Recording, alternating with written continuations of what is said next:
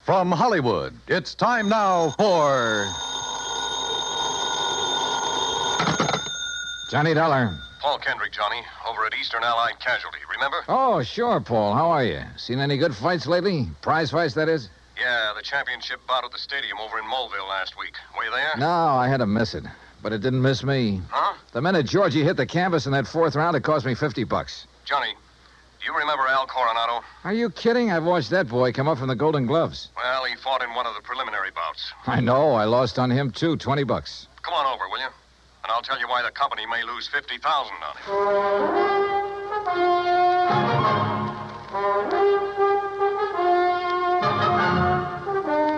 Bob Bailey in the exciting adventures of the man with the action-packed expense account. America's fabulous freelance insurance investigator. Yours truly, Johnny Dollar.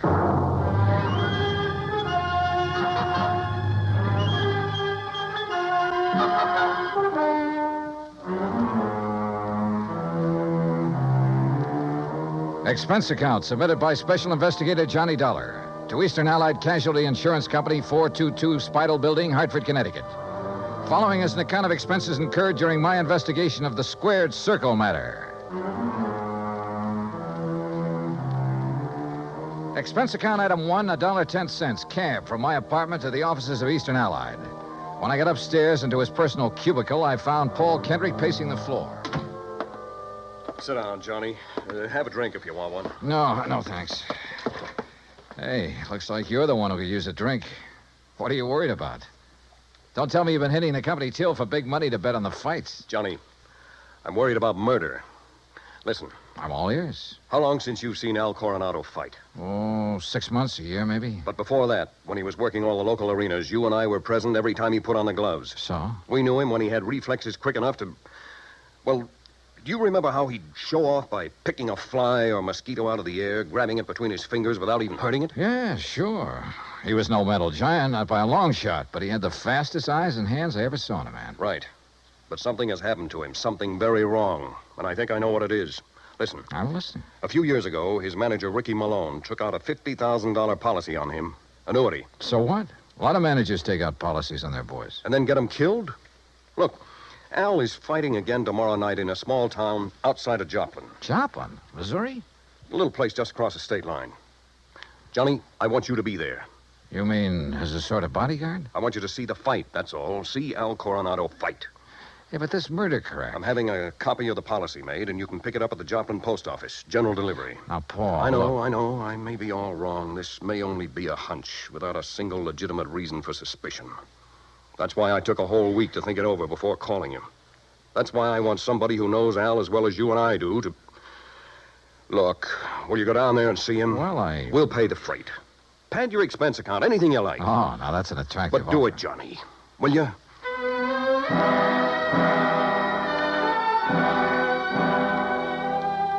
Item 2, another $1.10 back to my apartment to pack. Item 3, $124 even. Plane fare and incidentals to Joplin. By your leave, Paul, the incidentals included a new sports shirt loud enough to startle the whole state of Arizona, an extra pack of razor blades, and a new toothbrush. Also, item 4, $3, flowers for the stewardess, who managed to find me an extra bottle of champagne. I arrived at Joplin shortly before noon, and after checking into a hotel, found that by some miracle, a copy of Al's policy was waiting for me at the post office. A quick glance at it brings up item 5, $4.25 phone call. What do you mean, holding out on you? I thought you said Ricky Malone took out the policy. He did, and pays all the premiums. But the beneficiary named is Frankie Fortina. Now, who's he? I don't know yet. Well, his address is in New York City. You better look him up, will you? I've been trying to. But the last time Fortina was at the address on the policy, it was a racetrack bookie joint. Oh, so that's why you're worried. Well, that's one reason. Well, if you learn anything about him, let me know, will you? I'm staying at the Beverly Arms. Okay, Johnny. Johnny. Yeah? Call me again, will you? After the fight tonight. Sure.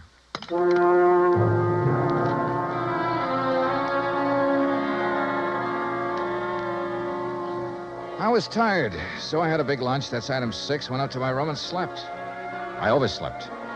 It was nearly 9 o'clock when I woke up, so I grabbed a cab, that's item 7, and went out to the arena in the nearby town of Mount Alba. For $5, item 8, I managed to get a seat at ringside in time to catch the end of the last preliminary. The winner in 1 minute, 10 The program seconds told me of the third Al round. was scheduled for the main event against some local boy named Rafe Cummings. I never heard of him, and I doubt if anybody outside of Tucson ever had. I understood why when he stepped into the ring. This kid looked like the rankest kind of amateur. Strong, sure, and in good condition, but clumsy.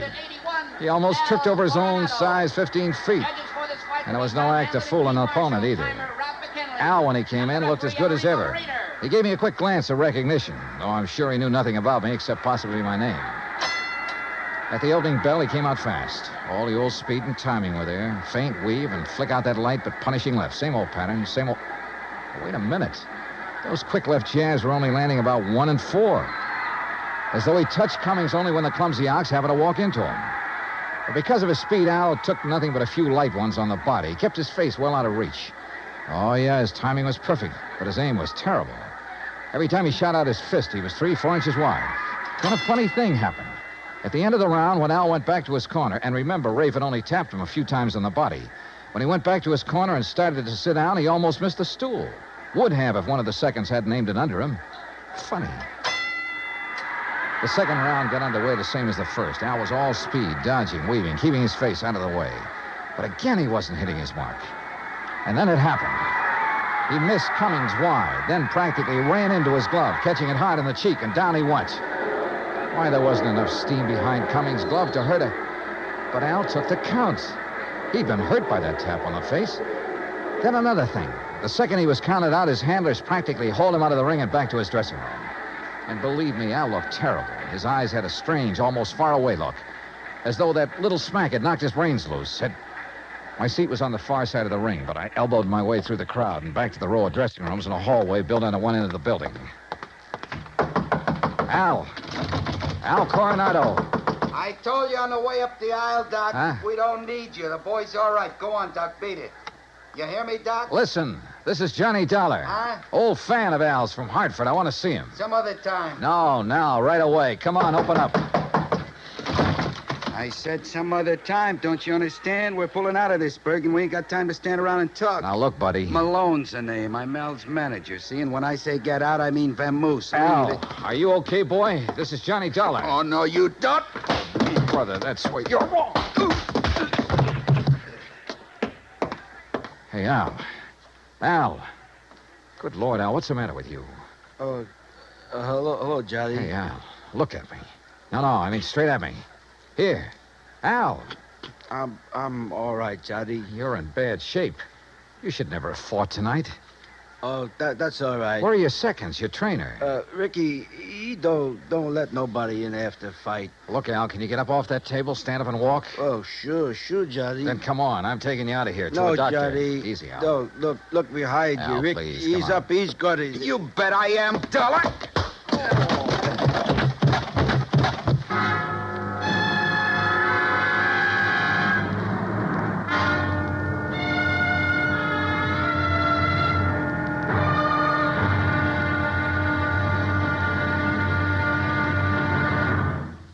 Act Two of yours truly, Johnny Dollar, in just a moment.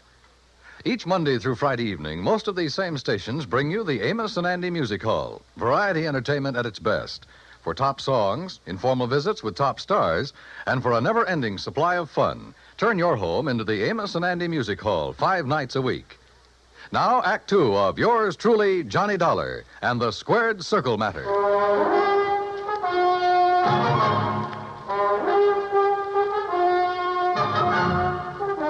When I came to, the dressing room was dark and quiet.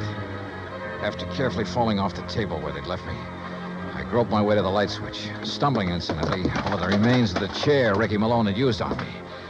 It was well after midnight, so I left by the dressing room window. The second I reached my hotel room, I put through a long-distance call, hoping Paul Kendrick would be in bed. He was. Yeah, hello? Johnny Dollar. And, Paul, you're right. It'll be murder unless I can stop it. Huh? Hey, you awake? Oh, you mean Al Coronado.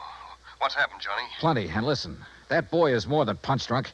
He's had a brain injury of some kind. I'll bet on it. That's what I was afraid The of. tap on the face that knocked him out tonight wasn't enough to hurt a kitten. But a good solid blow would probably kill him. That's why he kept protecting his face. But Ricky Malone is making him keep on? Who else? I just met the gentleman, by the way. Well, what'd he say? Did you question him? Before I could, he cracked me over the head with a chair. Where is he now? Oh, I don't know.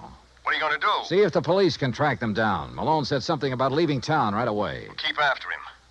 Did you read that policy carefully? You kidding? I haven't had time. It's an annuity. That much I saw. Beginning in 3 or 4 years, it'll pay Al a nice little income for the rest of his life, if he survives. But the beneficiary named. Yes, Frankie Fortina, who gets the full face value of the policy if Al dies. Johnny. Yeah? I got a rundown on Fortina. You said he was a bookie at one time. That was the least of his crimes. He has a record as long as your arm. As I see it, he owns Al Coronado. Then you're probably thinking what I am. But Al hasn't been doing so well lately. He's taken a big drop in class. Isn't making the purses he used to. You know that? Yes. The ANBA keeps a complete record. So with this injury to his brain, the only way Fortina can clean up on him is by seeing him dead. That's right. Well, what about medical examinations before these fights? Ricky Malone could bribe his own mother, especially in some of the towns where Al has been fighting lately. Yeah, that's possible, of course. Also, what you and I believe is wrong with Al is one of the hardest things in the world to detect. Yeah, I must admit he looked great when he entered the ring. Okay, Paul, one thing's in our favor. Neither Al nor Ricky Malone knows who I am, outside of being a fight fan. Just so Fortina doesn't learn different. Where is Fortina, by the way? I don't know. So, Johnny, whatever you do, be careful.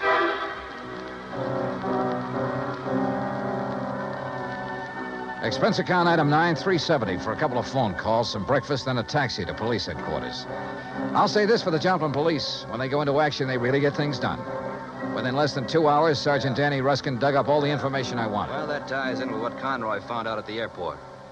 Now, that does it, Herm. Thanks very much. Something? And I think it gives us the whole story, Johnny. Al and his manager, Ricky Malone, checked out of their hotel, the Rayberry, at 1 o'clock this morning. Just the two of them? Right. There was no third party by the name of Fortina or anything else, just the two of them. They caught the 140 plane for Oklahoma City. Oh? And there they bought tickets routing them to Monterey, Mexico. Mexico? How soon can I get a plane? You going down there, huh? I told you, I gotta save that guy's life. All right, look, in Monterey, look up Sergeant Romelia Garcia, Main Homicide Division. You mention my name, he'll give you anything you want. Good. Now, what about that plane?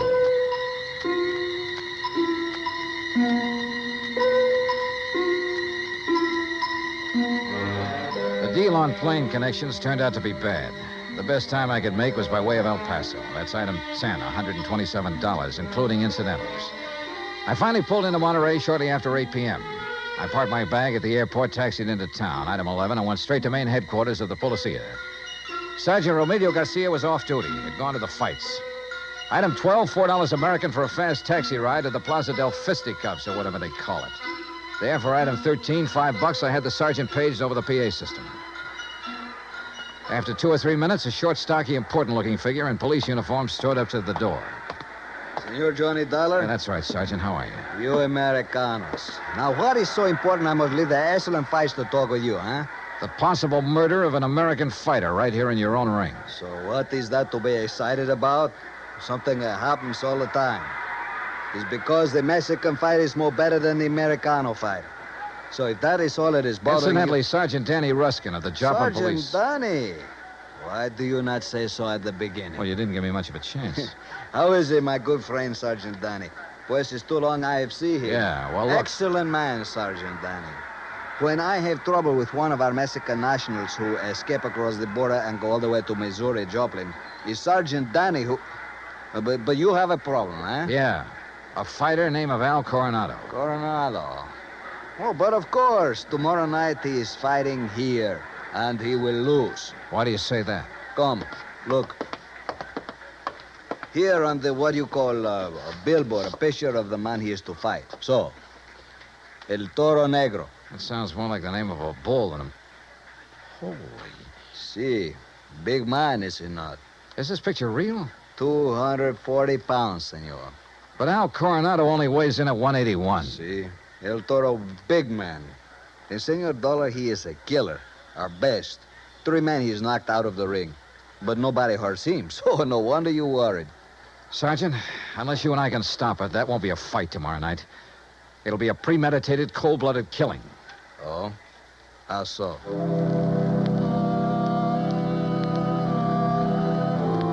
I showed Garcia my credentials, then told him what I knew and what I suspected. But Until we have proof of this, senor. To start what you call an international situation.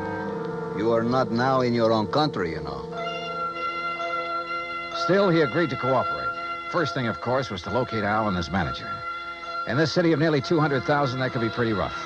But he said he'd try. He drove me by the airport to pick up my bag, then to a hotel. And there, as the bellhop unlocked the door of my room, I got a real break. The next door down the hall opened. Hey, kid, how'd you like to bring me up a glass of warm milk, huh? Al Coronado. Huh? Oh, hi. Here, boy. Just put in my bags inside and leave the door open. Gracias, senor. Hey, Al, are you alone? Well, sure. Hey, you're Johnny, ain't you? Yeah, that's right, Johnny, and I want to talk to you. I used to see your rig side all the time up in Hartford, huh? You saw me in Joplin, too. Only you don't remember. Where's Ricky Malone, your manager? Oh, he said he had to go meet somebody. He's always going out. Look, Al, I'm an insurance investigator. Oh? Oh, I got some insurance. Yeah. One more fight and somebody's going to collect it. No, Johnny, that's my retiring money. The only one who'll retire on it is Frankie Fortina. Hey, Frankie, he's my owner. You know him? Hey, who takes all the aspirin around here? Me. I get a lot of headaches all the time. And maybe that's why I ain't been hitting so good lately. Yeah. Here, catch this bottle. Hey, now... now look what you did. No, Al. You look what you did. You missed that bottle by 3 inches. For the same reason you haven't been hitting well. Why you have these headaches. All right, I'll give it to you straight. You've had a brain injury, Al. One good wallop on that head will kill you. And that's just what Ricky and Fortina want. No. Ricky always says to keep my head protected, so you must be wrong. Am I? Well, Ricky's good to me. Why, you numbskull, he's trying to get you killed. Johnny, you're all wrong. You know the man you're up against tomorrow night? Well, I know his name. Well, he's the one scheduled to finish you off. Johnny, I don't believe that. Al, listen, you gotta believe it. Now, where's the Here. Who you gonna call? Hello, this is an emergency. Get me Sergeant Romilio Garcia at Central Police Headquarters. Cops? That's right, Al, and a doctor. No, look, Ricky says to stay away from doctors. All they can do is stop you from ever fighting again. And that would make you worth just $50,000 less to Frankie Sergeant Johnny Dollar. I found Al. Hotel room right next to mine, room 915. Bring a doctor, a brain specialist if you can, even if you have to drag him out of bed. Oh, look, we'll fight the international situation when we come to it. You get a doctor up here, you hear me? You hang up or I'll blow your head off. Well, Mr. Fortina, I believe. Frisk him, Ricky. Sure, boss. He's clean. Huh? I hate to shoot an unarmed man, Dollar, but if you make one phony move... So you know who I am, huh? Well, Ricky here may be stupid in some ways, but he had sense enough to call me from Joplin after you broke in on him there. Finding out what you're up to wasn't difficult. Finding out what you're up to wasn't very tough either, Fortina. But it's all over. Not for me, Dollar. That's where you're wrong. That phone call I made was to the police. I know, to Central Headquarters. That's over 3 miles from here. By the time your sergeant finds a doctor and gets here, you'll be dead. And I will be gone. Have you forgotten that you have a border to cross, You Fortina? think I'm stupid? Frankie Fortina has never been here. Has never been even in Mexico. Because my tourist card reads Charles Edward Smith. And since the next plane leaves for the States in about 20 minutes, Ricky... Yeah, boss? I think Mr. Dollar had better have an accident. Fall out of the window, perhaps. Oh, now, wait a minute, What? boss. I mean, well... Listen to me, Malone. I had 2 reasons for coming down here. To see if you were right about Dollar and to make sure of that fight tomorrow. You've been stalling with Al. You've taken too long. The heat is on up north. I need the dough. I told you, boss, that El Toro will do it tomorrow. fellas, Shut up. And look, if you take care of Dollar, what about me? What? Maybe you can get back to the States, but me, with Dollar laying dead here, and if Al talks... Al won't talk. You won't either. Frankie. Dollar has given us a perfect setup. He came here to Al's room. You found him here. You had a fight. Dollar ends up in the street below. But what happens to me Haven't then? I always taken care of you in the past when you were working for me? You know what will happen if you ever try to cross me. No, All right, listen, all right, Frankie. all right. I have contacts down here. I have plenty of them. I have lawyers, good ones. It's going to be self-defense, pure and simple. But what if Al talks? I told you before, Ricky. You've taken too long with him. Frankie, listen. While I hold this gun, you're going to take care of Al, too. The way you should have a long, long time ago in his fights. I don't understand. No, listen to me, Frankie. You listen. I can't You've been do in it. this whole thing just as deep as I have, and deeper. Because you're the one who's kept Al fighting. You've paid off all those phony medicos. You set him up for this El Toro tomorrow night.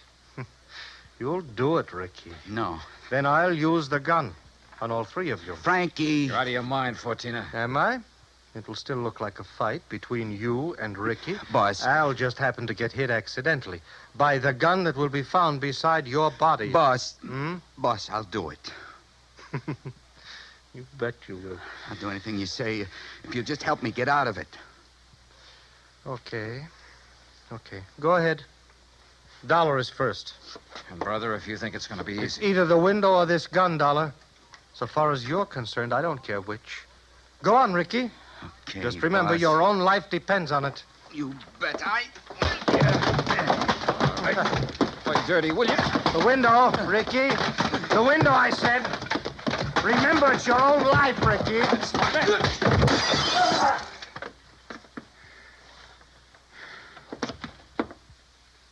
All right, Fortina. So you have got a gun? Al. Yeah, Johnny, I hit him. Well, I'll be. Si, Senor Dollar, with one very fine, clean left hook. While Fortina was watching you and the unfortunate Ricky. Yeah. You got here a little late, Garcia. You see, but tell me, Senor, what makes you think this Al Coronado has lost his punch? Expense account item 13, $100. Legal expense, mainly a deposition for a lawyer to take to court. Just how Garcia got me out of having to stay in Monterey for a hearing, I will never know, but he did. As for Al Coronado, I suggest the company make some adjustment in his policy that'll permit paying his annuities immediately. And why not? The company should have investigated more thoroughly before issuing this policy anyway. And if it doesn't show a little heart, but I'm sure it will. Item 14, $224.50. Hotel and incidentals and transportation back to Hartford. Expense account total, $491.20. Yours truly, Johnny Dollar.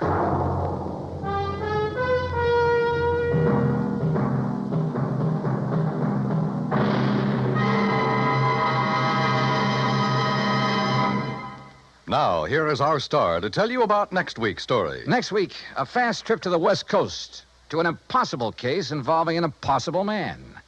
Join us, won't you? Yours truly, Johnny Dollar.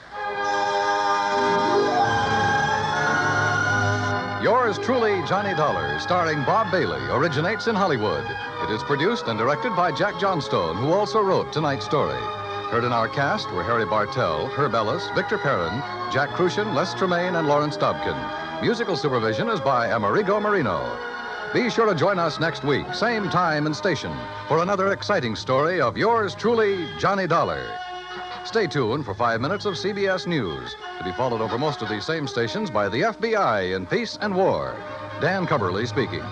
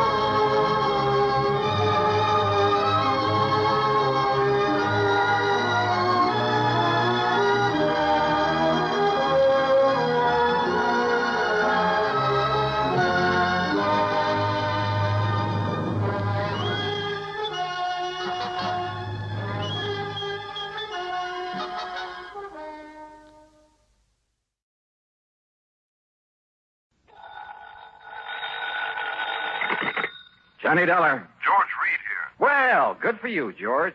What? I can use an assignment about now. Who's in trouble this time? John Patrick O'Shea. Never heard of him. He's retired and lives here in Hartford. He's been confined to a wheelchair for the past couple of years. Now, what's happened to him? At 11 o'clock last night, someone broke into his home and gave him a terrible beating. Oh? Probably would have killed him if his next-door neighbor hadn't barged in, scared the assailant away.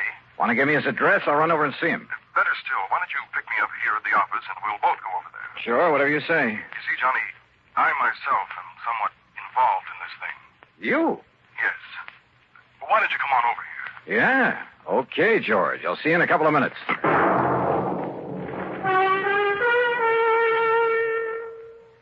And now, Act One of yours truly, Johnny Dollar.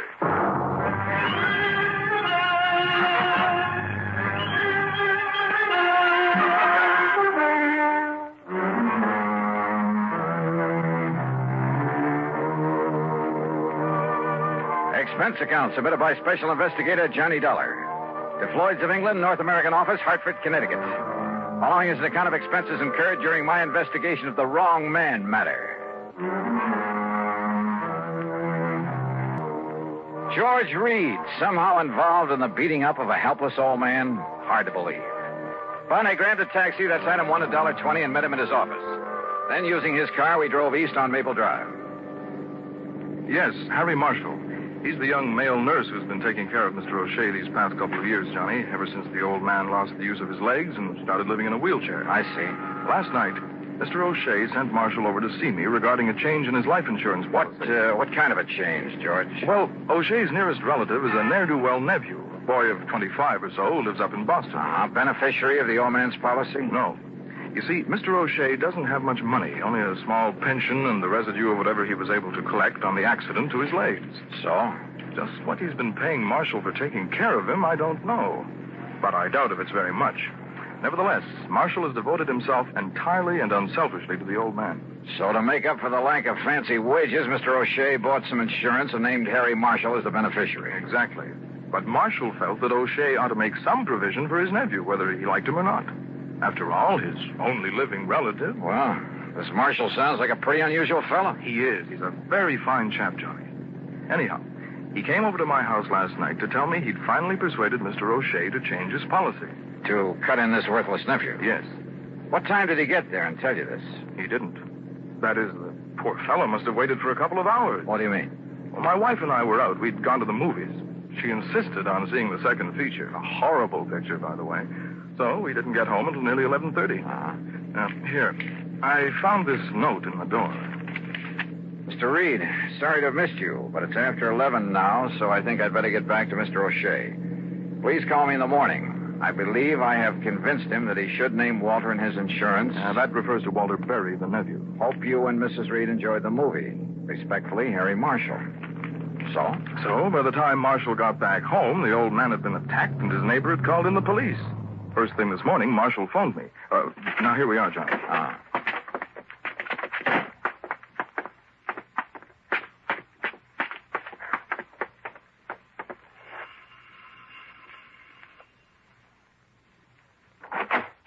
Oh, Mr. Reed, I'm glad you were able to come.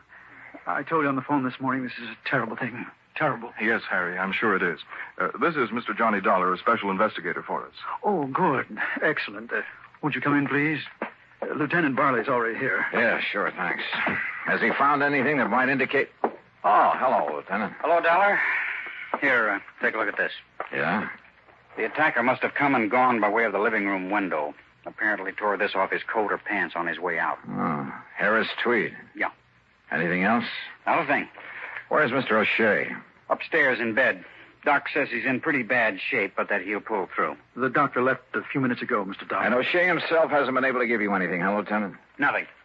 Except that the man sneaked up on him from behind and slugged him. He didn't hear him, didn't see him. Oh, great.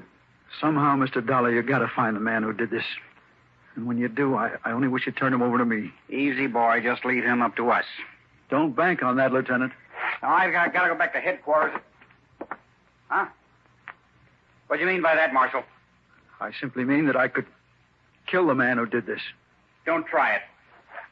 Find anything, Dollar, give me a call. Yeah, sure, Lieutenant. Oh, would you like to see Mr. O'Shea now? No, Marshal. There are a couple of other things I'd like to do first. Oh? What, Johnny? Let's just sit down here in the living room and talk for a few minutes.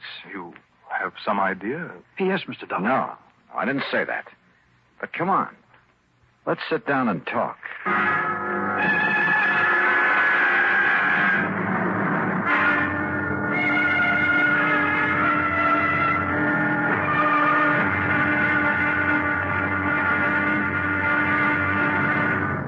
Act two of yours truly, Johnny Dollar, in a moment.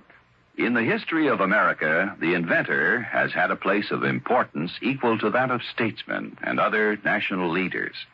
Indeed, our inventors, many of them mechanics, craftsmen, or even thoughtful tinkerers, have strongly influenced our destiny. They have contributed greatly to our amazing development from a barren outpost of civilization to the foremost industrial nation in the world. Incidentally, when we think of great inventions, it's natural to think of involved mechanisms like the McCormick Reaper, the sewing machine, or the phonograph. However, some inventions are so simple, one wonders why they weren't thought of centuries before. An invention in this category is, of all things, the universal, all-important safety pin. This was the invention of Walter Hunt, who lived in New York in the first century. Between 1832 and 1859, he created and patented more original and worthwhile inventions than any man in the country.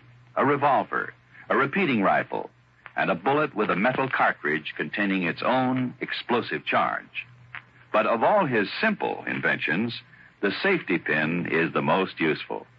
It was patented in 1849, and he gave the patent to a draftsman in discharge of a very small debt. Somehow there must be a way. And now, Act two of yours truly, Johnny Dollar, and the Wrong Man Matter.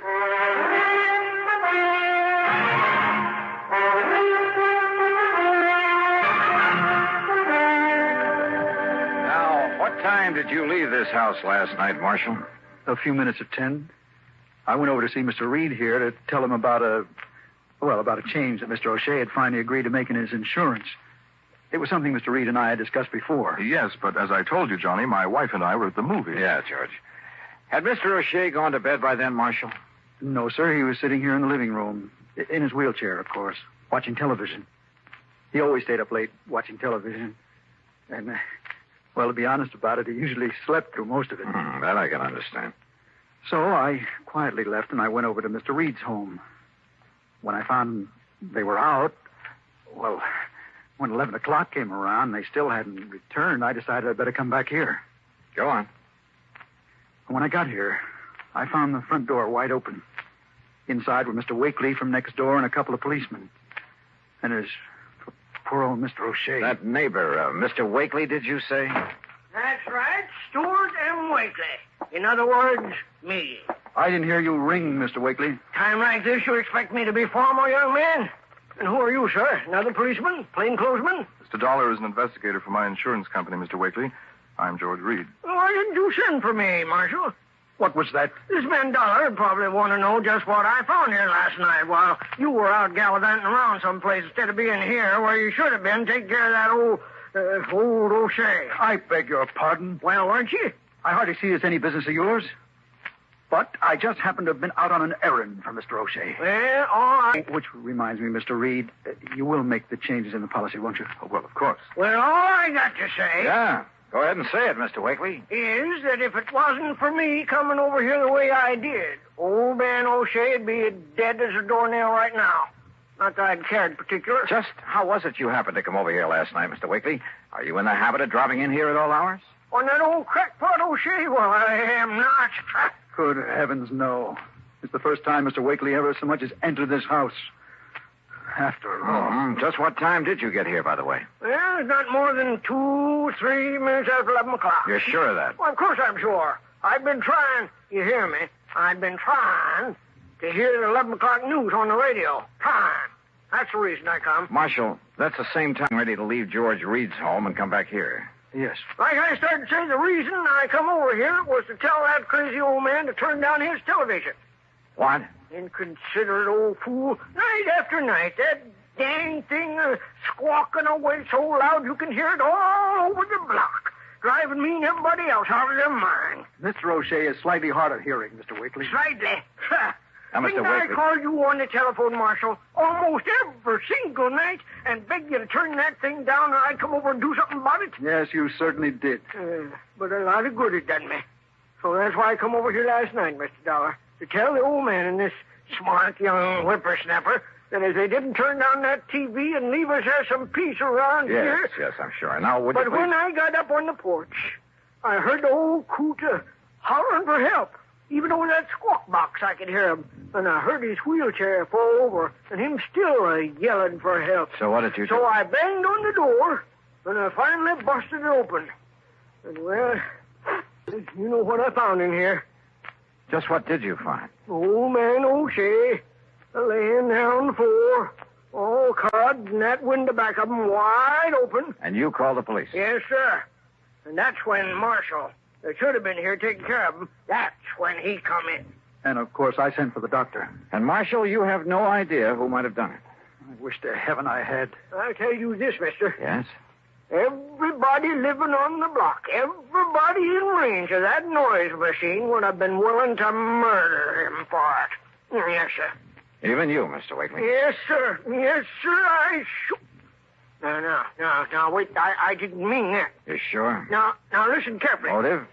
Opportunity? Let's give a little thought to that, huh?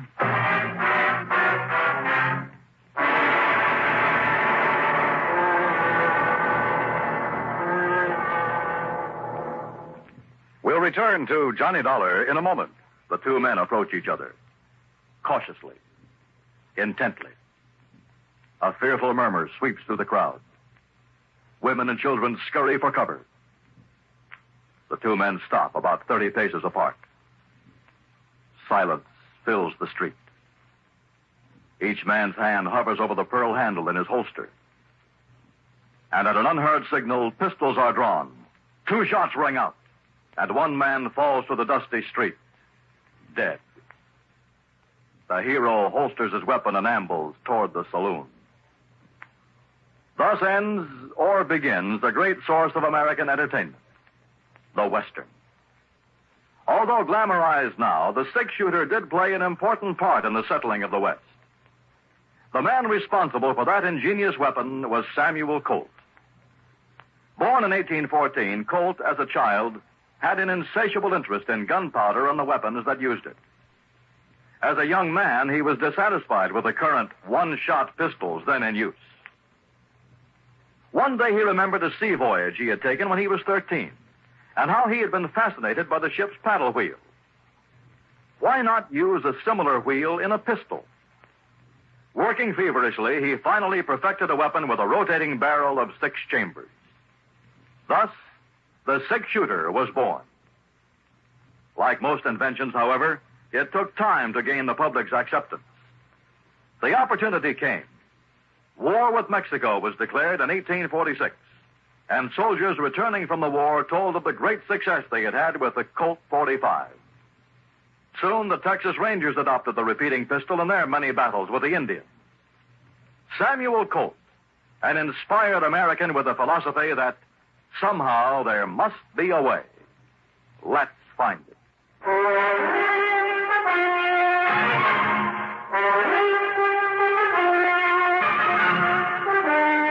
Now listen, you. I don't know what you're trying to prove. I mean about me, but I warn you, Dollar. Warn me, Mr. Wakely? That's right. You accuse me of anything, I'll make you mighty sorry you did. You see what I mean? Johnny. Good heavens. Oh, no, wait a minute. Have you got a license for that thing, Mr. Wakely? You bet I have, ever since I was a bank messenger. And if you think I wouldn't use it to protect myself... Or to quiet an old man who was disturbing you? Stop talking like that. But then when you realized you'd gone too far... Shut up! Okay. Just take it easy and let me have that. Sorry.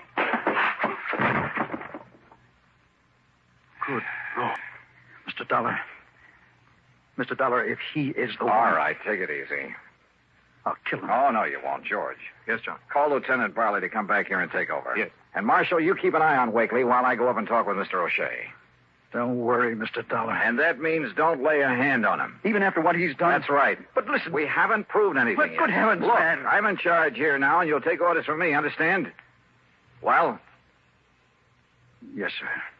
All right. I started up the stairway, hoping Mr. O'Shea would be in condition to talk. But then, suddenly, something I'd overlooked from the very beginning. Hey, George, come here a minute, will you? Yes, Johnny. Come here. Hey, look, tell me one thing before you make that phone call. Yes? Just when did you and your wife decide to go to that movie last night? What? Well, come on. Well, it was after dinner. We had no other plans. We weren't expecting any... Now, what does that mean? Plenty, George. Plenty.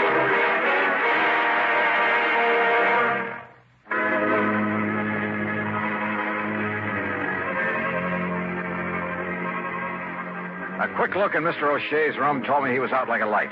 No doubt the doctor had given him something to make him sleep. But that was all right by me. I had other ideas now. I located...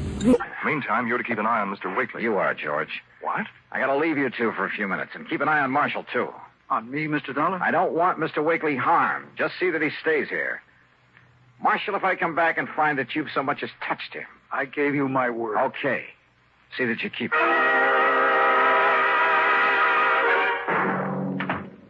Why, yes, Mr. Marshall keeps the room for himself right upstairs. Good. Then if you don't... Clean-cut young man, ain't he? Is he? Don't use the room very much, though. Yeah, well, if Just you'll... a place for him to relax and be alone by himself now and then. Yeah. You know, after having to spend all the rest of his time nursing that old man he works for. Take me up to his room, please, will you?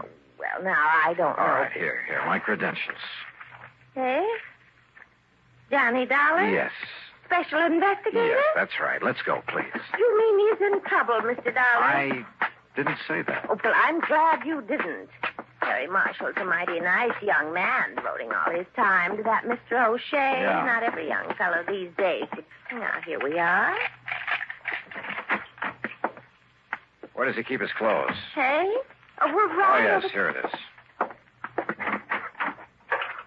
We don't keep very many. Say, now, that's a nice-looking one. Harris tweed, ain't it? Yeah. But now, look. See? Yeah, I see. Ask me. He should have had that mended. Ask me, it's his ways he should have mended. What?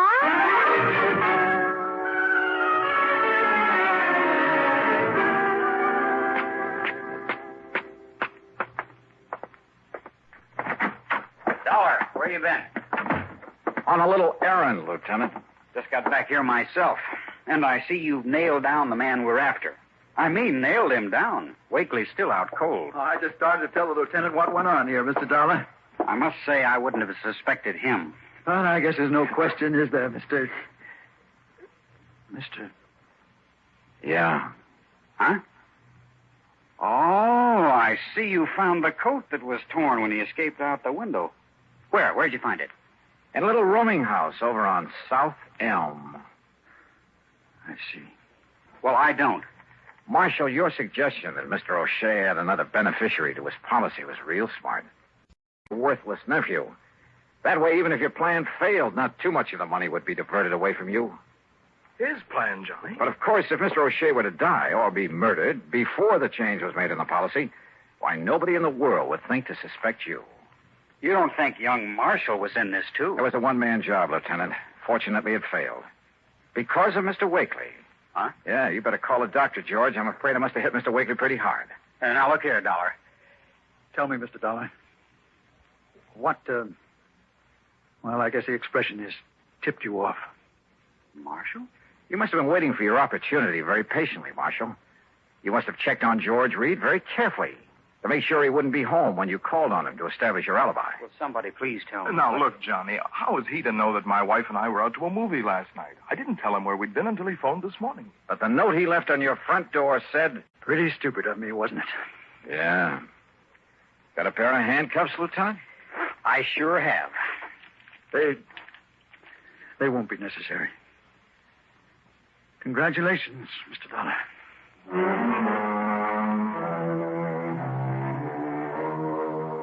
So, George, having saved your company from having to pay off the old man's insurance, well, how much is my fee going to be? If it's big enough, of course, I'll forget all about the... Wait a minute. What expense account? A lousy buck for the trip over to your office this morning? Well, me. Yours truly, Johnny Dollar.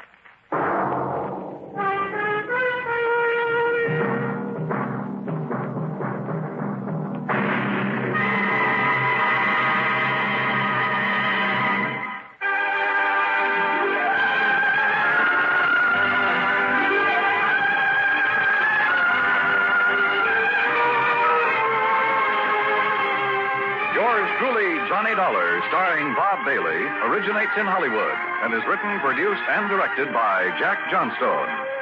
Heard in our cast were Virginia Gregg, G. Stanley Jones, Jeff Stratton, Sam Edwards, and Junius Matthews.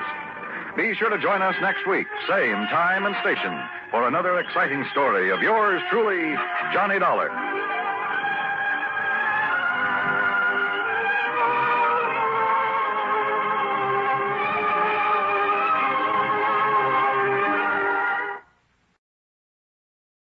From Hollywood, it's time now for Johnny Dollar. Earl Foreman, Johnny. Hi, Earl. How are things in sunny Florida? I think I'll move to California. What? I mean, get away from this crazy insurance business as far as I can. You sound like you have a problem. I sure have. A real wild one. Trying to get rid of $65,000. That's a problem? It's insurance on a policy bought and paid for by one Albert Schuyler Kingman. Well? He died and left the money to his only child, his son Henry. Well, what's the matter? Can't you find him? Find him? That's just the trouble, Johnny. I've found two of them.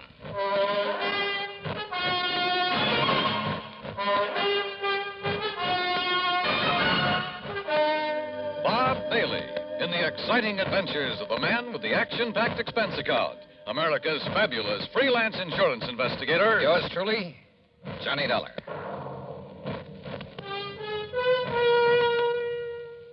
And now, Act One of yours truly, Johnny Dollar.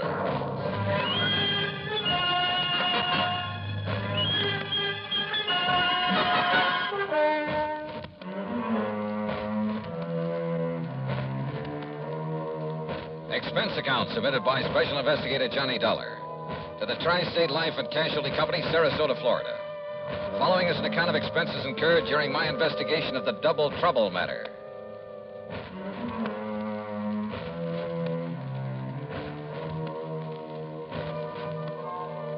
Expense account item 1, 8320, plane fare and incidentals, Hartford to Tampa to Sarasota, Florida. Item 2, $1.75 for a cab to Earl Poorman's office in the Conroy building.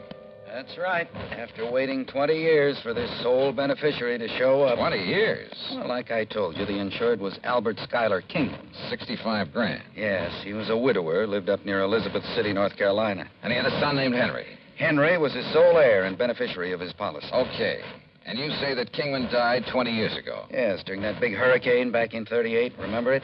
Did about $40 million damage up and down the coast. Earl, I was a mere child at the time. Oh, sure. How old was Henry?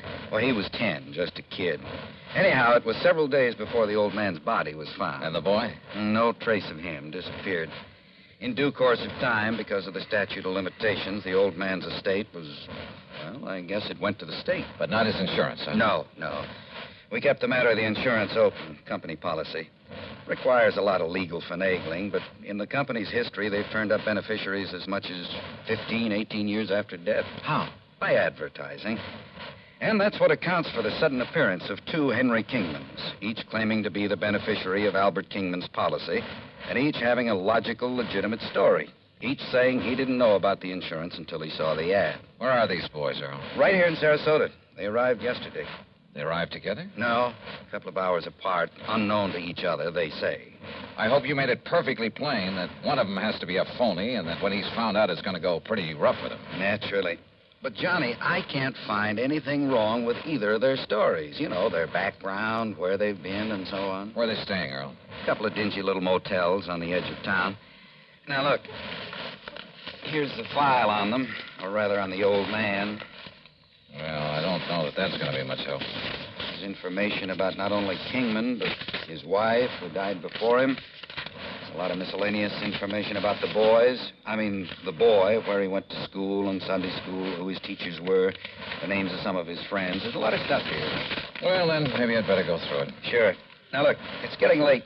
You're going to stay with Gertrude and me, as usual. Oh, that isn't necessary, Earl. Well, she'd kill me if I didn't bring you home. So, come on, we'll drive on out to the quay, have cocktails and some dinner, and you can spend the evening poring over that material. Come on.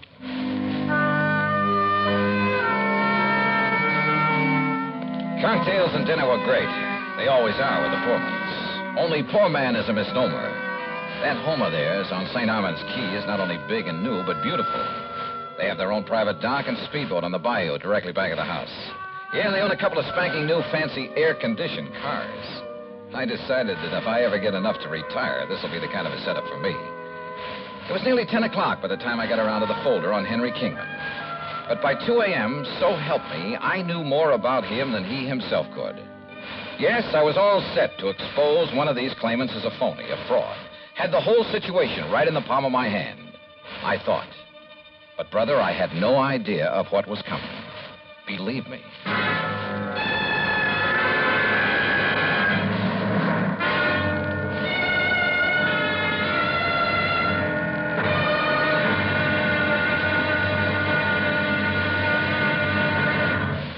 Act two of yours truly, Johnny Dollar, in a moment. And now for another episode in the life of Sergeant Donald Bellwether, my husband.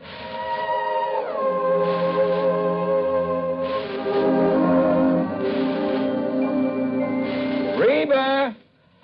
Reba! What is it, Donald? Confounded Reba, I can't find the fountain pen. I've looked all through this desk. Here it is, dear. You must have used it as a marker when you were reading this book. Let's see, this great literary classic, Six Gulch. All right, never mind about my reading habits. Just look at the coverage we're going to get with this new auto accident policy. Let's see. Yeah, collision. $50 deductible. Fire, theft, public liability, property damage, medical benefits.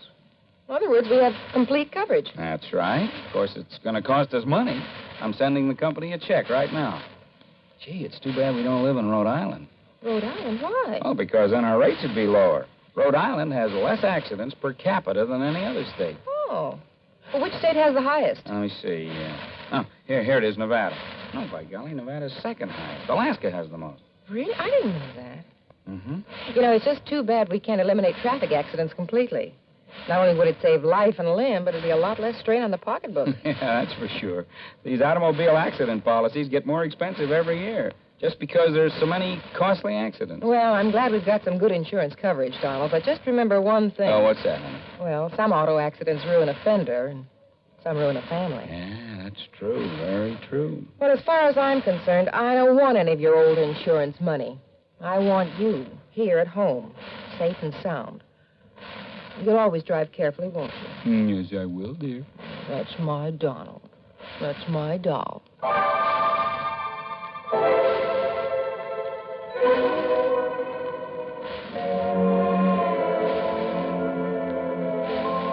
And now, Act two of yours truly, Johnny Dollar, and the Double Trouble Matter.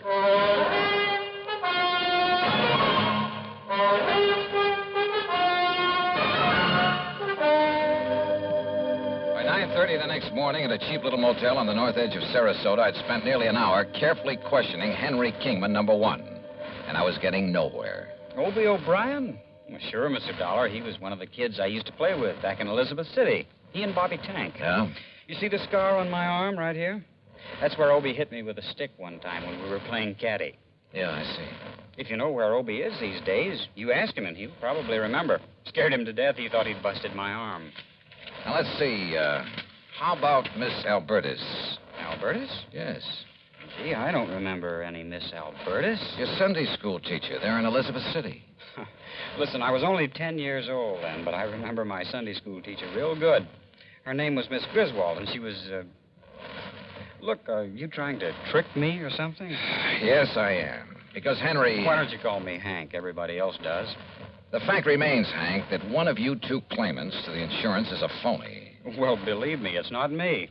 Everything you've told me about your childhood checks perfectly with the information I have. Well, of course, Mr. Dollar. Almost too perfectly.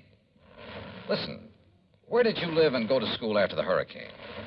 Well, I'll be honest. I didn't have much schooling. Where did you live? Mr. Dollar, I wandered around more than little Orphan Annie. All over North Carolina, then up north. Did you live anywhere long enough to be, well, really be recognized as Henry Kingman? I'm afraid I was just a bum. And all anybody ever knew me by was Hank. You saw the ad about the unclaimed insurance in New York? Yes, sir. I was working on the dock, stevedoring. Saw that ad in the Times. And I decided that if I had that much money coming to me and I could get a hold of it, why, maybe I could amount to something. Get an education, maybe, or, well... Hank, All the insurance company has to go on is your memory, or what you say is your memory of your childhood. What I've told you is true, sir. But if the other claimant comes up with the same kind of a story... But he can't. Because, don't you see, sir, I'm really Henry Kingman. I've told you all about my father and the house and the hurricane and the people I knew, about what's happened to me since... Yeah, I know. It's because I am Henry Kingman. Uh-huh. We'll see.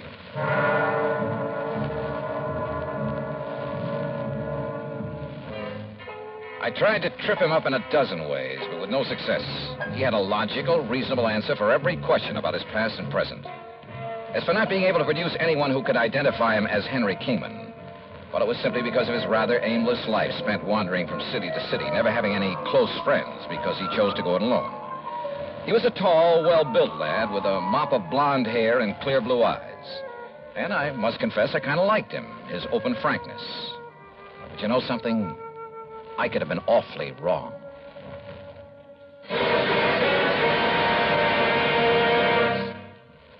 Although most men by nature don't feel in a combat mood much of the time, there are some who just can't get enough of a good fight, particularly if there is good, sound reason for it. In July 1900, when American fighting men were protecting the rights and liberty of their fellow countrymen during the Boxer Uprising, the battle was a furiously fought affair. Army Private Robert H. von Schlick, serving with Company C of the 9th United States Infantry Division, was in the thick of the fracas.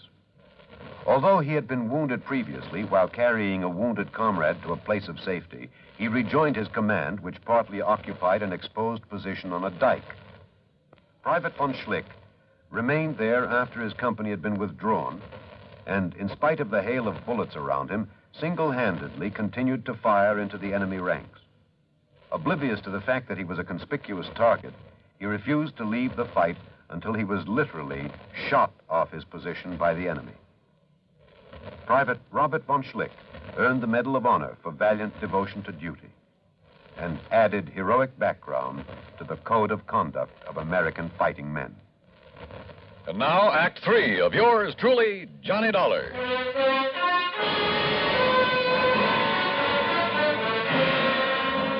I got into the car that Earl Portman had loaned me and drove to the motel east of town to see Henry Kingman, number 2. Tall, dark, and well-dressed, he was terse and to the point. And he answered all my questions with the same ease and conviction as the other boy. In only one major respect did his story differ. No, sir, I can't name you a single person who can identify me as who I really am, Henry Kingman. And for a very simple reason. What's that, Hank? It's Henry, Mr. Dollar. And the reason is that right after the hurricane, I was adopted by a family that just moved into nearby Bridgeton. Their name was McGovern, so I took their name. Go up to Bridgeton, ask them. Show them my picture, anything you like. They'll all tell you I'm Henry McGovern. Only my foster parents knew that I was really Henry Kingman. Knew?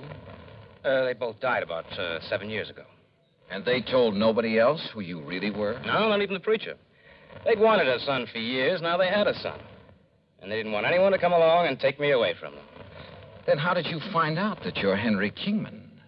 If you are. I'll ignore that last part of your question, Mr. Dollar. They didn't tell me until my 21st birthday. Bridgeton. Isn't that the little town up near Currituck that was completely destroyed by fire a couple of years ago? Oh, yes, of course. I'd forgotten. There isn't a living soul up there anymore. Oh, but I'm sure a man like you could track down some of the people who live there. Uh-huh. When were you last in Bridgeton? I went up north right after my foster parents died. As I told you, I've been living and working in New York. Now, look here, Mr. Dollar. Well? Hasn't everything I've told you checked perfectly with what you know about my father, my childhood, everything? Hasn't everything I've told you proved to be true? Isn't it proof that I'm Henry Kingman? There's only one trouble. What's that? You're not the only one who has that kind of proof.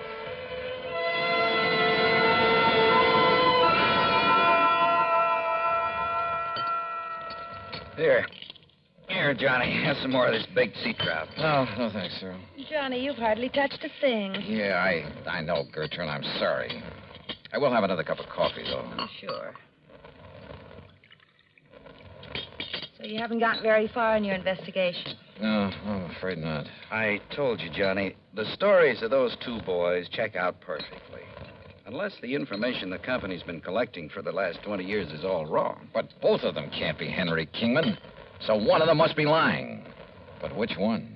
Well, suppose, just for example, that the blonde is Henry. Yeah? Then how would the other have got hold of all that information? Unless... Well? Do you suppose they've known each other sometime in the past? They certainly don't like each other. I mean, each other's being here. I asked them, Earl, and they both deny having ever seen each other until they came here within a few hours of each other. I didn't see the blonde boy, but the other came here to the house, and I just didn't like him. The dark-haired one, I mean. Hey, wait a minute. Yeah? What is it, Johnny? The description of the father in that folder. Excuse me. Can I help you? No, thanks. I got it right here. Huh. You find it? Hey, listen.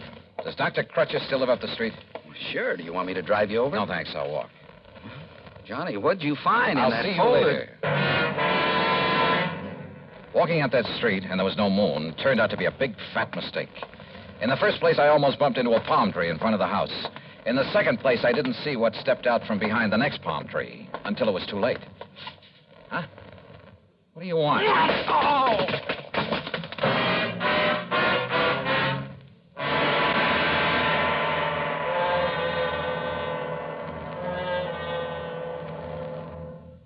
Times have changed, and so has the man. Through the ages, man has advanced both physically and mentally. Prehistoric man's concept of war and living was like that of an animal. His implements were crude, his knowledge simple. It was survival of the fittest. From his club and stones to bows and arrows and spears, from muskets and sabers to atomic rifles and missiles, man has progressed in the art of attack and defense. With each new phase, man's knowledge has developed. Today, the warrior, if he can be called such, is not a stone thrower, a bowman, or a swordsman. He's a technician who needs knowledge of all that science has developed. He's a sonar man, a radar man, a rifle man, or a torpedo man, a missile man, or a pilot. But whatever his job, he needs the skill and the technical know-how to do the job and do it well. Yes, times have changed, and so has the man. And now, Act 4 of yours truly, Johnny Dollar.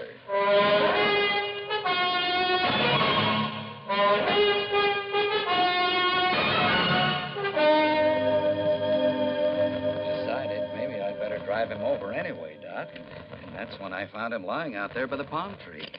Well, it's lucky you did, Earl, but I think these smelling salts will bring him around. Whoever attacked him must have seen you coming and... Hold it. What's It's okay, Johnny. Yeah, then what's Doc Crutcher? Who socked me? You don't know, Johnny? I sure don't. Oh, but, brother, I have a suspicion. A couple of them. Here, Earl, I brought him a cup of good hot tea. Tea? Sure. Get him a slug of brandy. Oh, well, sure. Only make it scotch. Good man, Doc. You feel okay now? Yeah. Earl, listen. Yeah? Get on the phone. Call the motels where those boys are staying. Tell them to get over here immediately. Better still, I'll drive over and get him. Meantime, Doc. Yeah? Here's your scotch, Johnny. Thanks. And if you want some more... Just a minute, woman. Where's mine? Oh, of course, Doc. I'm sorry. Neglect me, huh? Hey, listen, Doc. I want to ask you a couple of questions. What about? Heredity. Heredity? Yes. Okay. Shoot.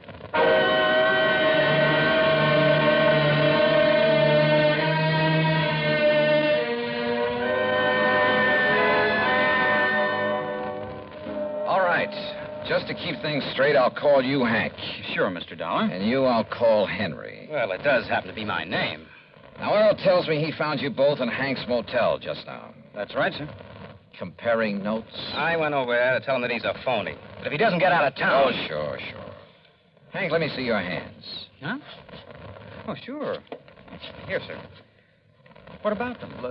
Look, Doc. By golly, you're right. Right about what, sir? How did you bruise these knuckles?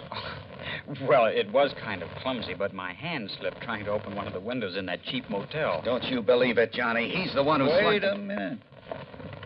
This one has a bruised knuckle, too. Oh?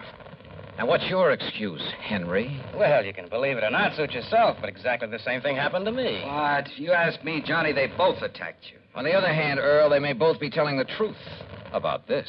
Of course it's the truth, sir. What did you mean about this? I mean that at least one of you was lying about being the son of Albert Schuyler Kingman. Well, of course you did. I told you. All right, just pipe down for a minute. I suddenly realized that the laws of heredity could solve this case a lot quicker than detective work. What's heredity? So I checked with Dr. Crutcher to make sure I was right. Then I checked descriptions of Henry Kingman's father and mother. Did you, sir? Both of them had brown hair and brown eyes. So what? Where both parents have identical color hair and eyes, any offspring will have the same. Hank, your hair is so blonde it's almost white, and your eyes are blue. Now, Mr. Henry, Dollar. your hair is almost black. Your eyes are also blue. Now, Henry, Dollar. you crazy fool. I told you this wouldn't work. Crazy fool, huh? If you'd let me come here alone. Yeah? Then you'd never have cut me in. Of course, I got suspicious. So I... If you kept out of the way, I got here first, didn't I? Well, how was I to know you were coming? Why didn't All you right, shut up? boys, all right. No, it isn't all right, Dollar. Come on, now, put that thing You down. make one move and I'll kill you. Come on, Hank. No, go ahead and kill him. If you got... No. Get back. Get back!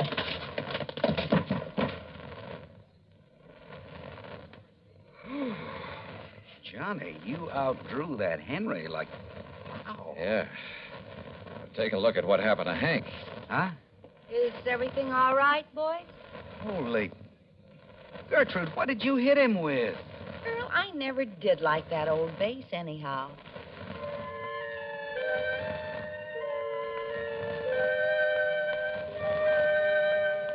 Yeah, my heredity gag was just that, a gag.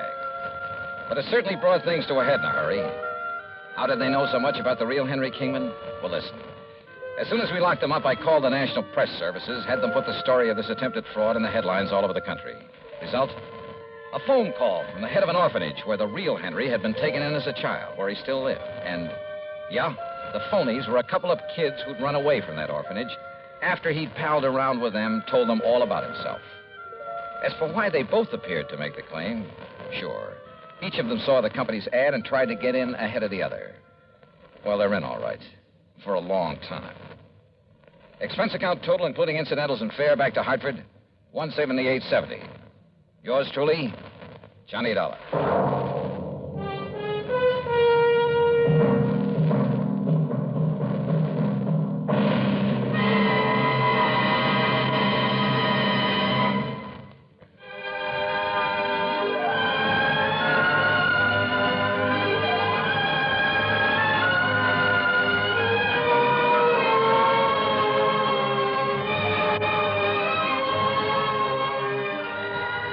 Truly, Johnny Dollar, starring Bob Bailey, originates in Hollywood and is written, produced, and directed by Jack Johnstone.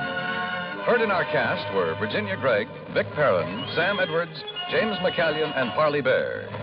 Be sure to join us next week, same time and station, for another exciting story of yours truly, Johnny Dollar. This is Dan Gubberly speaking.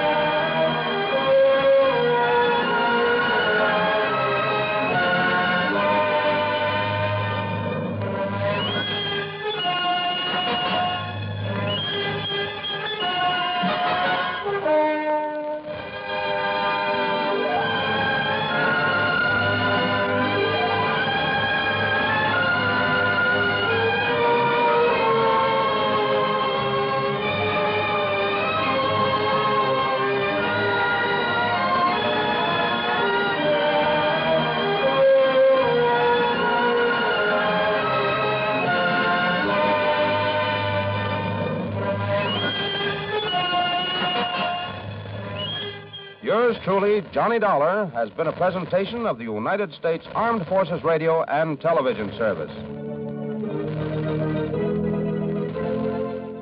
From Hollywood, it's time now for... Johnny Dollar. Pat McCracken, Johnny, Universal Adjustment Bureau. Hi, Pat. What's on your mind? Ever heard of A, B, and C? Well, yeah, back in the first grade. Oh, look, I'm not talking about the alphabet. I'm talking about an advertising agency. Oh, well, what about it? Well, the A stands for Appleton. Alfred Appleton, 55 years old, and Eastern Trust has his life insured for $100,000. So? It's an annuity. It starts paying off at the age of 65, and we'd like to see him collected. Looks like somebody else has different ideas. What do you mean? He thinks somebody's trying to kill him. I see. You want me to run down to New York and talk to him? He's up at his weekend place now, about 100 miles up the coast, overlooking the sea at Skeleton Point. You can talk to him there. Skeleton Point? Now, that's a cheerful name. I know. Johnny, make sure it stays just a name.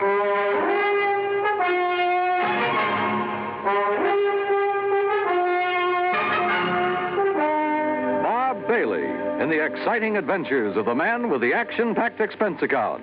America's fabulous freelance insurance investigator. Yours truly, Johnny Dollar.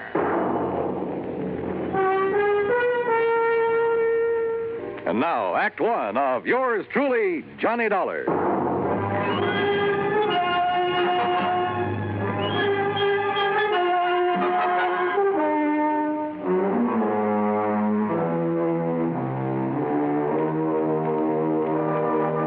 Expense account submitted by Special Investigator Johnny Dollar to the Eastern Trust and Insurance Company, Hartford, Connecticut.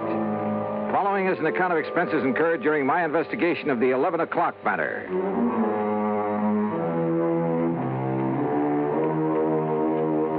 Expense account item 1, $8.40, gas and mileage on my car to Skeleton Point through a drenching rainstorm. The Appleton home, perched high on a cliff at the edge of the sea, was an old weather-beaten affair, but right now it looked mighty good to me.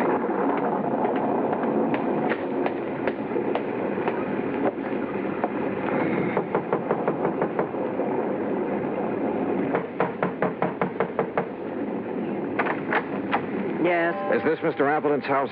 This is the Gregory house. Oh, I'm sorry. Mr. Appleton only leases this house.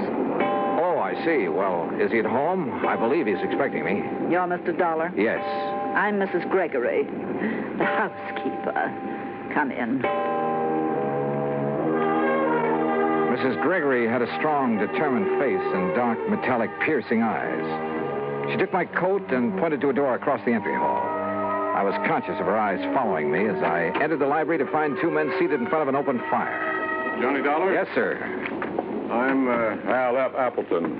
This is my attorney, Grant Hillman. Well, how are you, Mr. Dollar? Well, a little damp, Mr. Hillman. Oh, yeah, here. Sit down to the fire, dry out. Oh, thanks. Ooh, feels good. And slightly warmer than the welcome the housekeeper gave you, I imagine. Mrs. Gregory? Well, she did seem a little reserved. She's a widow, owns his house. But I love the place, so... Anyway, I'm glad you came. I understand there's been some sort of attempt on your life, Mr. Appleton. Well... Mr. Appleton has received several, crank notes lately. We thought it wise to take what precautions we could. Have you notified the police, Mr. Hillman? No, I vetoed the idea, Johnny.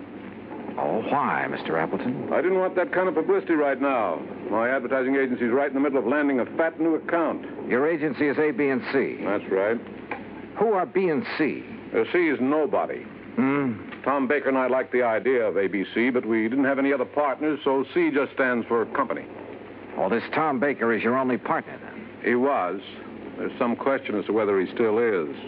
I don't follow you. Al, I don't think there's any need to go into that now. I guess you're right, Grant.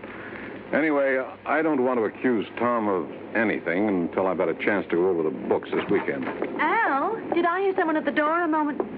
This is Johnny Dollar, Laura. Mr. Dollar, my wife. Oh, I see.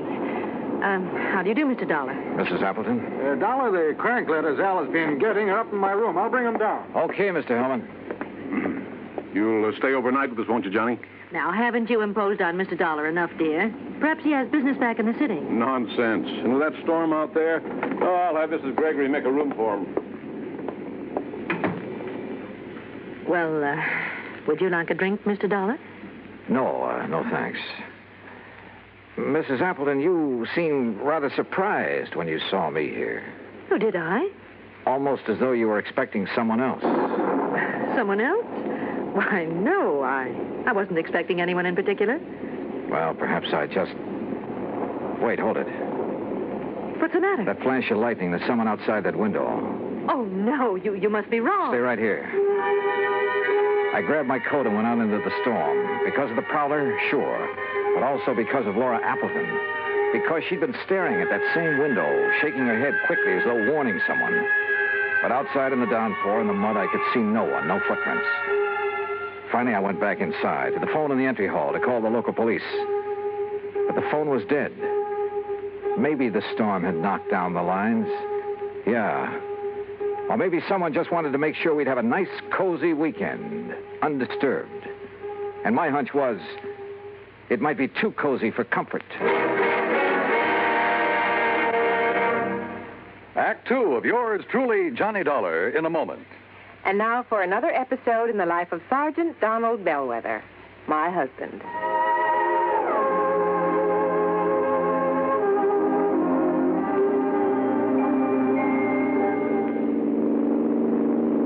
Donald? Yes, dear? How much farther is it? About 100 miles. Hey, you're not getting sleepy, are you? No. I'm all right. Now, you just close your eyes, honey, and take another nap. We'll be home soon. Okay. You stay awake now. Yeah, I will. Oh, I still think we should have stopped in the hotel.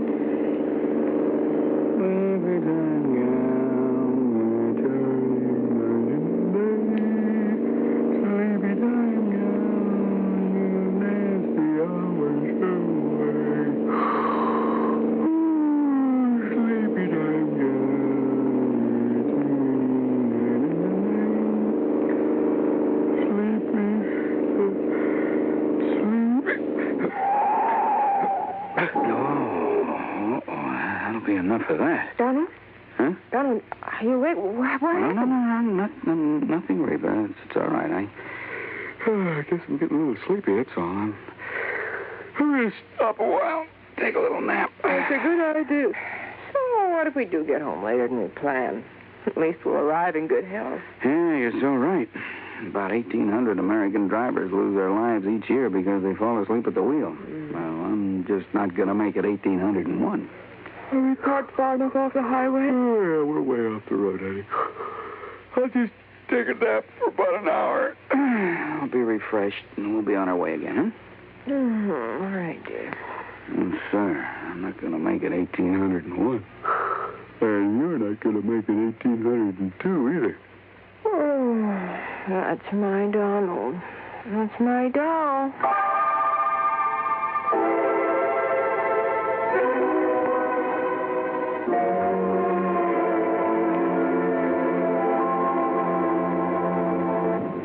And now, Act two of yours truly, Johnny Dollar, and the 11 o'clock matter.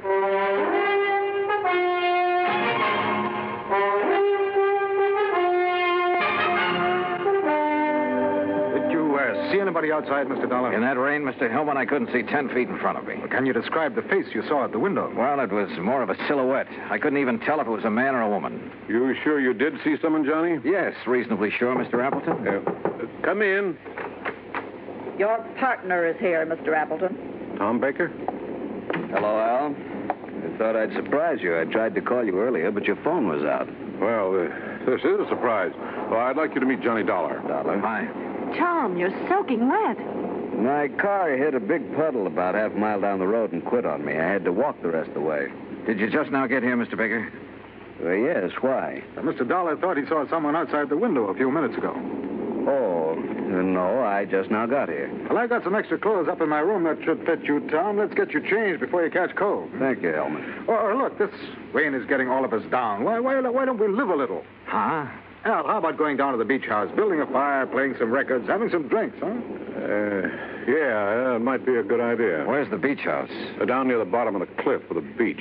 It's real nice. But in this weather? Oh, there's a stairway leading down. Yes, why don't we go down there? I'm getting the creeps just sitting around here like this.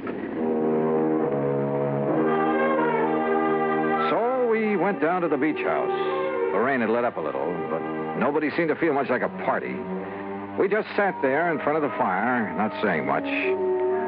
Once or twice I thought I detected Laura Appleton and Tom Baker exchanging quick glances, but I couldn't be sure. That's the intercom from the house, Al. Oh, yeah. I'll get it. Yes? Oh, yes, Mr. Gregory. You can go on to bed. We won't be needing you anymore tonight. You know, bed sounds like a good idea. Oh, it's almost 11 and I'm beat, so if you'll excuse me. Oh, sure. Well, why don't we all... Could we have our talk now? Oh, okay, Tom, if you insist. Laura, why don't you fix us another drink? All right, Al. How about you, Mr. Dollar? Yeah, I'm with you, Hellman. Let's go on up to the house.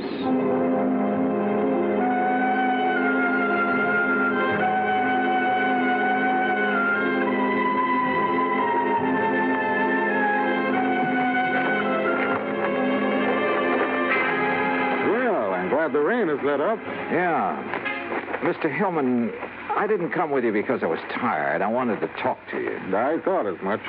Earlier this evening, Appleton said something about not wanting to accuse Baker of anything until he'd gone over the books this weekend. What did he mean? Well, I'm not really sure, Mr. Dollar. All I know is that Al seems to think he may have found some irregularities in the books of his advertising agency. Oh? Well, if there is anything wrong, I'd blame myself partially. How so? Well, I manage most of Al's affairs, but the agency has been running so smoothly, at least so I thought, that, well... I see. That's going to change as of right now. I didn't come up to go to bed either. I'm going to work on those books. Ought to take me about an hour.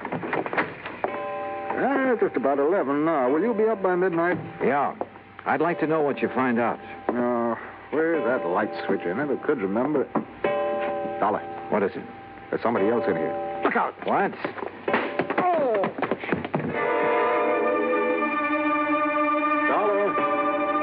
Dollar! I guess I was out only a few seconds because the clock was still striking when Hillman brought me to. Dollar, are you all right? What? Yeah, I guess so. I grabbed at him, whoever he was, but he knocked me loose. By the time they got the lights on, he was gone. Oh. Lucky for you, he only stunned you momentarily. Oh, brother. Hillman, did you see where he went? Well, he didn't leave by this front door here, I'm sure of that. Then he must be still in the house.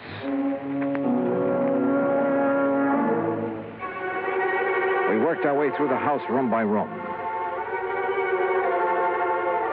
Finally, 10 minutes later, we stood by an open window in a back room. Well, there's our answer.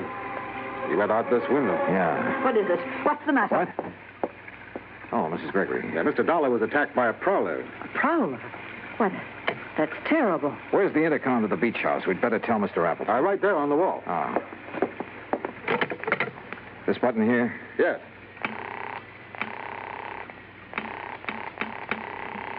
No answer. Come on, Hillman, let's get down there.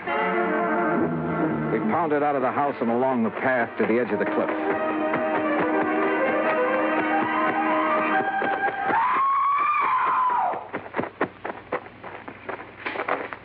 Then we found her, Laura, standing at the top of the wooden stairway.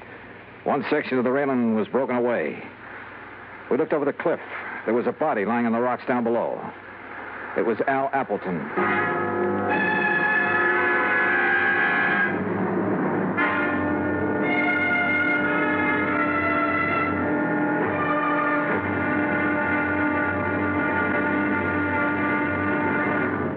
Act 3 of yours truly, Johnny Dollar, in a moment. Do you know who said, democracy is based upon the conviction that there are extraordinary possibilities in ordinary people? Those words came from the American religious leader, Harry Emerson Fosdick. From the earliest days of the United States of America, there has been the sentiment that the average person can achieve an important goal if he is given an environment in which he can develop his capabilities to the fullest extent. An environment in which the individual is given the rights and privileges that he needs for development. It is the duty of every American to protect and stimulate this environment. Remember the words of Harry Emerson Fosdick.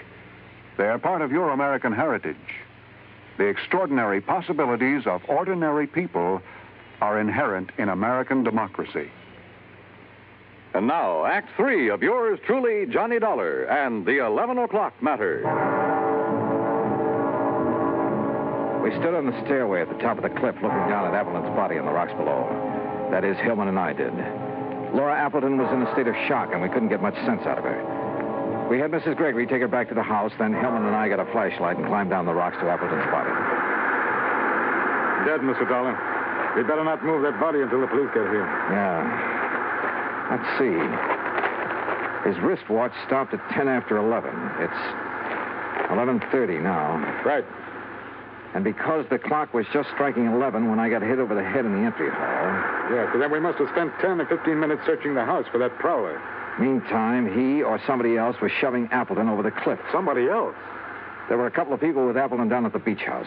Laura and Tom Baker. I'd forgotten about Tom. Where is he? Right now, Hillman, that's a very good question. We went back to the house. The phone was working now, so I put in a call to the local sheriff's office. But all the units were out on call. They'd send somebody as soon as they could. I started for Laura Appleton's room. Grant Hillman overtook me in the hall. Dollar, I made a preliminary check of the agency records Appleton brought up here with him this weekend. Did you find a shortage? Yes, possibly as much as $50,000. I see. Thanks, Hillman. Yeah, I'll see you later. Come in. Oh, Mr. Dollar. I'm feeling better now. I'm sorry to bother you with questions, Mrs. Appleton, but I'm afraid I have no choice. Yes, I understand. I want you to tell me exactly what happened. Well, I'll try. After you and Grant Hillman left the beach house, my husband and Tom Baker and I sat there a few minutes, and then Tom left. I see. Then, a couple of minutes later, somebody from the house called my husband on the intercom, so he left me. What time was that? Oh, a few minutes after 11, I guess. Uh-huh. What happened then?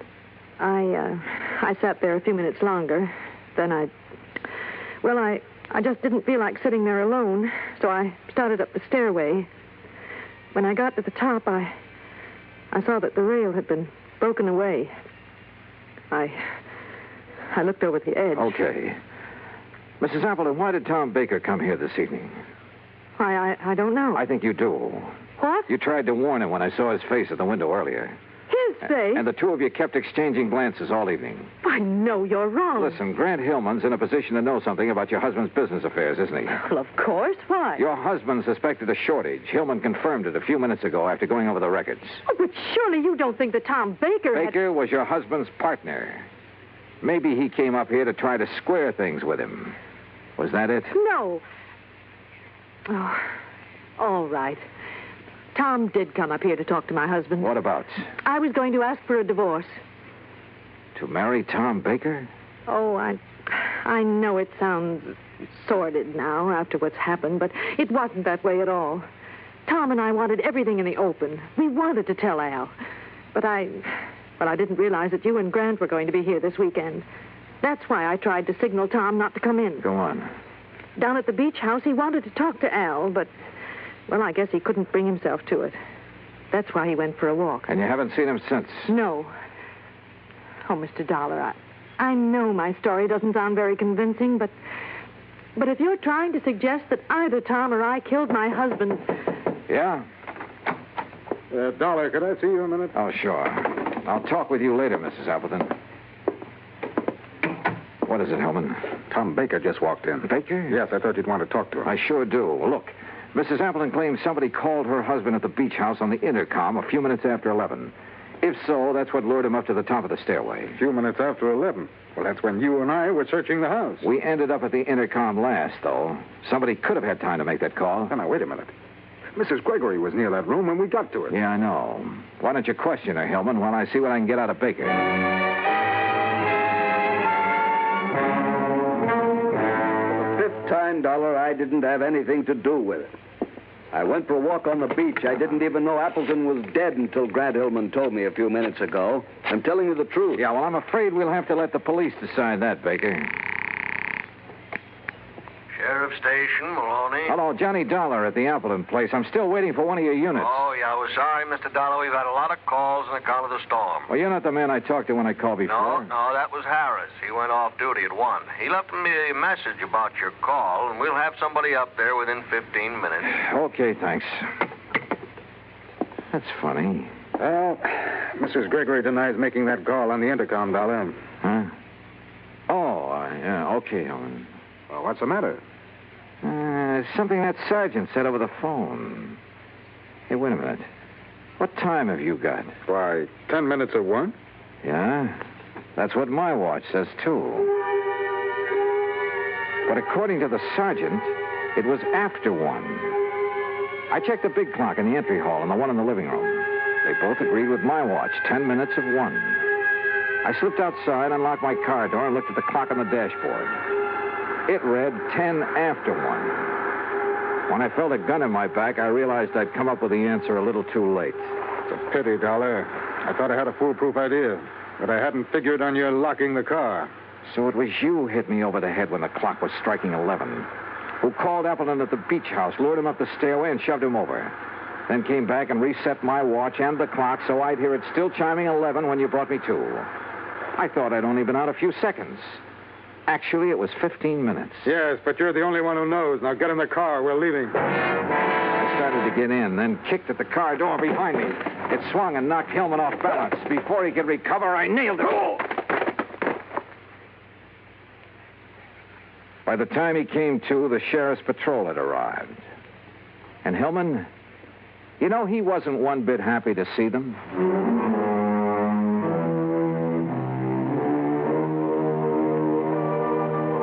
Expense account item 2, $13 even. Transportation back home. Total expenses, $21.40. And a real bargain, if I do say so myself.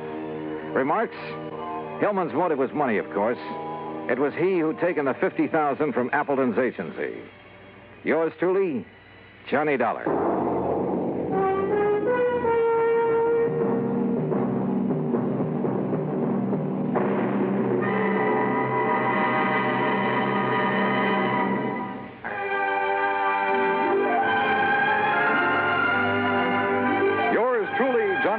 Starring Bob Bailey, originates in Hollywood and is produced and directed by Jack Johnstone. Today's story was written by Robert Wright. Heard in our cast were Eleanor Audley, Paula Winslow, Larry Dobkin, Will Wright, Ben Wright, and Harry Bartell. Be sure to join us next week, same time and station, for another exciting story of yours truly, Johnny Dollar. This is Dan Cubberly speaking.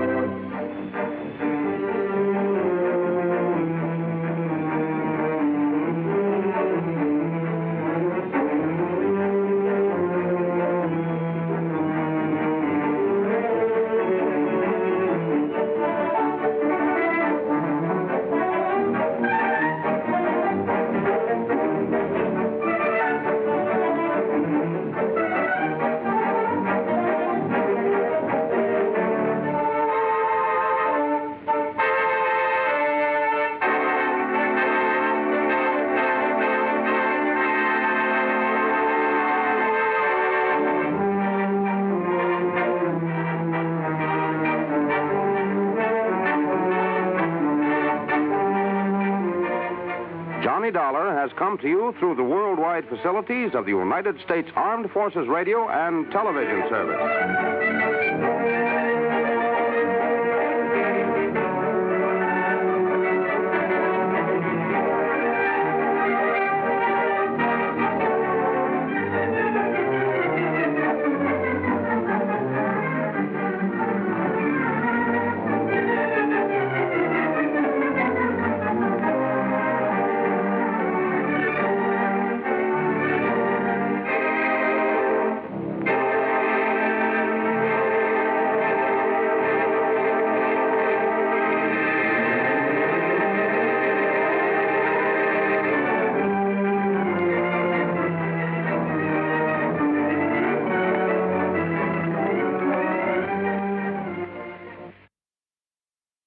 It's time now for Johnny Dollar. Hi there, Johnny. This here is Sidewinder Wilson. Oh, well, what can I...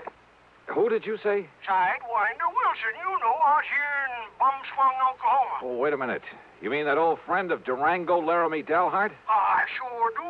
Unless you've forgotten it, I'm the man that helped you find Durango that time he disappeared. Sure, of course you did, Sidewinder. If it hadn't been for you, we'd never have found the old coat. Yes, sir. Well, what's on your mind? Well, if you should just happen to mosey out here to Bumswung, well, Johnny, I think I could show you something that'd make your eyes pop out all over your head. Sidewinder, is this an insurance matter? Now, you don't think I'd be calling on you if it wasn't, do you? What's it all about? Well, I'll tell you when you get here. Well, now, Sidewinder, I'll be waiting for you at Durango's Ranch. So long, Johnny. Well, now, wait a minute.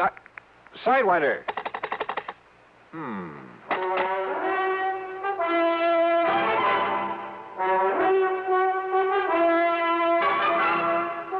Bob Bailey in the intriguing adventures of a man with the action-packed expense account. America's fabulous freelance insurance investigator. Yours truly, Johnny Dollar.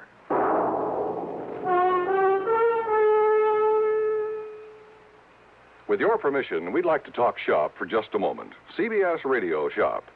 Recently, one of the foremost publications in the broadcasting field polled 465 critics and editors. The question, which radio network programs do you rate tops? When the answers from these 465 experts were tabulated, the final ratings were, to put it mildly, overwhelmingly one-sided.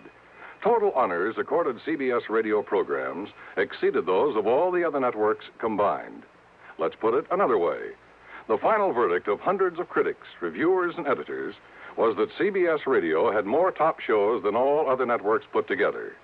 CBS Radio was pleased, naturally, at the result of the poll, but not surprised. Great programming is no accident.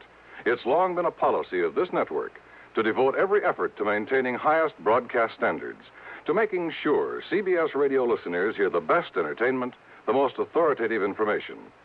Whatever listening fare is for you, you can be sure you're hearing the best when you're tuned to CBS Radio. And now, Act One of yours truly, Johnny Dollar.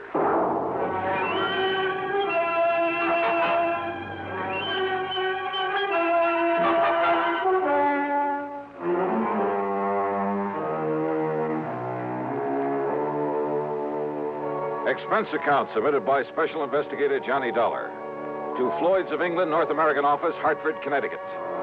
Following is an account of expenses incurred during my investigation of the Fairweather friend matter.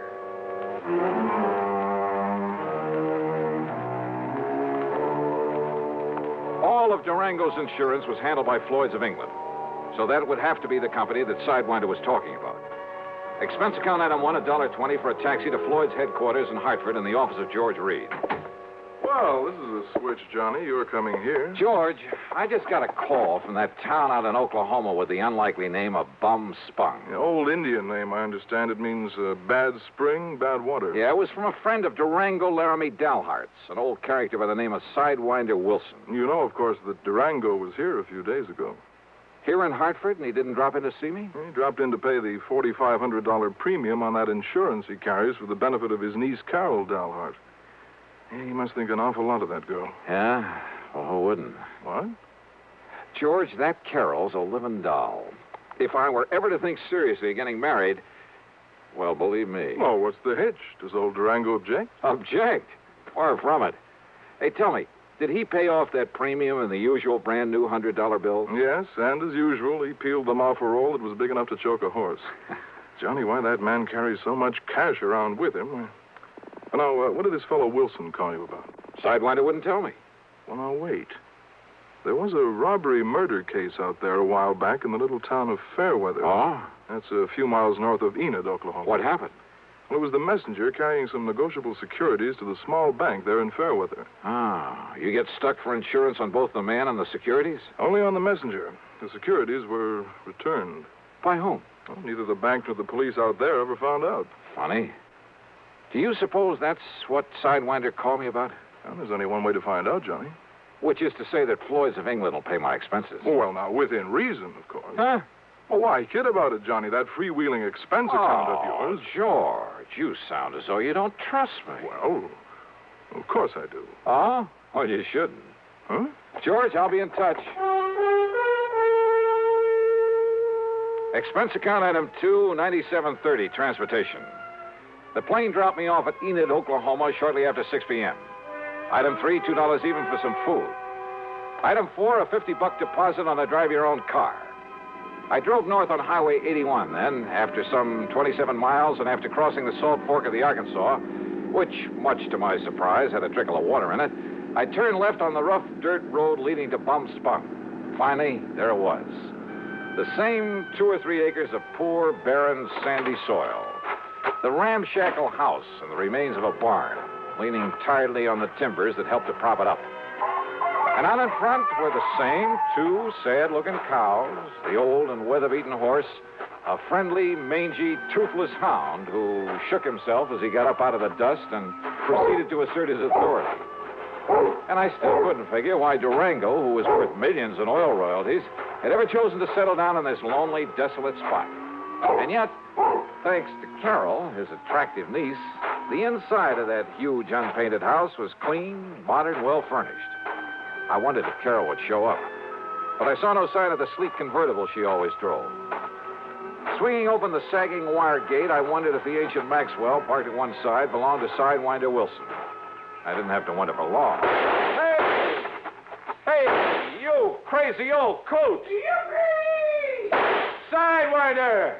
What the Sam Hill's the matter with you? Well, welcome to Bum Spung, Johnny. Oh, listen, you wild old character. Put that thing down or I'll start throwing some lead around myself. With that little 38 lemon squeezer of yours? Why, you...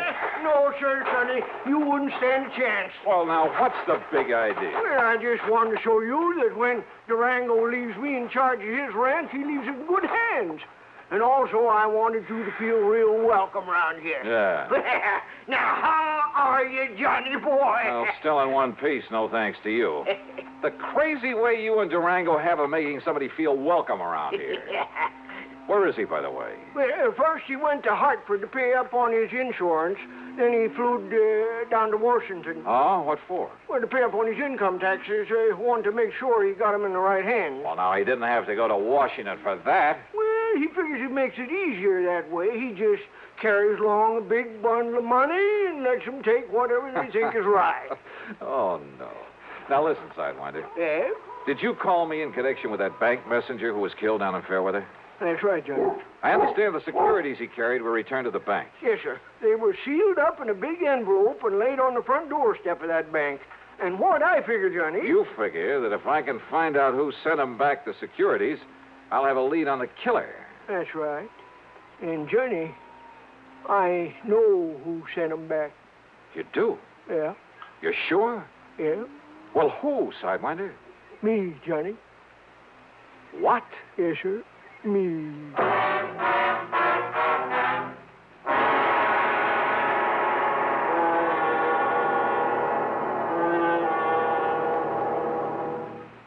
Act two of yours truly, Johnny Dollar, in a moment. Are you going to write that letter today or put it off until tomorrow, or maybe the day after? How about that spring suit you plan to have altered? Will you take it to the tailor tomorrow morning bright and early, or will the week somehow glide by while the suit just hangs on in your closet? If you're a confessed procrastinator, you're not unique. The putting off habit can be mild or chronic, but some matters, serious matters, are highly dangerous to assign to manana. One of the most important of these is getting protection from crippling, killing polio. When life-saving Salk vaccine was first introduced in 1955, it was hailed as a major medical discovery. Yet at the beginning of this current year, some 98 million Americans, the majority of our population, had not received even one inoculation. Why had all these people failed to take the simple measures necessary to gain protection from polio? If you were among them, this year, don't take a chance. Don't put off those polio shots any longer. Get in touch with your family doctor or local health department right away. And now, Act Two of yours truly, Johnny Dollar and the Fairweather Friend Matter. Come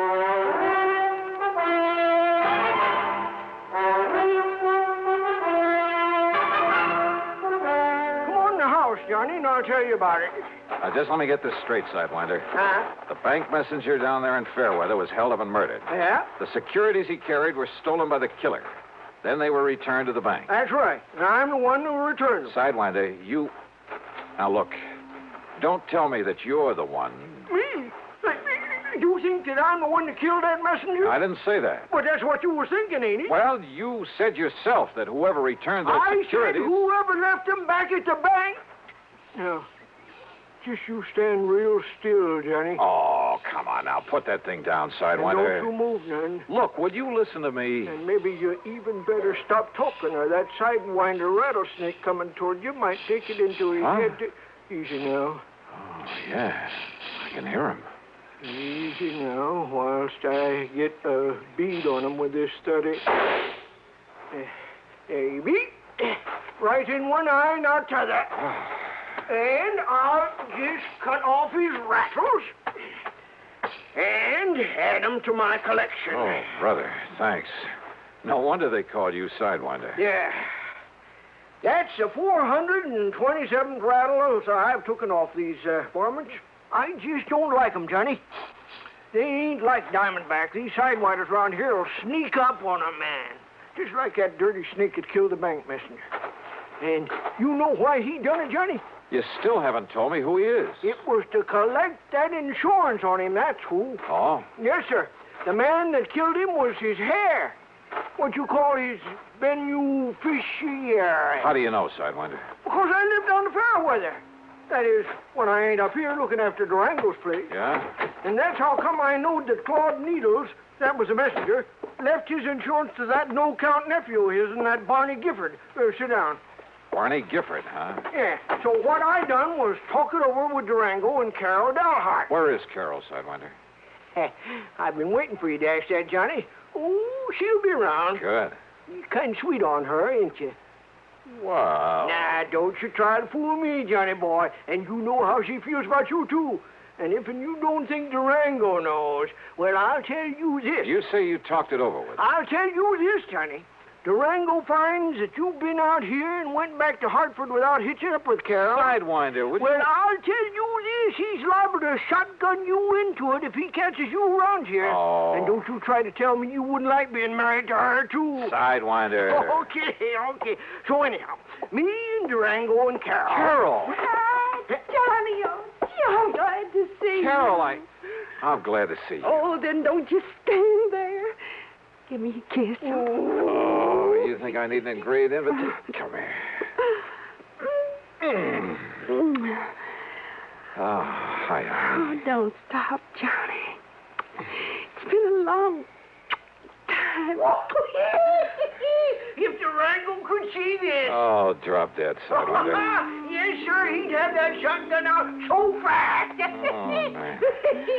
Oh, it's been an awful long time, Johnny. Oh, too long. I thought you were never coming back here. I'm here. Uh-huh. So let's make up for lost time. Oh, why not? Oh, come on now. Come on, you kid. Oh, it's good to see you. Johnny, don't you want to hear the rest of what I was... Now, look here. If you don't cut loose from each other there, you know what I'll do. I'll walk right out of here, and I'll go back to Fairweather. And I'll send a telegram to old Durango, and I'll tell him you two are making out like this all alone inside of his house. And if that don't bring him out here to get you two married... Oh, why don't you mind your own business? Well, I tell you you... old goat. Why don't you go somewhere and get lost? But that's it. I'm going right down to Fairweather and send him a telegram. No. Just settle down there, Sidewinder. I'll settle down, Johnny, with you anytime, any place. Oh, Carol, you're the only girl I know who makes me wish sometimes I was the marrying kind. But now listen. I'll bet I can make you the marrying kind, Johnny. You like to give me a chance, huh? Well, that settles it. I'm leaving right now. No, you aren't, Sidewinder. Oh, let him go. Let's just be sensible for a minute, will I you? was trying to, Johnny. I mean about this murder case. And when we finish talking about it? We'll see. Well, then let me tell you about it. It won't take me so long.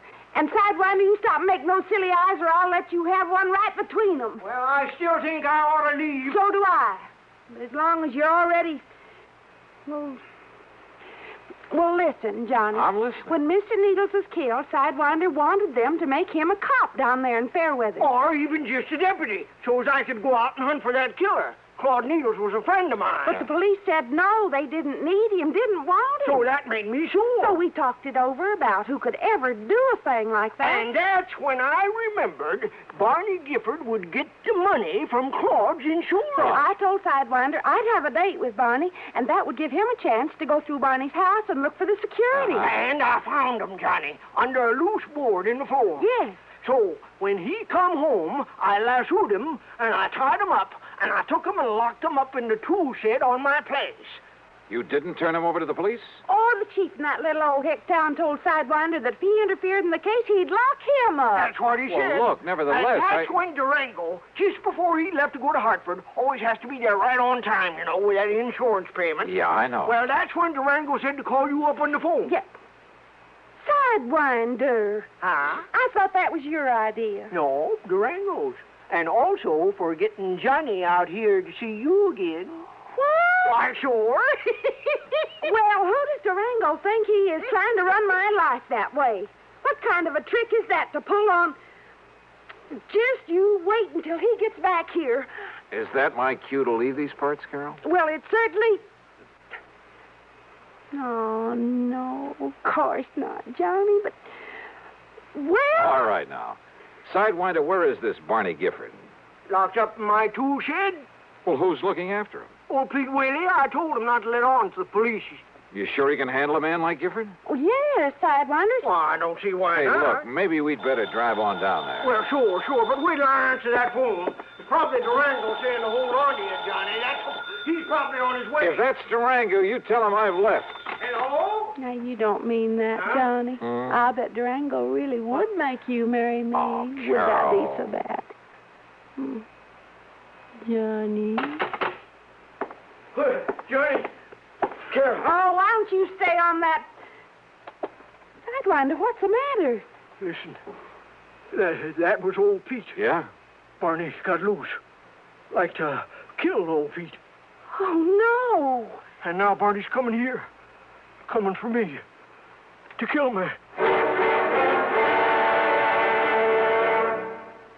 Act 3 of yours truly, Johnny Dollar, in a moment. Be sociable, look smart, keep up to date with Pepsi, drink light, refreshing Pepsi, stay young and fair and debonair, be sociable, have a Pepsi. When friends drop in, let your hospitality show you're sociable in the modern manner. Pepsi, you know, is the favorite of the smart and young at heart. Be sociable, look smart, keep up to date with Pepsi, drink light, refreshing Pepsi, stay young and fair and debonair, be sociable, have a Pepsi. Have you tried a Pepsi lately? And now, Act 3 of yours truly, Johnny Dollar. Okay, then. If Barney Gifford's coming here, we'll be ready for him. We'll... Sidewinder, you aren't afraid of him, are you? He's a bad one, Johnny. But if Sidewinder was able to subdue him before... Well, I caught him off guard, Johnny. He didn't have no gun then, but he has now. He took old Pete. And Barney's a deadly shot. It's the only good thing you can say about him. And don't you see, it's dark outside now. If we stay around here inside the house, we'll be like a flock of sitting ducks. Yeah, but I don't think we'll stay inside. You mean we'll just run away from him? No. How long ago did he get away from Pete? Well, Pete says it was more than an hour ago. Then we haven't any time to waste. What are you going to do, Johnny? I know what you're going to do, Carol. Yes? Get out of here. Go on back to Enid. Tell the police. By the time they can get up here, Sidewinder and I will either have things under control or, well, then they can take over. Why don't you phone the police? Because I'm telling you to go on down there. You're just trying to get me away from here, aren't you? That's right. No, Johnny. I can shoot just as good as you and Sidewinder, and there's plenty of guns in the back room. No, Carol, that doesn't make any difference. You think I'm going to leave you here with a killer after old Sidewinder, and if Barney finds you with him, he'll try to kill you, Carol, too. will you just... I won't go, Johnny. I won't leave you. Okay. We're just wasting time. I haven't seen any car lights out on the road, but that doesn't mean that... That's right, mister. It doesn't mean a thing. Damn. The front door had been pushed open by the barrel of a high-powered rifle that slowly fanned the three of us. I knew that if I made a move to draw my handgun, if Sidewinder took a step toward his .30-30 on the table, and if Barney was the excellent shot that Carol said he was... All right. Put your hands up and come walking out this door. Listen, Barney Shut Gifford... up, do like I say. Come on, Carol. Sidewinder. Come on, don't try anything. All right, Barney. Not so brave now that I got the advantage, are you, Sidewinder? All right. If you got to kill somebody, kill me. You leave them alone. Now that they know all about me? No, sir. I'm going to kill all of you like I killed old Pete. Now, stop. You keep your dirty hands off of me, you... Keep them up, Carol. So you're not carrying a gun. I know that Sidewinder never carries it. But you do, don't you, mister? Thanks. And I think I'll use it to kill you. So if you want to put your hands down to pray... Well, Sidewinder, Yes, Johnny? you think maybe this is retribution for that killing you did today? Killing, Johnny? Yeah, when I first got here. You remember. Oh. I don't know what you're talking about, mister. But I'm not going to waste any time. Barney, please. Shut up, Carol. You're going to go first. All right, now listen, Gifford. Then you, mister. And last of all, Sidewinder. Huh? What's that? It's a snake. It's a rattler. It's back of you, Sidewinder. No, it's over next to Barney. Where? Where? I can't see it. Where is it? I'll kill it. Where is it? Right here. Oh.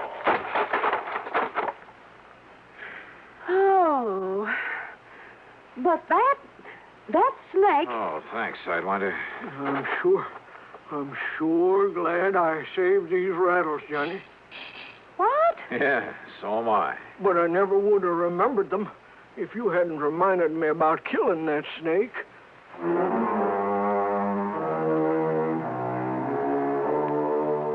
You know something? I hated to leave that place. To leave Carol is what I really mean. But there was another phone call. Sidewinder answered it. And yep, it was from Durango, phoning from Enid. Durango was so tickled to learn I was still around that he promised to come out to the ranch as fast as he could. Yes, sir. Just as soon as he can pick up the preacher. Sidewinder. Well, much as I love that gal. Well, expense account total, including the trip back to Hartford and mileage on the rental car, $203.50. Yours truly, Johnny Dollar.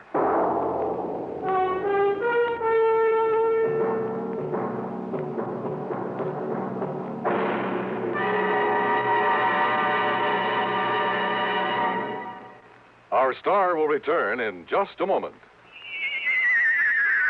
Be careful. You're going to land in a bathtub. Who's driving this flying saucer, you or me? Well, what do you see? Oh, germs. Millions and millions of germs. Sure. Here on Earth, disease, germs, and viruses live in bathrooms. Wait, here comes a lady. She's putting a dash of Lysol in with those suds, and she's mopping the floor. Wow, look at those germs and viruses drop dead. Boy, are you stupid. I thought all Martians knew that Lysol brand disinfectant kills disease, germs, and many deadly viruses on contact. Disinfects from one cleaning to the next as nothing else can. That's right. I remember my 7 grandmothers saying Lysol makes your favorite cleaner work better, including many that claim to sanitize. I'm sorry you learned to speak English by listening to commercials. And Lysol comes in regular or pine fragrance for as little as 29 cents. How much is that in Martian money? Now, here is our star to tell you about next week's story. Next week, well, getting away from Durango Laramie Dalhart isn't as easy as you might think. Join us, won't you? Yours truly, Johnny Dollar. Yours truly, Johnny Dollar, starring Bob Bailey, originates in Hollywood and is written, produced, and directed by Jack Johnstone. Heard in our cast were Virginia Gregg, Junius Matthews, G. Stanley Jones, James McCallion, and Bill James. Be sure to join us next week, same time and station, for another exciting story of yours truly, Johnny Dollar. This is Dan Cumberly speaking. Suspense is next over the CBS Radio Network. WROW, Albany, New York. 10. Yes, 10 hours of price-shattering bargains at Henry S. Mantell Furniture, 343 River Street, Troy. This merchandise must be sold at once, at savings to you of up to 87%. Mantell's was unable to extend their Latham store lease, so the stock from the Latham store has been moved to Mantell's main store in Troy. Save on famous brand merchandise, Haywood Wakefield, Kraler, Simmons, Norge, Motorola, and many more. Buy a $339.95 two-piece living room suite for $199.95. Or a $34.95 famous Make Inner Spring mattress for $17.88. Or a modern bedroom set, regularly $259.95, now $139.95. This tremendous sale at Henry S. Mantell Furniture begins Monday, 6 p.m. to 11 p.m., and Tuesday, 6 p.m. to 11 p.m. The store will be closed during the day to mark down merchandise and arrange stock. Remember, there's nobody down at Henry S. Mantell Furniture, 343 River. From Hollywood, it's time now for... Johnny Dollar. Earl Foreman, Johnny. Earl, I just left you down in Florida. Where are you? Right where you left me, right here in Sarasota. Oh, well, if you're worried about my expense account for that case we cleaned up together, I was just about to mail it to you. Why don't you bring it down here instead? Huh? A couple of hours after you hopped aboard your plane back to Hartford, I got a phone call from Bill Hall. Remember him? Fellow who runs that men's shop on the Tamiami Trail? That's right, Webb. Bill owns the place. Sure. I bought a sport jacket and a couple of pair of slacks there at Webb's. Well, somebody cleaned him out of about $10,000 worth of merchandise last night. Oh? And you'd insured it for him? Yes, I'd also issued a $10,000 policy on the man he had there as a night watchman. Earl. Yeah, Johnny. The police think he was murdered. Okay. I'll grab the first plane I can.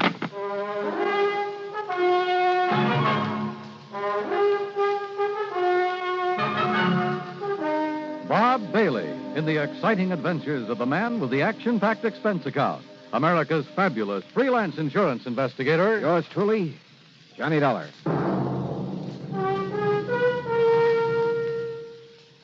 And now, Act One of yours truly, Johnny Dollar.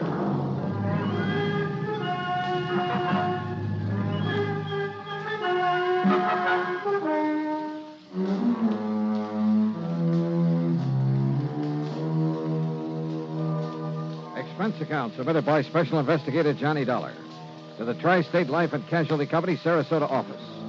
Following is an account of expenses incurred during my investigation of the net of circumstance matter.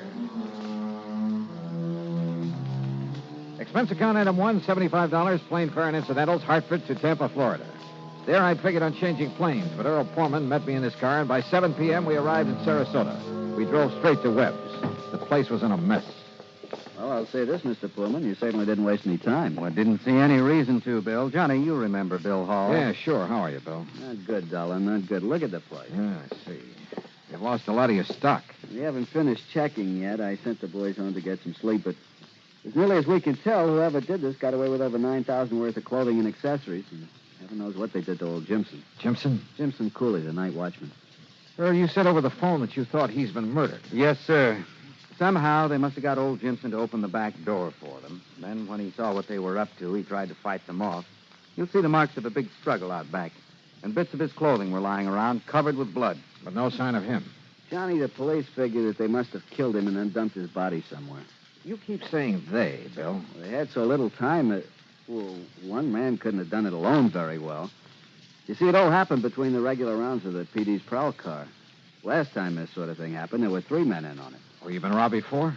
About a year ago, something like $18,000 worth.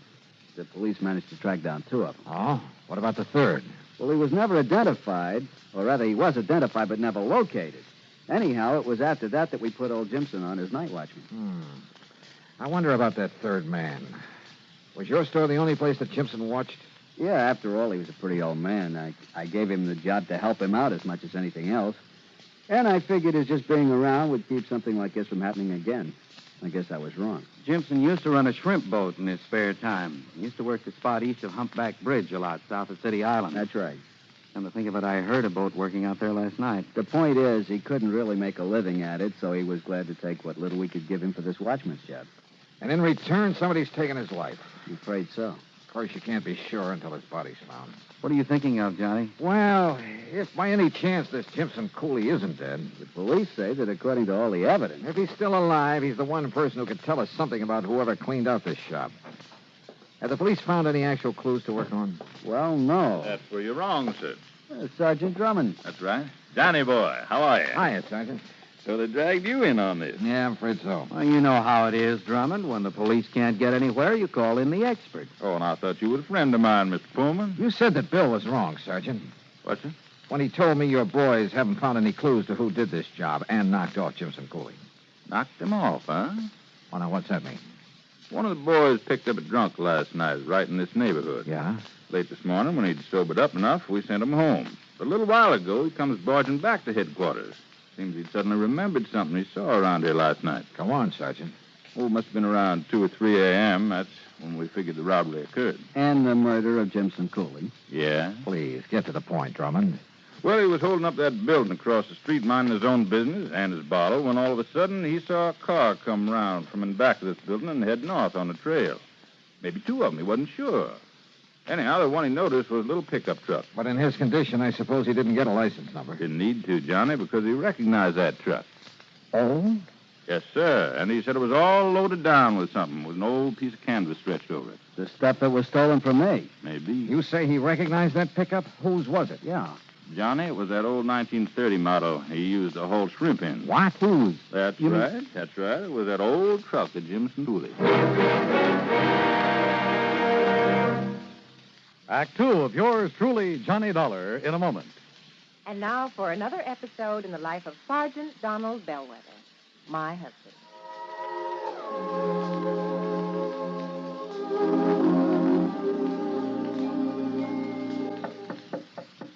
Good morning, Mrs. Bellwether. Would my lady prefer to have her breakfast in bed this morning? Oh, well, perfect husband. Thank you, darling. Ah, here's the tray with the coffee, the toast, and the orange. Oh, fine. I forgot the orange juice. Hold the tray, honey. I'll be right back. Oh, darling, what happened? Oh, I stubbed my toe in the corner of the dresser. The National Safety Council was right. The what? Last night I read something in a National Safety Council pamphlet. Oh, Reba, how can you sit there talking about a pamphlet when I'm dying a slow, tortuous death? Oh, come over here, darling. I'm sorry. All right. Now, what's this about the National Safety Council? Did they predict I would stub my toe this morning? No, silly. It's just a coincidence. Only last night I read the statistics that prove that more home accidents occur in the bedroom of all places. Yeah? Not the bathroom or the kitchen or the home workshop. The bedroom. Yeah. Okay, from now on, when I walk around the bedroom, I'm going to wear my combat boots instead of these open-toed Hirachis. Well, that might help, dear. But what everyone should be most careful of is taking medicine in the dark. Okay, my living safety encyclopedia. I will now fetch your orange. Oh, you're sweet. And it's just too bad that you nice men are so prone to accidents in the home. And the reason is because you brave men usually tackle the hazardous jobs around the house. Hey, I'll remember those kind words as I slowly limp back to the kitchen. One thing in your favor, though, Sarge. Married men stand a better chance of avoiding fatal accidents in the home. Now, is that a fact? Mm-hmm. You know, in one state, 75% of the men involved in home mishaps were unmarried. Well, I'm sure glad I'm married. Because the accident odds are better? You know, because I like my wife.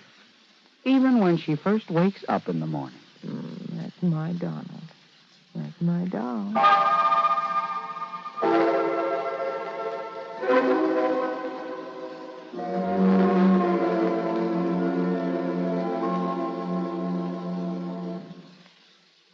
And now, Act 2 of yours truly, Johnny Dollar, and the Net of Circumstance matter. Yeah, everything indicated that whoever burglarized Webb's haberdashery there in Sarasota had murdered the night watchman, old Jimson Cooley. That is, until somebody reported having seen a loaded pickup truck at the time of the robbery pull away from the back of the store. And whose truck was it? Yes, sir. He swears it was that old 1930 pickup of Jimson Cooley's. And he says it went north on the Tamiami Trail. Yes, sir.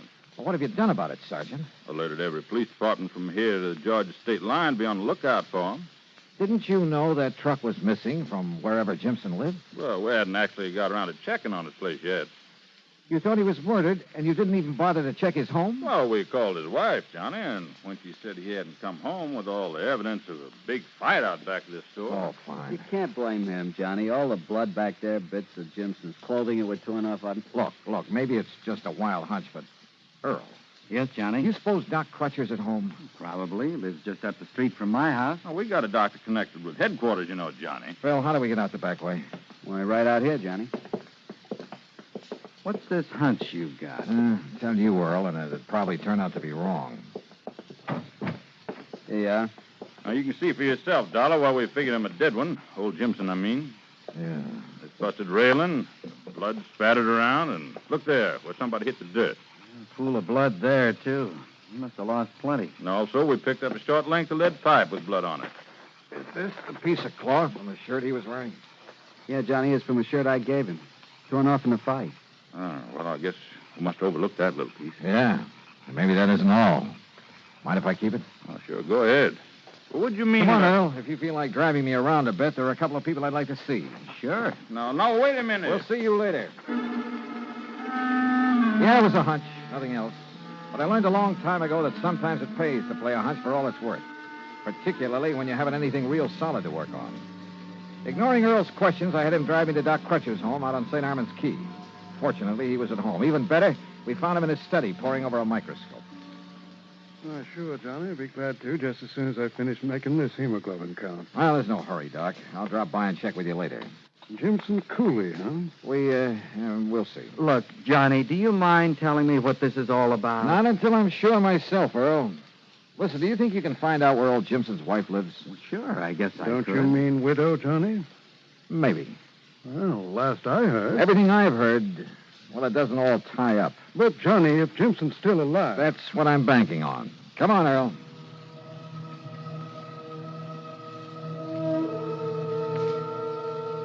The Cooley place, far out on the edge of town, was a shack and nothing more.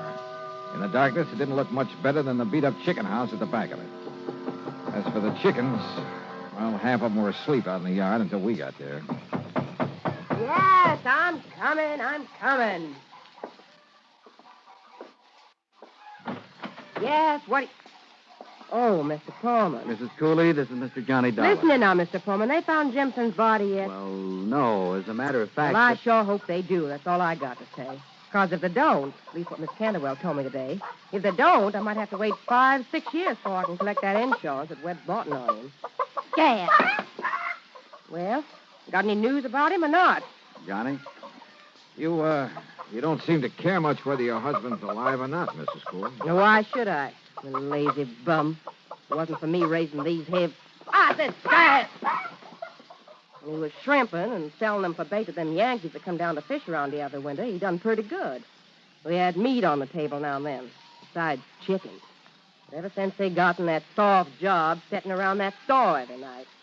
Did you notify the police when he failed to come home this morning? I did not. No. Besides, when I seen that one of them nets was missing. You see where he keeps them hung over the limb of that tree out there? Mrs. Cooley... Well, what I figured is maybe he'd gone out to do some more shrimping.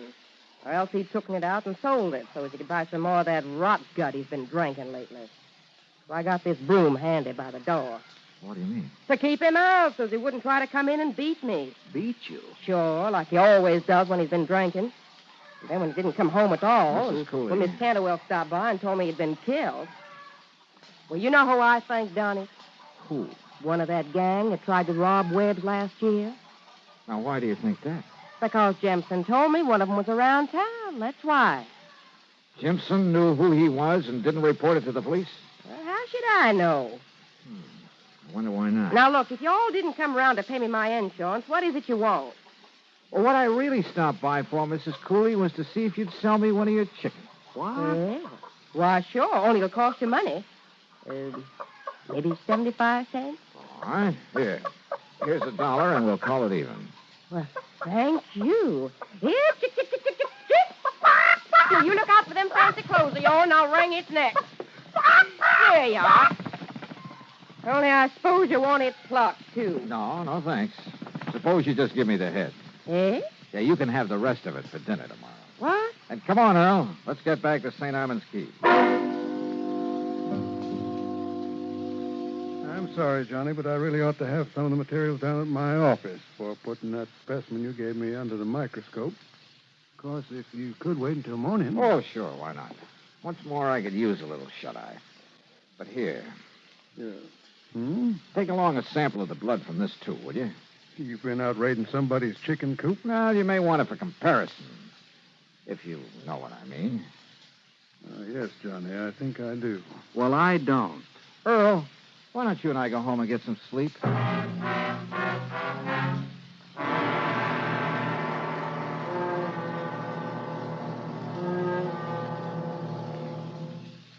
Act 3 of yours truly, Johnny Dollar, in a moment.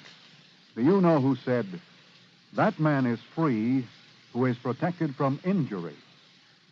Those words came from Daniel Webster, one of the most eloquent orators in American history. Webster knew that a man could not be free unless he lived in a country which recognized his right to freedom and created laws to protect that freedom.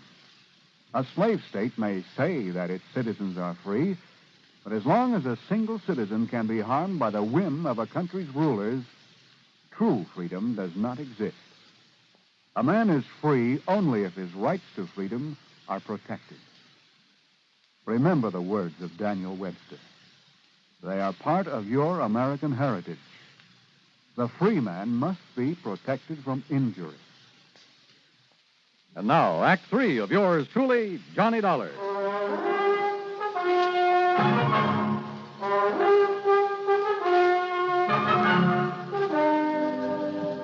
Early the next morning, I got a phone call from Sergeant Drummond down at headquarters. Yes, sir, Johnny. Some of the boys found him laying in his car on a little wagon trail just off Bee Ridge Road. Jimson Cooley?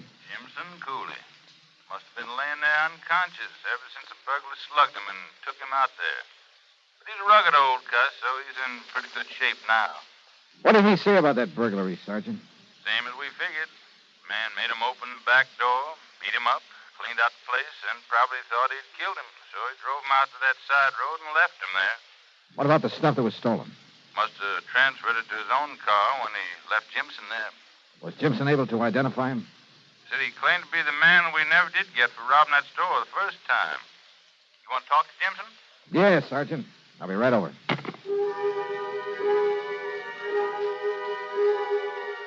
I had Earl drive me down to headquarters. I saw Jimson Cooley, talked to him, but learned nothing from him I didn't already know. He was a disagreeable old coot, the sort who would get drunk and beat his wife. He still wore his badly torn clothes, and yes, he had a couple of cuts and bad bruises. But were they enough to account for all the blood we'd found in back of the store? I asked Earl to drive me over to Doc Crutch's office. Well, just finished, Johnny. And? I'm sorry, but the blood that was spilled out in back of that store was not chicken blood. But... Well, now I see what you were driving at, Johnny. You figured maybe Jimson had done the robbery himself. Wait, Earl. Then he'd covered the place with chicken blood to back up that story of a fight with some burglar. Oh, I think he was in a fight, all right. Huh? But I don't think he lost. Doc?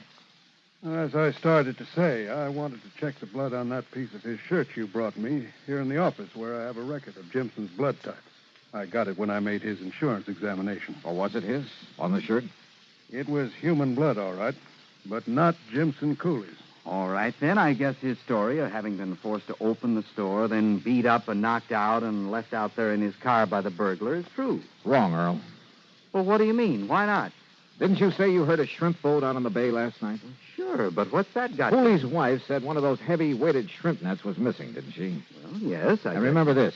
Bill Hall said that one man wouldn't have had time to take all that stuff out of his store alone. So maybe there were two burglars, and I still don't Jimson said there was only one, so I think he was helping him. And, Earl, do you think for a minute that Jimson lost all the blood we saw out in back of that store? You saw him there at headquarters. Well, he didn't exactly look as though he... Of course he didn't.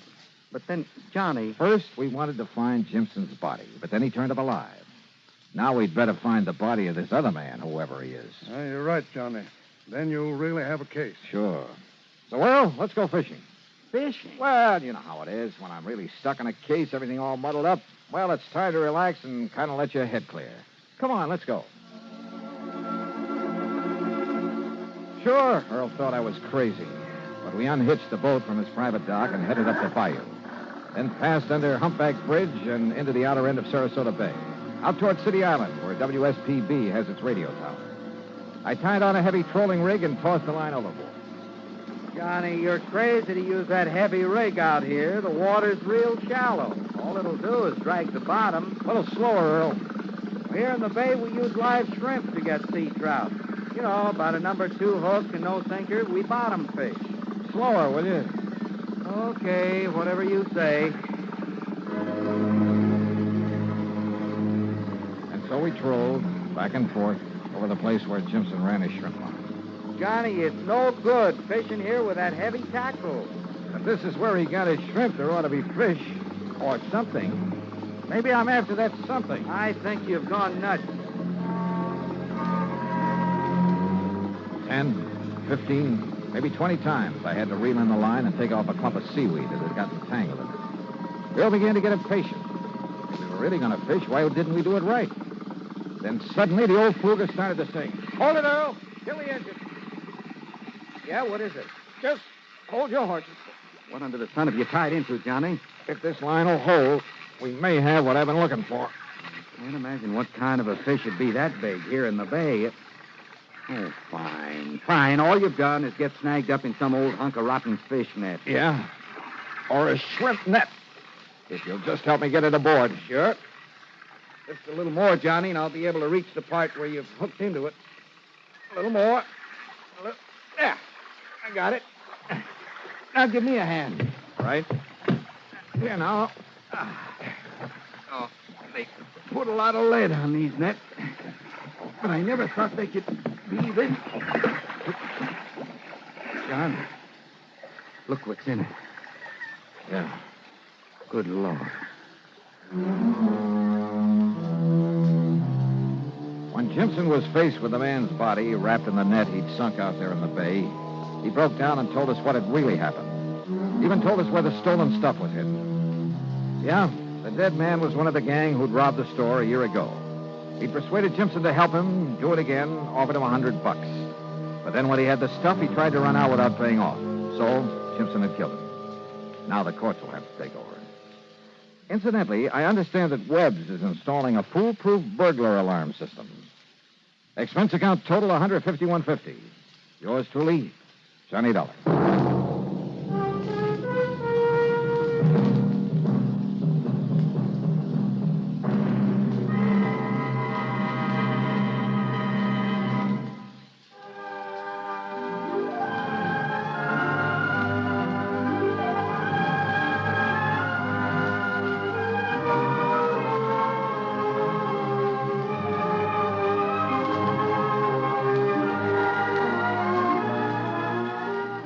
Yours truly, Johnny Dollar, starring Bob Bailey, originates in Hollywood and is written, produced, and directed by Jack Johnstone.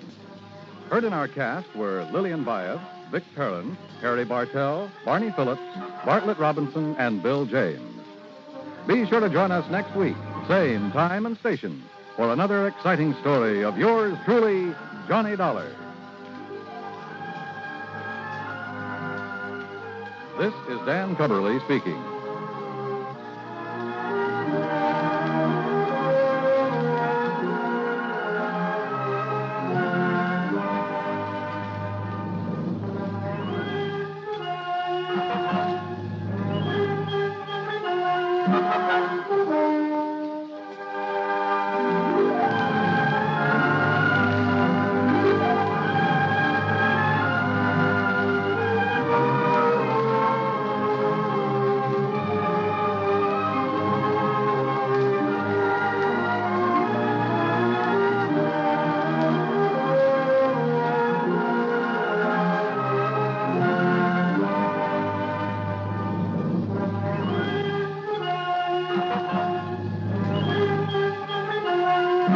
Johnny Dollar has come to you through the worldwide facilities of the United States Armed Forces Radio and Television Service.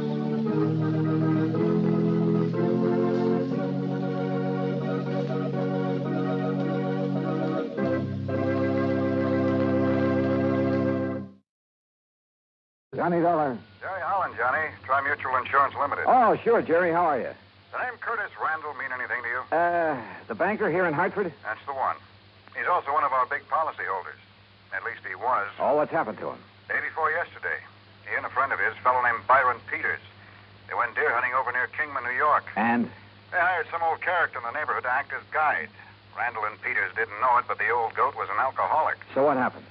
At the end of the day's hunt, they raised Cain with Curly because he hadn't found them a deer. Curly, the name of the guide, huh? Yeah. They had a big argument. Over $500,000. 100. Wow. Who's Randall's beneficiary? His hunting companion, Peters. Peters. No wonder you want me to investigate. Johnny. Only this one looks too easy. Wait, Johnny. I'll be right over.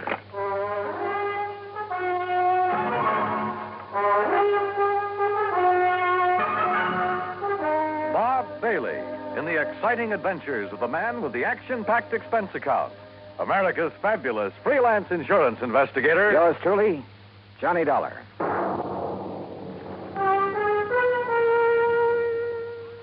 And now, Act One of yours truly, Johnny Dollar.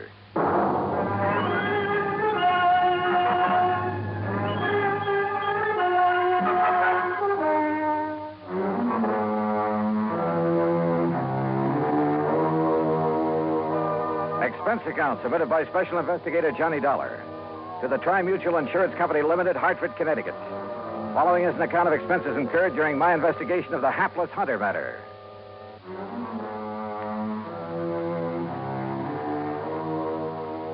Expense account item 1, 95 cents for a taxi across town to Tri-Mutual in the office of Jerry Holland. As I opened the door, he met me halfway. Hey, what was the idea of hanging up on me, Johnny?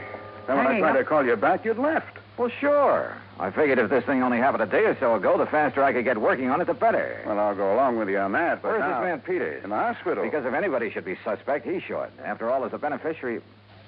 What did you say? I tried to tell you on the phone, only you hung up. Byron Peters is in the hospital. Where? Over in Kingman, New York. Why?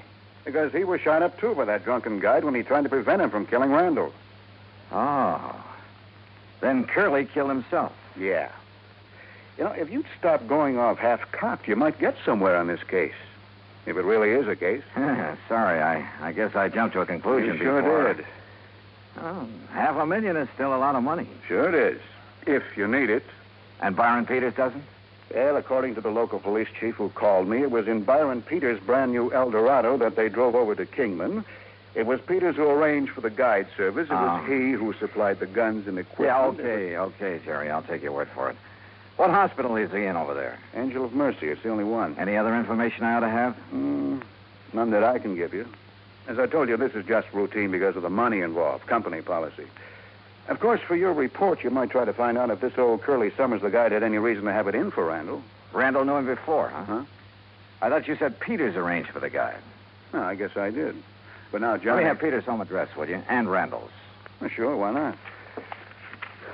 And I hope you don't think... Did you know Randall well? Yes. Was he a drinking man? Oh, one martini before dinner, that's all. There you are.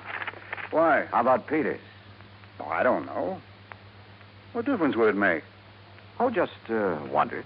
Don't kid me, Johnny. You've got something up your sleeve. Why, Jerry... Now, what is it? You know something about these people that I don't? Not a thing, so help me. But $500,000 is a lot of money. And I tell you that if you suspect Byron Peters, you're crazy. Did I say I still suspect But the way you've been talking. Did I? Well, no. Well, I do. Sure, with so little to go on, I had no reason at all to suspect Peters. Except for a hunch. But hunches have paid off for me more than once. Expense account item 2, $380, a tank full of gas for the drive across Route 6 to the New York state line. There I picked up 9W, then 212 to Kingman. I found the Angel of Mercy Hospital on the way into town. The chief resident physician, Dr. Matthews, was completely cooperative and of no help whatsoever. Quite pointless to see him at the moment, Mr. Dollar. Oh, what do you mean, Doctor? Mr. Peters is sleeping under sedation. Oh? I'm afraid the ordeal with the police left him quite exhausted. The police have already seen and questioned him? Yes, and they had no business questioning him so long in view of his condition. Shock, you know. Tell me something. Do they suspect that he killed Mr. Randall, too, then wounded himself for an alibi? You mean that you do? Yeah. Do they? Oh, my boy, you must be joking. Of course not. Oh? Why not? Whether you realize it or not, and you will, if I permit you to see Mr. Peters, see the manner in which he was wounded, see the extent of his wound. I'll realize what? Oh, my boy. I asked you a question, Doctor. You will realize how impossible it would have been for him to shoot himself in that fashion, how narrowly he himself escaped death at the hands of that rum-crazed guide. You're sure, Doctor? Of course I'm sure, and so are the police. Well, where does that leave me? If I may say so, with egg on your face. Act 2 of yours truly, Johnny Dollar, in a moment. And now, Act 2 of yours truly, Johnny Dollar, and the Hapless Hunter matter. A hunting guide had run amok near the little town of Kingman, New York, and, according to report, was responsible for the death by shooting of wealthy banker Curtis Randall for the wounding of Randall's companion, Byron Peters. But Peters is beneficiary of Randall's $500,000 insurance policy. So, naturally, the old bug of suspicion began to gnaw away at the back of my brain. Until, that is, I saw Peters, his wounds, the x-rays, and finally talked with Captain McManus at the local police headquarters. Well, sure, we talked to Peters, Mr. Dollar, but only to find out exactly what happened when old Curly went off his rocker and started spraying lead with his hunting rifle, then shot himself. Then my suspicion that Peters might have done the shooting. Well, didn't you see how Mr. Peters was hit by that 30-30? Now, look. He saw Curly pull the rifle on Mr. Randall and shoot him down. Yeah. Yeah, so he lunged at Curly like this. Curly whirled around, pulled the trigger. Yeah. Well, the x-rays I saw. Sure. Well, then you know. When Peters lunged at him, the bullet creased his head from the top, went right through the muscles in the back of his left shoulder, and landed in the floor. So it's pretty obvious that Peters couldn't have shot himself. Well, it's impossible. He would have had to have arms 5 or 6 feet long to shoot himself in the top of the head at that angle. Hey, when did you first learn about this whole thing, Captain? When Mr. Peters came to, he phoned me from up at Curly's cabin where it happened. I went up there right away. And? Curly and Randall were dead. Peters was still lying next to the fireplace where he'd fallen. But if he was able to phone you? He pulled the phone over to him by the cord. Still had a good right hand, you know. Oh, I see. Where were Randall and Curly? Randall by the front door with a bullet in the back of his head. Curly lay between them. Just how much do you know about this Curly character? Well, that's the part I don't understand. Why he did it. I heard he was an alcoholic. Sure, he was a town drunk in a harmless sort of a way, except when he'd go off on a rampage and get into a fight or two, but never during hunting season. Uh-huh. Well, what did he do? Odd jobs of any kind, most anything. People had always refused to pay him until the job was done. To make sure he'd stay sober, huh? Well, at least reasonably sober.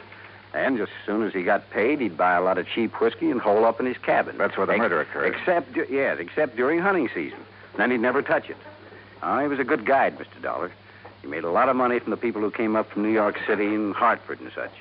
That's the part I don't understand, his hitting the bottle during the season. Well, did he ever have any trouble with his clients before? Oh, he'd bellyache about them being so rich when he was so poor, that sort of thing. But he'd have to get awfully drunk to... I swear I don't understand it. Yeah. Well, look, Captain, I'd like to see the bodies of Mr. Randall and Curly. Are they still hereabouts? Still over at the coroner's office. Then let's go, huh? I wasn't quite sure what I was looking for. Maybe that's the reason I found it. At least found something that started that old suspicion bug gnawing away again. Peters, back at the hospital, had had a bad powder burn on his forehead, next to where the bullet had creased him. Okay. He had said that Curly the guide pulled the trigger when he lunged at him. Randall, there at the coroner's office, had no powder burns. Okay. It was apparent that he had been shot from across the room. But Curly, who was supposed to have shot himself upward through the jaw, also showed no sign of powder burn. Sure, the bullet hole indicated he could have shot himself by holding the gun at arm's length. A 30-30's fairly short. But no powder burn. I said nothing of this to Chief McManus. Well, it pretty much bears out what Peters told me and I told you, doesn't it? Curly shot Randall, then Peters, then himself. Captain, suppose, just for the sake of argument, that Randall did the shooting. First, that is. Well, now, Mr. Dollar... Wait, speaking of argument, Peters said that Randall and Curly had a pretty big one. Because Curly didn't find him any dare. Huh? That's when he started to get drunk and abusive. But as for Mr. Randall... On the other hand, suppose that Peters started the whole thing. Oh, now, look, that doesn't make any sense. Then try to kill himself? Well, isn't that what you're saying Curly did? Well, sure, but that's different. No good old bum realized he'd gone too far. There was no other way out for him. But a man like Peters, with money, everything he wants... Where's this cabin of Curly's? Quite a way. 10, 12 miles. How do I get there? Straight down Pear Street to the mobile gas station. You know where that is? Yeah, I saw it on my way in. Okay, you turn left there. You go 6 miles, then take the first right-hand road right up the side of Deer Mountain until you get there. Okay. Oh, here's the key to it. Oh, good, thanks, Chief. I'll see you later. You want me to go along with you? No. According to you, this hunch of mine is all wrong. I'm sure of it. Okay, then. I'd better wing it alone. From the outside, Curly's cabin was a shack, nothing more. And there were enough cheap whiskey bottles scattered around the yard to sink a battleship. Inside, however, it was pretty comfortably fixed up. And back under the kitchen sink, I found a case of Prince Francis Scotch, nearly full. Had Curly suddenly changed his taste for the better? Or had somebody decided to bait him with it? By the dark stains on the floor, I could see where both Randall and Curly had fallen. Where Peters had gone down, there was also the rifle slug embedded in the floor. And then I noticed the angle at which that slug had ended, as though it had been fired from the ceiling, certainly from higher than any normal man could reach. And Curly was only 5 foot 2 or 3. Then I saw something else, a heavy cord hanging down from one of the rafters above where Peters had lain. It was frayed at the end as though forcibly broken. Now, suppose someone had hung a loaded rifle there by the trigger so the slightest pull would set it off, had stood under it holding the muzzle carefully next to his head, to one side, just close enough to...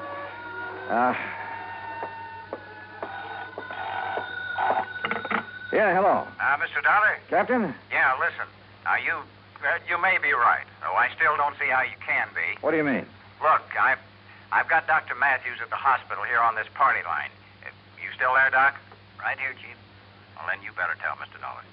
Well, it's about Mr. Peters. Yeah? He's left. Left? I thought you had him under sedation. I guess it didn't take hold the way I thought it would. Well, what happened?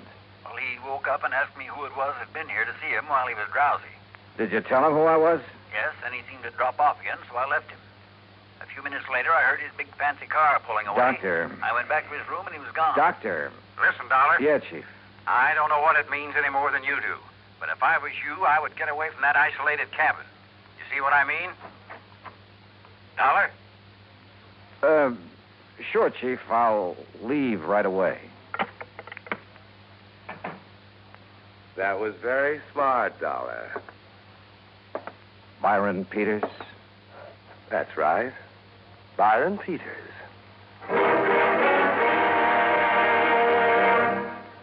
Act 3 of yours truly, Johnny Dollar, in a moment. And now, Act 3 of yours truly, Johnny Dollar, and the Hapless Hunter matter.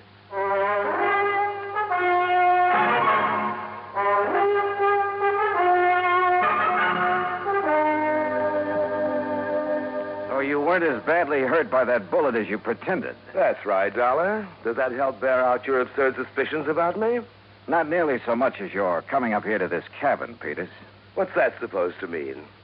You rigged the whole thing pretty well, but not well enough. Why you wanted to get rid of Curtis Randall, I don't know. You're out of your mind. Randall was a friend of mine. You must have had some reason for killing him. Curly Summers murdered Kurt. We had a big argument because he hadn't found us any game. The only reason it got out of hand was because Curly was drunk. On what? On some of that expensive scotch I found in the kitchen? How should I know? Yes. Where did he get that? How should I know? Well, I do. You brought it here to help bolster your phony alibi, to indicate that Curly had it up here, had been hitting it. But you pulled a boo-boo. Why don't you talk sense, Detective? Are you trying to tell me Curly would ever have stuff like that? Look at the old bottle scattered around outside. Cheap rot gut, that's all. What's more, he never touched a drop during hunting season. That's about as thin evidence as you could possibly dig up, Dollar, and you know it. Peters, why did you come up here just now? Okay, I'll tell you that, too. Lying there in the hospital, nursing your sore shoulder, you didn't plan on that injury, did you? I told the police. Oh, yeah, sure, you told the police. Lying there, you suddenly remembered the one thing that could show how you cleverly wounded yourself after you killed Randall and Curly. That piece of cord up on the rafter, where you hung Curly's gun up by the trigger. Dollar. You aimed it carefully along the side of your head, then yanked on it to set it off. Dangerous, but a great alibi. I told the police, the doctor. Curly pulled that trigger when I lunged at him, struggled with him. Little Curly held that gun high enough so the bullet would crease your head from above? I was bent over, lunging at him. Then enter the floor from up here where this cord is hanging? You're pretty smart, aren't you, Dollar? Curly was supposed to have committed suicide, huh? Yes, he must have, because I heard him shoot himself as I passed out. Oh, sure. The bullet entered his lower jaw, went up into his brain. That's right. That meant he had to hold that 30-30 at arm's length, so. The muzzle right next to his jaw. That's right. Where it would have left powder burns. But, Peters, there were none. Because you shot him from across the room, the same as you did Randall. Yes. Yes, the same as I'll shoot you. If you can. My right hand is still good, Dollar, and so is the .38. You and your fool insurance company should have left things as they were. Chin up, Dollar. Tell me one thing. Sorry, I haven't got time. When I left the hospital, I made sure I was seen heading for New York, and a carefully set up alibi. You still won't get away with it, you know. Any more than you got away with killing Randall. I had until you came along, and I will when I've killed you. So if you have nothing more to say... One thing.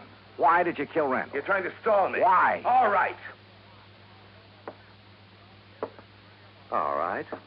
Because I forced him to name me in his insurance. I was the only one who knew about some shady operations in his early business career. Oh, the old story, huh? That's right. Blackmail. That's why he's been paying me off, supporting me, until recently. So you threatened to expose him? No. What would that get me financially? Then tell me this. No. I've got to get out of here to New York. Just one thing more. I don't know why you're trying to stall me, but it's no use. So if you have any prayers, Dollar... Sure. That Chief McManus standing there in the doorway will slug you before you pull that trigger. Oh, no, not that old chestnut. Why not, Peter? What? You... No, you...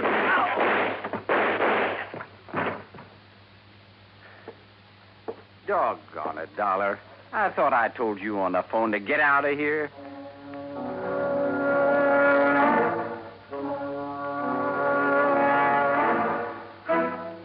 Expense account total, including gas to get me back to Hartford, $13.13.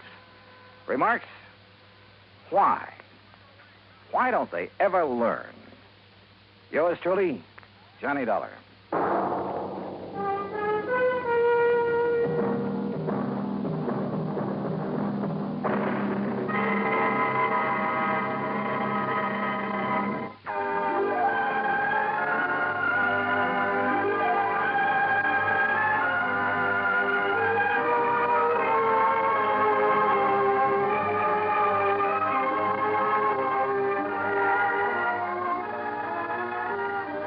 This is the United States Armed Forces Radio and Television Service.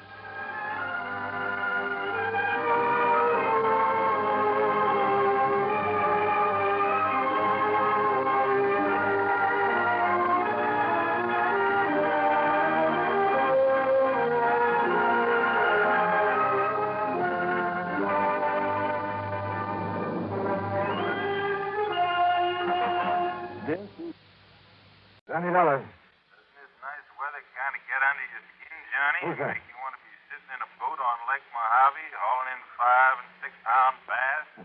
Maybe a really big one? Buster. That's right, Buster Favorite. Where are you? Where are you calling from? Right here at Lake Mojave Resort. And, Johnny, I've just picked up a new spinning rod and reel that I think you ought to give a workout. Oh, you dog. You know I have to work for a living, and brother, I mean work. Isn't it pretty hard, huh? Too hard. Well, then it's time for you to relax a bit. Yeah, I know, but... Live longer, Johnny. You know the old saying. What old thing? The time a man spends in fishing is never deducted from his lifespan. So come on out here for a few days. Oh, Buster, I'd love it. And if there was some insurance problem that I could use as an excuse, Buster, is there? Well, yeah. You know there's something involving insurance that I ought to look into? Yeah. Then give it to me, quick. Well, it's not the sort of thing I could very well explain over the phone. But unless I know what it is, what company's involved. But it could turn out to be something pretty important. And purely incidentally, the fish are biting like mad. That's right. Okay, Buster, what am I waiting for?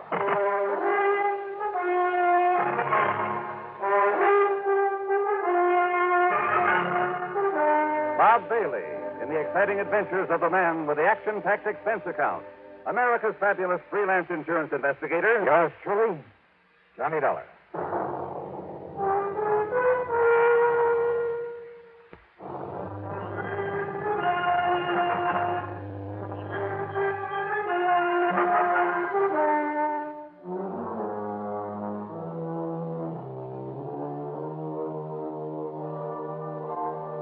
Expense account submitted by Special Investigator Johnny Dollar. To the Greater Southwest Insurance Company, Los Angeles office, attention Mr. Royal J. Harkin. Following is an account of expenses incurred during my investigation of the Frantic Fisherman matter.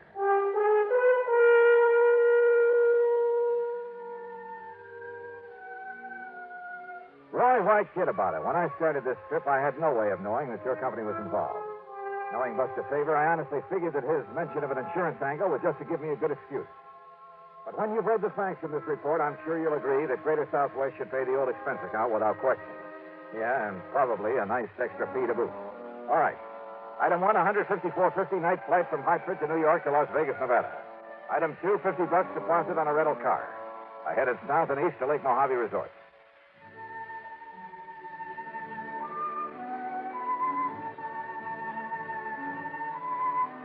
To me, this place is the answer to a fisherman's prayer. The lake itself is over 60 miles long, averages about a mile wide. The resort is at the lower end, complete with modern accommodations, cafe, dock. Well, just about everything you could ask for. Ham Pratt, the general manager, Buster Faber and his wife Marilyn are the salt of the earth. And because of it, the customers are a pretty fine lot without exception. Almost. I'm going to put you here in number 18, Johnny. Good, Buster. I'll feel right at home. And here's a new spinning outfit I want you to try out. 7-foot Harnell. Uh-huh. That's right. And a Mitchell 350, loaded with 4-pound test.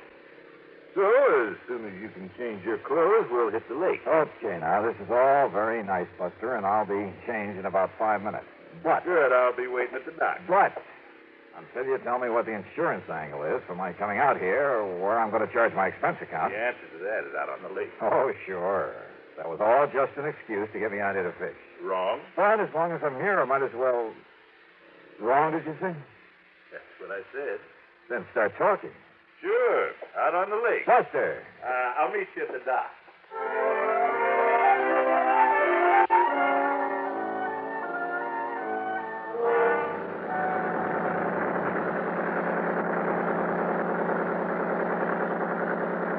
The big 35 on Buster's boat pulled us up the lake at an easy 39. The day was clear, the weather warm. I could hardly wait to break out the tackle and get started. But Buster carefully passed up half a dozen holes where I knew there were fish. Instead, we kept going 5 or 6 miles up beyond the power line crossing. And then finally we nosed into a long, narrow, L-shaped cove. It extended back from the main body of the lake a couple of 100 yards, with flat, rocky walls on either side. At the end, it angled off to the left for perhaps 100 feet. I knew there was a very deep hole there, but as we idled in toward it, I noticed another boat back there. And the man in it seemed to be using a mighty strange fishing technique. He had a long, heavy saltwater rod in his hand, and from the bend in the tip of it... Now, how about that? Somebody feed us into this spot. Woo! Swing around and... Oh, fine. I guess that wire's dived loose again. But Buster, that man fishing down there at the end. Don't let him notice, but keep an eye on him, Johnny. You know him? Well, I can't say that I His name is Otis Hellman. Came over here from Los Angeles. Did you see the way he was beating up the water with that rig he's using? Yeah, I wondered about that rig. But he stopped the minute we rolled into sight. Could you see what he has on the end of his line? No. He let it drop down in his boat. We'll just have to wait until he gets back to the dock. There we are. Well, now, as long as this boat's taken, why don't we try a big basin up above? Yeah, sure.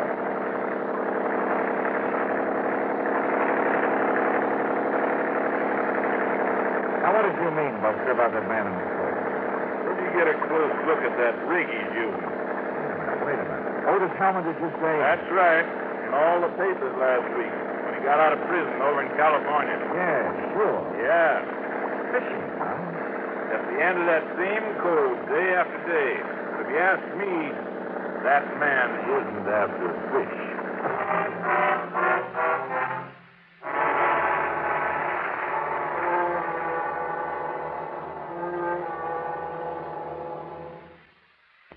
And the Frantic Fisherman matter.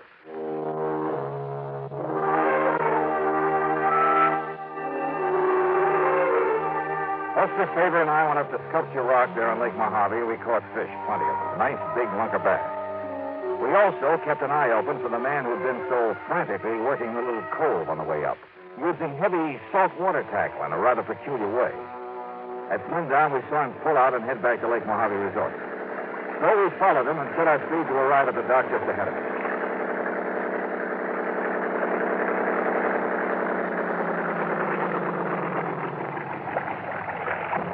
Well, here we are, Johnny. Back home same day. Yeah. Size up, Jim. Take care of these fish for us. Sure thing, Buster. Hi, Mr. Dollar. How'd you make out? Oh, pretty good, Jim. Here you are. Hey, you men did all right. Evening, Mr. Hellman. How'd you do today? Nothing, Mr. Faber. Not a thing. Oh? Where were you fishing? All over the lake. Didn't Didn't I see you in the long, narrow cove above the power line? Yeah, maybe so. Hold on, Jim. Tie me up. Yes, sir. Sure. Take a look, Johnny. Oh, I'll take care of the tackle myself. Sure, anything you say. Anything you say. Hellman quickly stuffed the tackle from the end of his line into a fish stack. But I caught a glimpse of a couple of huge triple hooks with lead collars. They were big enough, heavy enough to catch a whale. A respectable freshwater bass couldn't even get one of them into his mouth. Back in my room over a scotch and soda, Buster and I talked about it. When I asked him, Johnny, the first day he came here, he muttered something about trying to snag some carp with that rig. Snag some carp? But if you noticed up there in that cove before you saw us looking at him. Yeah, he was right over the deep hole at the end of it. The only place I've ever seen him fishing. If you can call it that. Well, he was apparently dropping those heavy gang hooks down to the bottom and then scraping them up the rocky sides. Like a grappling hook, Johnny? Right. Yeah, he's trying to snag something down there, all right, Buster. But it's certainly not carp. Have you tried dropping a line down there to see what you might hook onto? Well, you can't get near the place because he's always there. Even at night? Well, no, but Johnny, you know what I think it is? And he just got out of jail, too, remember? I remember. Well, Johnny, I think there's a body down there. And for some reason, he's trying to bring it up. Could very well be. Yes, sir. And that's why I called you. Well, okay, Buster. I'll see what I can do.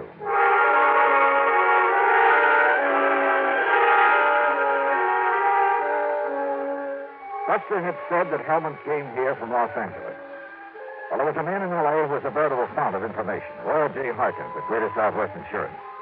It was evening now, so I put in a call to his home. That's item 385 cents, and he had plenty for me. Of course I know who Otis Hellman is, Johnny. When he and that partner of his walked out of McKinney Mining Supply with $60,000, and in cash, mind you, we had to make good on it. Is that why Hellman was sent to prison, Roy? Yeah. For complicity in that job, though, I believe his partner was the one who really did it. Who was the partner? Another old prospector named Oscar Kirkman. Kirkman. Is he still in jail? Oh, he disappeared, Johnny. Just before he was to go to trial. And the money? Not a penny of it was ever found. So if you have any ideas about how and where you might recover it... Sorry, Roy. But if you're interested in Kirkman's body, I might be able to find that for you. What? Or what's left of it. And yet, how could I be sure? I mean that it was a body that Hellman was trying to locate up there in that deep little cove. Well, there was only one way to find out, and I needed some special equipment for it. So early the next morning, I climbed into my rental car.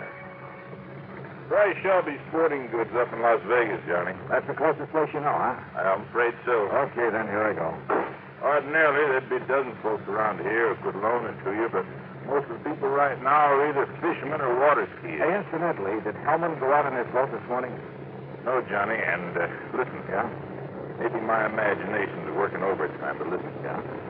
Hellman had breakfast brewed early over in the cafe. Then he sat by the window where he could look over at your room. He must have drunk a dozen cups of coffee sitting there, but he didn't budge until you came out. Oh?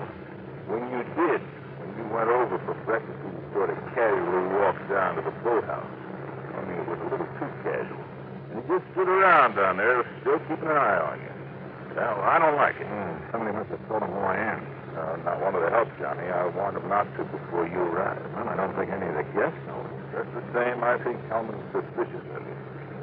And Johnny? Oh, stop worrying, Buster. Just the same, Just Johnny. keep an eye on him. I'll see you when I get back from Las Vegas.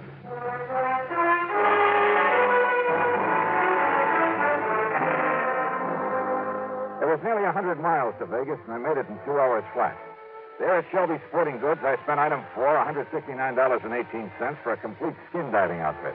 Fins, faceplate, diving tank, and regulator, a powerful waterproof headlamp, and, yeah, a passionate pink pair of sun trunks. There you are, partner. You going to do your skin diving over Lake Mead? Down at Mojave. Well, last time I outfitted a man for down there was a couple of years ago. A man called himself a miner, a prospector. Oh? Yeah, rented $150 worth of stuff to him and never got it back. Hey, wait a minute. You know what his name was? Sure. In spite of the fact that he gave me a phony one, it was right after that his picture was all over the papers with his partner. That other crook named Otis Hellman. And his name? Rings a bell, doesn't it, partner? It sure does. Sure. While Hellman took the rap, this one disappeared. Name was Oscar Kirkman. Mister, you've just given me a wild idea. That's all? Just wild enough to make some sense. Yeah, and help me solve a case. Solve a case? What kind? Who knows? Maybe murder, among other things.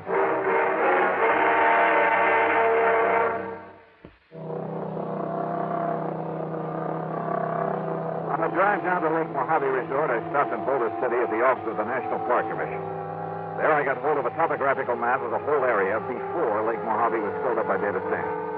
Then, back in my room at the resort, I went over it very carefully. I only got a minute, Johnny, before I drive over to Bullhead City. But I saw you come rearing in a minute ago, and... What do you got there? Hey, come here. Huh? Look, Buster. Take a look here on this map. Yeah? Before the new dam filled up the lake a few years ago. Uh-huh. Over here. There. Now, look here. Oh. Why, yeah, that's where that long cove is now, where Otis Hellman's been working with that phony rig of his. Uh-huh. And in the deep hole at the end of that cove... Kirkman Folly. That is right.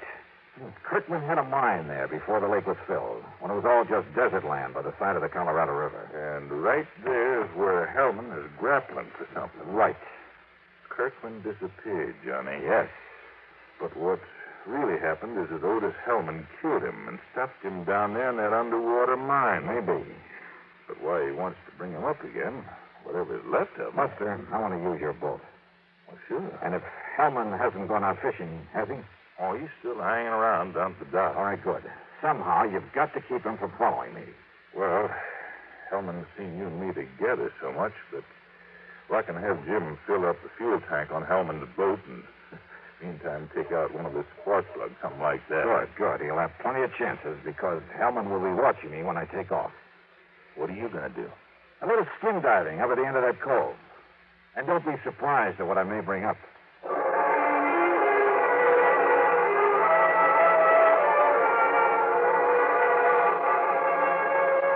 Hellman was still at the dock, and I thought he kept his eyes only on me as I piled the skin diving stuff into Buster's boat.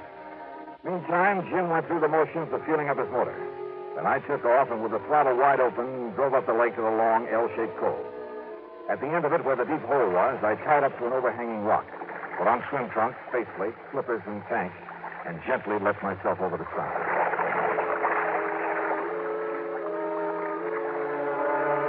I've done a lot of skin diving here and there, but this was something new.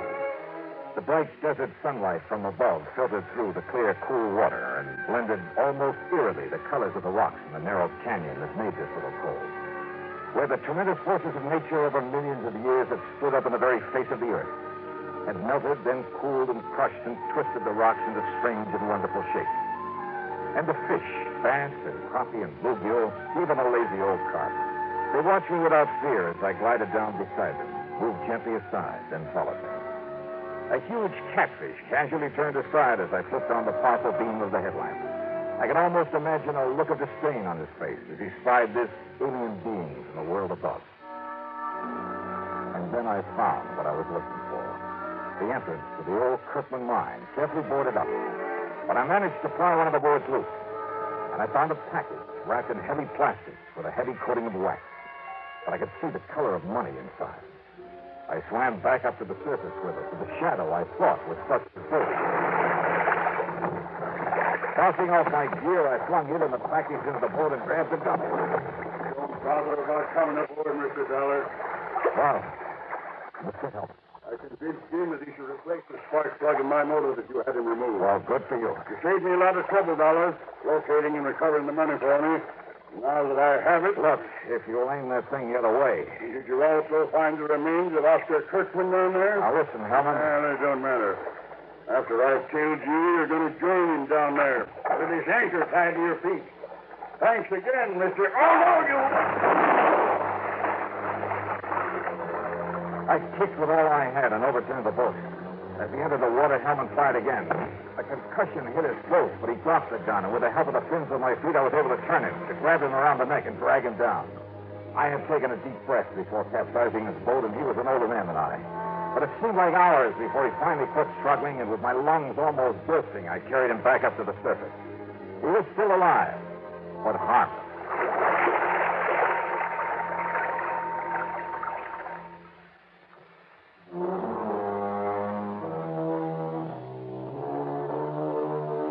Buster, bless his heart, had been worried when he saw Hellman follow me up the lake.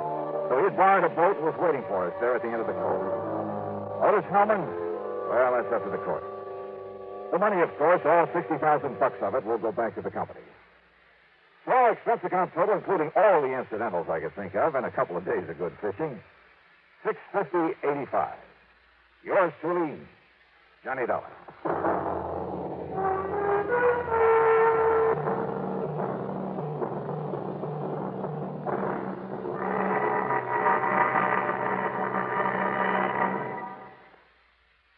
Here's our star to tell you about next week's story. Next week, a call from an old friend. Yeah, to meet with death in the desert. Join us, won't you? Yours truly, Johnny Dollar.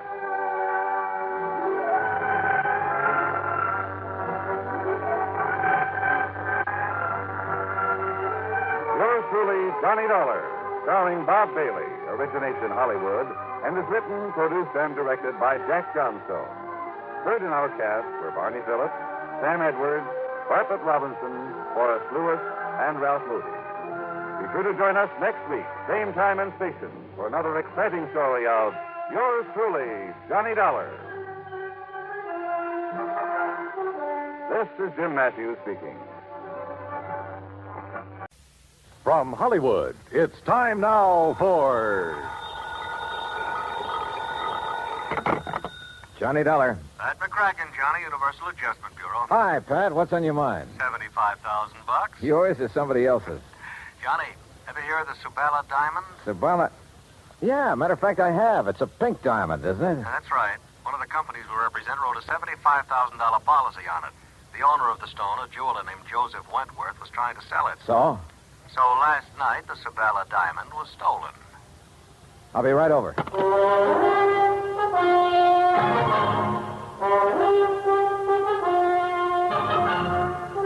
Bob Bailey in the exciting adventures of the man with the action-packed expense account. America's fabulous freelance insurance investigator. Yours truly, Johnny Dollar.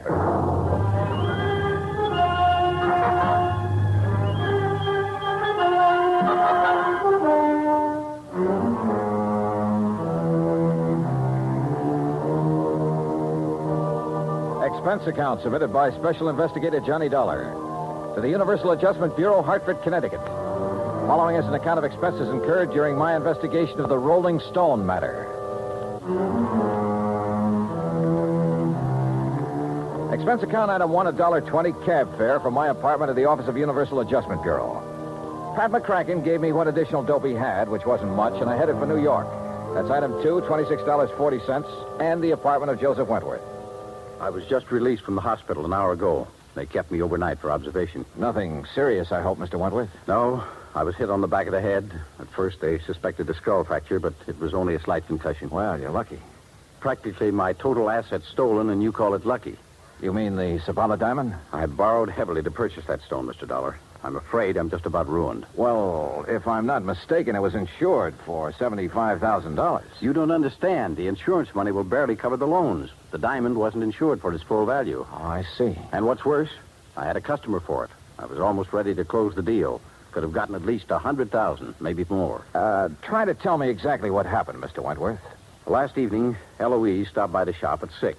We were going to have dinner together. Eloise? Eloise Barnes, my fiancée. I started to close up, and I remembered I'd forgotten to put some things in the safe. She went down the street a ways to hail a taxi, and I went back inside. And left the front door unlocked? I must have. I was in a hurry. I opened the safe, then I heard a sound behind me. I started to turn, but too late. That's the last I remember. The police figure out what you were hit with? Yes, a heavy brass candlestick in my shop. Then when Eloise brought me to, the Sabala diamond was gone. Just a minute. You say Eloise brought you to? Yes. You see, when I didn't come right back outside, she started wondering what had happened. She came in and found me lying on the floor. Uh-huh. How long have you known Eloise, Mr. Wentworth? About a year. Why? Mind giving me her address? I think I'd like to talk to her. Expense account item 3, $1.80 cab fare to Eloise Barnes' apartment. Eloise looked, if anything, more expensive than the Sabala diamond. And I had the feeling that underneath that lovely surface, she was almost as hard. Her gray eyes never left my face as we talked, and I got the impression she had neatly weighed me, cataloged me, and put a price tag on me. Afraid I can't help you much, Johnny. Joe Wentworth apparently told you all there is to tell about it. You were out looking for a taxi at the time Wentworth got slugged. That's right. I feel sorry for Joe. That was a lot of diamond to lose. Must be quite a stone. If you go for those things. I don't know. I guess some people really have a thing about diamonds. But not you, huh? They're all right. Just happens there are a couple of things I prefer. Like what? Like money and mink. Huh? But now, according to your fiancé, you were... Just a minute. According to my what? Your fiancé, Wentworth. Well, Johnny, that may be his idea, but it's not mine. Well, you're not engaged. Joe's been very nice to me, and I like him. But we're just friends, so far as I'm concerned. Oh, yeah. I'm afraid I'm not the engaged type, Johnny. I've tried it once or twice, but it didn't work. Seems to interfere with my hobby. Your hobby? Yes. Having fun. What's your hobby, Johnny? Well, at the moment, trying to find the Sabala diamond. Then what?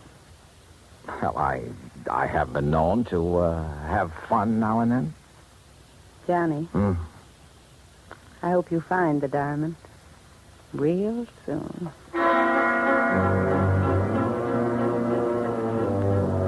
The invitation was printed in large type, but this was no time for an RSVP, especially since I remembered Wentworth mentioning a customer who had been anxious to buy the diamond just before it was stolen. I called Wentworth and got the man's name, Gerald Mantell, who had an apartment just off Fifth Avenue in the East 70s. Ah, yes, Mr. Dollar, the Sabala diamond. An exquisite stone. The pink radiance of it when it caught the light. Positively hypnotic. Such a pity it was stolen. Mr. Wentworth tells me he was negotiating with you for the sale of that diamond. That is correct. Unfortunately, we had reached a stalemate yesterday. You see, he wanted more than the diamond is worth. Well, maybe that's a matter of opinion. Mr. Dollar, I am a collector and a connoisseur. I know what such things are worth. Oh, yes. I only hope it will be recovered before Friday. It would make things so much more enjoyable for me. What happens Friday? I am leaving for Europe. Oh? Business trip? Not really. As a matter of fact, more of an impulse than anything else. Uh-huh. Anything wrong with that?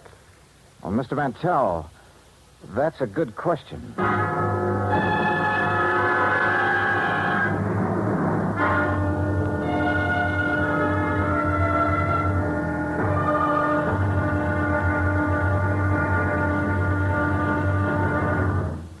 Act two of yours truly, Johnny Dollar, in a moment. Our flag now numbers 50 stars. And behind each star there stands yet another flag representing one of the 50 states. Alabama's state flag is of St. Andrew, the symbol of the Confederacy and the national flag of Scotland. Alabama's state capital, Montgomery, served as the first capital of the Confederacy, and it was on the steps of its Capitol building that Jefferson Davis took the oath of office as President of the Confederated States of America. The Scottish cross is in the form of an X, or saltire, and is also found on the state flags of Georgia and Mississippi. Perhaps it is the independent, rugged spirit of the Scots that recommended its national symbol to the Confederacy as a symbol of its rebellion. Alabama's state flag, the flag of the 22nd state to enter the Union, was adopted on February 16th, 1895. And now, Act two of yours truly, Johnny Dollar and the Rolling Stone Matter. I went back to my hotel, stretched out on the bed, and went over the whole thing in my mind. Eloise, who liked the things that money could buy, and who supposedly had been looking for a taxi while Wentworth was slugged and the diamond lifted. Then there was Gerald Mantell, the collector, who was now suddenly leaving for Europe. Yeah, could be either of them. Johnny Dollar. You looking for the Sabala diamond, Mr. Dollar? What's that? Well, that doesn't matter. I know where the diamond is. Oh, where? Not so fast, Dollar. I'm sure the insurance company you represent would pay quite a bit to get that stone back. The question is, how much? Oh, there's a bigger question than that, friend. Whether you're on the level or not. Suppose I can show you the case the diamond was kept in. Would you be convinced then? Maybe. Antonio's bar on East 53rd? Yeah. Maybe there in an hour. Now, wait a minute. How'll I know you? I'll know you. Hey, wait a minute.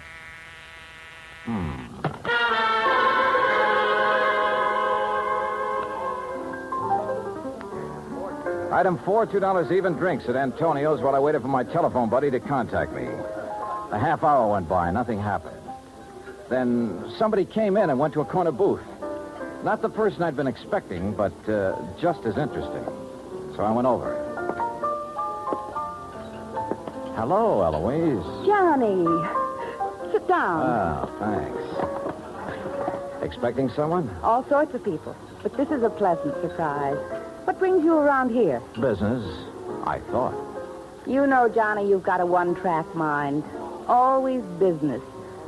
With that attitude, you miss a lot. I don't doubt it. Oh, here you are, Eloise. Oh, why, it's Mr. Dollar. Well, Mr. Mantell. Sit down, Gerald. I didn't know you two knew each other. Oh, yes, we've been friends for years. As a matter of fact, it was Eloise who told me about the Sabala diamond. Oh? You didn't tell me that, Eloise.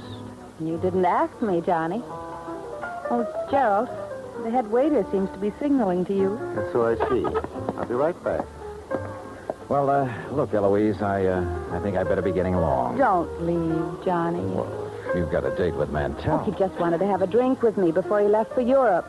I told him I was meeting Joe Wentworth here, so he said he'd stop by for a minute. Did Wentworth know that you and Mantell are old friends? I saw no reason to tell him, Johnny. Joe's very tiresome about things like that. You mean he's jealous? I wonder what happened to Gerald. This trip he's taking to Europe, I gather he got the idea rather suddenly. Gerald's very impulsive that way. Yeah. Well, I'll be getting along, Eloise. Looks like the man I came here to meet isn't going to show. I can't imagine what's keeping Joe. I'd say we've both been stood up, Johnny. Maybe we should do something about it, Well, as I told you right now, the only thing I have on my mind is... I know. That diamond. A girl could get tired of waiting, Johnny. Eloise, I don't think you've ever waited very long for anything. See you later. I'll count on it, Johnny. Dollar? What? Oh, Wentworth. We were wondering what had happened to you. Mr. Dollar, I'm certain you're a very efficient investigator, but it seems to me that you've questioned Eloise all you need to. Oh? Or have your conversations with her now reached the unofficial stage? Oh, now look, If Wentworth. that is the case, and I suspect it is, I'd better remind you that Eloise... Maybe I'd better remind you of a couple of things, Wentworth. In the first place, you... Mr. Johnny Dollar? Yeah, over here, waiter. Dollar? Oh. Mr. Dollar, it's a note and a package for you, sir. A gentleman just left it with me. Did he give his name? Oh, no, sir, no. But he was a short man in stock here, and he wore a gray suit. Okay, thanks. Here you go. Oh, thank you. As I started to say, Hold Dollar... on, will you, Wentworth? Couldn't take a chance contacting you. Somebody was following me. Contents of the package will show you I know what I'm talking about. We'll contact you later. What's this all about, Dollar? It's from a man who phoned me a couple of hours ago. If it's what I think is, in this package... Yeah. Empty jewel case. Your name on it, Wentworth. What? That's the case I kept the Sabala diamond in. Yeah. See you later, Wentworth. Where are you going, Dollar? Back to my hotel room and wait to hear from him. I went outside and started for the corner to grab a cab. As I passed the alley, I spotted something sprawled on the ground. A body. It was Gerald Mantell.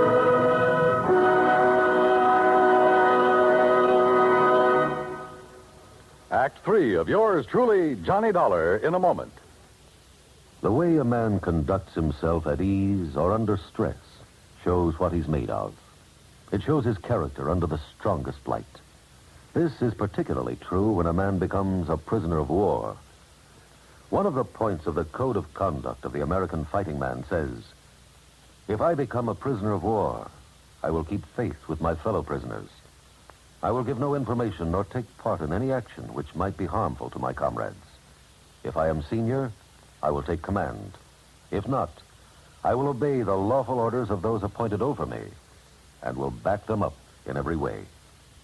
The very essence of the ideals set forth in those words were displayed by Commander, later Rear Admiral, Richard Antrim in April 1942, while a prisoner of war in Macassar, Dutch East Indies, during World War II. Acting instantly on behalf of a naval officer who was subjected to heavy punishment, Commander Antrim boldly tried to quiet the guard and to persuade him to discuss the charges against the officer. The guard refused. Tension increased. The entire enemy prison force was faced by 2,700 Allied prisoners. An order was given to continue the punishment. Suddenly, Commander Antrim, at the risk of his own life, stepped forward and volunteered to take the remainder of the punishment. This sudden move got a roar of acclaim from the inspired Allied troops and so amazed the enemy that both men were spared any further indignities or punishment. Commander Antrim's heroic and unselfish conduct brought about better conditions for the prisoners and earned new respect for American officers and men. Commander Richard Antrim upheld the highest ideals of an officer and earned for himself the Medal of Honor. And now, Act 3 of yours truly, Johnny Dollar and the Rolling Stone Matter.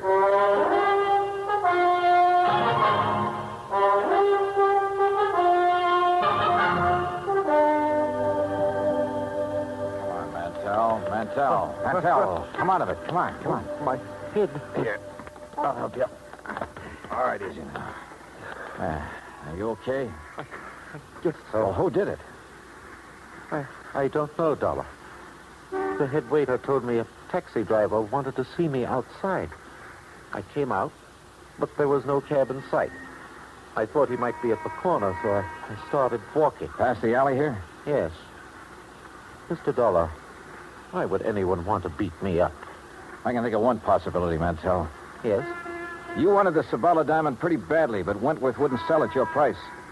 Are you suggesting... I'm suggesting you lifted the diamond and somebody was trying to get it back from you just now. But I don't have the diamond. I never did. Maybe you know where it is. No, I swear I don't. As for getting beaten up just now, I'm every bit as much in the dark as you are.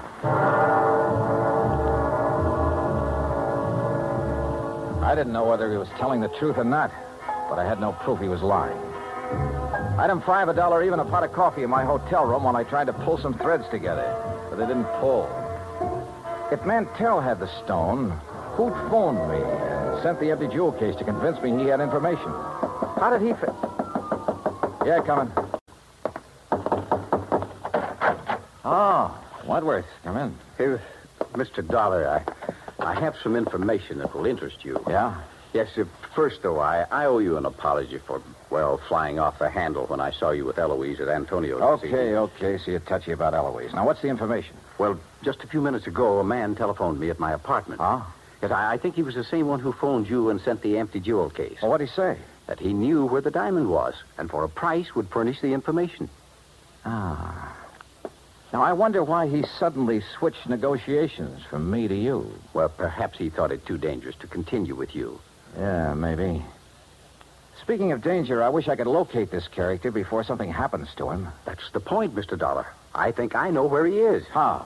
Well, he must have placed his call to me through a switchboard, because I heard an operator in the background saying, Hotel Maysfield. Hotel Maysfield, huh? Thanks for the lead, Wentworth. I'll check with you later. I headed for the Maysfield and described the man I was looking for to the desk clerk. The clerk said his name was Krause, that he'd checked out that morning. This I didn't get because he'd called Wentworth from the hotel shortly before. I had the clerk let me into Krause's room, hoping I could find some lead on where he'd gone. I did. A scratch pad with the imprint of a pencil still visible. A phone number and a name, Cathcart Hotel. I headed there fast and was referred to room 413.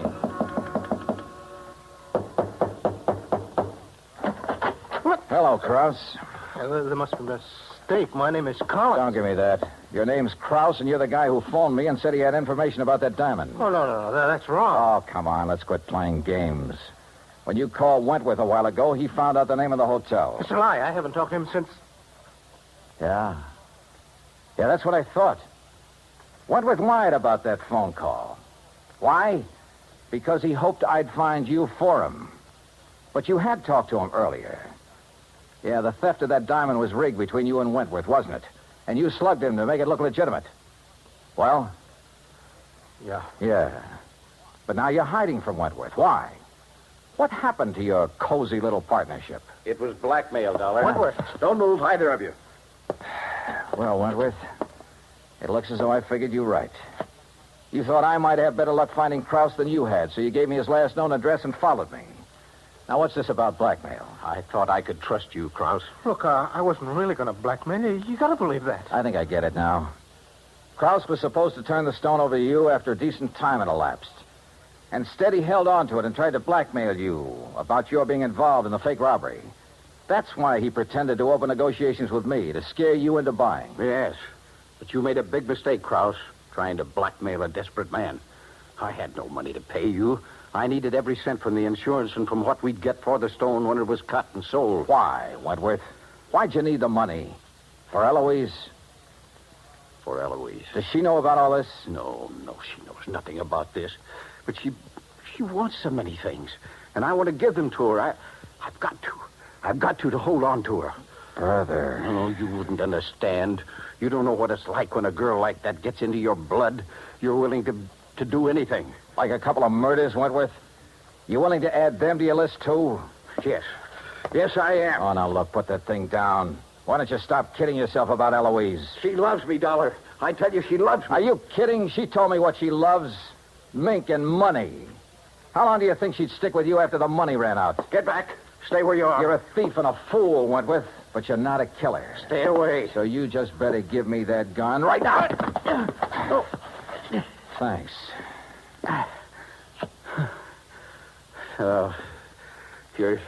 You're right about Eloise. I guess I always knew it, but I just couldn't face it. You just did. And you were right about me, Dollar. I'm no killer. You want to know something, Wentworth? I wasn't sure about that at all.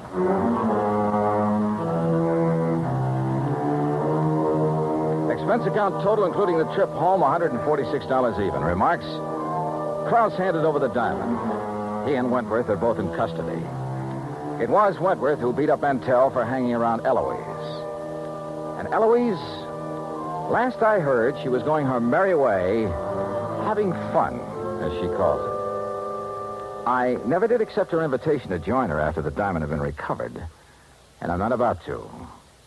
Yours truly, Johnny Dollar.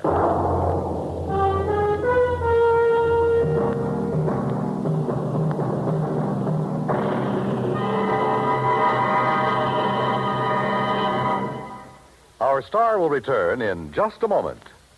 Our flag now numbers 50 stars, and behind each star there stands yet another flag representing one of the 50 states. The origin of Hawaii's state flag has been the subject of much debate. It is now believed that it was the work of foreign advisors to King Kamehameha.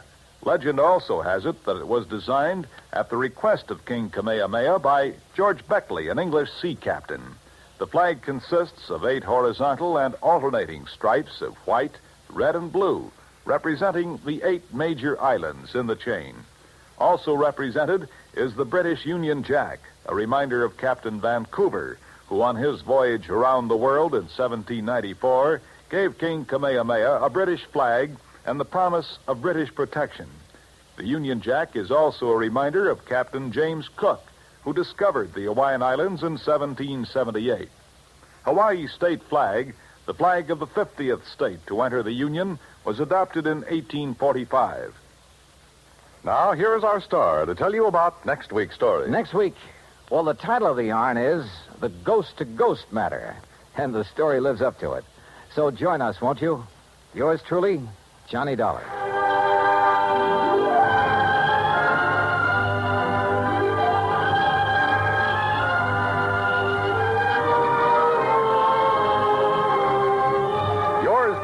Johnny Dollar, starring Bob Bailey, originates in Hollywood and is produced and directed by Jack Johnstone. Today's story was written by Robert Stanley. Heard in our cast were Virginia Gregg, Larry Dobkin, Forrest Lewis, Edgar Barrier, and Don Diamond. Be sure to join us next week, same time and station, for another exciting story of yours truly, Johnny Dollar. This is Dan Cubberly speaking.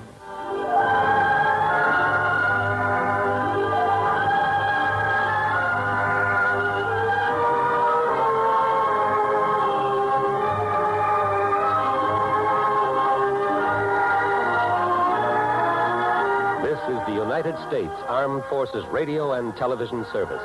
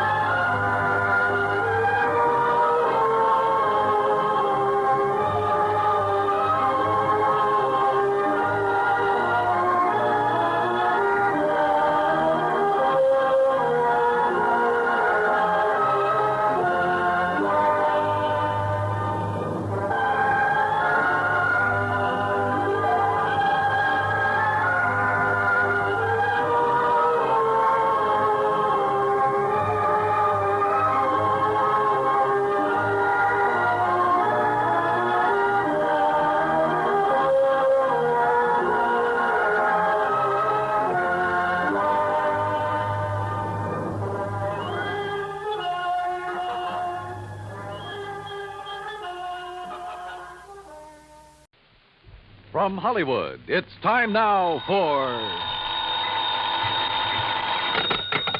Johnny Dollar. Dave Lawler, Johnny, over at Surety Mutual and Trust Company. Oh, hi, Dave. Long time. Yeah, I know. Listen, do you own a pair of dark sunglasses and some real loud sports shirts? Mine are so loud I have to keep them in a soundproof drawer. Great. But where you'll be at this time tomorrow, nobody will get my second look. Oh? Like where?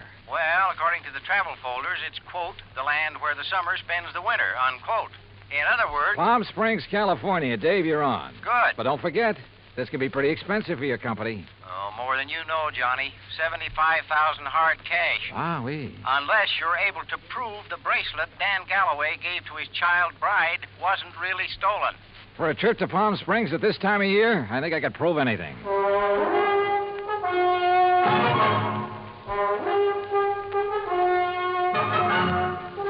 Bob Bailey in the exciting adventures of the man with the action-packed expense account. America's fabulous freelance insurance investigator. Yours truly, Johnny Dollar.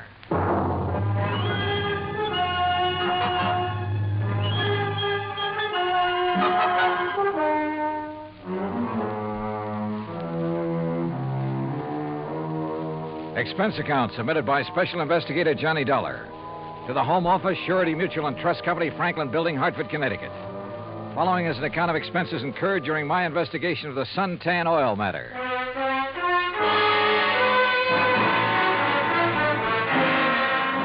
Expense account item 1, $197.40. Airline fare and incidentals, Hartford to Palm Springs, California.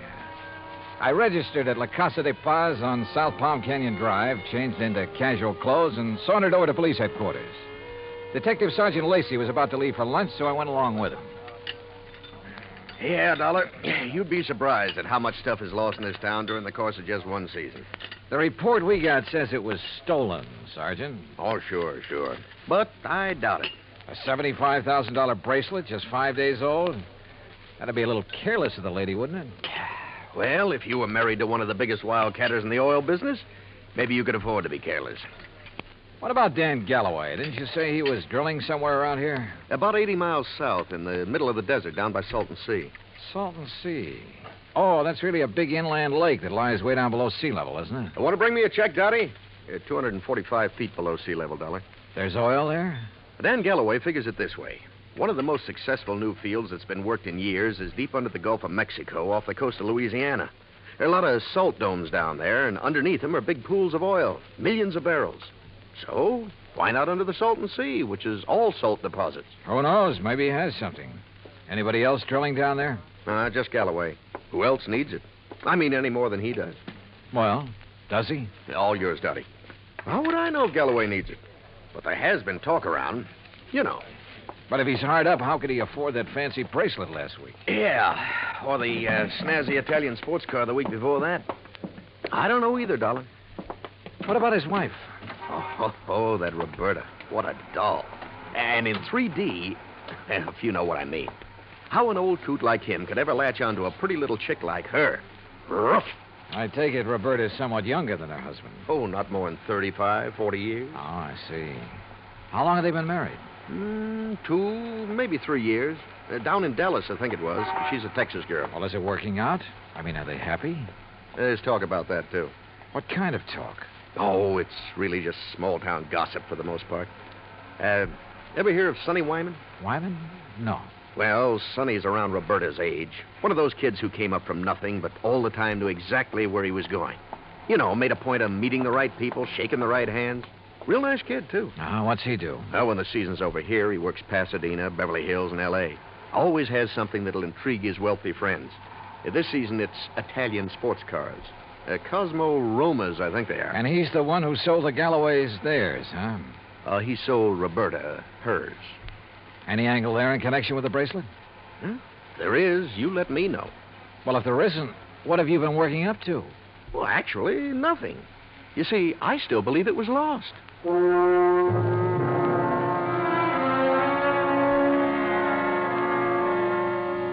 Expense account item 2, $35 for rental of a drive-your-own car. I found the Galloway place about 2 miles out north and east of town. As I parked in the broad U-shaped driveway, I noticed a low, shiny suntan color sports car standing in the shade of a date palm back by the garage. I started over to take a look at it, but the front door of the house opened, a Filipino boy appeared, took my name, and showed me into the living room. Through the solid wall of picture windows, I could see that the whole place was built around a kidney-shaped swimming pool. Mighty inviting. And so was Roberta, Mrs. Galloway, when she stepped into the room a minute or two later. Hi there, Mr. Dollar. My, it's nice of you to come all the way out here. Yeah, Sergeant Lacey was right. Roberta was a living doll. 22 or 3, trim, petite, and with a figure that... Well, let's not go into that. She said it would be more comfortable out on the lanai beside the pool. I just wish there was something I could tell you about that bracelet that'd help you find it, Mr. Dollar, but... Well, just must have been stolen. Well, it makes no difference insofar as your claim is concerned, Mrs. Galloway. The company will still have to pay up, you know, unless, of course, it's found. Oh, I know that. How do you go about your investigation?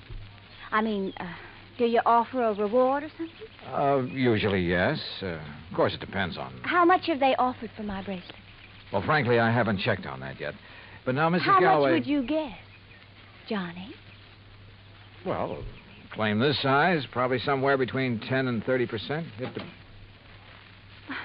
What's the matter, Johnny? Your ear's out a mile.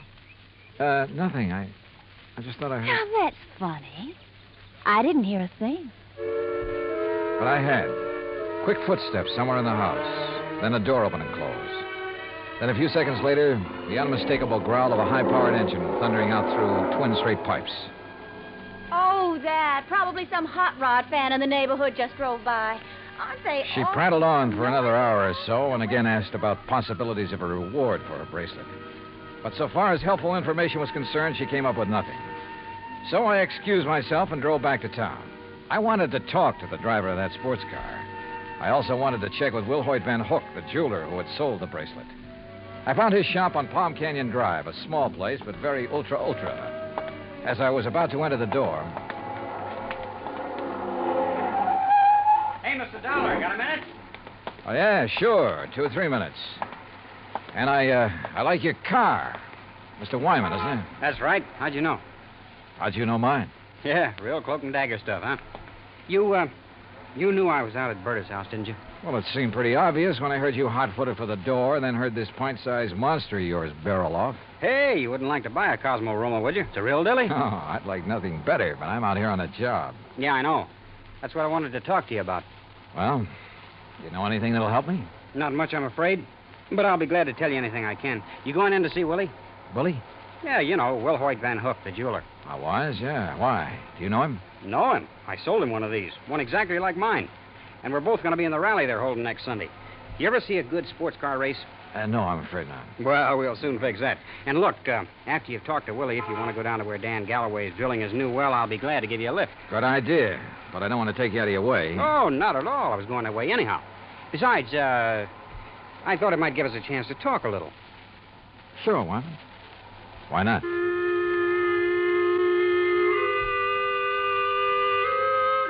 With a name like Wilhoit Van Hook, I expected... Well, I don't know what I expected. As it turned out, he was a smartly dressed chap of about 40, tall and slim, blonde hair and quick blue eyes, an alert mind. I told him why I was in Palm Springs, showed him my credentials, and he immediately offered full cooperation. Now, here we are, Mr. Dollar. Here's a copy of the appraisal. A duplicate of the statement I sent Dan Galloway. And here, yes, here's a sketch of the bracelet. Ah, very good. Diamonds here, emeralds, and the mounting is yellow gold. Hand-worked, all of it. Mm-hmm. One thing I can't help wondering about, Mr. Van Hook. Yes?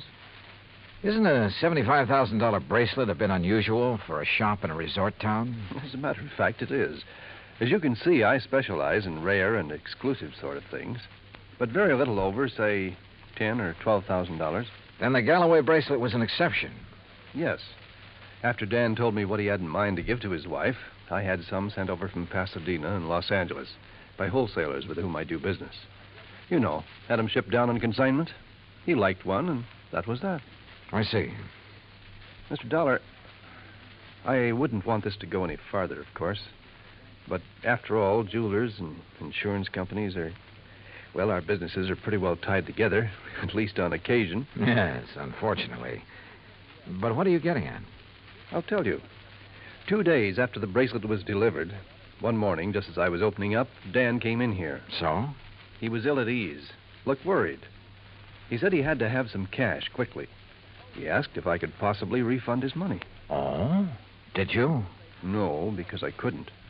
Things have been rather slow for me this season. Quite frankly, I'd used all I'd made on the bracelet to pay up some old bills.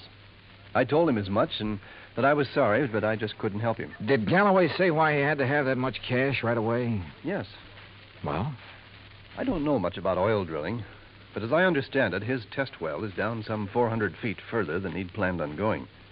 And the day before he came in here, something on his rig had broken loose and left him with a highly expensive repair job before he could proceed any further. Apparently, it was all very serious and very expensive. Strange his wife didn't seem to be bothered. I just talked to her. Berta? Believe me, Mr. Dollar, she wouldn't be. In fact, I doubt if she even knows. Oh? Figure it out for yourself.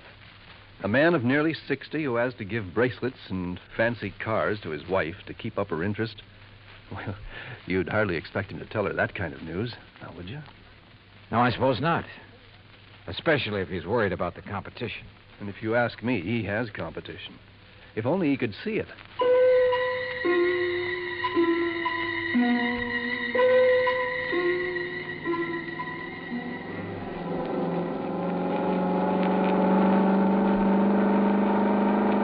That suntan and chrome Cosmorama was all Sonny Wyman claimed it was. It purred like a kitten, performed beautifully. But I was more interested at the moment in what Sonny wanted to talk about. Johnny, I'm going to be perfectly blunt with you. I'll go along with that. Out at the house a while ago, I felt pretty foolish when you arrived, and Berta insisted I hide until she could get you out on the lanai. Did she have any particular reason? Well, you see, we know that... Well, there's some talk going around about Berta and me. Any truth in it, Sonny? A little, I guess. You saw her. Oh, yeah? I mean, there's nothing serious between us. It's just that, well, with Dan away so much of the time, we have fun together. Yeah, sure. Now, what about the bracelet? You mean who might have stolen it? That's the general idea. I don't know. I have no idea. That sound funny to you? Should it? Well, after all, Dan and Berta keeping their house open to everybody. People in to swim, play badminton, cocktails, barbecues. I guess half the population of Palm Springs has been there at one time or another. And even if it weren't an invited guest, why, it'd be simple for someone to just sneak in and walk off with it. Providing, of course, they knew where it was kept. Well, yeah, someone who was close enough to... Well, yeah, I heard Berta ask you about a reward for it. You think a big enough reward would turn it up? I would think so. I understand that stolen jewelry brings about 20 cents on the dollar. Sometimes it brings 20 cents. Sometimes 20 years. Well, yeah. Well, I just wondered. How's the car business doing, Sonny? Oh, great, great. It's really one of the reasons I'm driving out this way. Oh, a prospect? An oil-rich Indian or a well-to-do prairie dog? Hardly. No, I told you we were having a sports car rally on Sunday. Well, being the promoter, so to speak, I'm going down to check the course. If you're still around, you ought to come. Oh, maybe I will. Having some good events, too. Willie Van Hook and I are running a match race. He's quite a bug, you know. And ever since I sold him the twin to this job, he's been working it over. Special carburetor, racing cams, everything. And no wonder I can't afford this kind of stuff. Oh, man, you'd be amazed at the amount of money that changes hands on wait a some of minute, these races. Sonny. Isn't that an oil rig over there? Yeah, Dan Galloway's. The rig itself's about 50 feet out in the lake. The shack or office or whatever you want to call it's over the other way. You see? About a quarter of a mile beyond those Joshua trees. I'll drive you over. He did. There was an old car parked near the shack, so we figured Dan Galloway must be inside. Sonny Wyman dropped me in front of it, then took off in a cloud of dust and exhaust gas. I picked my way between the cactus plants, opened the door without knocking, and barged right in. Mr. Oh, hello. No use asking if Mr. Galloway is here. I can see he isn't. No, he isn't. Is it all right if I wait? I'm Johnny Dollar. I'm Mrs. Galloway, Mr. Dollar. Huh? Hell, that is, I'm the first Mrs. Galloway. The former. The one who scrimped and saved while Dan was booming around every oil field all over the country trying to make his score. I'm the forgotten Mrs. Galloway. Oh, well, I'm sorry. Are you expecting him back soon? Who knows? I've been waiting here 3 hours. But I'll wait 3 days if I have to. Promises, that's all, promises. What do you mean, Mrs. Galloway? After working to help him the way I did for all those years, and then to be tossed over for somebody else who never did a lick of work in her life. Oh, sure. Give me anything I want if I let him free. So what have I got? Promises. Well, I'm sorry. But getting all upset isn't going to help. Well, wouldn't you be upset if you had more than $18,000 in back alimony coming to you? And with them living like royalty? Oh, I see. Well, he's not going to keep on getting away with it. That's why I'm here. Well, now that gun in your handbag isn't the answer, I'm afraid. How'd you know? I've seen that kind of bulge in a handbag before. You really have ideas about using it on him? Well? Well, I don't know. There are times when I feel as though killing would be too good for him. Then there are other times when... I don't know. Oh, here, better let me No, have it. leave me alone. Well, I'm not going to sit here and try to make sense with somebody as upset as you are who has a gun. Well, how would you feel? What would you do if you were me? How should I know? But killing him isn't the answer. Isn't it? Or sitting here shouting at me. Who are you anyway? What are you doing here? I came out here to see your husband, your ex-husband, on business. What kind of business? A friend drove me out here and figured Dan would drive me back. But since he isn't around, there's no point in my staying here. Or you either. Well, maybe you aren't You going have to a car, so you and I are driving back to Palm Springs. I'm not leaving here till I see Dan. Until I get some money from him. Or see him dead. Maybe he's at the well. All right. Maybe he is over there. Now, come on. Why I took this on, I didn't know. But I couldn't leave that slightly frantic woman sitting there, waiting, with murder in her heart. For all I knew, she'd murdered Dan already. Better inspect the gun later. The road down toward the oil rig was just a pair of ruts in the desert sand. Then just as we cut in between some yucca plants and a wind-blown Joshua tree, I slammed on the brakes. There, in the middle of the trail, lay a man's body, crushed and twisted. Dan Galloway had been carefully, repeatedly, run over by a car.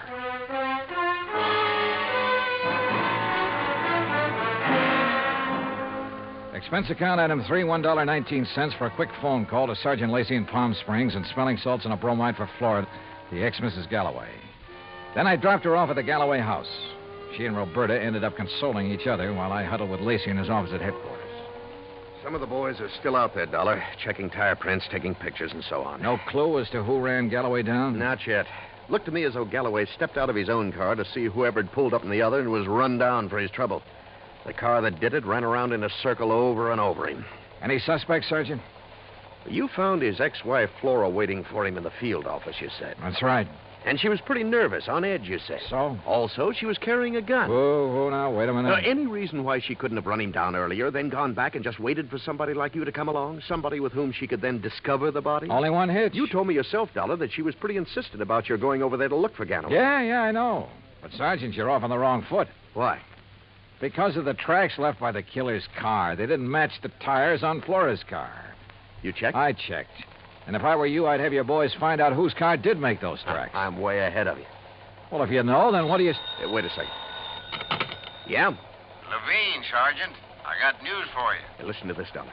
About those tire tracks at the scene of the killing. Wow, right on cue. They're the same make and size as the tires on Sonny Wyman's Cosmo Roma. You sure? Well, I told you at the scene I thought it was a sports car by the small size of the circle the tracks made. Yeah? And knowing the feeling between Wyman and Galloway, I went right over to his place. Nice, clean tracks all over. And they match. You holding Wyman? Oh, well, I don't know where he is, Sergeant. He wasn't at his place, and there was no answer to the phone at his showroom. Well, then get after him. Put out a flash on him. With that car, he shouldn't be too hard to find. Let me know when he's picked up. Yes, sir. What do you think, Sergeant? You know something, Dollar? I have a notion that when we find Sonny Wyman, we'll also find out what happened to that bracelet. Yeah, could be. One thing was certain. Dan Galloway could no longer be suspect in the case. But Roberta? Why not? Maybe she did know that Dan had run out of money. Maybe that's why she was so interested in the amount of reward for the bracelet. And what about Sonny Wyman? Well, it looked bad. A smart young opportunist out for the fast buck. And, of course, close to Galloway's wife. Anything he could do to hurt Galloway would help him. And now these tire tracks, the one solid clue to Galloway's killer. Sergeant Lacey and I drove out to the Galloway house. No, Johnny. I haven't seen Sonny since he left here this afternoon. That's when you were here. He didn't call up? Why should he call up? Why shouldn't he call, Roberta, if he'd heard that Dan was killed? Now, you listen here, Mr. Dollar. If you're trying to trick me into saying something about Sonny having anything to do with Dan's death, you're wasting your time. And what's more... Pardon me. Hello? Oh, yes. Just a minute. For you, Sergeant Lacey. Oh, thanks. Hello? Yes? Yes, when? Yeah, I see. Okay, Levine, thanks. Has he found Sonny Wyman? He sure has. And if you want to see him, you'll have to go to the coroner's office. What? Oh, no. Yeah, that souped-up car of his. A couple of miles out of town. Ran off a curve and over a 100-foot bank. Within minutes, Lacey and I were at the scene of the accident, looking things over with the help of flashlights. Yeah, he must have been really burning up the road to spin and roll this far off the highway. But surely he must have been familiar with that curve. Oh, sure. He knew these roads around here as well as anybody in the county. Tires still in one piece, too. And these sport cars usually corner pretty well. Well, this one didn't. Hey, Lacey, look here. Yeah? This left rear fender. Looks to me like this car was sideswiped. Hey, you're right. Rolling over would never make a long crease like that. Uh-huh. No, wait. If another car sideswiped him, there'd be paint on this fender. Paint from the other car. Sergeant, you're absolutely right. And since there's none here... Sergeant, you're absolutely wrong. How far to the nearest filling station? What? I want to make a couple of calls to some wholesale jewelers in Pasadena and Los Angeles. Right now, in the middle of the night? Right now. Wholesale jewelers? Expense account item 4, $11.90 phone calls to Pasadena and L.A. The third call yielded Mr. Alfred Mencken of Mencken Imports Incorporated, who was pretty cheerful about having been gotten out of bed. It's quite all right, Mr. Dollar. Now that I'm up, I'm wide awake almost. Well, I hate to throw something like this at you in the middle of the night, Mr. Mencken, but tell me, please, did you ship a diamond and emerald bracelet to Will Hoyt Van Hook in Palm Springs within the past few weeks? Why, yes, Mr. Dollar. Oh?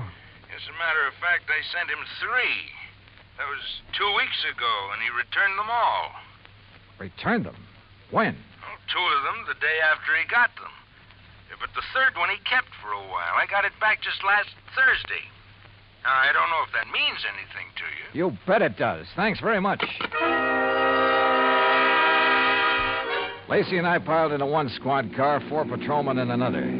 It was several miles out to the little ranch where Van Hook lived, and Lacey and I chewed it over as we drove along. Don't hold out on me, Johnny. Whatever made you think of Willie Van Hook is the one who drove Sonny Wyman off the road? Well, apparently there was no paint on that fender from the car that sideswiped him. Actually, there was.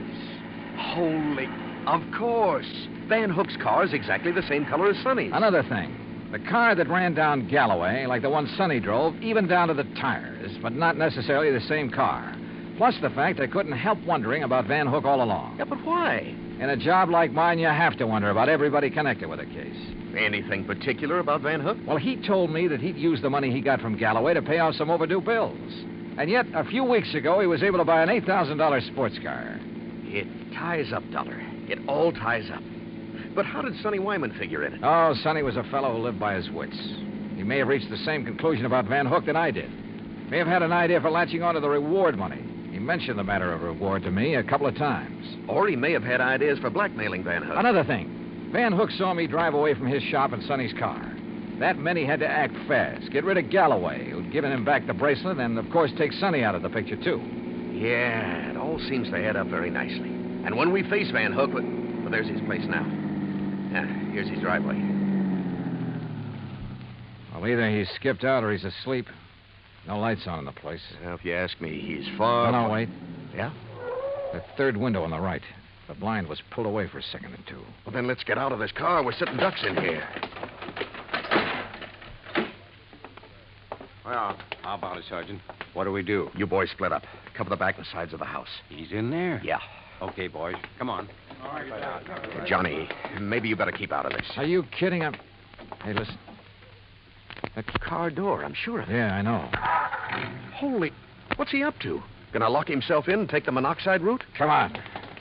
Are there back doors in that garage? Not that I know of. Here, wait a minute. Van Hook!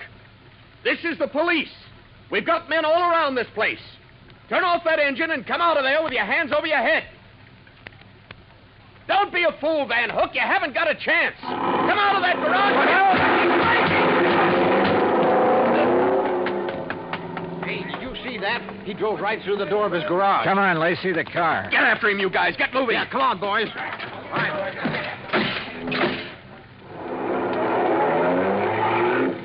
Crazy fool. He's getting into the side-swiping habit. See what he did to that other patrol car? Yeah, they're okay. They're off and tailing us. Come on, step on it, Lacey. This is one time we ought to have a Cosmo Roma. Well, maybe he can outrun us, but with two cars on his tail, he may get careless, take chances. If so... Yeah, hang on. Oh! Lacey, you could qualify for some of those road races yourself. That guy's out of his head. Main highway like this, full of trucks and trailers. Oh, don't worry about those guys. Those interstate truckers will give you a clear road after them. They're the best drivers in the country. Come on, hit your siren. You're right. Hey, you see, I told you those guys would give you the road. Holy... Look! The trailer in front of him. And the oncoming truck. Van Hook's trying to squeeze through. Pull up, or we'll...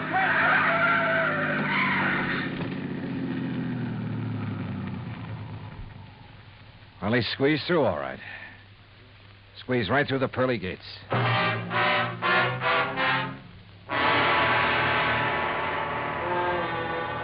Expense account item 5, $38.75, room, 2 meals, and valet service at the Casa de Paz. Item 6, $191.60, airfare and incidentals, Palm Springs, California, back to Hartford. Expense account total, $474.84. Remarks? Well, justice is done in pretty strange ways sometimes. Kind of makes you think. Maybe it pays to tread the straight and narrow, doesn't it? Yours truly, Johnny Dollar.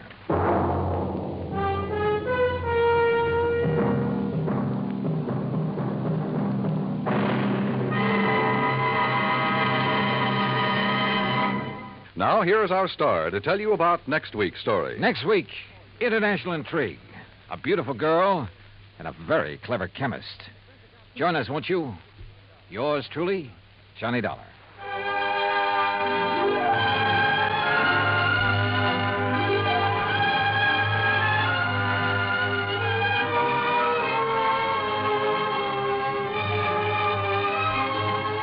Yours truly, Johnny Dollar, starring Bob Bailey, originates in Hollywood. It is written by Paul Franklin and is produced and directed by Jack Johnstone. Heard in our cast were Barbara Eiler, Paula Winslow, Forrest Lewis, Frank Nelson, Sam Edwards, Austin Green, and Shep Menken. Musical supervision is by Amerigo Marino. Be sure to join us next week, same time and station, for another exciting story of yours truly, Johnny Dollar.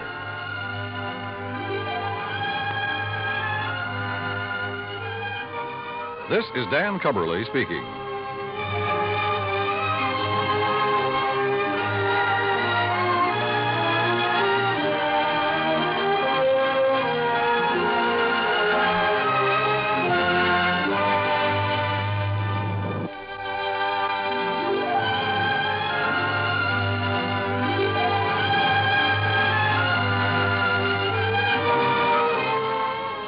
Johnny Dollar has come to you through the worldwide facilities of the United States Armed Forces Radio and Television Service.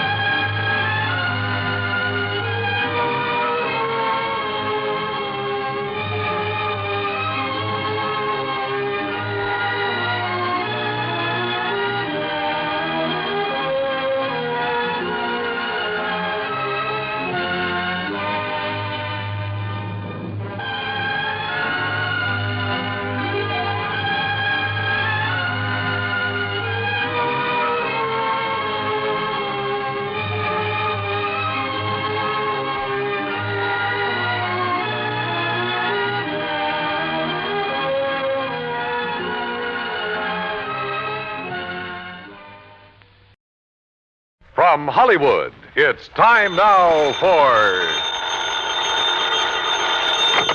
Johnny Dollar. This is Jim Paris at Worldwide Mutual. Don't tell me, Jim. Let me guess. Hmm? What are you talking about? The reason you called me, I can smell the smoke all the way over here at my apartment. Oh, Also, I heard something about the fire on a news broadcast a few minutes ago. Yes. Somewhere out on Albany Avenue, he said. Yes, it's the cash and save market over the other side of town. And since your company insured it, you want me to go over and take a look? A good look, Johnny. You thinking of possible arson? I am. Okay, why? That store is just one of a chain.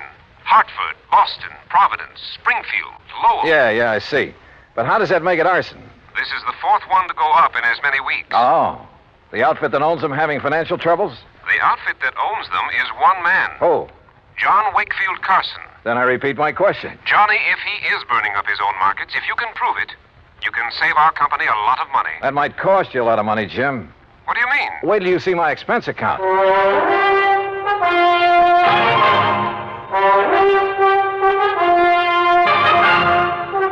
Bob Bailey in the exciting adventures of the man with the action-packed expense account. America's fabulous freelance insurance investigator. Yours truly, Johnny Dollar.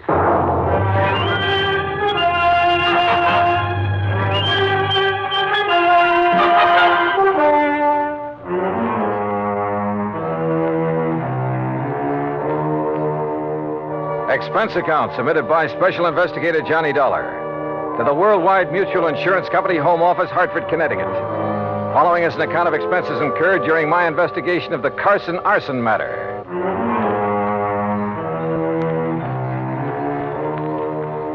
Expense account item 1, $1.25 for a taxi from my apartment to the offices of Worldwide, where I hoped Jim Paris could give me a little more to go on. He did. Very little. First loss 4.5 weeks ago was the market up in Thompsonville. How much? Loss in Thompsonville, $41,204. That was the smallest one in the chain. Uh-huh. The following week, the one over in Fall River burned to the ground. And the claim on that? Some $58,000. Nothing odd about that much dough. And the loss in Lowell was a bit over $64,000. How much the claim will be on this one here in Hartford remains to be seen. How much coverage does he have on it? Around $100,000, I believe.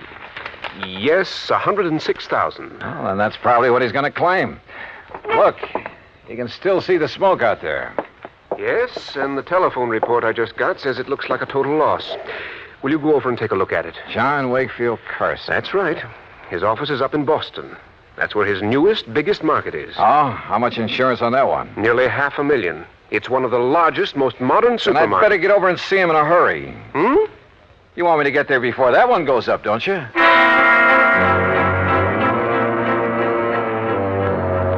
Expense account item 2, $450 for a cab to the scene of the fire way out on Albany Road.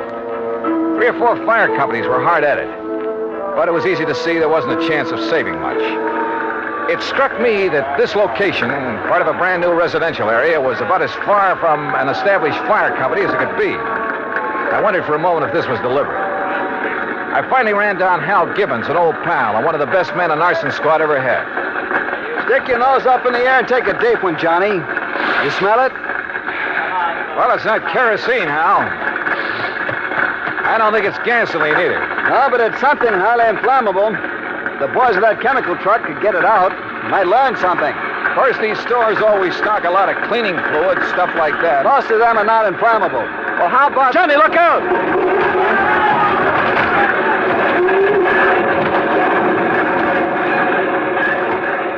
Golly.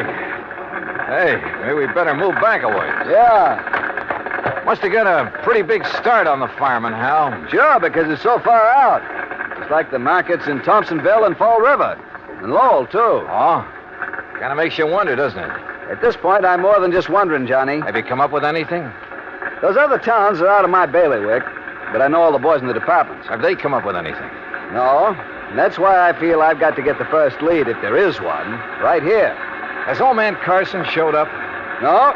Not during any of the fires. He just sits calmly in his office in Boston, mutters something philosophical about the vagaries of fortune, and lets it go at that. And files a big fat insurance claim. I think I want to see that guy, Carson. I don't think it'll do you any good, but go to it. Know anything about his financial situation? He's loaded. Multi-millionaire. And boy, what a queer one. What's that mean? A regular nut. Always quoting Shakespeare, the Bible, poetry, but a good businessman. You sure he hasn't got some big investments, something like that went bad on him recently? I'm sure. There has to be some reason. Get back, I tell you. You gotta stay back of the line. You want to keep your job, you tell your chief I'm here, and I want to know why this fire got out of hand. Well, who's that? Now, look, miss, I got orders. Don't choke on them. It's all right, Jerry. I'll take care of her. Whatever you say, Mr. Gibbons, but I got orders. It's okay. Well, Miss Carson, it looks like you're losing another market. This is the fourth one. The fourth one and a little over a... Hey, don't I know you? I'm afraid I haven't had the pleasure. Miss Margaret Carson, this is Johnny Dollar. The insurance investigator. Good. Now maybe we'll get somewhere. Oh, this is... Walter. Walter! Yes, Margaret? My fiancé, Mr. Dollar. Walter Smitten. Smitten? Hello, Walter. Mr. Gibbon? Walter handles the legal end of things for Dad. Oh, I see. Next president of the company, Walter? I? In the grocery business? Oh, no, sir, thank you. The legal end is enough for me. Well, what do you think about these fires? 4 in a row. Well, if I were you, Mr. Dollar, I'd suspect arson. Oh, Walter, for heaven's sake. Why, Walter? Someone trying to put Mr. Carson out of business, something like that. Put Father out of business with a couple of fires? Miss Carson... Come on, Walter. We've seen all we need to make the final report to Dad. Goodbye, Mr. Dollar. Harold. Yeah. See ya. Like a motive, Johnny? That Walter character? If he marries Margaret Carson, and he doesn't seem to like the grocery business... Yeah, but if he could get the money from it. Yeah, I see what you mean.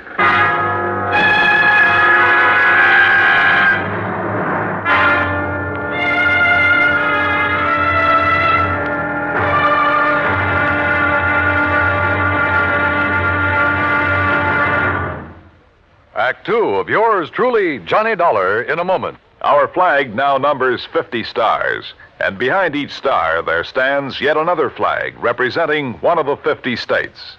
South Dakota's state flag was inspired by a song. South Dakota is the Sunshine State. A stenographer named Ida Anding designed the flag with a sky blue background and a blazing sun in the center, and the words, South Dakota, the Sunshine State, in gold around the sun. Later, the state seal was inserted over the sun, a seal representing mining and agriculture, the prime pursuits of the state.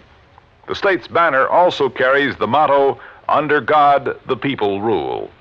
South Dakota's state flag, the flag of the 40th state to enter the Union, was adopted on March 8, 1909. And now, Act 2 of yours truly, Johnny Dollar, and the Carson arson matter.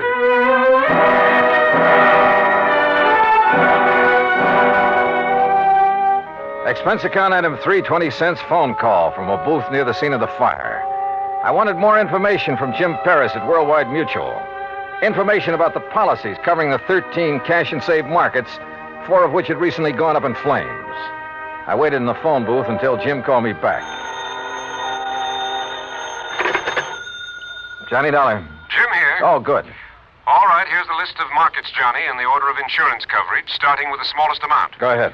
Thompsonville, Fall River, Lowell, Hartford? That's the same order in which they burned. Exactly. Okay. Which remaining store has the next biggest coverage? Salem. Okay, I'll start with Salem. What are you thinking of, Johnny? It's just a hunch, Jim, but... Well, I'll call you later.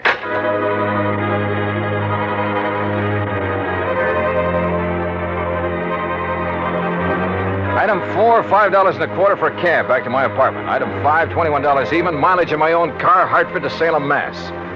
Despite burning up the highway, it was almost dark when I pulled into Salem. It was well after dark when I finally located the Cash and Save Market. Again, the store was far outside of town, and it was a long way from the nearest firehouse.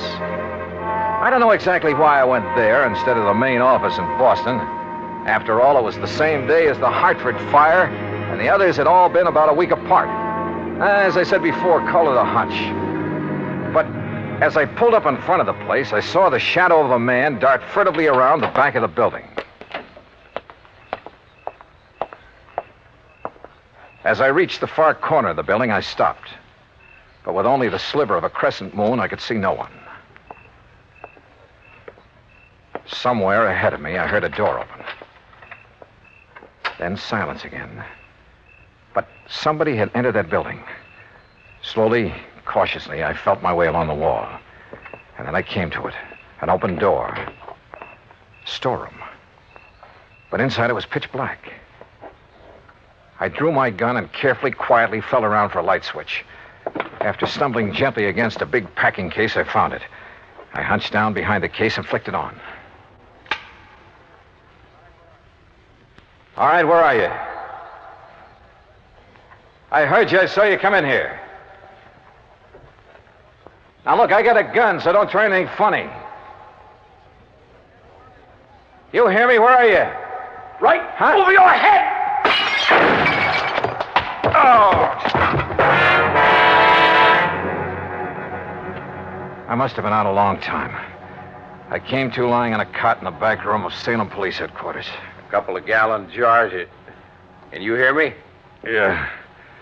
Yeah, I can hear you. Yeah. Well, it was a couple of big gallon jars of kosher pickles that he dropped on top of your head. He, officer? Well, I'd like to split your head open. So he brought you in here to headquarters and had the doc look you over. Up. Easy now. Oh, yes. Doc says no permanent harm done. He gave you a shot to make you sleep and rest. Now, how about this cup of hot coffee? Yeah, sure. And about a dozen aspirins my head feels like. There you are. Thanks. But you said he. Well, according to him, you left yourself wide open when you sneaked in there after him. And then to turn on the lights. Son, you've got a lot to learn. Okay, so I pulled a boo-boo. But do you know who it was that slugged me? Of course, son. He brought you here. Who? Owner of the market. What? Mr. John Wakefield Carson. Item 6, $2 more mileage on my car. This time down to Boston and the main office of Cash and Save Markets. To the private office of John Wakefield Carson. Please be calm of mind, all passion spent, Mr. Dollar. What? That's from Milton. Please sit down. Now look, Mr. Carson, about last night. Baydock plays tricks upon us all. It did so in bringing us together last night. How did you know I was going to investigate that market of yours up in Salem? Well, I didn't know. But look, you young man. Yeah? The fires which destroyed those 4 markets did so in order their value to me. So I found out. And possibly then the next to go would be the store in Salem. For that indeed is next in order of value. It figures. Or perhaps 'twas mere coincidence those accidents occurred in that order. Accidents? Remember, coincidence breeds further coincidence. That's a quotation from Bresco. Now listen to me, Mr. Carson. For that reason, I decided to inspect the Salem store myself. Inspect it, huh? To make sure there'd be no possibility of spontaneous combustion there. Let's get one thing straight right now, Mr. Carson. Yes? I think those fires were set. And if you'll come down to earth. Possible, I suppose. It was Shakespeare who said, fire answers fire. Through their paly flames, each sees the other's umbered face. Listen to me, will you? Of course. I think you set those fires, or had them set. Why, Mr. I think you were going to burn down the store in Salem until I came along. When I saw you there, I thought that was your intent. Oh, sure. All right, tell me this. What do you plan to do with the insurance money, if you get it? Rebuild? bigger and better stores where the old ones stood? No. Or did you find out you hadn't made them big and modern enough for those real estate developments where they were located and decided the cheapest way for you to do? No. To build again where tragic dealt the fate. Forget the fancy quotes and answer my question. Shakespeare said, you tread upon my patience, sir. Look, it's most enough to make a deacon swear. That's by James Russell. Mr. Carson. What disposition of the funds I choose to make is mine alone to settle. And from my heart. Carson? Enough. I've had enough of this. Now be on your way. No, wait a minute. Be gone, Dollar. And irk me now no more. No, you wait. From your heart, you said. Now I have said enough. Henceforth, my lips are sealed. Okay. But you know something? I think you've told me who might have set those fires. And if you'll answer me just one more question. No? Okay, we'll see.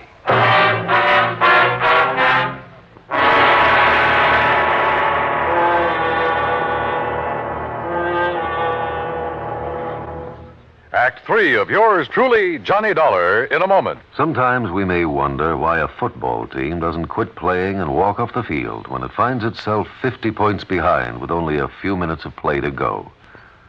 What is that indomitable spirit that fills men with hope and keeps them going in spite of terrific odds? Keeps them going just to play the game according to the rules, just to get the job done as well as they know how.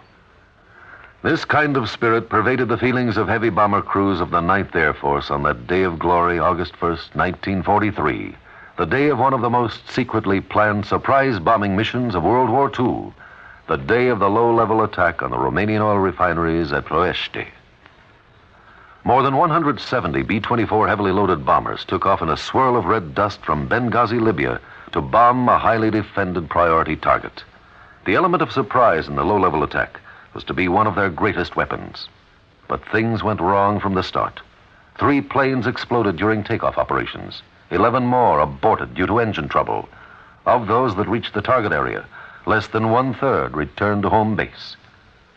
The leaders of the mission encountered navigation difficulties and difficulty in identifying the specific targets. And due to the loss of that elemental hope, surprise, they also encountered devastating enemy firepower from flak and fighters. The mission was partially successful, but a horrifying experience. 5 medals of honor were awarded to the heroes of the Ploiești raid for valorous action above and beyond the call of duty. At any time, the men would have been justified in turning back. But they had a code of conduct that made them want to see the unequal game through to the end. It was a job that had to be done, a charge of the Light Brigade in the air as they flew down the Valley of Death to glory. And now, Act 3 of yours truly, Johnny Dollar, and the Carson arson matter.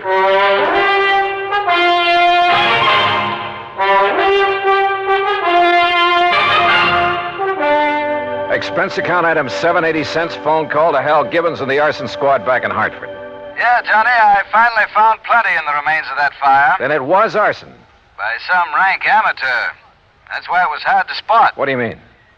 When a pro sets ablaze, we know what to look for. I see. And what about the other 3 fires? I called the boys in those cities immediately. Heard back from them this morning. Same story. All right. Have you checked on Walter, what's his name, the fiancé of Carson's daughter? You mean stepdaughter? Stepdaughter? I have, and that's what stops me. Alibis, huh? Perfect. Walter Smitten couldn't possibly have started those fires. I didn't think so. Huh? Now, that boy may call himself a lawyer, Hal, but he just hasn't the nerve, the gumption. But who else? He stands to benefit if he marries Margaret Carson. And surely you don't think Carson himself... Johnny? Call the Boston police, will you? Have them meet me at Carson's office. What for? Maybe to make an arrest. Do that for me, will you?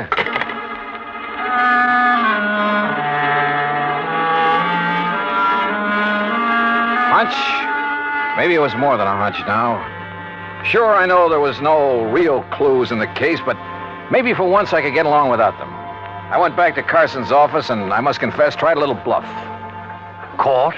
You'd hail me into court? That's right. Unless you open up and tell me what I want to know. Very well. Speak to me as to thy thinkings, as thou dost. And you can forget the quotations. Walter Smitten is your lawyer, isn't he? A timid but an eager lad who saved me many a fall. You like him? Like a son. I would he were my son. For as the Bible says, a wise son maketh a happy... All right. Oh, yes. You have a stepdaughter, Margaret. Alas, I have. Okay. Now, who is to get the insurance money you may collect? Well, that, sir, is none of your concern. You going to talk now, Mr. Carson, But or it's in a court? family matter. Who gets it? I pledged to my wife before she died that Margaret would have all monies from any profit, any monetary gain of any kind, of any of my ventures. That would include the insurance money. I see. That, Mr. Dollar, was my pledge, and oh, how I have rued it. Why do you say that? She's not of my blood, Mr. Dollar. She has no soul for art or poetry. And since she's come of age, she's made so many demands upon me. Money. That's all she thinks of. And unlike Walter, she's so bold, aggressive, headstrong. Were it not for Walter, I'd mistrust her every move. But if he's in love with her... Because she demands he be. And why? So she can use his legal guidance in her fight to take this business away from me.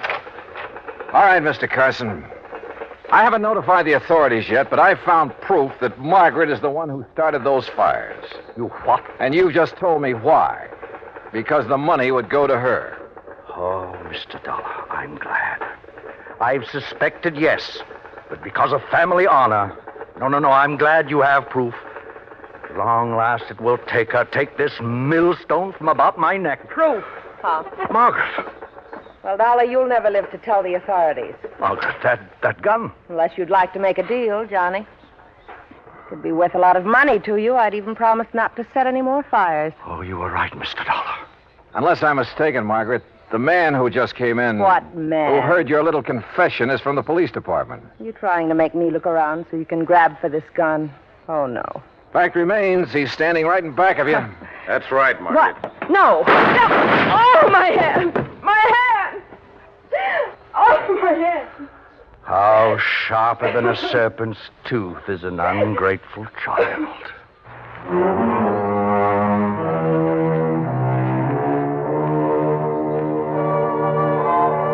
Yeah, the company will have to pay on those 4 markets. And the courts will have to take care of Margaret. I'm sure they will. And next time, well, give me something clean to work on, will you? I hate this kind of stuff. Expense account total, including the trip home, $56.90. Yours truly, Johnny Dollar.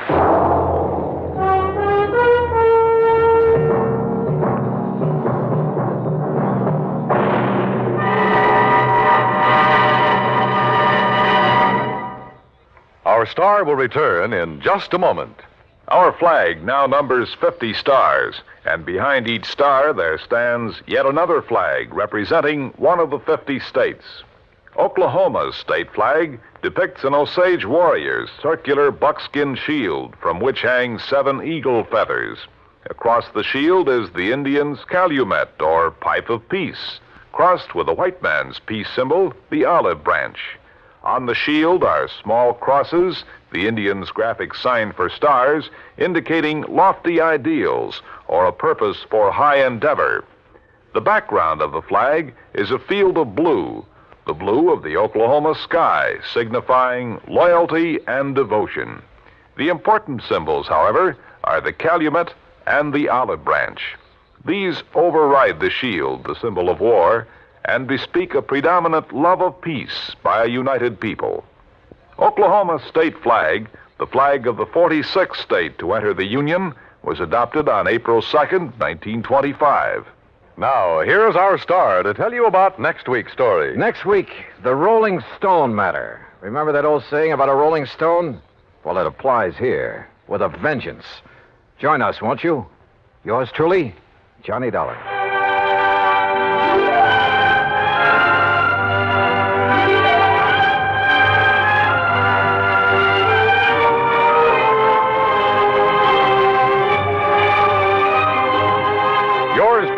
Johnny Dollar, starring Bob Bailey, originates in Hollywood and is produced and directed by Jack Johnstone, who also wrote today's story. Heard in our cast were Virginia Gregg, Byron Kane, Harry Bartell, Jack Edwards, Joe Kearns, and Forrest Lewis. Be sure to join us next week, same time and station, for another exciting story of yours truly, Johnny Dollar.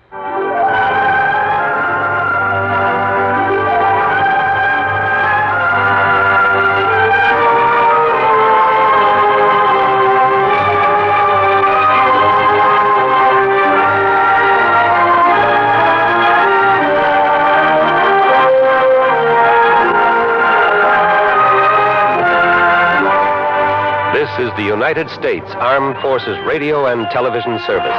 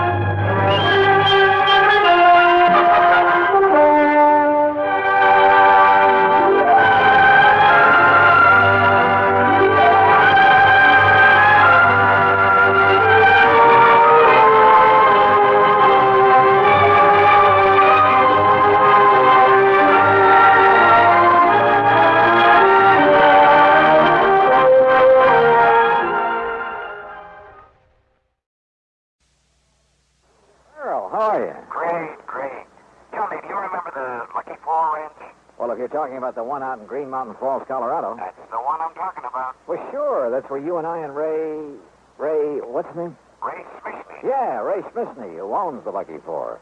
You and he and I investigated the death of that concert pianist. That's right. Also, we had some real fine trout fishing up in 11 Mile Canyon. Do you remember the little private lake up in the mountain back of Ray's ranch? Cherry Lake? Yeah, it's Old Bill Cherry's lake. Only it isn't there anymore. Oh, that's too bad. Old Bill isn't around anymore either. Well, what's happened to him?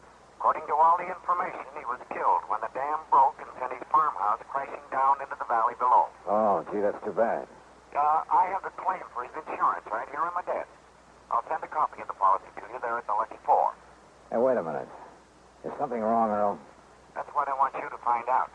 What makes you think something's wrong? A phone call I just got from Ray Smishney said he's found a couple of things that make him think the breaching of that dam was no accident. Okay, Earl.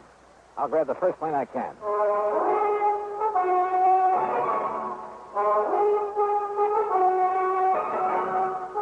Bob Bailey in the exciting adventures of the man with the action-packed expense account, America's fabulous freelance insurance investigator. Yours truly, Johnny Dollar.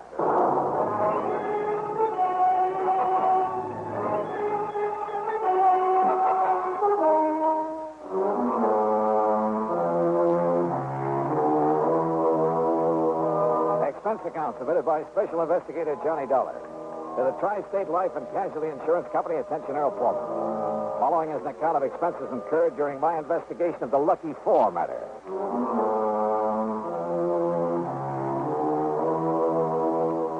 Expense account item 1, $3.25 phone call to Ray Smishney to tell him I was on my way. Item 2, 8170 air transportation to Colorado Springs. Ray met me at Peterson Field, the municipal airport. Well, glad you could make it, Johnny. Yeah, it's good to see you again, Ray. How are things with the Lucky Four? Oh, just fine. Our best season ever.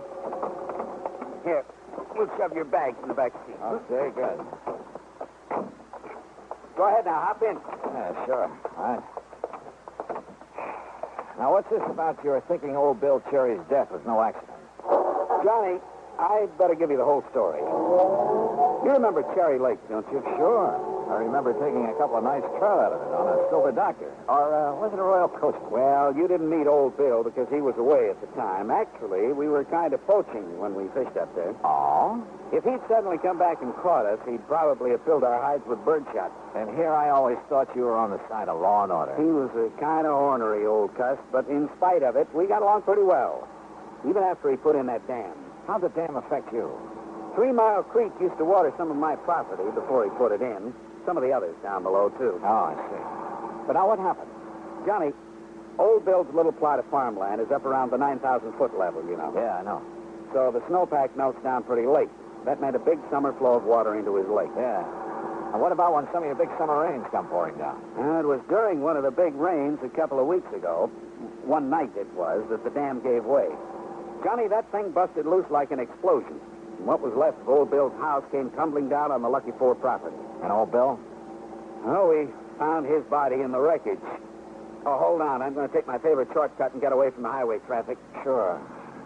But now, Earl Foreman told me you seem to think that dam didn't give way by itself. Well, I did in the beginning. Everybody did. And why not?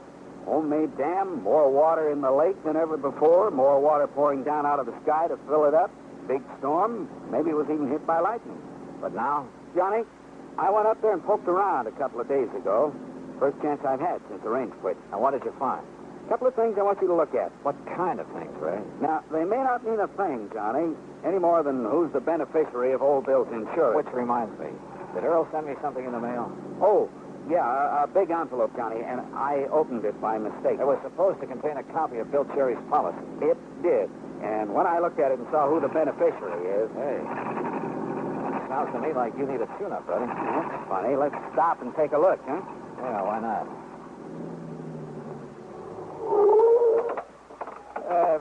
You say that when you saw who the beneficiary is... Oh, a worthless nephew of Bill's who hangs around the pool rooms in Colorado Springs. He's been in a couple of scrapes with the law. Oh, here. Let me see if I can open this hood.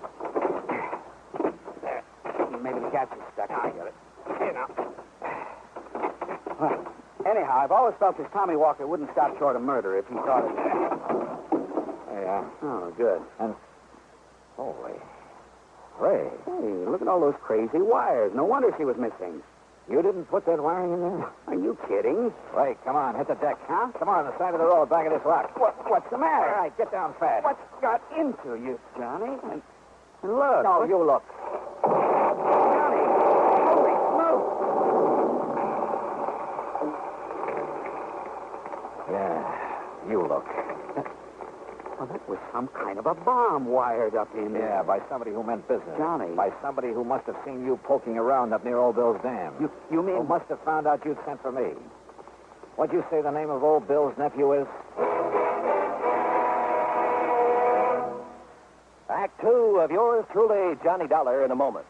Many of us on the job are clock watchers and time clock punchers just waiting for time to quit. When is it really time to quit? The man with a set day of work has a schedule to adhere to, but the fighting man quits only when the job is done. And to him, capture by the enemy does not mean the end, but perhaps only the beginning of the most important part of his job. One of the points of the Code of Conduct for the American fighting man says, quote, "If I am captured, I will continue to resist by all means available. I will make every effort to escape and aid others to escape. I will accept neither parole nor special favors from the enemy." Unquote. The strong ideals set forth there are the same ideals that gave great determination to one young officer of the United States Navy. Half an hour after Lieutenant Edward V.M. Isaac's ship was sunk by 3 torpedoes in the Atlantic Ocean in May 1918 at the height of World War I, he was taken prisoner by the commander of the German submarine U-90. During the U-boat's trip back to Germany, Lieutenant Isaac learned a great deal of vital secret information about U-boat movements. Determined to make this information available to the United States and Allied naval authorities, Lieutenant Isaac, while on his way to a prisoner of war camp, risked his life by jumping through the window of a rapidly moving train. Severely injured by his fall, he was again captured. Months later, aided by several American Army officers who short-circuited the prison lighting system, Lieutenant Isaac escaped through barbed wire fences and amid heavy rifle fire from the guards. After 7 days and nights of rugged travel over the mountains, and with only raw vegetables for food, he swam the swift current of the Rhine River right under the noses of the enemy sentries. Evading many enemy soldiers, he reached the American legation in Bern, Switzerland, and completed his self-assigned mission. For risking his life many times above and beyond the call of duty, Lieutenant Edward Isaac was awarded the Medal of Honor. His personal code of conduct had made him realize that war doesn't end with confinement as a prisoner of war. That is when the real responsibility may begin.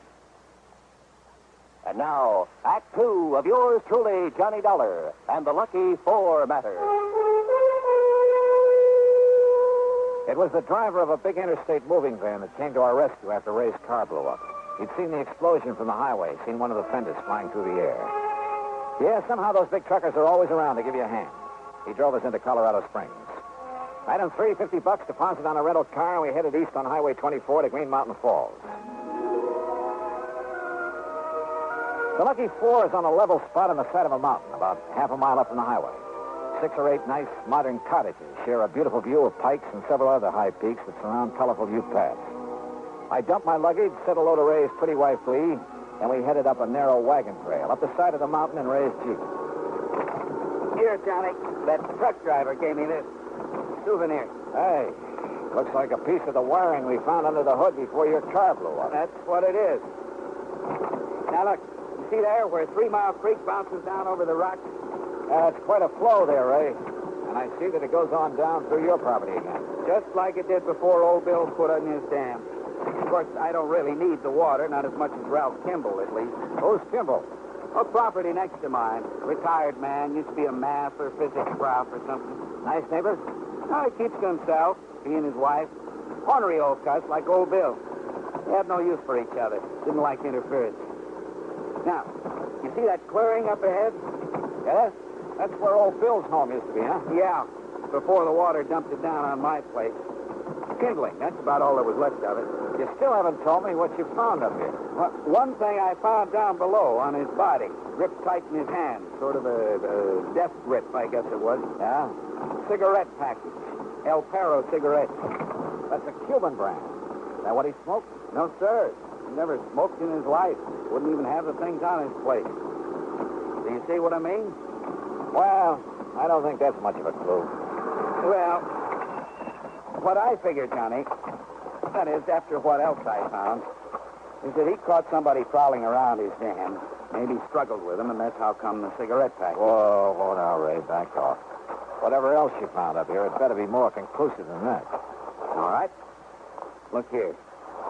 Here's where the dam was, between these big rocks. What kind of a dam? Concrete, with planks across.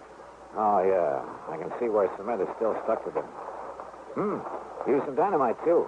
You can see the mark where he drilled to pack in the stuff. That's my clue number 1, Johnny. He didn't use any dynamite. He was afraid of it. Also, I'd have known. I'd have heard it go off while he was building his dam. But somebody... Yeah, somebody, all right. Look at this. Plastered on this rock. A piece of label? Plastered on the rock by the force of that explosion. Says...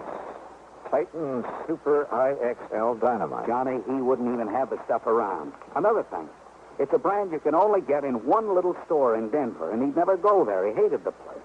Yeah, you said the dam went like an explosion. Yes, sir. But of course, with all the thunder and lightning that night, who could be sure which was which? Oh, well, chances are lightning wouldn't reach down here, Ray, with all the high peaks around. That's what first hit me, Johnny. Come on. Let's go into Colorado Springs and find this nephew of old Bill's. Tommy Walker.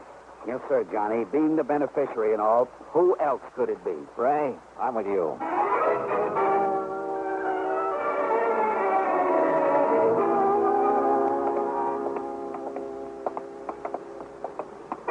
Doesn't look to me like there'd be any cheap pool halls in this part of town. No. But up ahead's the Ace High radio shop. That's where Tommy was working, last I heard. Oh?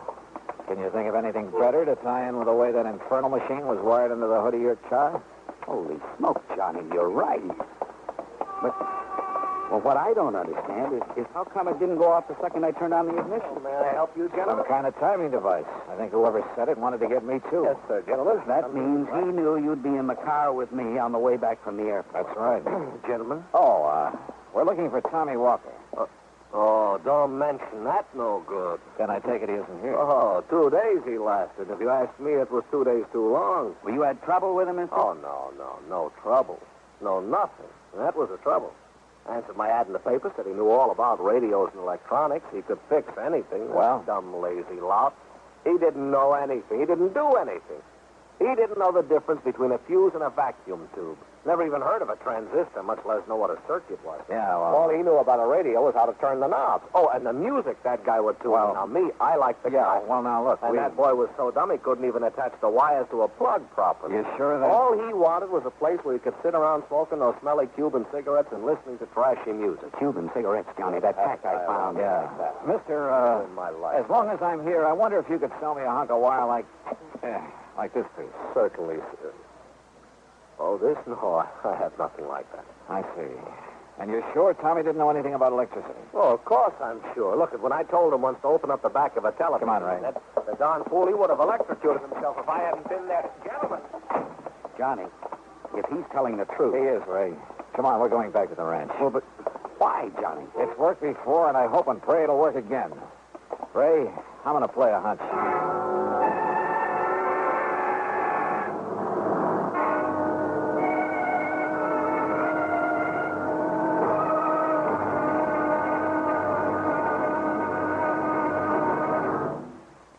Act 3 of yours truly, Johnny Dollar, in a moment. And now for another episode in the life of Sergeant Donald Bellwether, my husband.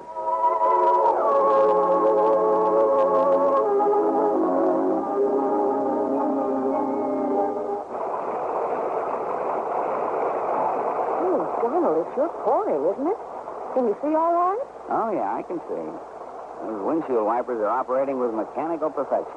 You notice there are no more streaks either since I put on the new rubber blades. You know, I think every driver should have his windshield wipers in good order. It's much safer. It would be much safer if everyone would slow down during wet weather like my husband is doing right now. Just being cautious, Reba. We don't want an accident in this downpour. We don't want an accident anytime. Yeah, that's for sure. Well, the experts say that accidents just don't happen. Something causes accidents, and that cause can be prevented. By the way, dear, in what kind of weather do you think most accidents occur? Oh, I'd say in rain or snowy weather or slippery weather when visibility is impaired. That's the wrong answer, dear. Wrong? Are you serious? Statistics show that 8 out of 10 accidents occur when the weather is clear or with a cloudy overcast. Are you positive? I wonder why. Oh, here's our house bill. Oh, yeah. Now, you sit right here, Reba. I'll get out with the umbrella, and then I'll come around and open your door. All right, honey. I wonder why. Wonder why what? Why 8 out of 10 accidents happen in clear weather? Oh, well, I don't know for sure, Sergeant. But I do know that you drove very carefully tonight in the rain. Thanks. Now, if everyone drove as carefully during clear, dry weather, there'd be less accidents, I'm sure. Hey, that must be it. People automatically get cautious in the rain and snow. Too bad they don't stay that way in good weather. You will, won't you? I mean, drive safely in good weather, too? I promise. Oh, that's my Donald. That's my doll.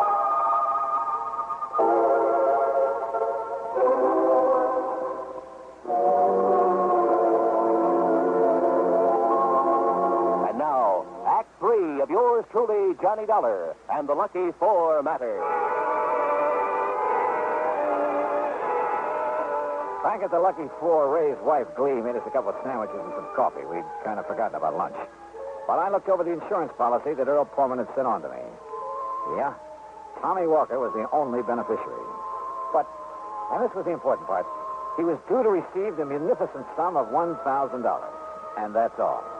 That's all? You mean he'd kill his uncle for $1,000?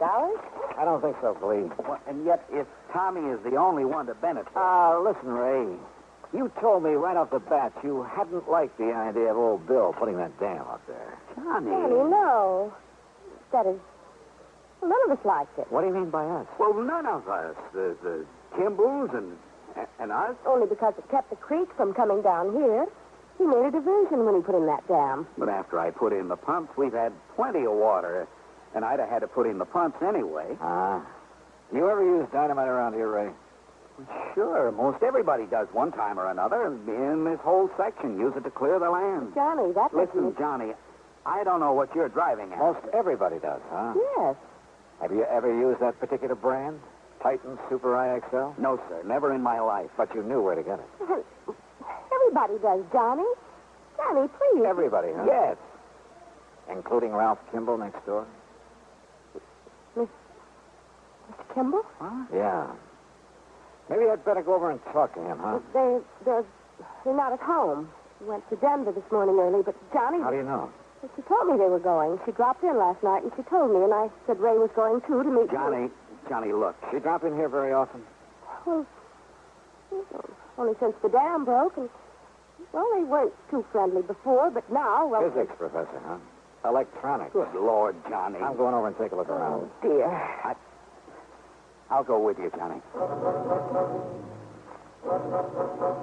Ray had minimized the problem he'd had when the dam was put in.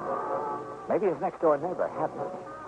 Kimball had kept to himself, Ray said. It was very much like Old Bill Cherry, an ornery sort of cuss who didn't like interference. And Old Bill's dam had certainly interfered with Kimball's water supply. We started our search in the workshop back at Kimball's house. Here it is, Johnny. Take a look. Titan Super IXL. Look here, Ray. This rock drill the same size as the one used up on the dam? Sure is, Johnny. And if we can find some of it. Yeah, this is it, all right. Same kind of wire that was on the bomb under the hood of my car. Pretty good evidence, if you ask me. And here. El Payroll, the same brand as the cigarette package you found clutched in Old Bill's hand. But listen, Johnny. Yeah? This is only what you'd call circumstantial evidence. But if there's enough of it. Listen. Yeah? Maybe you underplayed it. Maybe you were pretty sore about that dam. Well, of course I was. And so was Kimball. Well, he threatened to sue, Johnny. He threatened a lot of things, but that doesn't... All right. Call that the motive. Now, this evidence, this rock drill. But a lot of people use them, maybe even the same size. And this wire, the same kind used to hook up that bomb. But, well, most anybody could get wire like that. I think. The point is, he has it. And the right brand of dynamite. Well, anybody who knows that store up in Denver... As for hooking up that infernal machine, Kimball was a physics professor, electronics. Yeah, that's true. Did he know about your private shortcut to Denver? Yes. Yes, Johnny, I told him one time. He also knew when you and I would be on that road. Clee had told his wife. She probably told her why I was coming here. Yes, that's true. Kimball and his wife left for Denver early this morning. And look, Johnny. Huh? The mud on these boots here in the corner. The same gray silk you find only up around Cherry Lake. Yeah. And if that doesn't prove it... But, Johnny, it's all circumstantial. But it'll hold up in court. What? 7 points of similarity, Ray, that'll stand up in any court in the land. But even if... Even if. Because what the law calls 7 points of similarity, as any mathematician can tell you, will occur only once in 38 billion times. That's true? That's true. And that's what's going to hang Mr. Kimball. That, Mr. Dollar, is not true. Huh? Kimball. Oh, now, surely you're not going to be foolish enough to use that thing, Kimball. You've left me no alternatives now that you found out. Now, look, Mr. Kimball. All right, Bizney, Dollar. If you want to do any praying, do it fast. What? Yes, Mildred? Ray's wife. Ray's wife? Yes, she's coming over here with a shotgun. Shotgun, eh? Well, she's too late. Oh, no, she isn't. Stay right where you are, Mr. Kimball. Move it and help me. I'll pull it. Stand right where That you was are. too close, Johnny. Yeah. 1 minute. Shall we join the ladies?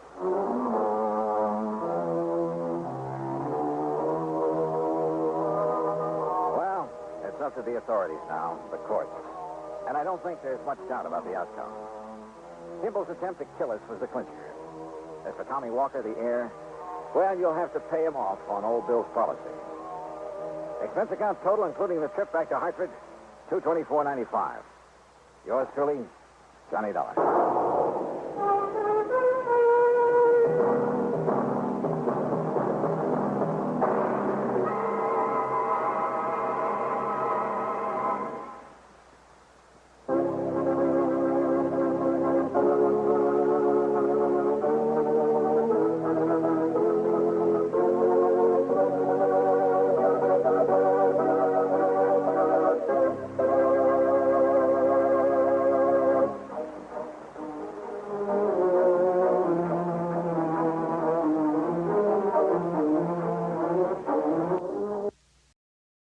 From Hollywood, it's time now for... Johnny Dollar. Earl Foreman, Johnny. In Sarasota? That's right. Florida? Where else? Well, hi, Earl. How are things in the land of infernal sunshine? What do you mean, infernal? Well, it's got pretty hot down there these days, isn't it? Makes good fishing weather, Johnny. Yeah, but without a case to work on, what possible excuse would I have? Maybe I have one for you. Oh? Yeah, and maybe it's murder. Earl, I'll be down on the next plane.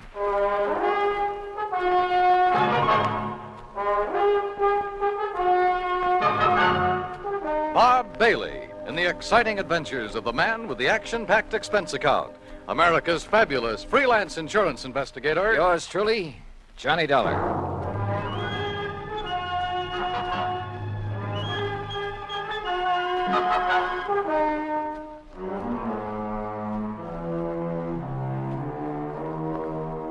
Expense account submitted by Special Investigator Johnny Dollar to Tri-State Life and Casualty Company Branch Office, Sarasota, Florida. Following is an account of expenses incurred during my investigation of the Parley Barron matter.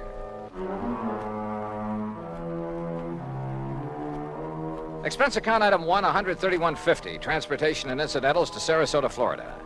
Knowing Earl Poorman, I didn't bother checking into a hotel, but instead took a cab to his office in the Conroy building. Tall, lanky, easygoing, he welcomed me like a long-lost brother. Oh, Johnny, you're looking great.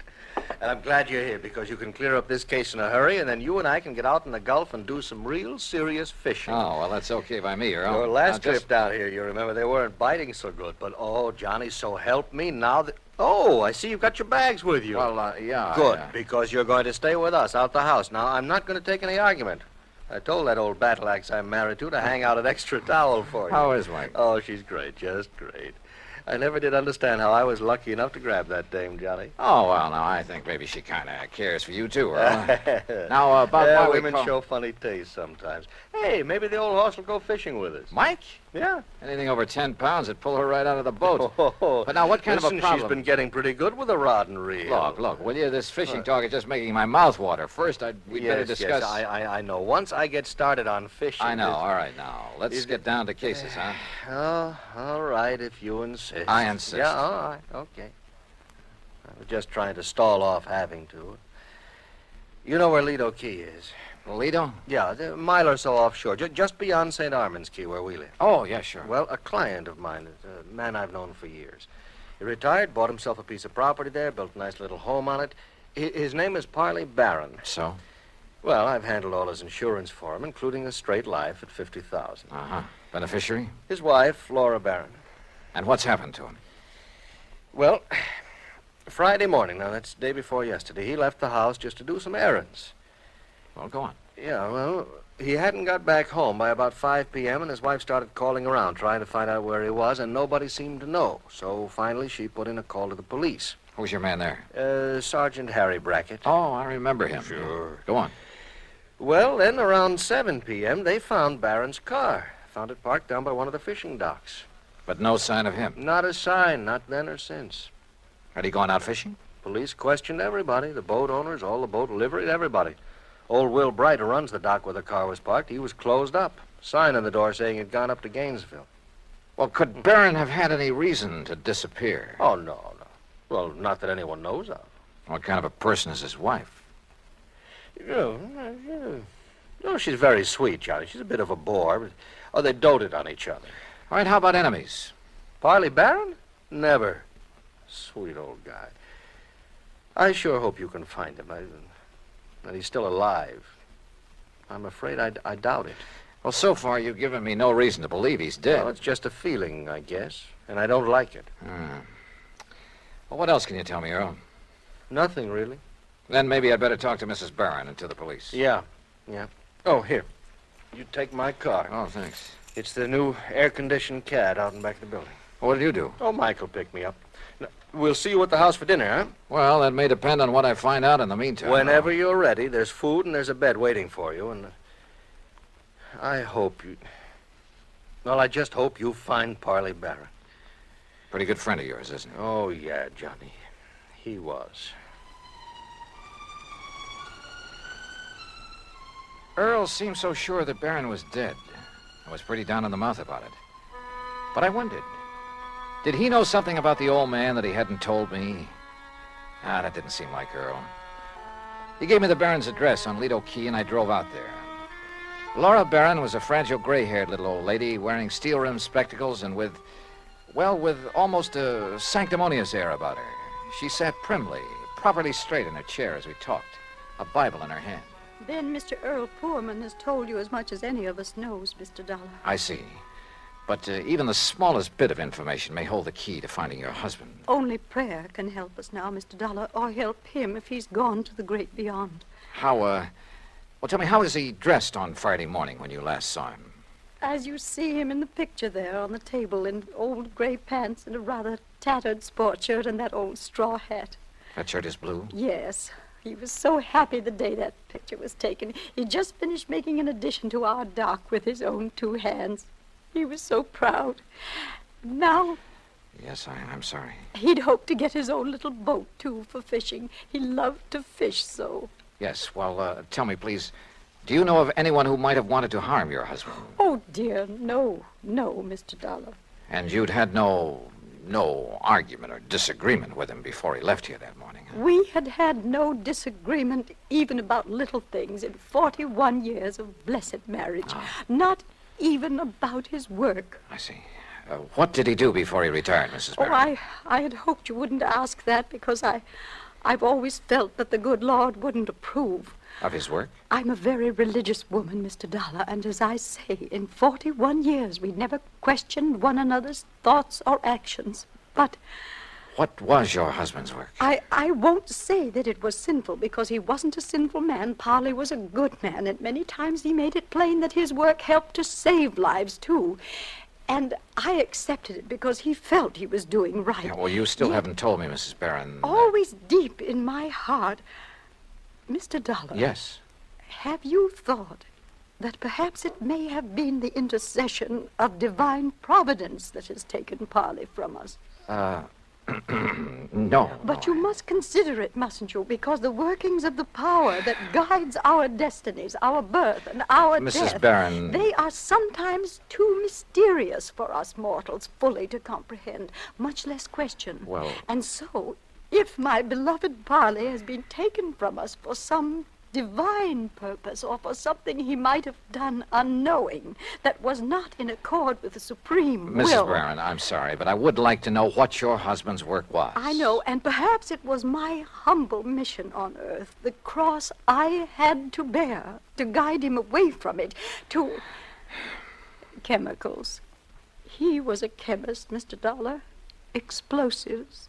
Explosives? Yes, heaven, please forgive me for not having led him into some other field. Where did he work? Tampa, Dufresne Chemical Corporation. Dufresne. Oh, yes, I've heard of it. Explosive things to kill in defiance of the Almighty's purpose, that we love one another. Yeah, but now how long ago was this? He retired in 1951. And since then? Here in Sarasota. And to keep himself occupied? Oh, this lovely home of ours and his fishing. Though he never caught anything. Oh, I see. Never caught anything, Mr. Dollar. Do you suppose that was some retribution for the work he had done so long, for some error in his living or thinking? Well, well, who knows, of course. Yes, who knows? But we should consider it, shouldn't we? Where did he do his fishing?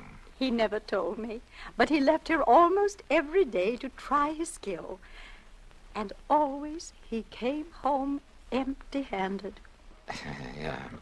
Well, thanks, Mrs. Barron. I'm sorry to have had to ask you so many questions. It's all right, Mr. Dollar. My faith will sustain me through this ordeal. I'm sure it will. Thanks again.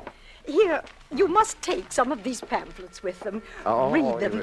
Any aid to piety of the mind is good for all of us. Yes, well, thanks. The inspired word may help us all. Oh, sure. Thanks. Thanks very much.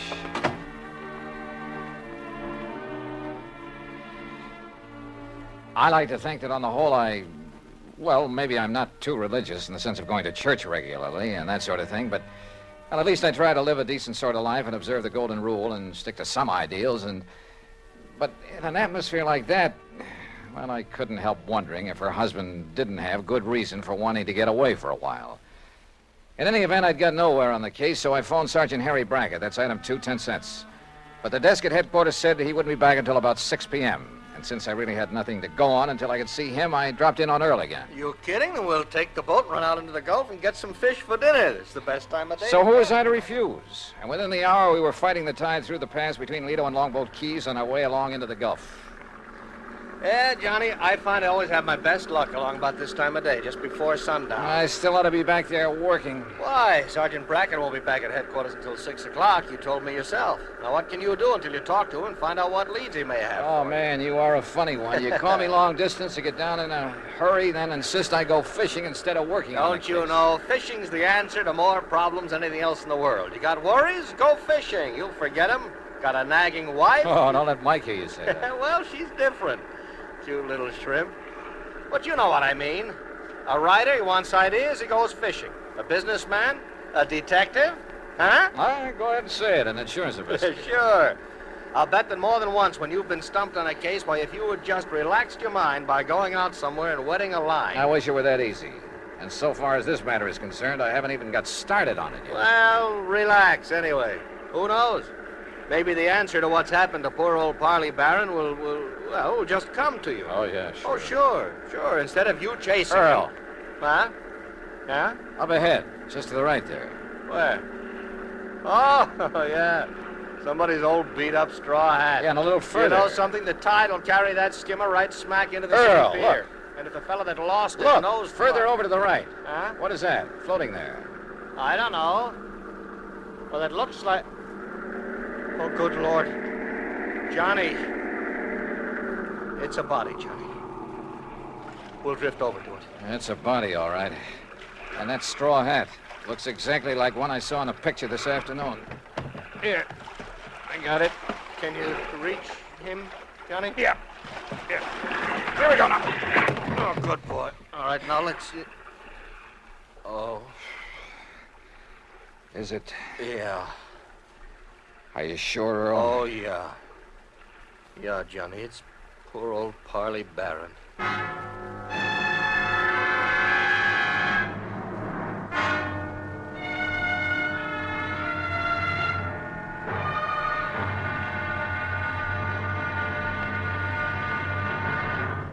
Act Two of yours truly, Johnny Dollar, in a moment.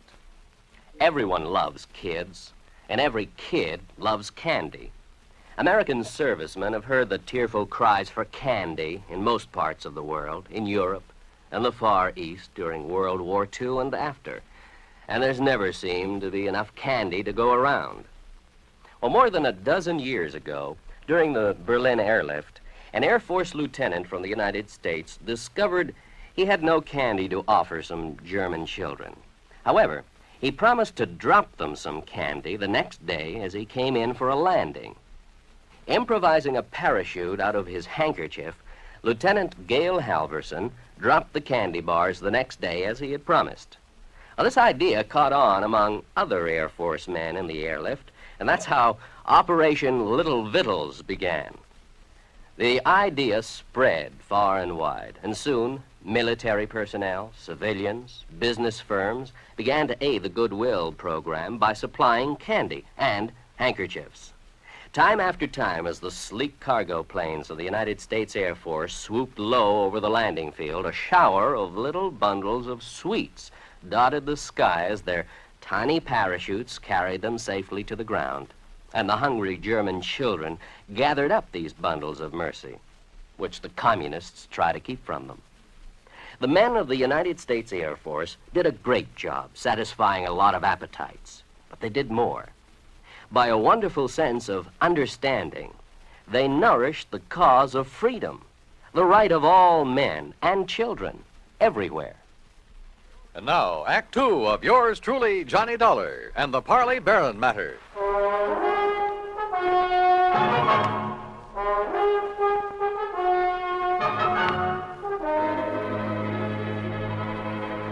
2 days' exposure to the elements and the creatures of the sea had made almost unrecognizable a body that Earl Portman and I found floating in the Gulf of Mexico off Sarasota, Florida. But Earl was certain it was the remains of old Parley Barron, who had disappeared 2 days before. The men on duty at police headquarters confirmed the identification and placed the body in the morgue to await the autopsy surgeon. On a hunch, I asked Earl to drive me over to Will Bright's boat dock, where Barron's car had been left parked. He It's like I just finished telling the police over the telephone. I wasn't here when poor old Barron come for his boat on Friday. Oh, what a shame, such a nice old man. Where were you, Mr. Bright? I was up to Gainesville picking up some fishing tackle from a wholesaler. Well, then Mr. Barron must have got a boat from someone else that morning. Oh, no, sir. No? No, sir. Why not, Mr. Bright? Oh, he never took out a boat from anybody else but me. His own boat. At least it was the one I kept set aside for him. And that's what kind of puzzled me, Mr. Dollar, is it? That's right. Well, you see, when I come back here Saturday night, his boat was right here at the dock.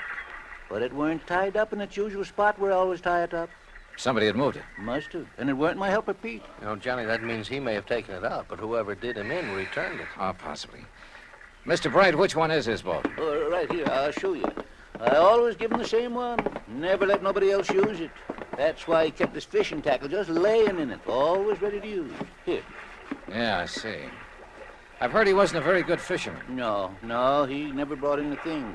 Of course, maybe he was so soft-hearted he put back everything he caught. Or maybe his daily excursions were just to get away from his wife, Mr. Bright. Now, don't you say nothing against her, mister. Maybe she is a little touched on religion. Sure, she tries a different kind every couple of months. But she's a fine woman, just like he was a fine man. And everybody knows it. Yeah. The whole town is mourning him. Excuse me. What are you looking for, Johnny? Earl, I just noticed something about this tackle lying in the boat. Mm-hmm. Well? Come on. Thanks a lot, Mr. Bright. I'd like to tell you what I think might have happened. Yeah, maybe later. Thanks.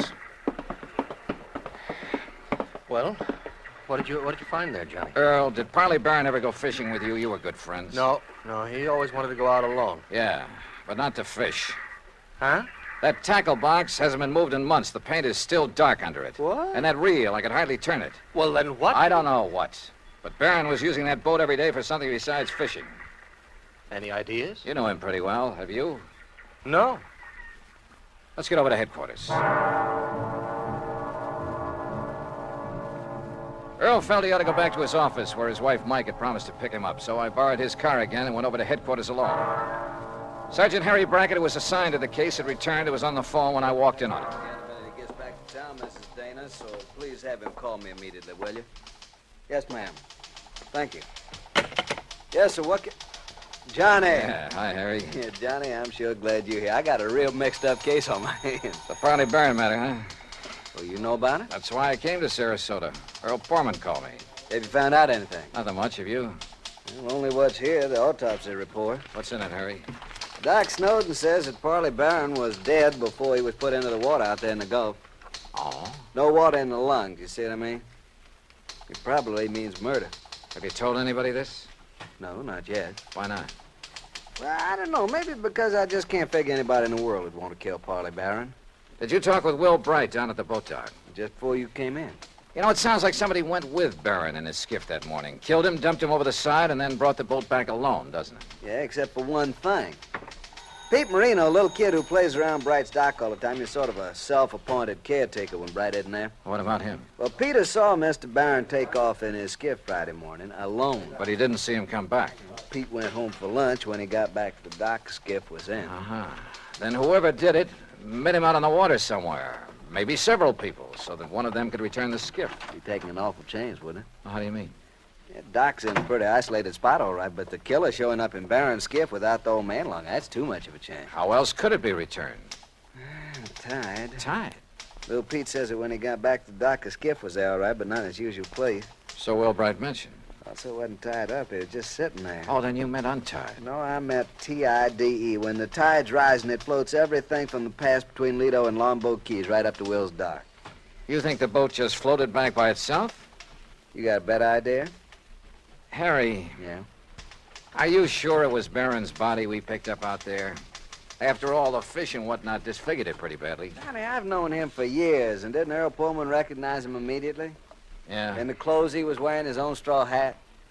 Well, have you checked on his dental work, things like that? I'm waiting now for Dr. Dana. He was his dentist to get back to. You know, that's a funny thing. What?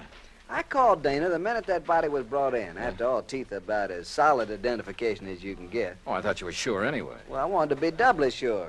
Anyhow, when Dana didn't get here right away, I called him again. I got his wife on the phone, and according to her, he suddenly left for Tampa. Urgent call or something. Where in Tampa? She didn't know. At least he wouldn't say, but it seems kind of fishy to me. Well, it may just be that one of his patients... Daner. That's right. The man who got so much publicity about atomic radiation studies, effects on the teeth, and so on. That's the one. What's the matter, Johnny? Well, when you're stumped on a case, says Earl Pullman, go fishing. We did. We found a body. What are you getting at? Me, when I'm stumped, I play my hunches, no matter how crazy they may seem.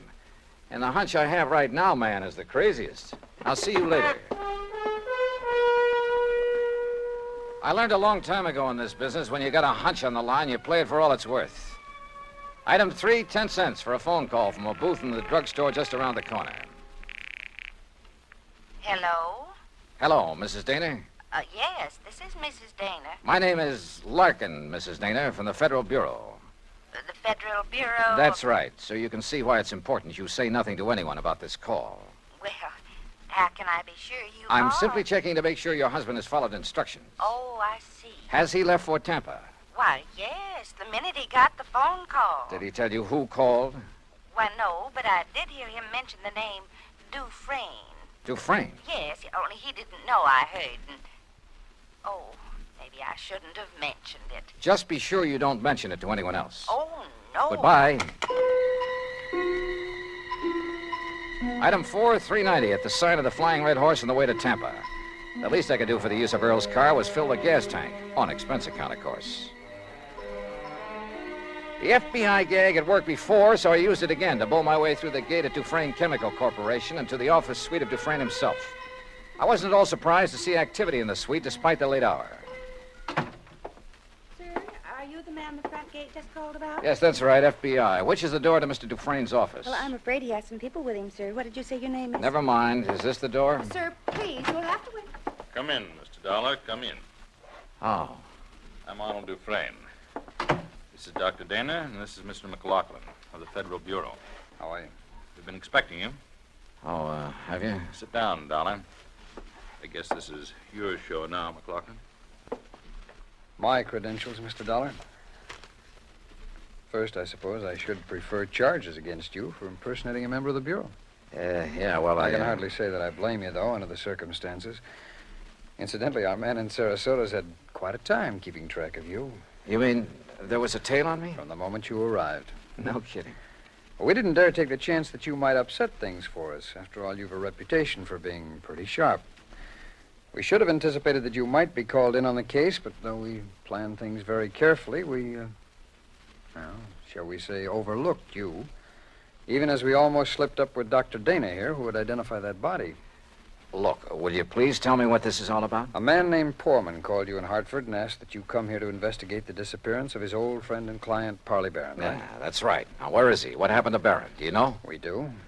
And we were afraid you might find out and let the, shall we say, cat out of the bag. That is why we were all ready to send for you to come here, but, well, as it turned out, you came all by yourself. Mr. McLaughlin. Parley Barron, by the way, Mr. Dollar, is all right, alive, healthy, and happy. Then that body we picked up? Dressed in his clothes? During the last war, Mr. Barron, as a research chemist, made vitally important contributions to our, or shall we say, national security.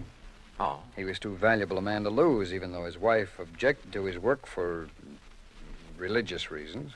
Yeah, I gathered that from talking to her. Or perhaps you even thought she might somehow be implicated in his disappearance. The thought certainly entered my mind. Well, in any event, so that he could continue to have a happy home and at the same time carry on his tremendously important work, we arranged for the little deception that has been going on for some years now. His so-called daily fishing trips. That's right.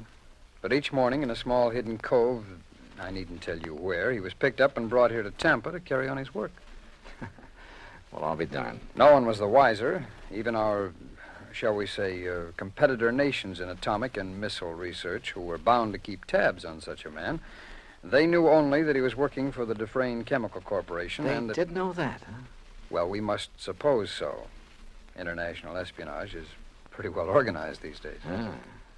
But now this disappearance, Mr. McLaughlin. Changes in plans for nuclear developments had made it mandatory that he spend some time in, elsewhere. Where? Well, shall we say, somewhere in New Mexico or something like that. So to openly send him there would have indicated to our competitors what these new developments could be. That had to be avoided at any cost. Therefore, the plan for his disappearance was carefully worked out and carried out. Then whose body was it we picked up? Well, some poor, unidentified old derelict who was on his way to Potter's Field. I see. Well, believe me, if the Bureau functions this thoroughly in everything it does... We try. Well, what about Mrs. Barron? Oh, she'll bear up. We, of course, made sure of that in the beginning. And then when her dear husband does return... When will that be? When his work is finished. And, of course, that'll be too late for our friends across the sea to catch up with us, and we've worked out a completely plausible story to cover his absence. Oh, I'm sure you have. Now, Dr. Dana here will return to Sarasota in the morning. He will confirm identification of the body that was fished from the sea with only sufficient reservation to protect his professional reputation when Parley Barron reappears. All right. Now, when an insurance claim is filed on Barron... Well, I'm sure Mrs. Barron won't file for some time, unless urged to by your friend Poorman. Oh, I can prevent that without telling him anything. That's fine. What's more, with the penchant that some companies have for... shall we say, slow action on claims? Well, don't let them hear you say that. Well, Barron will be back before you need to worry about it. Now, is that okay with you, Mr. Dollar? Shall we say, okay. And once more, I tip my hat to the FBI.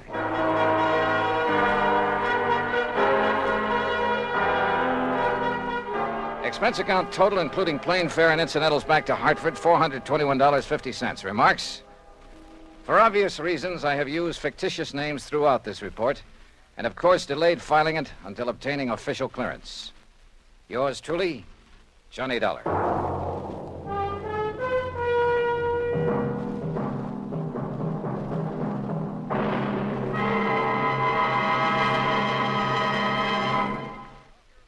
And now, here's our star to tell you about next week's story. Next week, a strange old character, the most beautiful girl I've ever met, and money all over the place. Counterfeit. Join us, won't you? Yours truly, Johnny Dollar.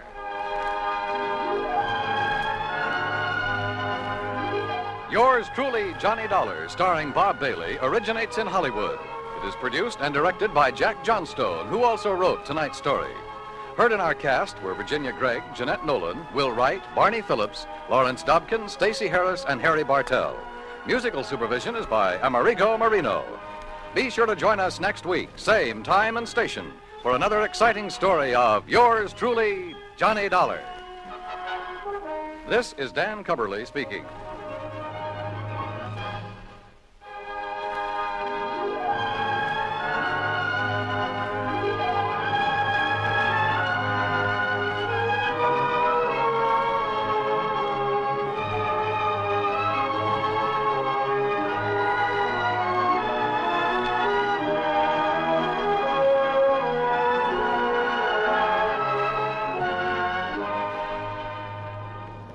Johnny Dollar has come to you through the worldwide facilities of the United States Armed Forces Radio and Television Service.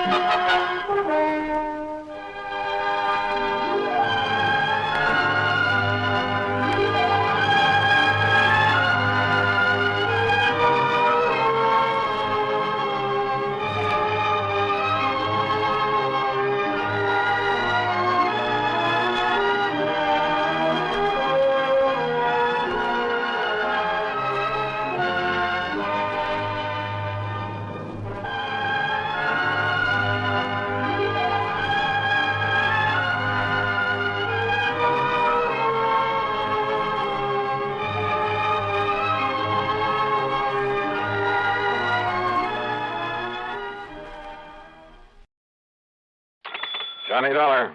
Well, here I am. I'm home. Huh? Who, I said I'm home from my vacation. Wow, great. Good for you. So, when are you going to come over and ask me to marry you?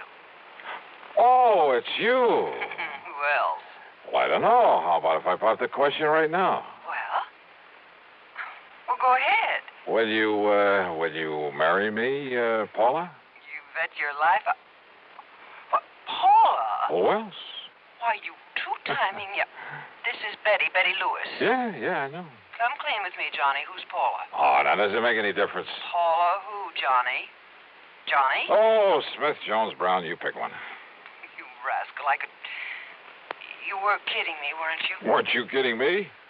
Oh, yes, sure, I guess so. Oh, sure, honey. With this crazy business of mine getting slugged and shot at all the time, why, you know as well as I do it wouldn't be conducive to a happy married life. Not for either of us. Yes, I know, honey, but someday... Yeah, someday. Anyhow, I'm home again for my extended vacation, so...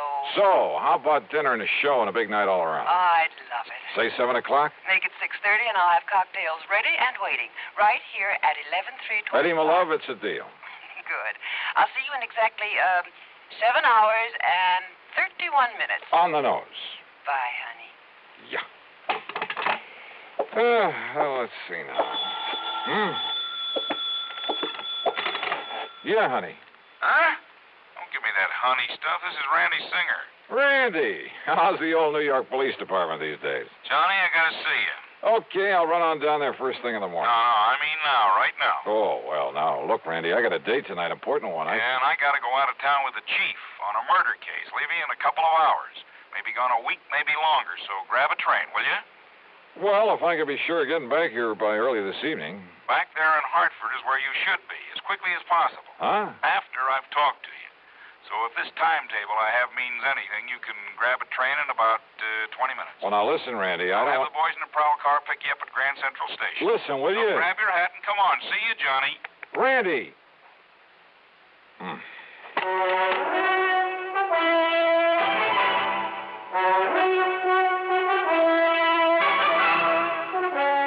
CBS Radio brings you Bob Bailey in the exciting adventures of the man with the action-packed expense account, America's fabulous freelance insurance investigator. Yours truly, Johnny Dollar.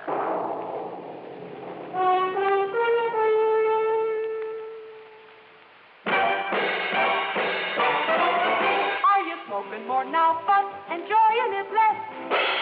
Have a real cigarette, have a Camel. Are you missing the smoke the nation likes best?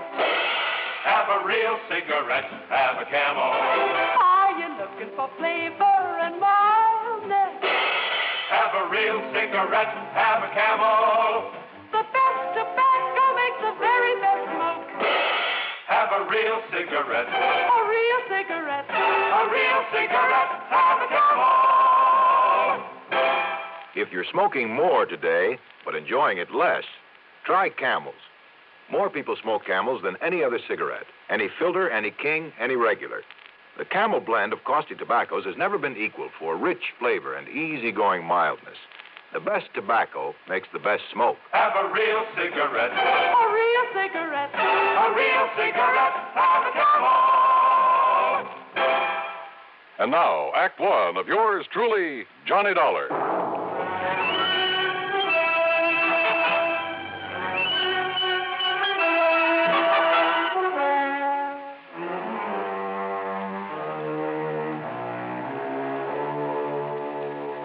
Expense account submitted by Special Investigator Johnny Dollar to the Universal Adjustment Bureau, Hartford, Connecticut. Attention, Mr. Pat McCracken. Following is an account of expenses incurred during my investigation of the double identity matter. Pat, you have an assignment to this case, but it does concern some of the insurance companies that Universal Adjustment Bureau services. And if there's any question about reimbursing me for whatever charges I may run up, well, read on. Expense account item 1, $4.95, taxi to the station and a train down to New York. As promised, Lieutenant Randy Singer had a prowl car waiting for me at Grand Central, and a few minutes later I barged into his office in the Homicide Division of the 18th Precinct. Okay, Conroy, okay. Just go tell the chief I'll be ready to leave by the time he is. Now, go ahead. Yes, sir, Lieutenant. Sit down, Johnny. Glad you could make it. All right. Tell me one thing, Randy. Is this an insurance matter? It sure is, or rather, they are. They? Maybe you weren't called in on them, but, brother, you should have been. Here, look here. Fall 1956. John R.V. Brownfield. Lived in a small apartment over on the east side, but the old boy had a lot of money. So what happened? Somebody knock him off? His death was pronounced a suicide, overdose of sleeping pills. Yeah, happens all the time. Does it? The insurance company that paid off was Eastern Casualty and Trust. Oh? How much? $41,000. Beneficiary? His wife. He'd only been married to her a couple of months. And after she collected, well, she just sort of dropped out of sight. Ask me, a lot of those companies of yours pay off too fast. Now, what do you mean by that? Listen, September 1957. Franklin P. Ogborn died the same way. Insurance paid to his widow was $30,000. Tri-Mutual Insurance Company. Well, now, Randy, the mere fact that he also died from an overdose... Listen, will you? August 1958. Peter William Gerhardt. Same thing. His widow collected $50,000. Are you trying to say you don't think they were suicides, Randy? I'd bet my bottom dollar on it. Why? Now, here's the last one, middle of last month. William Earl Chadwick.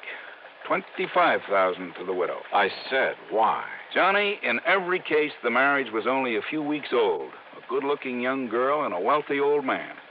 Also, circumstances of death were exactly the same. Exactly. You investigate them all yourself? No, they all occurred in different precincts. So until I started digging through these files, until I realized that all these men had been married, and for only a short time, mind you, had all been married to the same girl. What? Yes, sir. You're sure of that? She used a different name every time, and we have no pictures of her, but, Johnny, according to the description by all the people who'd seen her, well, Johnny, it's one and the same gal. Okay, Randy, as long as there was insurance paid by some of the companies I work for. Right. Now, so far, I've been running this down alone on my own hook until I could really spot her. So what happens when I finally do locate this dame? I'll bite. What happens? She turns up outside my bailiwick. Also, I suddenly got to go out of town for a week, maybe longer. But you, being right there. Yeah, right where? Hartford. That's where I've traced her to. Oh? Do you know her name? Sure do. So I'm handing it over to you, Johnny. You've done me a lot of favors over the years, so, well, maybe you can collect yourself a nice commission. Oh, what is her name, Randy? She lives at 11325 East Maple Drive. 11325. That's right, and she goes by the name of Lewis. What? Yep, Betty Lewis. Oh, what's the matter, Johnny?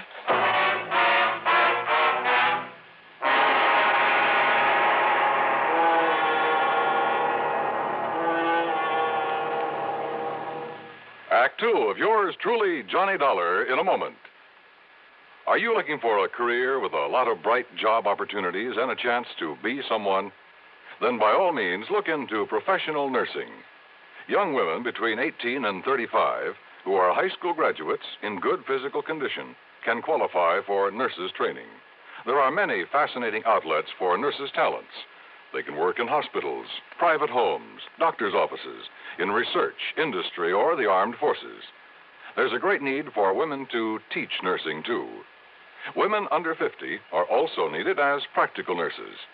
Practical nurses require less training than professional nurses. They assist in hospitals and perform countless valuable services in private practice. This message is also addressed to men, because there's an increasing number of men going into both professional and practical nursing. So, find out if you can qualify for a nurse's career. Inquire at your nearest hospital or inquire at your nearest school of nursing. And now, Act Two of yours truly, Johnny Dollar and the Double Identity Matter.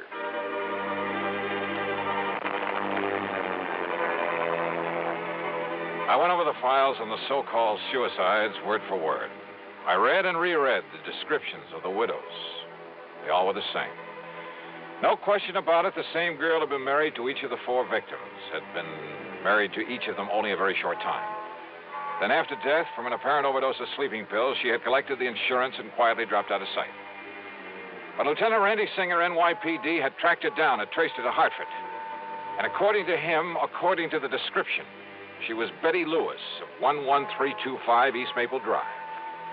Betty Lewis, the girl I knew and palled around with. The girl I had a date with that very night.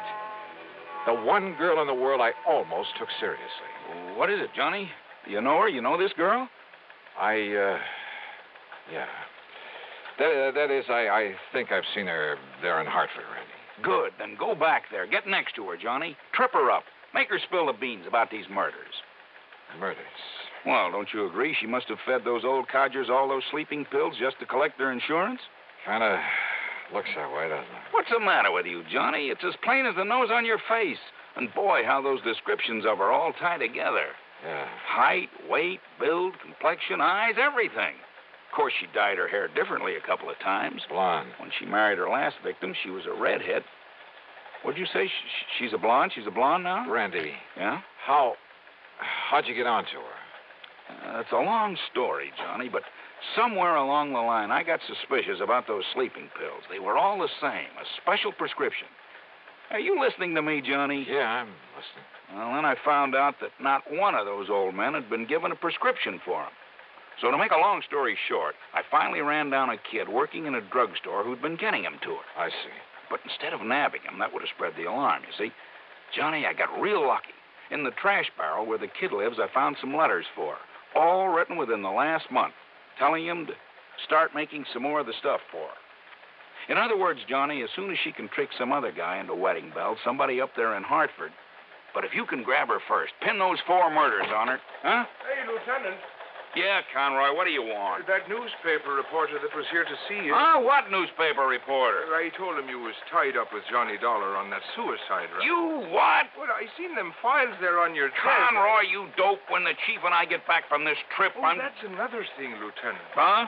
The chief said if you don't want to start pounding a beat again, well, you see, he's been waiting out front for you for about 5 minutes. Conroy, you crazy? Why did you say so? Tell him I'm coming. I'm coming right away. Yes, sir, I'll tell you. Johnny, will you take it from here? Down. Sure, Randy. Attaboy. It's truly Johnny Dollar in a moment. Meet star Stuart Irwin. Nothing's worse for an actor than a nasty cold. To feel better quickly, I take wonderful 4-way cold tablets, a fast way to relieve cold distress. Right.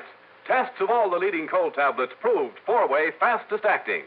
4-way starts in minutes to relieve muscular pains, headache, reduce fever, calm upset stomach, also overcomes irregularity. Take my advice. For your next cold, take 4-way cold tablets, the fast way to relieve those cold miseries. 4-way, only 29 cents.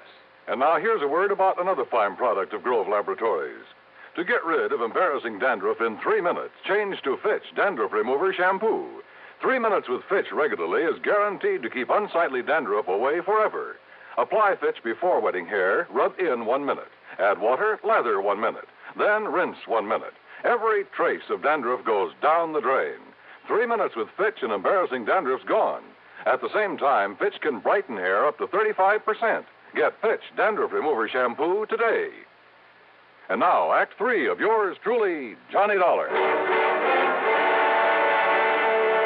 Hi, Johnny. Betty, what are you... what are you doing here? Hey, don't I even get a kiss after being away for a solid month? Betty, tell me. And don't you think I'm the one who's entitled to ask the questions? After all, honey, you stood me up. Or did you completely forget about our date for this evening? Listen, will you? Much as I hate to admit it, I guess maybe you were right, darling. Yeah? About what? No decent kind of a married life, that sort of thing. You wore out on some case, I suppose. Yeah. But you know something? I'm just not going to give up on you, Johnny Dollar. One of these days... Yeah, Betty. Now, listen. Well, what is it, Johnny? What's the matter? How did you get in here, Betty? Well, when you didn't come for me as you promised, and when you didn't answer the telephone, well, I was afraid something terrible might have happened to you, so I drove on over here to see you. The door was wide open, so I just came on in. I started looking around for you in the den and the bedroom, and then... Well, that's when you came in. Betty, your vacation. Well, it's about time you asked me about that. I missed you while I was away, honey. A whole long month. I mean, where did you go? You didn't get all those pretty postcards I sent you? From the Poconos and Atlantic City and New York? New York.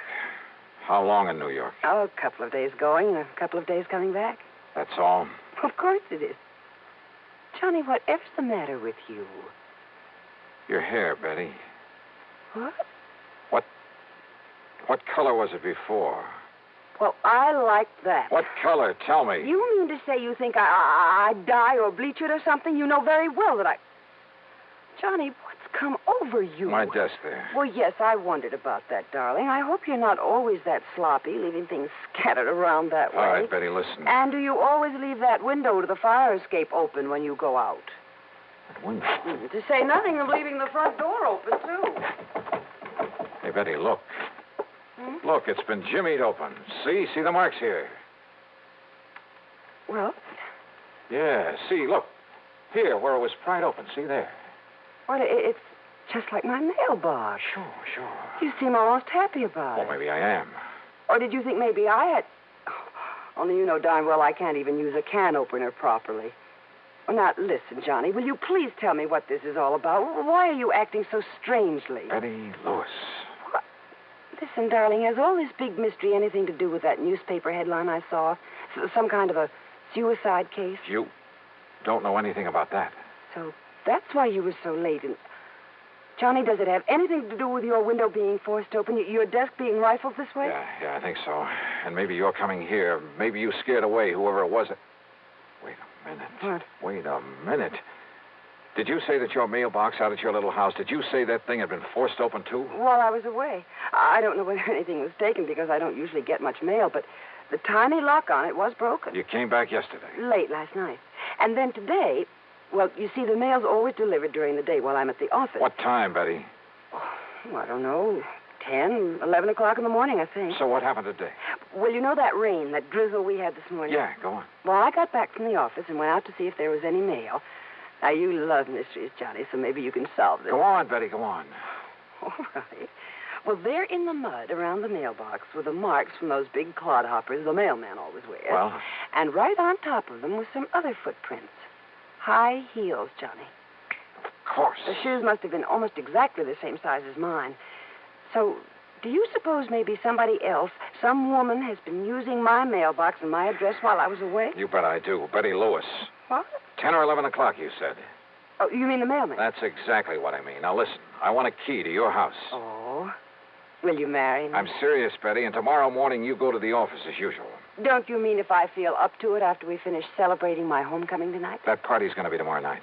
Tomorrow? Because I have a sneaking suspicion that by then we're going to have something to really celebrate. Oh, like what, dear? The solution of 4 murders. Oh, Johnny. Shortly after Betty left for the office the next morning, I established myself in a little house on East Maple Drive. I parked myself behind the filmy curtains at one of the front windows. Then I waited. At 10:31, the mailman walked up. In addition to a couple of letters, he left a small package in the mailbox. It didn't take much to guess what was in it. I waited some more. An hour and a half. Did whoever that package was intended for, and I was sure it wasn't Betty, did they know the mailbox was being watched? After all, they knew from the newspapers that I was on the case. But unless they appeared to collect this package, I had no case. Then it suddenly occurred to me the important thing was to be sure of having that package myself as evidence. So after making sure the street was clear both ways, I slipped out the front door, walked casually out to the mailbox.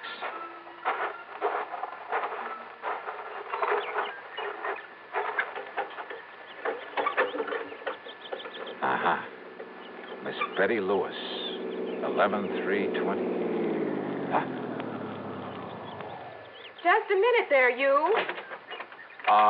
Yes? Just what do you think you're doing poking around my mailbox that way? By golly, you do look like her. What are you talking about? The real Betty Lewis. Well, I'm Betty Lewis. Now, if you don't mind, that package you just took out of the mailbox. Sorry, miss, whatever your name is, but I need it as part of the evidence. Evidence? Yeah. That'll pin the murders of 4 husbands on you. Johnny Doe. That's right.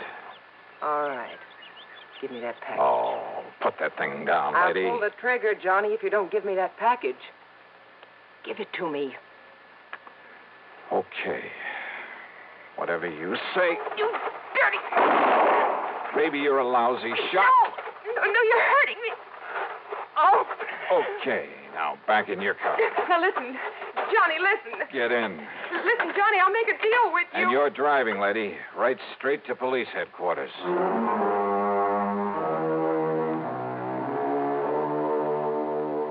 Sure, there's a lot more to be done, only by the police, both in Hartford and down in New York. But there's not much doubt about the outcome, especially since the kid who supplied the drugs broke down and said plenty. The insurance companies, well, the money she had left can be prorated among them, and that'll be that. My problem, of course, will be explaining things to Betty. But you know something? That may have its pleasant aspects, too. So expense account total, well, call it $20. Provided there's also a fee on this one.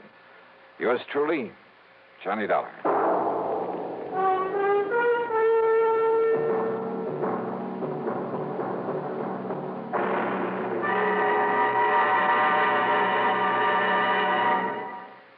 Our star will return in just a moment. Constipation is something people don't talk much about, but it can be a problem for anyone, even doctors. And when constipation occurs, it's interesting to see just what doctors consider important about a laxative they might use or recommend. Now, a majority of the doctors we heard from had this to say. A laxative should be effective, gentle, as close to natural acting as possible, and a medicine that can be used with complete confidence. Well, pleasant-tasting chocolated X-Lax is effective. Overnight, it helps you toward your normal regularity. X-Lax is gentle. Next morning, it gives you the closest thing to natural action. And that's why many doctors and millions of people use X-Lax with complete confidence. X-Lax, the laxative that helps you toward your normal regularity gently, overnight. Is X-Lax in your medicine cabinet? Now, here is our star to tell you about next week's story. Next week, the wildest bunch of crooks I ever tangled with. Join us, won't you? Yours truly, Johnny Dollar.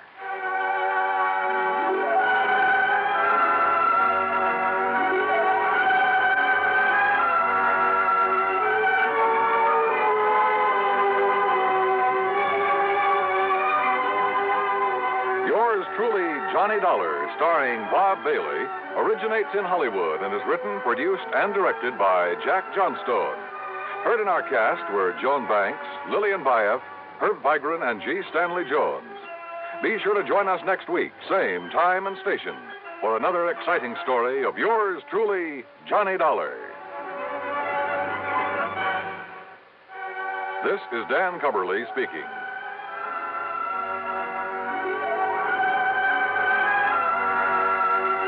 Fate stacks the cards against a jittery gamble in Suspense.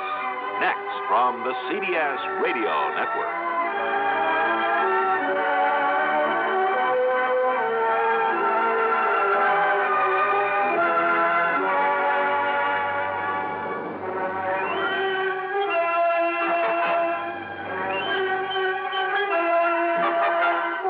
From Hollywood, it's time now for...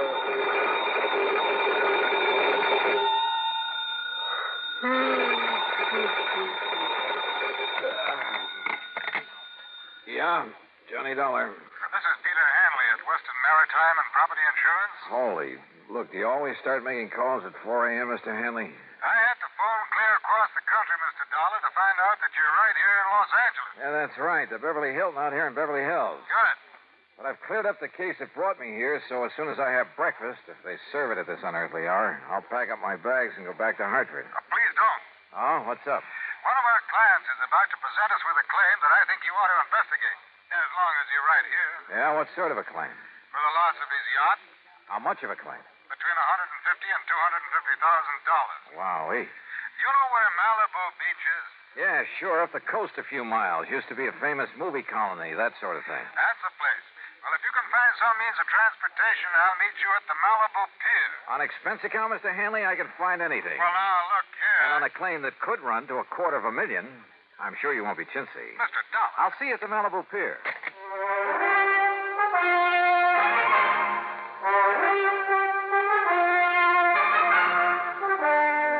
Bob Bailey in the exciting adventures of the man with the action-packed expense account, America's fabulous freelance insurance investigator. Yours truly, Johnny Dollar.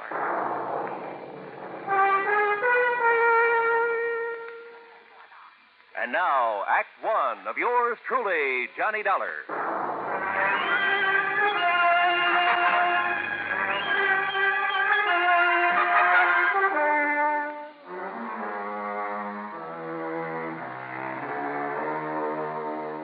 Expense account submitted by Special Investigator Johnny Dollar to the Western Maritime and Property Insurance Company, Los Angeles, California. Following is an account of expenses incurred during my investigation of the Malibu mystery matter.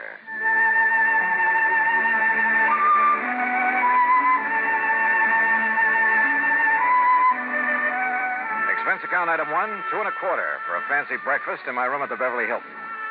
Item 2, $50 deposit on the best-looking rental car I could find.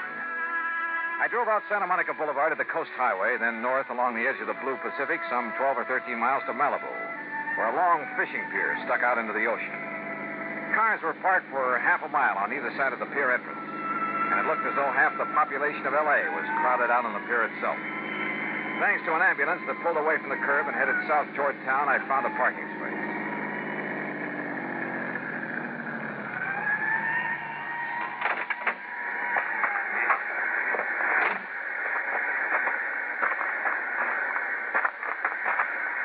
Mr. Dollar?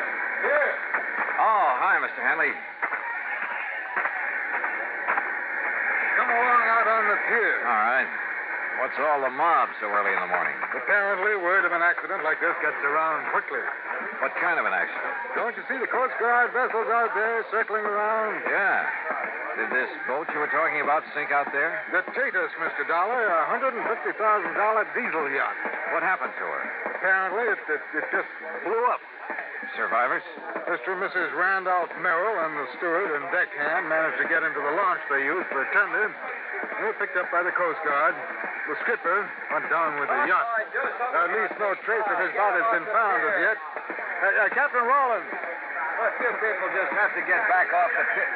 Oh, Mr. Hanley. Now, this is Johnny Dollar, special investigator for my insurance company. Captain Rollins of the Coast Guard. Mr. Dollar? Hi, Captain. Have you found anything out there, Captain? Not a sign of the Tatus, Mr. Hanley. Yeah, it's mighty deep water. And I'm afraid that, like Mr. Merrill and his wife told us, she just blew herself to smithereens. Yeah. Even from here, I can see some wreckage floating in. Well, they're all working around the oil slick out there, so the grapples ought to be able to find something down below. Some trace of the hull or machinery or something. When did it happen? Oh, 2.5 hours ago. One of our craft got up here from Santa Monica Harbor not more than 40 minutes after she went down. How'd you find out about it? Phone call from somebody living along the beach. Tatus stood out there blowing a whistle and foghorn, woke him up. By the time he got out of bed, well, he said it looked like a regular fireworks display. About a half mile offshore, huh? You see where they put a marker buoy? Yeah. Wouldn't the wind and current move that slick and whatever wreckage there is? No wind. That's why there's still some fog out there. And they're allowing for drift. Don't worry, if there's anything left of the Tatus, those boys will find it. Now, excuse me, will you please? I gotta keep a check on operations out there. Yeah, sure, Captain. See you later.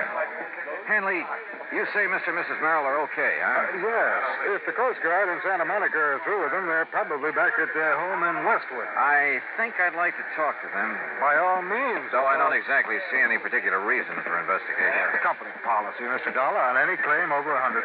Yeah, but the claim can't have been made yet. Don't worry, it will be. Wait a minute. $150,000 yacht. But you said the claim could go as high as $250,000. Yes, that's because of Mrs. Merrill's jewelry, which she always took with her. Oh, was that lost, too? I don't know. I haven't yet talked to her. Then let's do it. Well, if it hadn't been for a friend of mine living up on the hill behind the beach who was also wakened and saw the explosion, I wouldn't have known about it even this soon. Yeah. Well, come on, let's talk to the Merrills.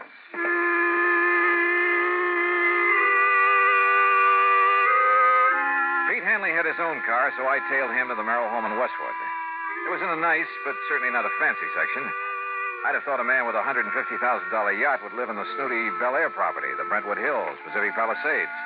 One of the sections that displayed a little more wealth. However, Mr. Merrill pretty well explained it. And quite frankly, when I had to take such a loss in selling out my plastics business, I decided we'd better retrench a bit. And really, Mr. Dollar, I don't miss that lovely big place we had in Bel Air one bit. After all, they're just the two of us, and we don't do a lot of entertaining. More coffee? No, thanks. As a matter of fact, Dollar, I was thinking of selling the taters for, well, to be frank about it, for purely economic reasons. Oh? Wouldn't it have been pretty hard to get your price for a boat like that? Possibly. Quite frankly, the maintenance on it alone became quite a burden after I lost my business. But no matter. Now the insurance will pay for her. Mr. and Mrs. Merrill, there is one thing that I must find out. Yes, Mr. Hanley. Mrs. Merrill's jewelry. No, thank heavens. No, that's safe. Oh, careful, dear, of the glass top on that table. Oh, sorry. No, you see, Mr. Hanley, the jewels were the first thing I thought of when the engine on the Tatus started making funny sounds and woke me up. Well, I am glad of that.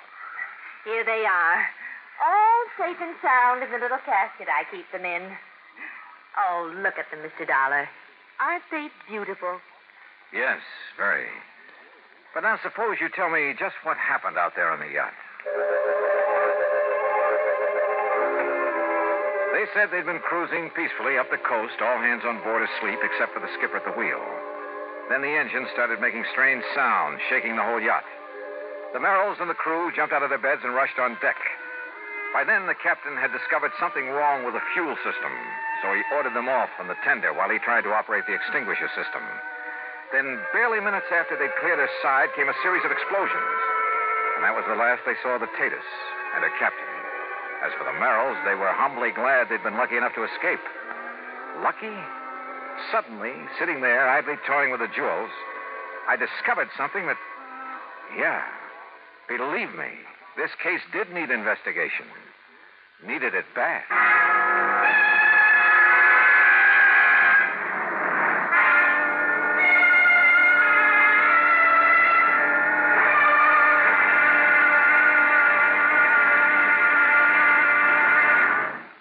Act 2 of yours truly, Johnny Dollar, in a moment. And now for another episode in the life of Sergeant Donald Bellwether, my husband.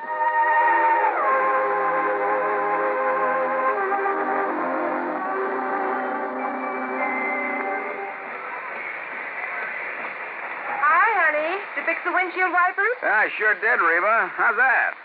Oh, you fixed them. Good for you, Donald. Thank you, my dear.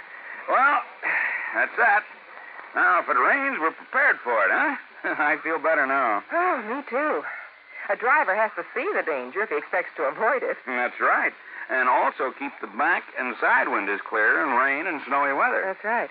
Oh, how about the horn? The horn? The horn doesn't work, Sergeant. Aren't you going to fix it?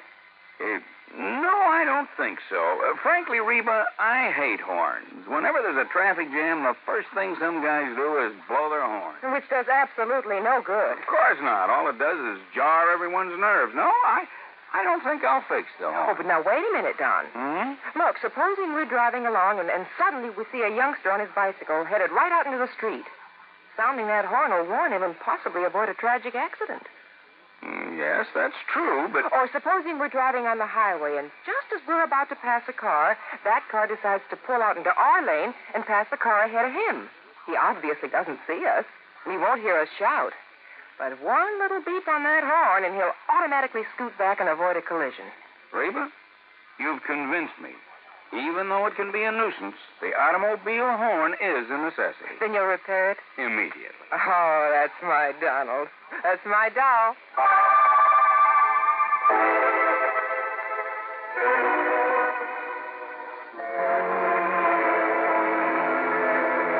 And now, Act 2 of yours truly, Johnny Dollar, and the Malibu Mystery Matter.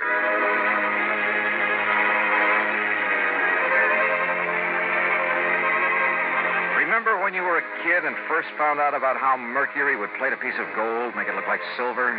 How you went around putting it on everything made of gold that you could find? And remember when you first learned that a diamond could put a scratch on glass? How you went around with your mother's engagement ring, cutting grooves in window panes, glass tabletops, and so on? Okay. Sitting there, listening to the Merrills tell about the explosion on their yacht, I toyed with some of the beautiful jewelry Mrs. Merrill had been able to save. Jewelry insured for $100,000. Absent-mindedly, I dragged the diamond in one of her rings across the glass top of the coffee table a couple of times. Then again with pressure. And it did not cut into the glass. I tried a couple of the other so-called diamonds among her jewels. Same result. No result. Those highly insured jewels were paste. Well, Mr. Dollar, it looks like we have the whole story now. Yeah, it sure looks that way. And, Mr. Merrill, whenever you're ready, you just file your claim and we'll take care of it. All right, Mr. Hanley. And quite frankly, well, why kid about it? Now that I've lost my business, I can well use the money. Oh? Then I'm kind of surprised you haven't sold some of these jewels. Dollar, there is a thing called sentiment that even money can't buy. Why, of course, Mr. Dollar. Before I part with these jewels... Yes, I'm sure. Shall we go, Hanley?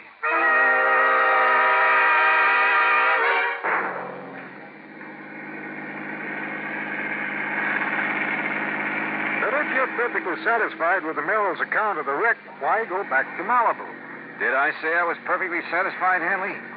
Look, wouldn't you feel a lot better if that wreck could be located, maybe brought up for examination? Well, yes, but you're certainly lucky Mrs. Merrill saved that fortune in jewelry. What jewelry? What are you talking about? You saw it yourself. Did I? And it's covered for $100,000. That jewelry that she showed me? Of course. What are you getting at, Dollar? Look, I take it Merrill's business came a cropper, huh? Why, yes, he simply bit off more than he could chew. You know, overestimated his market, overexpanded. Matter of fact, I've been thankful these past couple of years that I didn't fall for his pitch and invest in it. Merrill's quite a promoter, you know. You mean a crook? Well, I didn't say that, no, but his Bel Air estate, where they used to live, his yacht, her jewelry, that sort of thing. They were all to impress the people he got to finance his ventures. A real fast guy was somebody else's buck, huh? Yeah, I guess you could say that about him. So that's why you wanted me to investigate this so-called accident to his yacht. No, not at all, as I told you. What do you mean by so-called? Hanley, you say a friend of yours actually saw the explosion. That's how I learned of it almost as soon as the Coast Guard. But now... And if you know the address, that's where we're going. I told you, he lives up on a hill overlooking Malibu Beach. Only first we're going to stop at the Santa Monica Coast Guard station and pick up a chart or two. Why? Also, if you know a good surveyor, we'll take him along with us. Dollar? Yeah, Hanley? I've got an idea that may save your company a lot of money.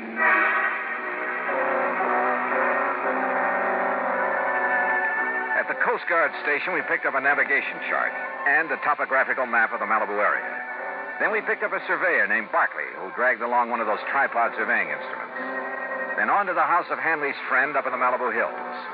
And from him, we got some information that began to bear out some of my suspicions. Yeah, that's right. That's right. When I heard the yacht's whistle and the foghorn, I hopped out of bed and I stood right here in this doorway to the port. Uh-huh. Leaning against it the way you are right now, Mr. Duncan? Yeah, that's right, yeah. Well, of course, it was so dark, it was so foggy out there over the ocean. I was about to go back to bed, and then, boom, the boat exploded. Where? Oh, I can tell you exactly where. From here, that is. What do you mean? Well, the flash it made. It was, right square between those two trees. All right, Mr. Barkley. Set up your transit and get a line on that. Yep. Then plot the line on this map. Right. Dollar, look. You look, Hanley. See that marker buoy where the Coast Guard boats are looking for the wreck? Well, the line Mr. Dobkin has given us is nowhere near that. Well, yes. Mr. Dobkin, do you suppose any of your neighbors heard the noise and got up for a look? I certainly would think so. Then we really have something to work on. But, Dollar, I still don't understand. You will, Mr. Hanley. You will. Plenty. Act 3 of yours truly, Johnny Dollar, in a moment. Times have changed, and so has the man. How often do we hear the phrase, those were the good old days? But were they? Let's look at the record. During the War of 1812, the man who discharged a missile of destruction had a pretty simple job. A lighted taper, a fuse, some gunpowder, a metal ball, then an explosion. And the metal ball was propelled toward its target, located a few hundred yards away. Now, go back in time to the year 1327. Again, the operation was simple. The taper, the gunpowder, but this time, an enlarged arrow fitted into a block of metal. A man in mail, a smoky explosion, and the arrow flies a few hundred feet. Now, come up to the present. Seated before a complicated control panel is another man, ready to discharge a missile. He, however, is a far cry from that artilleryman of 1812 or the cannoneer of 1327. This man is a skilled, tutored technician. He knows his job. He pushes a button, and a sleek, slim, pointed missile blasts its way into the heavens. Its trajectory has been predetermined by other men with modern-day technological know-how. The missile lands, not a few hundred feet or yards from its launching site, but 3,500 4,000 or 5,000 miles away. Quite a difference, isn't it? Yes, times have changed. And so has the man.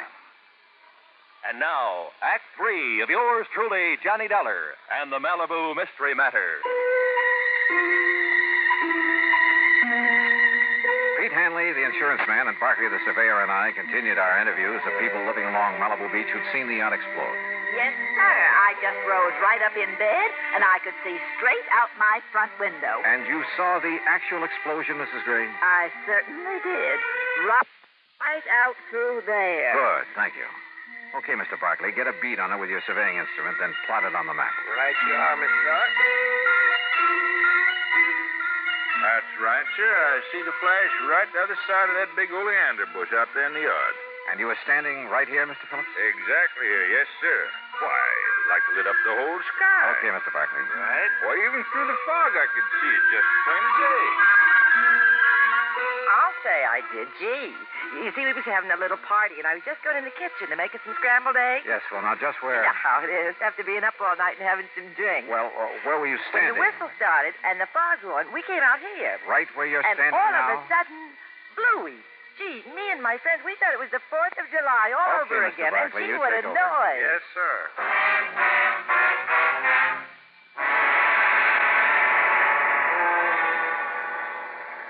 So according to our survey, Captain Rollins, your boats have been looking in the wrong area for that wreck. Yeah, Mr. Dollar, according to this chart the surveyor made, the Tatus went down right on top of Calico Rocks.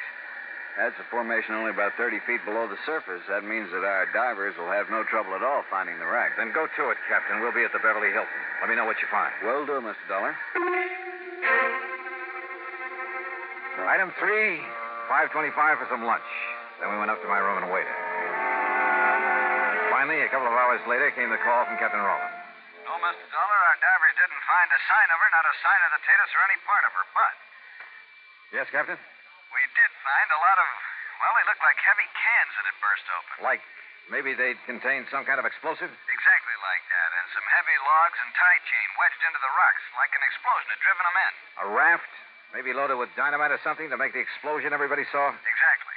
But what I don't understand is the oil slick we found, the wreckage floating around. Captain, I think that oil slick and the flotsam were planted out there. Well, then listen. Look, check every port on the Mexican coast, large or small, for the Tatus. I'll talk to you later. Come on, Hanley. We're going out to see the Merrills.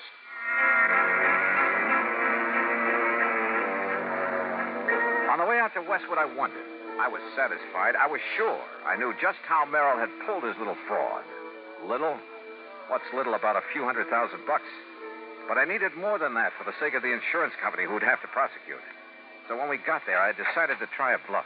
Come in, Mr. Dollar. Mr. Hanley. I didn't expect to see you back here so soon. Yes, won't you gentlemen sit down? Merrill, I think you ought to know the Coast Guard finally found something out there off Malibu. Oh? Yeah. The remains of your skipper on the Tatus. What? That's impossible. Nancy. Also, evidence that he'd been murdered. Murdered? Probably by you, Merrill. No, he's still alive. What? Wait, Nancy. Can you prove it? Yes. Or would you rather have your husband charged with his murder? No. He's in Mexico with the yacht. Nancy, be quiet. That's what I figured. At some remote little port on the coast of Mexico, he and the Tatus. Dollar. Where the yacht can be completely gone over, disguised.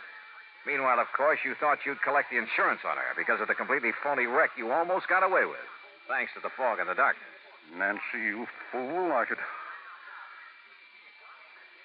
All right. How did you find out, Mr. Dollar? Your wife's phony jewels tipped me off that you're not exactly paragons of virtue. Phony, Mr. Dollar? Paste, Hanley, and nothing else. And I'll lay odds they'll sell the originals, that they plan to carefully lose the fakes. Why didn't they claim to lose them in the wreck? Oh, that would have been overplaying their hand. Apparently, having saved those jewels made the wreck look all the more legitimate. But the really clever stunt was dumping oil on the water and some odd bits of wreckage away from the spot where they blew up the raft. Yeah, it almost kept the Coast Guard from finding the cans of explosives they'd used for the little fireworks display. But, Merrill, the only thing around here that's been sunk is you. Dollar, I'll fight you and this insurance company with every legal trick in the book. You know something, Mr. Merrill?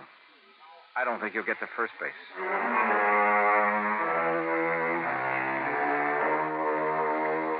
Yeah? When a crook tries to pull a fast one on an honest insurance company, well, you'll see what I mean when the courts get through with Merrill and his wife. Expense account total, including mileage on the rental car and a couple of extra days at the Beverly Hilton, $101.50. Yours truly, Johnny Dollar.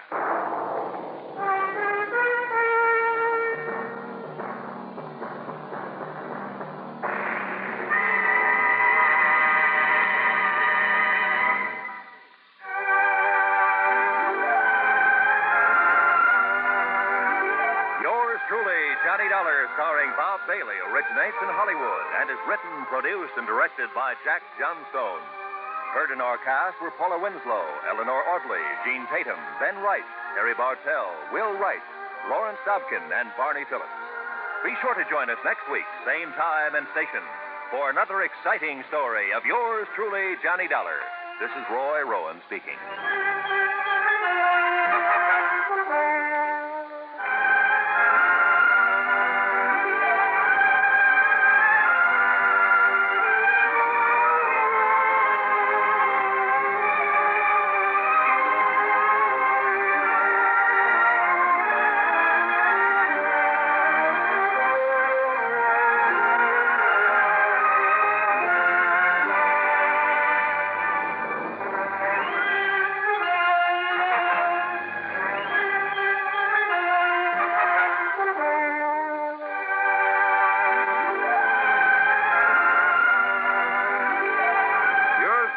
Johnny Dollar has been a presentation of the United States Armed Forces Radio and Television Service. From Hollywood, it's time now for...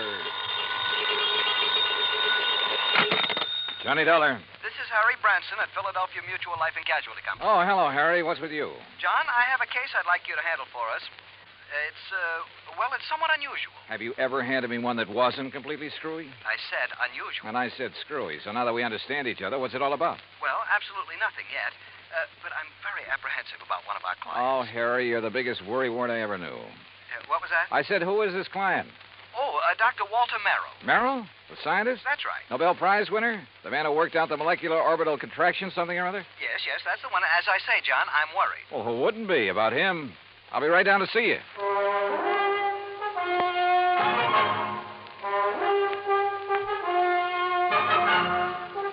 Bob Bailey in the exciting adventures of the man with the action-packed expense account. America's fabulous freelance insurance investigator. Yours truly, Johnny Dollar.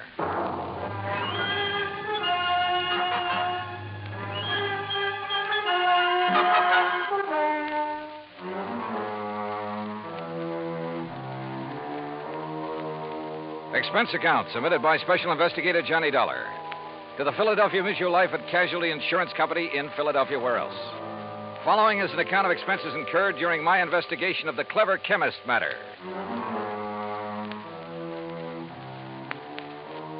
Expense of transportation and incidentals, Hartford to New York to Philadelphia. I didn't even stop to check my bag, but headed directly for the Philly Mutual building on Walnut Street. Harry Branson is a good insurance man, but a great worrier. Nonetheless, he'd given me some pretty important, too. And after all, what do we live for? There you are. Keep the change. Thanks, Doc.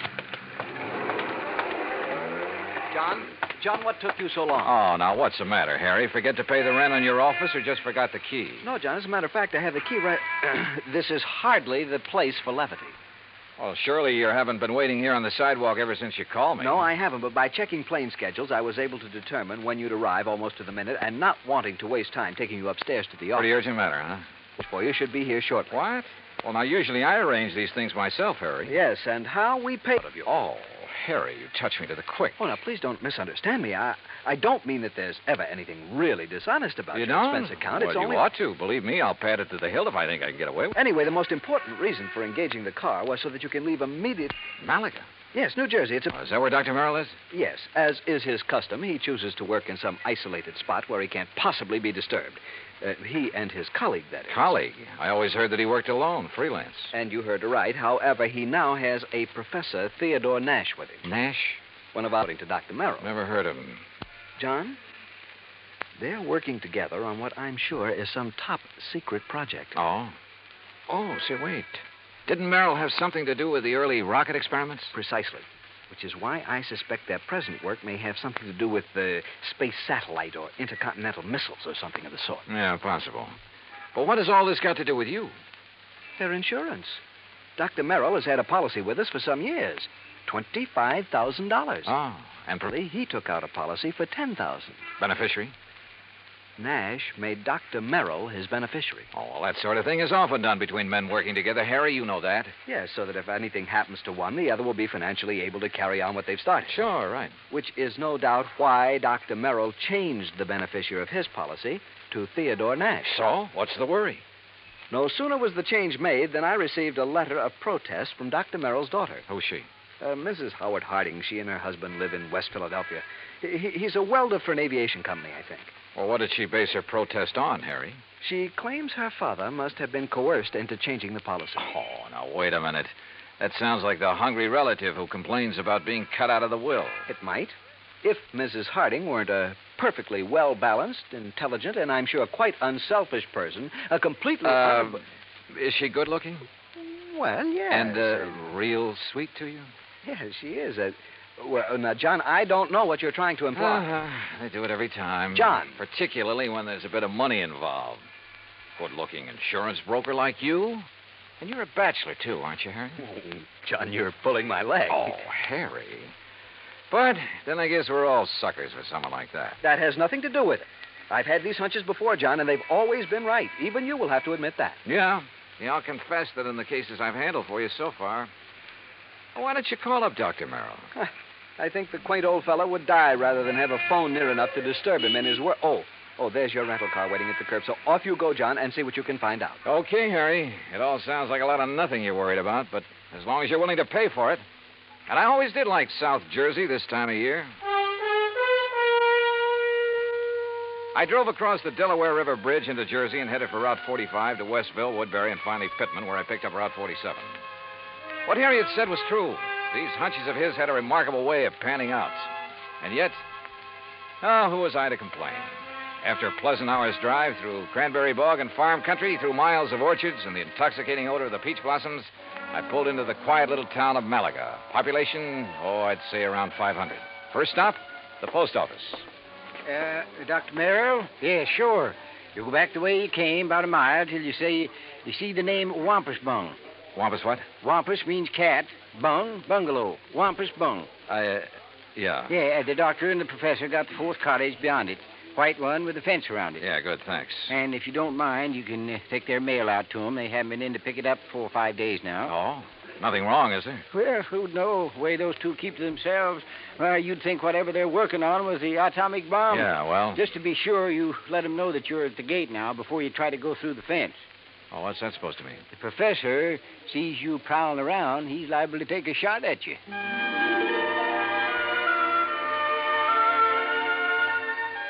As I drove back and toward the edge of Little Malaga Lake, the idea of getting shot at by anyone living in this peaceful, quiet place seemed ridiculous. The lake itself, by the way, looked pretty inviting. I made a mental note to come back here on my own sometime after the fishing season opened. As the postmaster had indicated, the fourth cottage beyond Wampus Bung was heavily fenced in, so I gave notice of my arrival.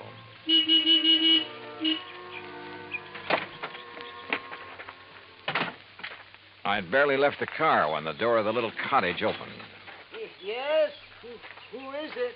Dr. Merrill? Oh, yes. My name is Dollar, sir. Johnny Dollar, insurance investigator. Harry Branson? Yes, sir, that's right. Harry Branson sent me down here to see you.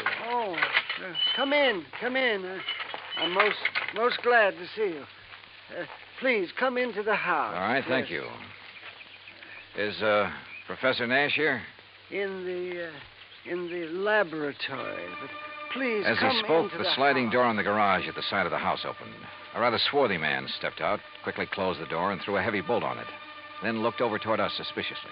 Yes, because it's better that you and I talk in private, alone. Doctor, who is that? Oh, yes, Professor. If we have a visitor, why do you not bring him here where we can both speak to him? Oh, yes, of course. This is Mr. Johnny Dollar, Professor Theodore Nash. Mr. Dollar? How do, Professor? I'm from your insurance company. Just making a little routine checkup. Oh, fine. I'm very glad to see you. As a matter of fact, I wish to talk with you. How do you do? Now, come into the laboratory. Professor, do you think it Oh, wise? of course, Doctor.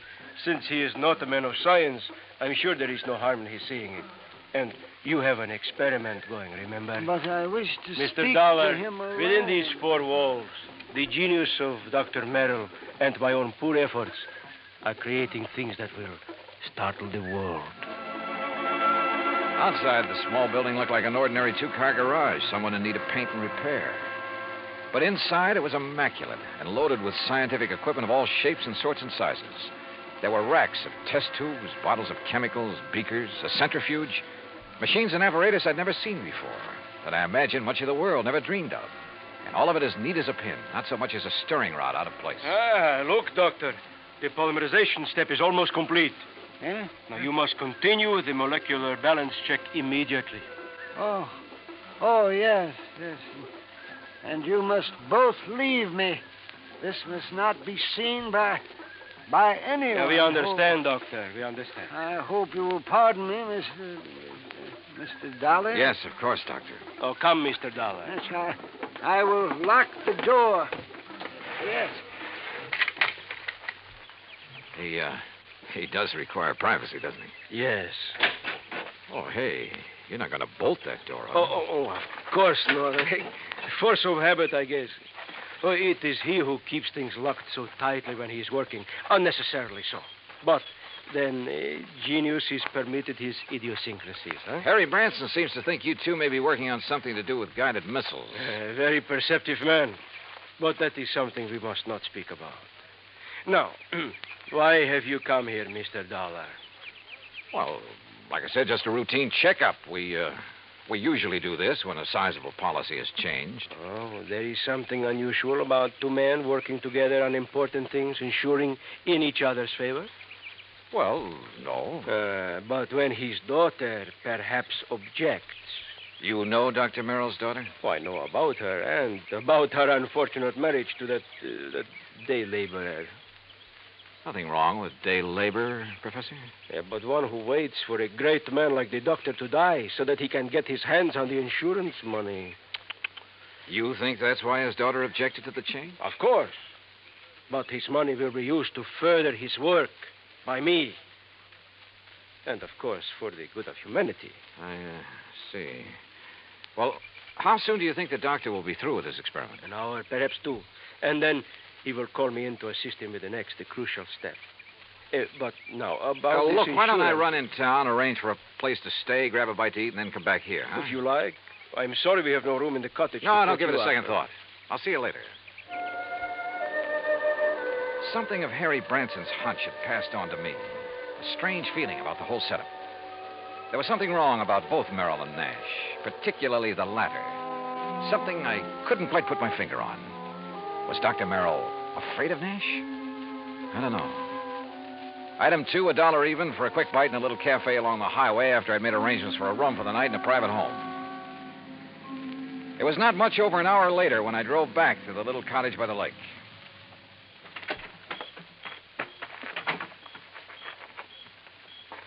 And then I heard it. Someone pounding on the door of the laboratory from the inside. Someone calling for help. Professor! But the lock's on the inside. Turn the lock. What? Bolt here on the... Oh, what are you... Oh. Oh, thank heaven. Good Lord, Professor. What happened to you? You look like you've been run over by... Dr. Merrill. Oh, too late. Too late. Professor, what happened here? He beat me. Threw acid at me. The doctor? No, the man who... Then he killed the doctor with a gun. He killed him. Who, Professor? Who? I don't know.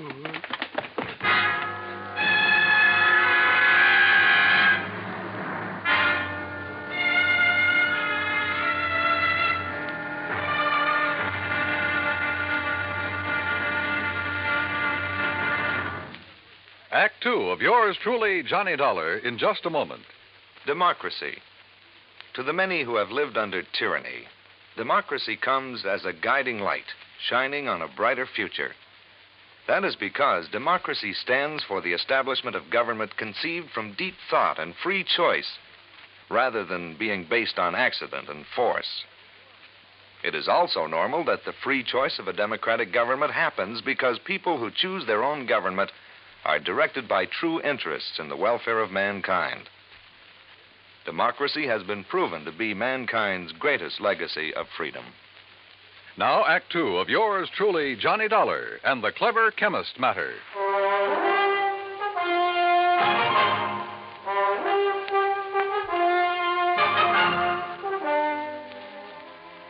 Expense account item 3, $10 for the services of one Dr. Frederick Foote, the only resident medico in the little town of Malaga, New Jersey. After pronouncing Dr. Walter Merrill dead, he took the badly beaten Professor Nash to his office clinic.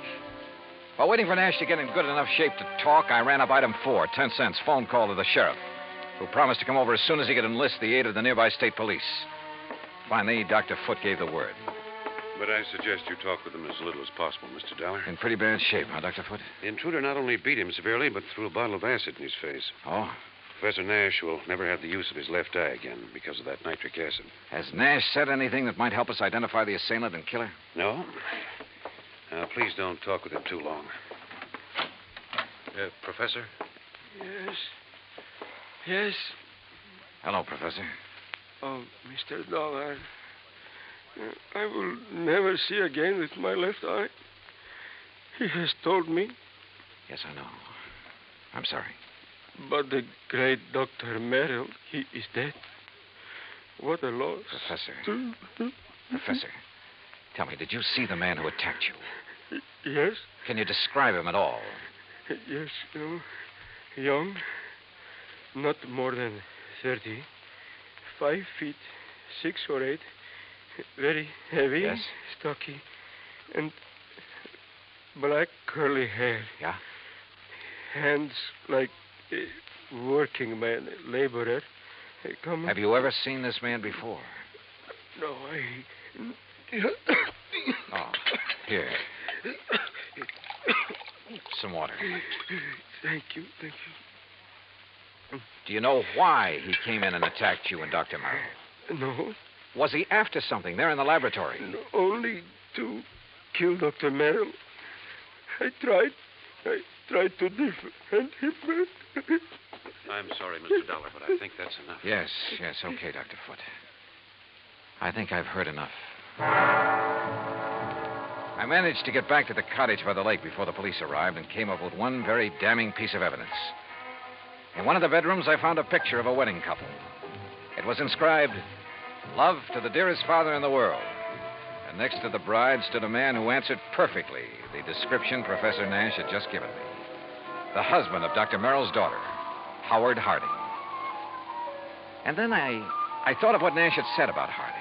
His antagonism, his conviction that Harding was the one who resented the change in the insurance policy. But there was something else, too. That had happened when I talked with Nash in the doctor's office that... By the time I got back to the laboratory, the sheriff and state police arrived. The sheriff, I'm afraid, mussed up any prints that might have been left on the bottle of acid. However, in the weeds outside, a state trooper found the pistol, a .38 caliber Luger that had killed Dr. Merrill. Fingerprints had apparently been wiped off, but the gun was carefully... Fingerprints. Before taking off on a mad dash back to Philadelphia, I stopped at Dr. Foote's and picked up one water tumbler. Item 5, $3.70 for a tank full of gas. Item 6, 50 cents. Parking in Philadelphia as close as possible to Harry Branson's office. John, what have you found out about Dr. Merrill? Harry, he's dead. Well, oh, dear. Now, listen. Write down the address of Mr. and Mrs. Howard Harding for me. His daughter, does she know? No, she doesn't know yet, and I hope I can avoid telling her before I write it down, will you, man? Well, yes, of course. Take this. Don't unwrap it, but see that it gets to Ray Kemper at the Federal Bureau fast. I'll check with him about it later, thanks. But now, John... Harry, this is one time this expense account of mine is going to save you a lot of money. I think. I don't know how many red lights I skipped on the drive out to West Philadelphia, but I felt like a hound dog in a hot scent. The home of Mr. and Mrs. Howard Harding turned out to be in a nice, quiet residential area. I was met at the door by the girl in the wedding picture, a tall, very nice-looking blonde in her late 20s. Oh, yes? Mrs. Harding? I'm Terry Hardy. Well, I'm Johnny Dollar from your father's insurance company. Oh, good. Come in. Perhaps you can help me make him do something about that policy of his. Well, that isn't exactly... Someone has poisoned Daddy's mind, Mr. Dollar. Oh? What do you mean? It isn't that I need the money if Daddy dies, which heaven forbid. No. It doesn't exactly look as though you do. No, of course we don't. Howard's been doing so wonderfully at Colonial Aviation. Yes, apparently. And I'd had a notion he was just a laborer or something. Oh, dear, no. That's what Daddy called him because he wasn't too fond of Howard. And that is the way Howard started before we were married, but now he's one of the officers of the company. Where is he, Mrs. Harding? Well, as a matter of fact, I thought you were Howard when you drove up just now. He's been fishing. Fishing? On some little lake over in Jersey. He goes every Saturday all by himself. Malaga Lake? No, Malacca's where Daddy was. Mm-hmm. He and that. That what, Mrs. Harding? Well, I don't know. It's Howard, I guess. What do you mean? Howard has never liked or trusted him, even though they've never actually met. When Daddy changed his insurance to name that professor, there is something wrong about that man, Mr. Dollar. What, Mrs. Harding? I don't know. Daddy always worked alone until he came along. Daddy's such an alert, bright-eyed little busybody in spite of his Wait a age. minute. Your father... Like a cute little wound-up spring, hopping about like a... Mrs. Harding. Yes? Mrs. Harding, when I saw your father... You've seen Daddy. Well, then you know what I mean. He was tired. Almost in a daze. He spoke with difficulty. Oh, no. You're mistaken. He chatters away like a jaybird.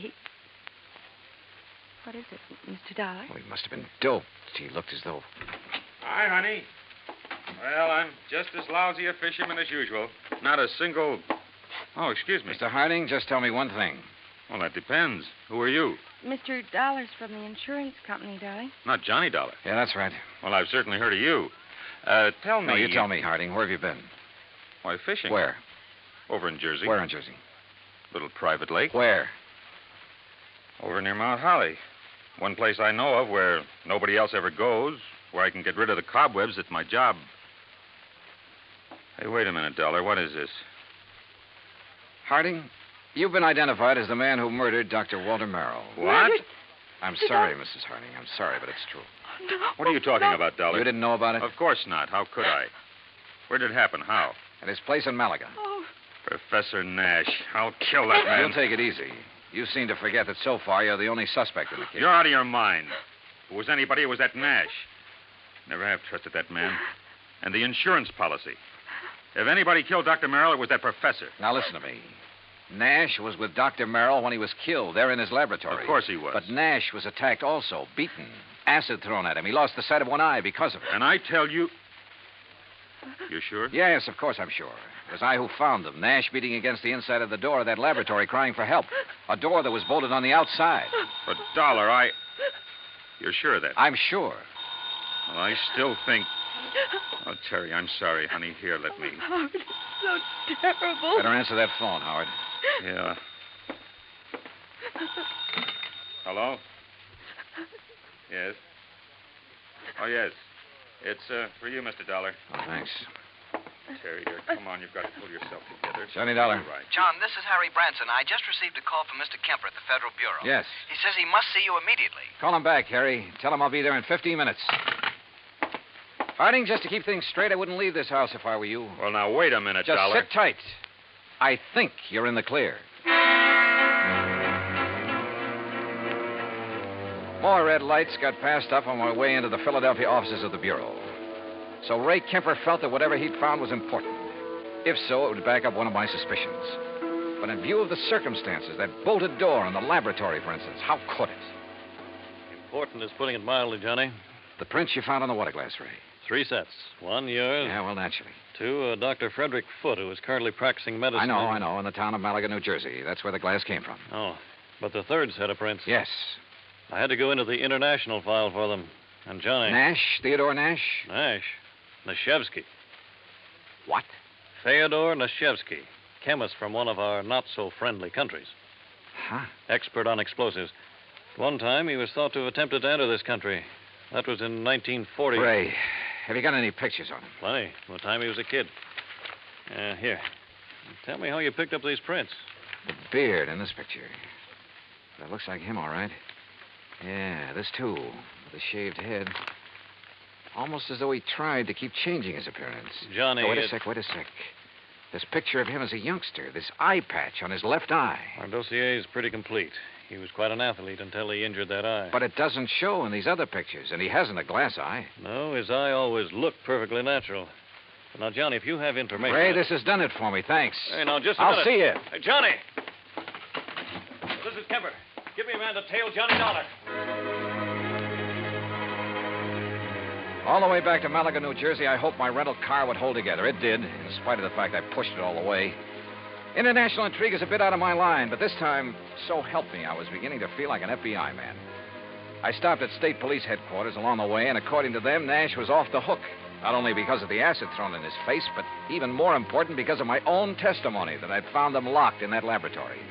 I stopped again at the lab. Nothing. Then back to Dr. Foote's office. Very well, Mr. Dollar. When they arrive, I'll insist that they wait for you. All right, thanks, Doctor. Well, Professor, you're sitting up.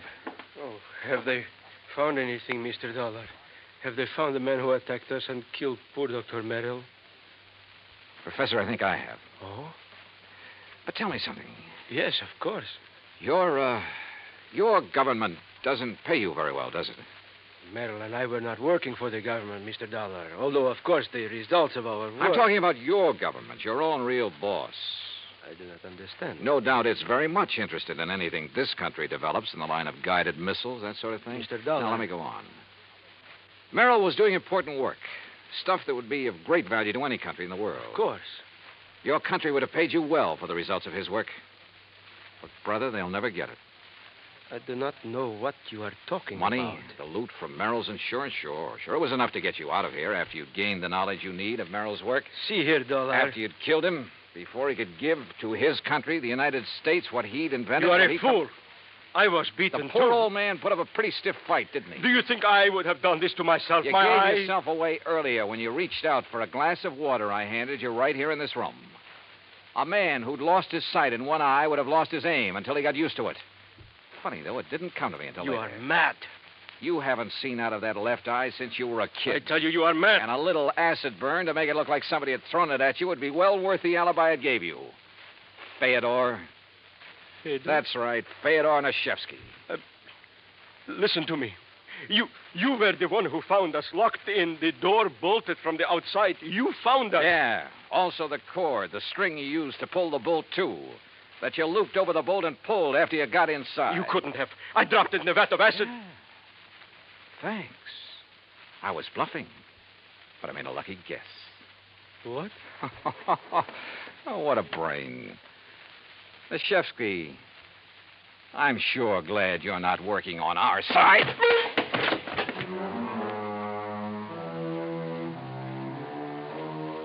The capsule he fished out of his pocket never got to his mouth.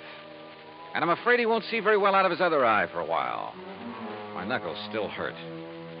And it was lucky for him that the police arrived. I'm afraid I don't like guys like him. Expense account total, including all the incidentals I could think of, and transportation back to Hartford, $84.35. Remarks? Well, don't beef on this one, Harry. The criminal, in spite of being the named beneficiary, doesn't get paid. Yours truly, Johnny Dollar.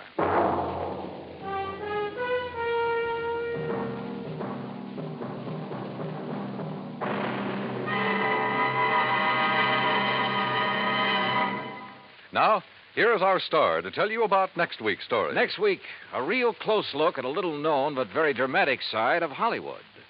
Join us, won't you? Yours truly, Johnny Dollar.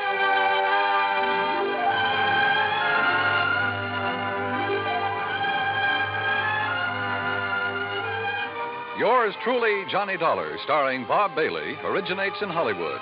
It is produced and directed by Jack Johnstone, who also wrote tonight's story. Heard in our cast were Virginia Gregg, Harry Bartell, Howard McNear, Forrest Lewis, Jack Crucian, Russell Thorson, Frank Gersel, and Bob Bruce. Musical supervision is by Amerigo Marino. Be sure to join us next week, same time and station, for another exciting story of yours truly, Johnny Dollar.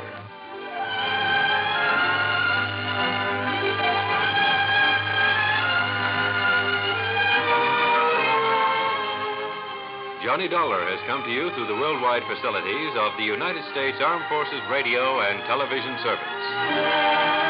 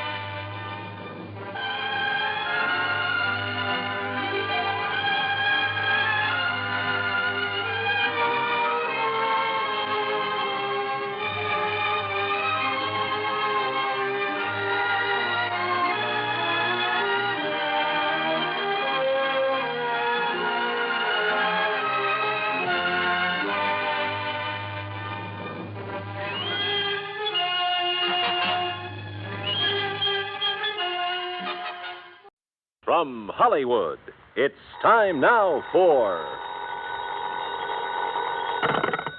Johnny Dollar. Bert Major, Masters Insurance and Trust. Oh, hi, Bert. What's up? Poor little rich girl in California wants to take out a $200,000 straight life policy on her husband, with herself as beneficiary. A lot of dough, but not too unusual, if you can afford it. Effective in 2 weeks, and hush-hush, a surprise. But who'd want to...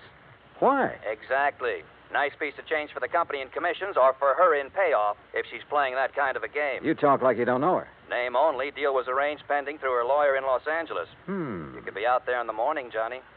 All right, Bert. Who gives me the fill-in? Our agent out there, Roger Hackey. He'll meet you at International Airport.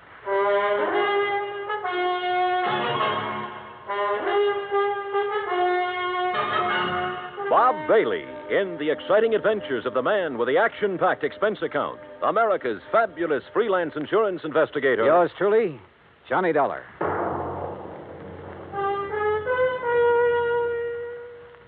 And now, Act One of yours truly, Johnny Dollar.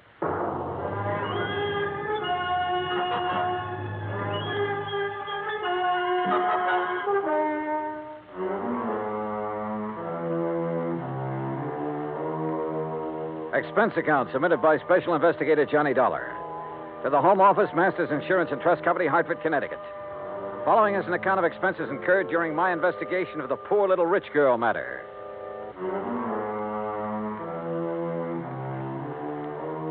Expense account item 1, $280 round-trip plane ticket and incidentals, including sunglasses, Hartford to Los Angeles. I arrived, rested, ready, and right on schedule. Also on schedule was Roger Hackey, Masters Los Angeles agent, who turned out to be a repressed comedian become insurance salesman. Yep, I said to myself, that's Johnny Dollar, I said. You are Johnny Dollar, aren't you? In person. You Roger Hackey? In person? You got the old feel, haven't you? Simpatico, we call it out here. Have a nice trip? Yeah. Good, good. Airplanes scare me. Don't like being up there in the wild blue yonder. Terra firma's my dish of tea. Slow but sure, they call me. Yeah, well, look. Now, if you'll just follow me, we'll jump in my jalopy, and I'll have you at the Beverly Hilton before you can say happy hooligan. You said. Huh? Oh, yeah. Well, here we go. Cloud of dust and all that.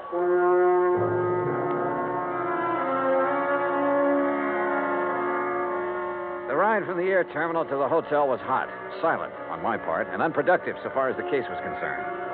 Roger Hackey kept up a running commentary on everything from bad actors to the Zodiac. It wasn't until I was settled in my room with drink in hand and shoeless feet propped up that I could get him to switch to the $200,000 surprise. Her name is Cynthia Durbin. Now, how much do you know about her? Nothing. Bert Major said you'd give me the background. Now, she's a strange one. You know what a chameleon is? Well, sure, a lizard that changes color, so what? So, that's the kind of a gal Cynthia Durbin is. At least she is now. You're losing me, Roger. Begin at the beginning. Now, you're the doctor. As the Siamese twins said after the operation, what's missing? Yeah. Yeah. How did you meet Cynthia Durbin? Well, she came into the office yesterday. No call, no appointment. There she was. Oh, what's she like? Trim. Real trim. And expensive. Just casually announced she wanted to buy $200,000 worth of insurance, huh? Well, not exactly. She started asking about various policies, endowment, straight life, etc., and how and when they paid off.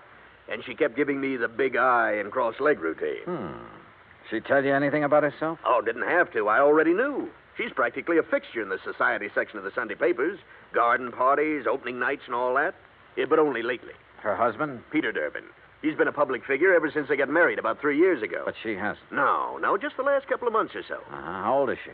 Oh, around 25. Blonde, blooming, and gorgeous, figuratively speaking. I take it she has the money, huh? Yeah, right. He was a well-torsoed movie bit player with a champagne appetite. I see.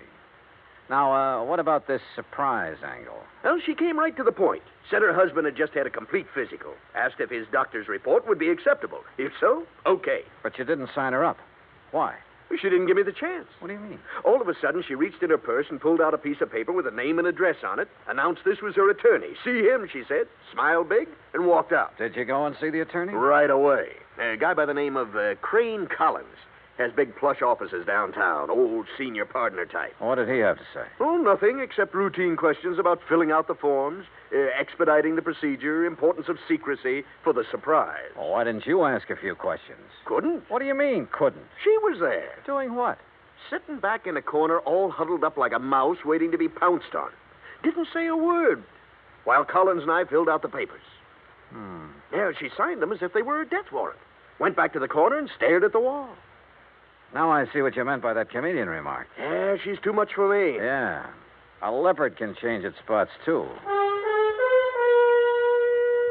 Expense account item 2, $3.25 taxi fare to the offices of Crane Collins.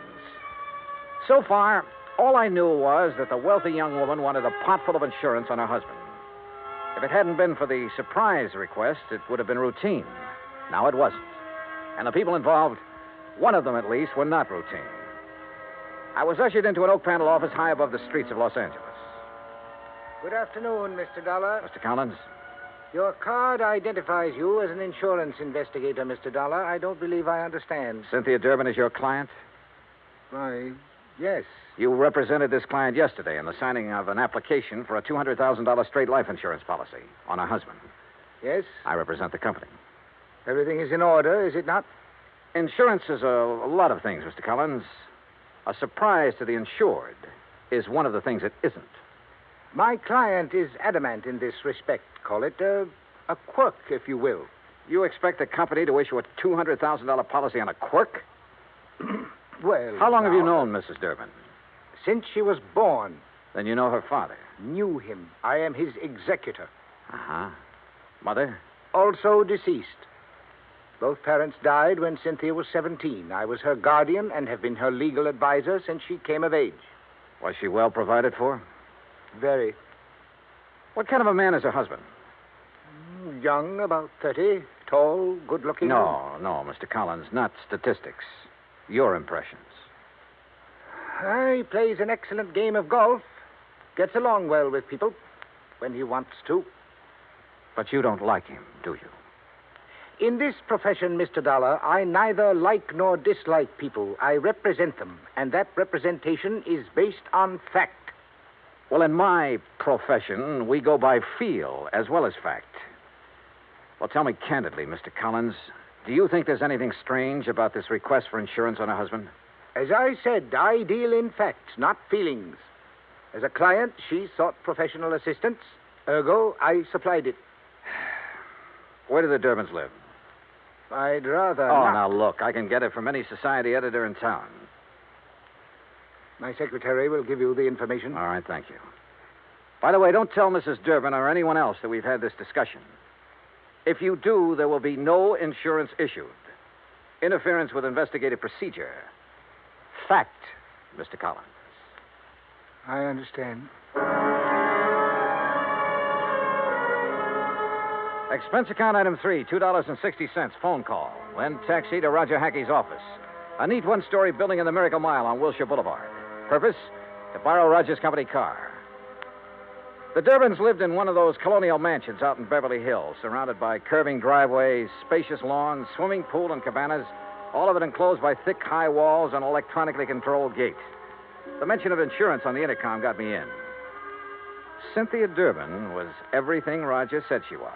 The first time he met her, that is.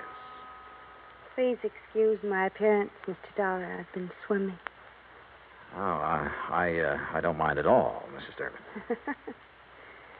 Really, you shouldn't have come here to deliver the policy. What if my husband had been home? No surprise.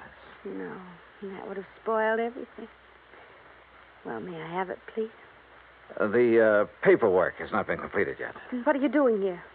What do you want? Get to the point. Well, just a few questions, Mrs. Durbin. My colleague, Mr. Hackey, should have handled these details yesterday, but he was somewhat rushed. Oh, then there's nothing wrong with... Would you care for a drink, Mr. Dollar? Thanks. The bar's out by the pool. Shall we?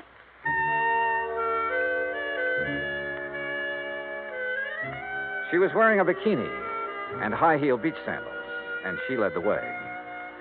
I was hoping it was 2 miles to the pool instead of the 75 yards it turned out to be. I mixed the drinks, and we settled down in a couple of sun lounges. Ah, those details, Mr. Dollar. Just formalities, actually. You're to be the beneficiary? Yes. That was discussed yesterday. Oh, yes, so it was. What does your husband do, Mrs. Durbin? He doesn't work, if that's what you mean. He doesn't have to. I have enough for both of us. Johnny. Yeah? Freshen my drink, will you, please? Oh, sure. Say, tell me, did you ever contemplate divorce? Divorce? Whatever makes you ask a question like that? Well? Of course not. We've had our differences, minor ones. What couple hasn't? Yeah, I suppose you got a point there. Here you are. Thank you. Johnny. Why did you pick 2 weeks from today to be the effective date of the policy? Isn't that my business?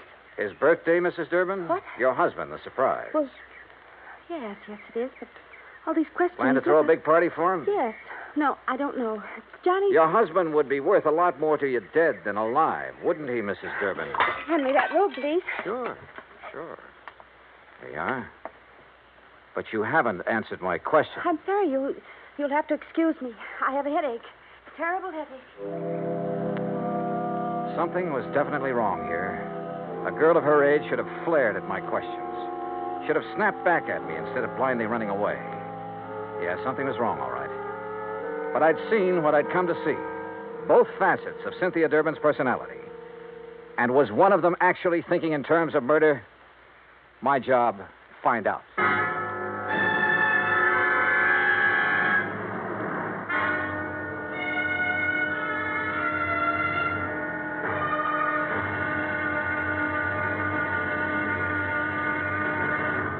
Act 2 of yours truly, Johnny Dollar, in a moment. An interesting parallel hit me the other day. When a baby takes its first 3 steps, everybody is happy and gives a cheer for its progress. The same thing happens when a country takes important steps toward lasting world peace and freedom. That great American patriot, Benjamin Franklin, outlined 3 important steps in the drive toward a lasting world peace and freedom of mankind. The last and most important of these steps was, and is, to get the people of the world to talk to each other and to help each other. This is the essence of the people-to-people program that Americans have put into operation all over the world. It has been such a great success that it is beginning to work both ways. Not too long ago in Korea, Tom Lawrence, a yeoman in the United States Navy, lost his wallet on a street in Seoul. The wallet was found by a 15-year-old Korean boy who gave it to his father. The father promptly returned it to Lawrence with nothing missing. Tom Lawrence decided that this kind of honesty should pay off. He visited the 7 members of the Korean family and gave them 80 pounds of rice. He then promised to bring the family 50 pounds of rice each month he remained in Korea. The Korean father said, "I think this is much more than I deserve." Maybe it was, and maybe it wasn't. But who can put a price on better understanding among the peoples of the world? For through better understanding of each other comes an understanding of freedom, the right of all men, everywhere. And now, Act 2 of yours truly, Johnny Dollar, and the Poor Little Rich Girl Matter.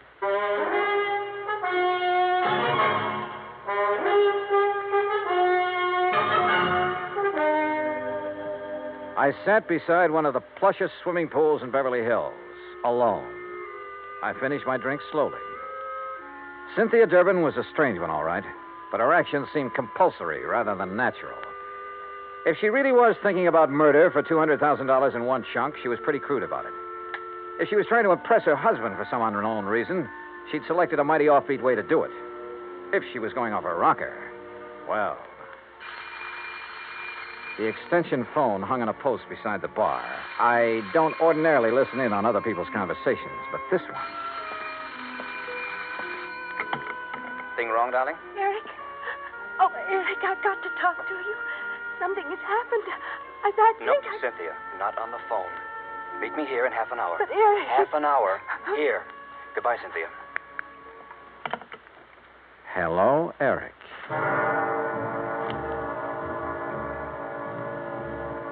As I strolled to my car, nobody asked me to come back again sometime. Not that I expected it. I parked a block down the street, adjusted the rearview mirror, and got comfortable. A cigarette later, she came zooming out in a CAD convertible and headed my way. I've tailed a few cars in my time, but this kid was either scared silly or she'd learned her evasive tactics from Bull Halsey. I lost her in the first 10 blocks. So I drove Roger Hackey's car back to his office and prepared for the horse laugh I had coming. It came. She lost you, huh? Oh, that's a dandy, a real dandy. Hey, tell me, do you always laugh when you're about to lose the commission on a $200,000 policy? Yeah? Oh. Well, what are you going to do now, Johnny? Who is Eric? Well, he's not a brother, that's for sure. Oh. I don't know. You know, for 2 cents, I'd turn in a negative report and go on back to Hartford. Oh, wait now. You can't do that. This is a big deal. For you. For me, it's a pain in the neck. But you can't turn in a negative report just because she's got an extracurricular boyfriend. You don't even know who he is. And what about her husband? Yeah, what about him? Here. I got the dope right here. Today's paper, and it's a good picture of him. Read what it says. Peter Durbin, one of Los Angeles' better amateur golfers, plays out of Silver Oak Country Club, where the state open is being held this week. He's expected to finish in the top... Roger, what time is it? 4:30. Thanks. Huh? Hey, where you going? I'm going to try my hand at being a reporter. What? What are you talking about? Roger, I'm going to interview Mr. Peter Durbin for the Interstate Publicity Press Association. Huh? Expense account item 4, $2.40, cab fare to the Silver Oak Country Club, which nestled in a big ravine north of Sunset Boulevard, some 15 minutes from Roger's office. The last players were coming in for the afternoon round when I got there, and Peter Durbin was among them. I waited until after the radio and TV boys had got through, and then caught him in a corner of the locker room. Yes? Who are you? Johnny Dollar, Interstate Publicity Press. I'd like to ask you a few questions, please. Well, I've already given my interviews. Well, sure, I know, but this is feature stuff. Best part of the day. There's the gallery body or stuff like that. Oh, all right, but make it quick. Yes, sir. Is your wife here? No, she never watches me play. Oh? Where is she now? Well, at home. Where else? But now, see here, don't you think... You're playing a great game, Mr. Durbin. You figure you're going to win this tournament, huh? Yes, I think so. McMahon has turned into 69, of course, but I'm still 3 strokes up on him. I play a much steadier game than he does. Oh, yeah, sure. This is your home club, isn't it? Oh, yes. It's one of the best in the country. Yeah, mighty fine course. You must be pretty well heeled. Well, That's none of your readers' concern. Oh, I'm sorry. Say, you have a birthday coming up soon, haven't you? How did you know? Oh, well, you're a prominent personality, Mr. Durbin. We keep a file on this sort of thing, on important people like you. Oh, I see. Oh, sure. I suppose you're going to have a big affair. No, as a matter of fact, the annual Western Road races fall on my birthday each year. As a reporter, you should recall that I won both last year and the year before. Oh, yeah, sure. Well, happy birthday, Mr. Durbin, and good luck. Well, is that all you want? That's all I need to know. Thanks. Act 3 of yours truly, Johnny Dollar, in a moment. No folklore could be all boastful and dynamic. Some of it is about the man at the bottom of the pile. Like the one they tell of the traveler who just had to get across a river. He argued with the boatman, but that boatman wasn't about to move. Nope. Not with the spring thaw making it a mighty ugly river. The traveler was insistent. Finally, the boatman agreed. But it was going to cost a whole quarter to get across. But I ain't got but 15 cents. You gotta take me for that. Your regular fare's only 10 cents. The boatman stood firm. I ain't going, that's all. Anybody that ain't got but 15 cents, it just don't make no difference which side of the river he's on anyhow. Folklore belongs to every nation's legendary past. And I guess we Americans have our share of some good ones. Like the one about... but we'll have to save that one for the next time we travel your way. See you then. And now, Act 3 of yours truly, Johnny Dollar, and the Poor Little Rich Girl matter. Expense account item 5, $6 even. Taxi fare to the office of Attorney Crane Collins, with whom I could now agree on one point. I didn't like Peter Durbin either. It was 6:15 after hours when I entered the office of Collins, Douglas, Walsh, Hanley, and James. The senior partner was still there. His door was slightly ajar, and I heard voices, which stopped abruptly when I entered. Oh, Mr. Dollar. Rather late in the day, isn't it? I don't keep office hours, Mr. Collins. I'm very busy. Then I'll wait. Very well, as you wish. I wished, so I waited. But not for long. Because about 3 minutes later, Collins came out, carefully closed the door of his office behind him, and strode easily toward me, oozing his most charming professional smile. Now, Mr. Dollar, what can I do for you? Why didn't you tell me the first time I was here that Peter Durbin, in addition to being a first-class golfer, was also a racing enthusiast? Why, it just didn't occur to me. Do you know any insurance company in the world that would issue a $200,000 policy on a man who risks his life in a racing car? Then your company will not issue the policy? What do you think? Now tell me something. Who is Eric? Eric? That's right. Well? The name is not familiar to me. Now, look, Mr. Collins, I have a feeling that even you will admit that withholding information in connection with a possible murder is punishable by law. Fact. I am fully aware of that, but I fail to see what that... What are you doing? You didn't invite me into your office. I just wondered why is all. Have you no ethics, man? Cynthia Durbin was in there a few minutes ago, wasn't she? Mr. Dollar. Wasn't she? If it is the intention of your company not to issue the insurance to my client, I will so inform her, and that will end the matter so far as you are concerned. Now, please be good enough to leave. You really don't know or care what's going on, do you? You're so wrapped up in the letter of the law that preventing a possible murder doesn't even occur to you. Another one of your feelings? Well, I don't have the remotest idea what you're talking about. Good night, Mr. Dollar. Good night, Mr. Collins. Expense account item 6, $9.50, cocktails and dinner. I should have written my report negative and hightailed it back to Hartford. But when you see in your mind's eye the possibility of a racing car careening off the road at 125 miles an hour exactly 2 weeks from now, you don't just stick to business and call it quits. Eric, wherever he tended bar, was the key. But how to find it? I was on dessert in the evening paper, giving my subconscious mind a chance to work it out when all of a sudden I was looking at it on the society page. Expense account item 7, $19, including taxi fare to Los Angeles Police Headquarters, where I had a pleasant chat with the captain on duty. Then a tuxedo rental in the same taxi to the Statler Hotel. A special pass let me in as guest at a crowded and bejeweled society benefit. Enjoying the party, Mr. Collins? Dollar, what are you doing here? Enjoying the party, too. Have Mr. and Mrs. Durbin arrived? You are the most annoyingly persistent individual I have ever... Please, no compliments. See you later. After a few minutes, I spotted her, dressed to the teeth. She turned suddenly and saw me. I expected surprise, chagrin, fear, most anything but what I got. Mr. Dollar, Johnny, I am glad to see you. I was such a bore this afternoon. Forgive me. Well, your exit was rather sudden. My headache's all gone. Isn't that wonderful? Fine. Will you dance with me? Pleasure. Dollar. That's such an exciting name. Is your husband with you tonight? No, poor dear. He's playing in a golf tournament and has to get his rest. You came alone? Yes. Don't you find it warm in here, all these people? Let's go out on the terrace, hmm? Sure. Why not? Once more, I was following her, and it was just as interesting as the first time. But my mind and eyes were elsewhere. Somewhere in this crowd was the Eric I was looking for. He had to be. Then I spotted him, 35, big and broad, hawk nose, circling toward the terrace from the left. She threaded her way to a potted palm in a far corner of the terrace, turned and looked at me. Her eyes were feverishly bright in the moonlight. She was beautiful. You're a very charming man, Johnny. I wish. You wish what? Do you find me interesting? You haven't answered my question. Oh, I find you interesting, Cynthia. Who is Eric? Eric? The man you went to see this afternoon after you left me.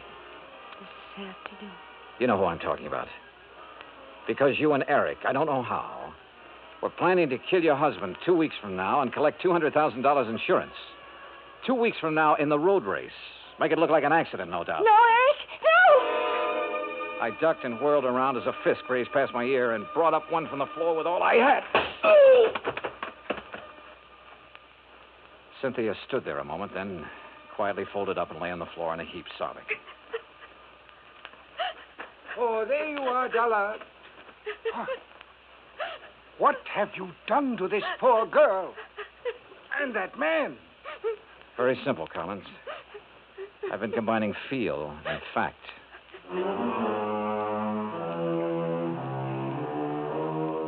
The house dick and I got them out of there. Hawk-nosed to police headquarters, Cynthia to a hospital. Eric turned out to be a quack psychiatrist who preyed on unstable rich women and who was wanted in both New York and Florida. He had a perfect setup in Cynthia Durbin until he went for murder and the big money. Mrs. Durbin, well, the doctors tell me she ought to be normal mentally in a couple of years with proper psychiatric treatment. Expense account total, $317.75. Yours truly, Johnny Dollar.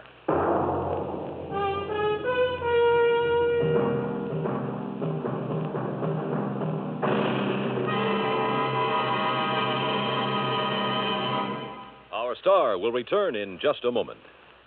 Our flag now numbers 50 stars, and behind each star there stands yet another flag, representing one of the 50 states.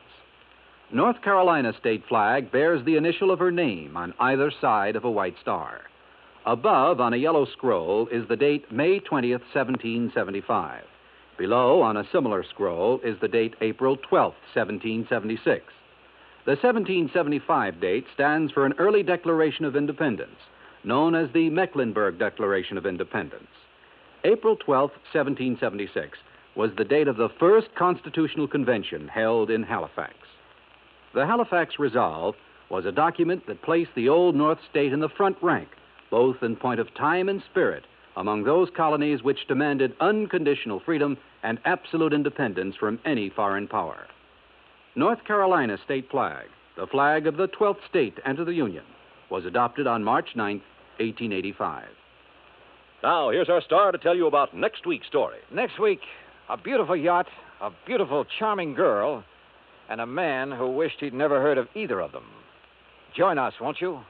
Yours truly, Johnny Dollar.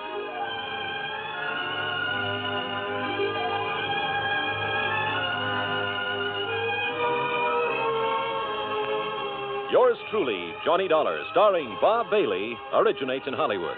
Written by Alan Botzer, it is produced and directed by Jack Johnstone. Heard in our cast were Virginia Gregg, Herb Ellis, Frank Nelson, Marvin Miller, and Peter Leeds. Be sure to join us next week, same time and station, for another exciting story of Yours truly, Johnny Dollar. This is Bud Sewell speaking.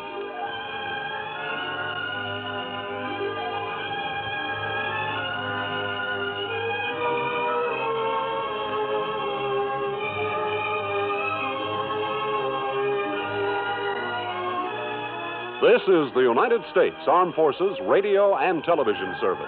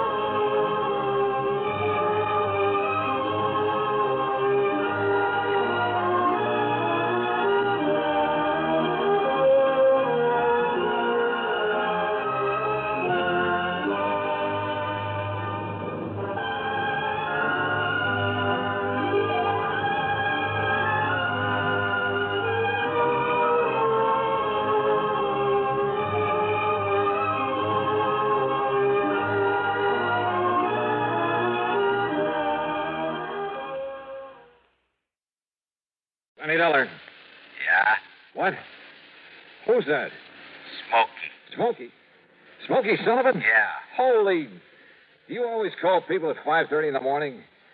Oh, hiya, Smokey. How are things down in New York? I'm living out here in Frisco now. Oh? You know about the big fire out here? Now, Smokey, don't tell me you've been up to your old tricks. You know I wouldn't do nothing like that, Johnny, after the good way you've been treating me. Well, I hope not. But what about this fire? Big warehouse. They're in San Francisco. The Barnwell warehouse. It's still burning, Johnny. Arson? Yeah. I know who did it. There must be insurance in a big warehouse. Yeah. So as soon as I can check it out, I'll... Look, where'll I find you? Where'll you stay, Johnny? Let's see. At the Huntington Hotel up on Nob Hill. Me?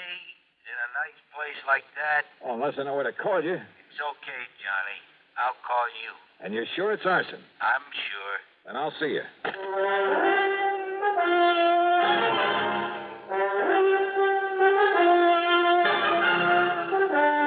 Bob Bailey in the exciting adventures of the man with the action-packed expense account.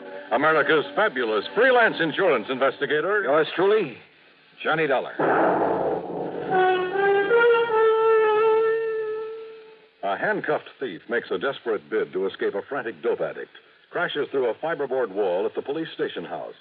It's part of the daily routine in New York's 16th Police Precinct, Hell's Kitchen. In the new issue of Look magazine, you'll follow tough, dedicated cops as they track down the man who pulled the trigger, run down a burglar, subdue a drug addict. And you'll learn in Look the kind of guy it takes to make a detective, what he thinks about his job, what he thinks about the kinds of people he has to deal with. It's all here in Look's exciting picture story, Detectives at Work, an uphill fight in a tough city where the crime rate has risen almost 10% in the last year, where 40% of the nation's drug addicts fight, steal, or beg for a fix, where an entire neighborhood suddenly becomes silent when the police department tries to track the man behind the gun. You'll see it all in Look magazine's dramatic picture story, Detectives at Work. It's in the latest issue of Look, and it's on your newsstands now. Get your copy of Look today.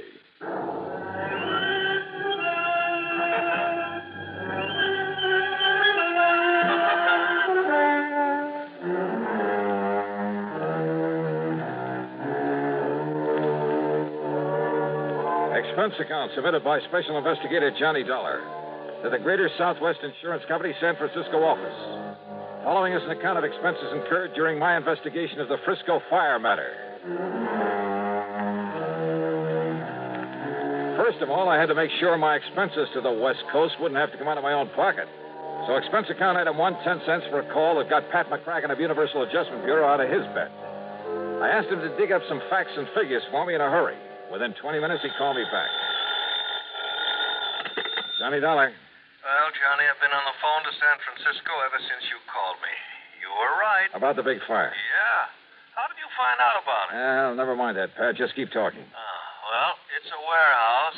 It's owned and operated by Mr. Peter H. Barnwell. And he has an office at 1427 Camac Street. 1427 Camac. Got it. And the insurance? $340,000. Wow. Carried by Greater Southwest Insurance Company. Pat, if I hurry, I can just make plane connections. No, wait a minute, Thanks, Johnny. Pat. Thanks a lot. Item 2, 20188 plane fare, Hartford to New York to San Francisco. And believe me, those jet flights on American get you there in a hurry. I left New York at 8 a.m. and pulled into San Francisco before noon. Pacific time, of course. Item 3, a dime for a newspaper at the airport. Apparently, the fire had burned itself out. Item 4, 675, taxi to Peter H. Barnwell's office on Camac Street. The reception room was jammed. No, there's no point in sending anybody over here because he won't see them. Now. Listen, chick, I'll get you tickets for any show in town if you just... No! I tell you, he won't see any of you. Not even me? No. Now, why don't you reporters just go back to your papers and wait until Mr. Barnwell's ready to talk to you? My card, miss. It's no use, mister. Will you read it, please? But he doesn't want to see any reporters, right? Oh. Yeah. Just a minute, Mr. Dollar. Now, how do you rate that, buddy? What paper you from? The Bigville Bugle. Huh? Yeah, that's out near Bum Spung, Oklahoma. Oh, now, look, wise guy. Look. Mr. Dollar. Mr. Dollar. Dollar? Will you come in, please, Mr. Dollar? Sure. Thanks. Now, wait a minute. You Johnny Dollar, the insurance agent? Right in here, sir. Thanks. Hey, wait a minute. Sit down, Mr. Dollar. Make yourself at home. Well, I must say you weren't at all upset about the loss of your warehouse. Should I be? Sit down. Sure. Mr. Dollar, that building's been a losing proposition for years. Because of its bad location, because of zoning restrictions, and the cost of tearing it down. I've done nothing but lose money on it. Oh? But I've been very careful to keep up the insurance. So, now that it's gone up in flames, I shall at long last collect on it. $340,000. That's right. And with whatever I can get from some other misguided investor for the land itself, I'll be sitting pretty. I see. Now, don't get any funny ideas, Mr. Investigator. The police have found nothing whatsoever to suggest arson. Nor will they. You sound pretty sure of that. I'm sure of it. Even if it were a job that you didn't have done? I'm sure of it. You know something, Mr. Barnwell? I'm not. So if you can be of any help in putting through my Did claim... you hear what I said? I heard, Mr. Dollar. Doesn't worry me a bit.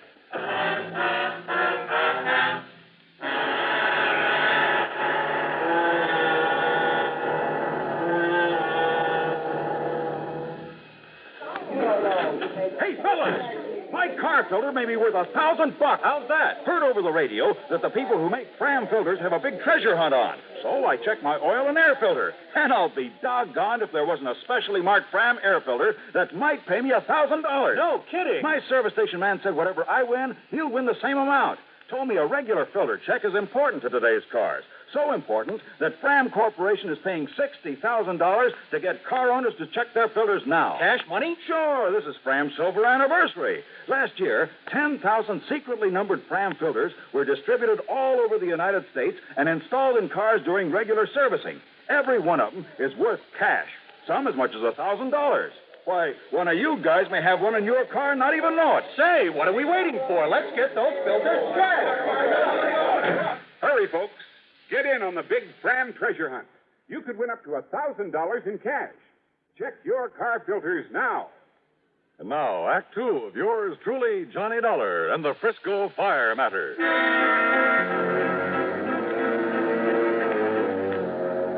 Expense account item 5, $2 for a taxi. In my opinion, Peter H. Barnwell had the warehouse fire set. But opinions don't count in my business. You gotta have proof. And I hadn't yet got together with my informant, Smoky Sullivan. Smoky, once a clever arsonist himself. Later, a counterfeiter, bootlegger, just about everything in the book. But from the time he helped me with a case a couple of years ago, he'd stayed on the straight and narrow. And, of course, I've always paid him well for his help. Before going on to my hotel, I stopped in to see Bill Mullen of the Arson Squad. Yeah, the papers say you're in town, Johnny. Glad to see you. Yeah, how are you, Bill? But there's no reason for you to be here about that fire. Well, that's so? We've already found out how it started. How, Bill? Some old derelict, name of Stumpy Moran. He used to sleep there every night. Had an old iron bed and a little sort of shack on one side of that warehouse. Yeah? So last night, like a lot of the darn fools all over the country every night, he went to bed loaded and lit a cigarette. Result? No more mattress, no more shack, no more warehouse. Well, are you holding him? Also, no more Stumpy Moran. He died in the fire? Yep. And you're sure that's how it started? Johnny, when you've combed through evidence on as many cases like that as I have, there's no mistaking it. But now, Bill, listen, all the way from the source of the blaze to the empty bottle. The carbonized paper from the cigarette. The foil from the cigarette package. The hair from the mattress. 1,001 little things that the ordinary person wouldn't even think to look for. So listen. Yeah? Be a nice guy and call off the papers, will you? Why? Because they saw you over in Barnwell's office, they've decided it was arson, and they're calling us a bunch of bums. The only reason they do it is to make headlines. So call them up and tell them to lay off, will you? Set them straight. Not until I'm sure they aren't right, Bill. Huh? Now, wait a minute. What's that mean? I'll see you later.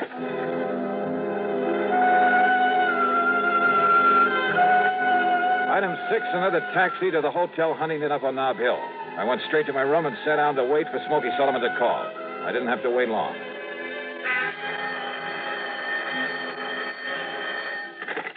Smokey? Yeah. Well, I hear they found out how that fire started. Stumpy. That's right, Stumpy Moran. He was a friend of mine. Not much brains, Johnny, but a nice old guy. But, Johnny. Yeah? He didn't do it. But they found all the evidence. He'd been drinking and smoking in bed. He never touched a drop, Johnny. You sure? He didn't smoke, neither. I know. He was my pal. Where are you, Smokey? You know where the Hungry Angel is? The cocktail bar over on the... That's right. Take the alley and back. I'm in the phone booth at the end of it. I'll be waiting for you. Okay. Now, listen. Yeah? Do you know who did set that fire? Yeah. The only guy in the whole country who could leave no trace. Wait a minute. And they won't even question him because he's been living straight for so long. Touchy Thompson. Yeah. Lives in a nice house on Aldea Drive, 527. But he ain't there. How do you know? A note on his door says gone fishing. You're absolutely sure it was he? I'm the only one knew where to look for a sign around that fire, and I found it there. I'll show it to you. Proof, huh? Yes, sir, Johnny. I can prove that warehouse was set by... Oh, no. Smokey. Smokey!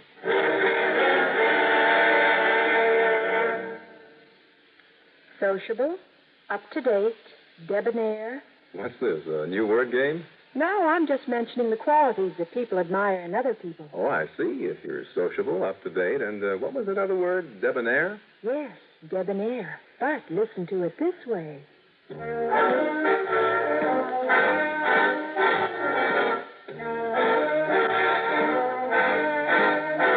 Be sociable, look smart, keep up-to-date with Pepsi, drink light, refreshing Pepsi, stay young and fair and debonair, be sociable, have a Pepsi.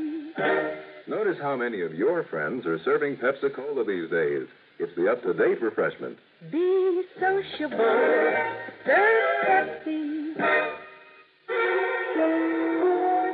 In the alley behind the Hungry Angel, I found a couple of policemen carefully going over every inch of the phone booth where Smokey called me. Yeah, that's right. Conroy heard the shots and came running back here. You get the angle of that bullet, old Conroy? Hey, listen. What about Smokey? City hospital, but he isn't going to live, Dollar. Not a chance. And you have no idea who shot him? No. But you're a smart dick. Why don't you find out for us? All right, now look. And let me tell you something else, too, Dollar. If that warehouse fire had been a torch job, which it wasn't, like you're blabbing it out to all the papers, your dear pal Smokey Sullivan is the only one who could have done it. So his being knocked off is good riddance. Why Smokey? Because we got every other firebug in this town nailed down. That's why. Want to bet?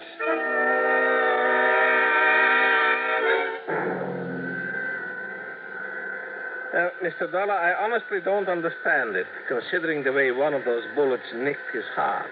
But it looks as though that man Sullivan will live. Now, the point is, Doctor, can I talk to him?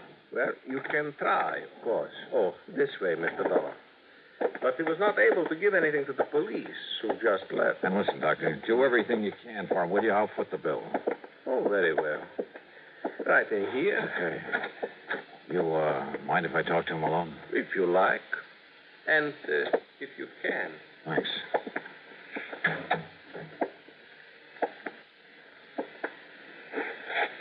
Smokey. Smokey? Hi, Johnny. Oh, hi. Yeah, the doc says you're going to be okay. Yeah. Can't get rid of me. Attaboy, Smokey. I didn't talk to the cops. Just looked at them like I was dead. Good for you. Hey, Smokey, did you see who put the slugs into you? No, Johnny. But it must have been Touchy. Touchy Thompson. Same as he set that fire. Yeah. All right, now listen. You're in no shape to go over there and show me. But if the arson squad found no trace, and believe me, they know everything to look for. Chemicals. What? Touchy had chemicals, special chemicals. Never left a trace. Everything leaves a trace of some kind. No. He had to use a gas mask. That's what must have knocked out Stumpy Moran. Then Touchy could plant the liquor, the cigarettes. Then I guess the only thing I can do is try to find Touchy Thompson. Johnny. Yeah? If you do, Johnny, be careful. Yeah. Yeah. Act 4 of yours truly, Johnny Dollar, in a moment. Rambler station wagons lead all but 2 other makes in sales. Repeat, Rambler station wagons now lead all but 2 other makes. Car registration figures prove it. Never before has any station wagon scored such a sweeping success in so short a time. Why the nationwide swing to Rambler? Well, listen to this. If you want America's lowest price station wagon, Rambler has it. If you want big 6-passenger room, plus America's easiest parking, Rambler has that. Most miles per gallon? Rambler has that, too. Trade-in value? Rambler has the highest of any low-priced car.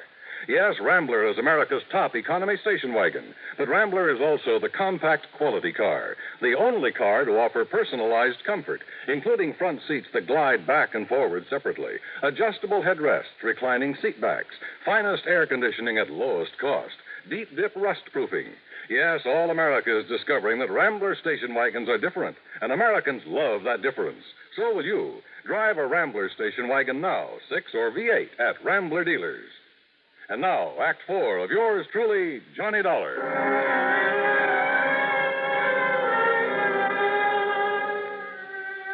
Expense account item 7520, more taxi fares. There was nobody home at Touchy Thompson's place. Only the note on the door Smokey had told me about. Gone fishing. Fishing, huh? He was probably hiding somewhere around the town, waiting for the atmosphere to clear. But how to bring him out in the open? Then I suddenly remembered an old friend of mine, Maury Webster, head man at station KCBS. I'd have made $1 even for a cab to the Sheraton Palace and the KCBS studios. Johnny, this is a pleasant surprise, although I had heard you're in town. How are you, Maury? Up to my neck. We're in the midst of a big celebration. You know, our 50th anniversary. Oh? Yes, sir. We were the first broadcasting station in the country, and we're kind of proud of it. Well, I should think you would be. Let me add my congratulations. Well, thank you, Johnny. What brings you here? Maury, when is your next news broadcast? Well, let me see. Well, Don Mosley will hit the air in just about 7 minutes. That'll just give me time to knock out a news item for him to read on the air. Oh, what kind? Tell you while I'm scribbling it, if you don't mind. Well, yeah, go ahead. And Maury, I have a sneaking suspicion it'll flush out an arsonist. Oh? Yeah, and killer. As briefly as possible, I told Maury Webster my plan, the why of it. I handed him the news item I'd cooked up. He penciled in a couple of minor changes, then gave it to his top man in the news bureau, Don Mosley.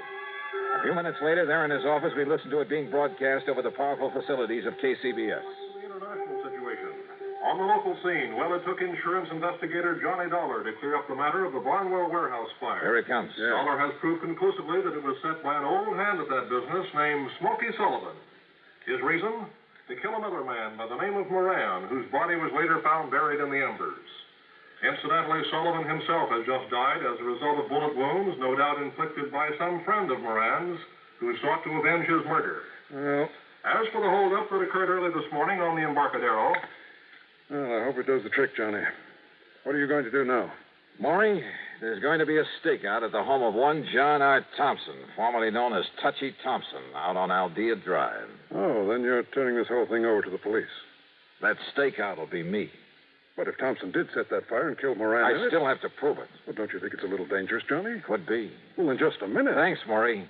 Thanks a lot. So I went out to Aldea Drive again, and I parked myself rather uncomfortably behind a hedge across the street from Thompson's place. Finally, it must have been around 10 p.m., an expensive car pulled up, and a man loaded with fishing gear went into the house. I waited a couple of minutes, and then I went over, knocked on the door, walked in, introduced myself, and laid a few cards right on the table. You're crazy, Dollar. Didn't even know about that fire until you told me just now. Why lie about it, Touchy? Look, I've been fishing. Yeah, for what? An alibi? Oh, give me that for trout. Look here. Here they are. There, trout. Ever see a nicer mess of them? Pick them up at any market. Not me. All right, who was with you? I was alone. I was over there camped beside the lake all the time. My sleeping bag's still out in the car. What lake? Mono Lake. It's a little over 200 miles east of here. Yeah, I know it well. Well, that's why I caught him. I know it well enough to know that because of the high mineral content of that water, no trout could ever survive in it. What? Oh, look, wait a minute. It's no good, Touchy, and with the proof I have that only you could have set that fire with some of your fancy chemicals. What do you know about that? No, you got no proof. Look. Perhaps he has, Touchy. Well, I'm glad to see you two know each other. Very smart, weren't you, Touchy? What do you mean? I mean the way you fell for that phony news broadcast and came back here. Phony? And Dollar, thanks for setting the stage for me. Yeah? What does that mean? You came here because you suspected Touchy. You had a big argument. You both pulled your guns and killed each other. No, wait a minute. That's the only conclusion the police can possibly reach when they find your bodies lying here. Look. Nope. Don't make a single move, Dollar. Neither of you will do anything because 5 seconds from now you'll both be dead. Well, you're wrong. What? Pull that trigger, Barnwell, and it's the last thing you'll ever do. Bill. Climb in this window, boys, and take care of it. There isn't any need for violence, officer. That's right, Barnwell, there isn't. All right. You too, Tom. Well, Johnny? Now, just what under the sun ever led you to come out here, Bill? Your old friend Smokey Sullivan called me to the hospital. He was a little worried about you. You mind? Mind? You've got to be kidding.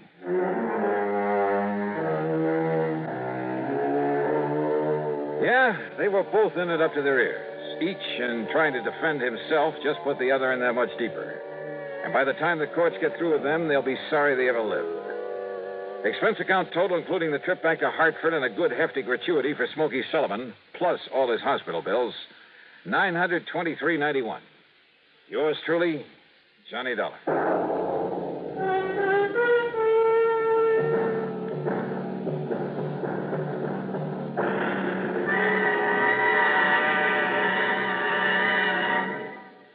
Our star will return in just a moment. I'm a mean widow, kid. And are you pleased with yourself? Sure, because I'm a germ. A bathroom germ. Bathrooms is where the meanest germs get to live.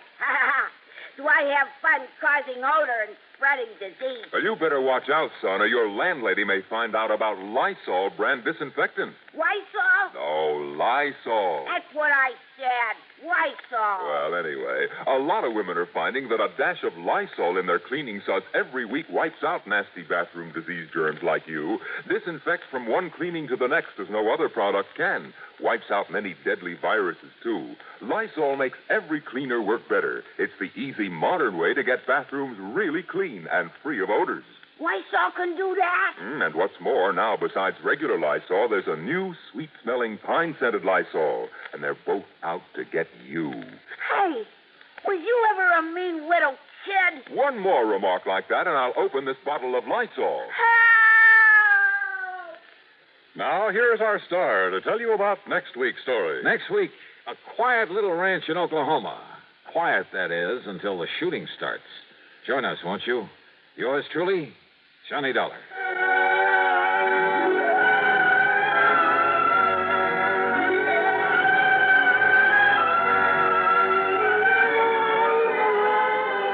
Yours truly, Johnny Dollar, starring Bob Bailey, originates in Hollywood and is written, produced, and directed by Jack Johnstone. Heard in our cast were Virginia Gregg, Vic Perrin, Larry Dobkin, Alan Reed, Gil Stratton Jr., Paul Duboff, Bartlett Robinson, Don Mosley, and Tony Barrett. Be sure to join us next week, same time and station, for another exciting story of yours truly, Johnny Dollar. This is Dan Cumberly speaking. This is the CBS. From Hollywood, it's time now for... Johnny Dollar. It is a joy to me heart to be hearing the voice of me lover boy. Meg McCarthy. Yes, and who could you tell from so far away and so long ago? Now answer me that. Oh, Meg, I'd recognize that soft, dulcet voice of yours anywhere. How are you? Oh, Johnny boy, I've got trouble. And where are you, by the way? Port Hopeful is the name of the place. Port Hopeful, huh? You just can't stay away from the sea and ships and sailing men, can you? And whose leg would you be after trying to pull now? Port Hopeful, Nevada. Nevada? Right out in the middle of the desert. Well, what are you doing there? And why do they call it a port? Them were the very same identical things I'll be telling you when you get here. And if you take to my advice, you won't waste no time along the way. There's trouble out here. Insurance trouble. Oh, what company? Western Life and Trust, they calls it. The very same identical company that's insured the life of this blessed man what's laying dead at me feet. Dead at your feet? Meg, you don't mean... Just a minute. If you're by way of implicating that I done him in, you're just an evil-minded, suspicious young... Oh, forgive me, sweetheart boy. Huh?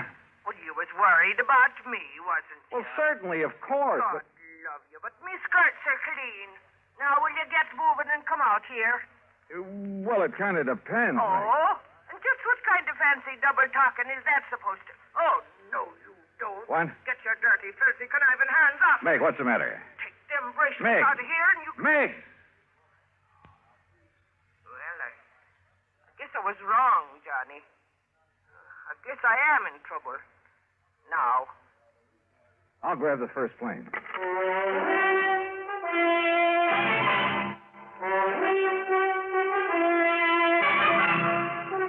Bob Bailey in the exciting adventures of the man with the action-packed expense account.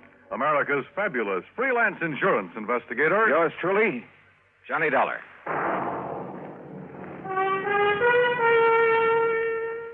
And now, Act One of yours truly, Johnny Dollar.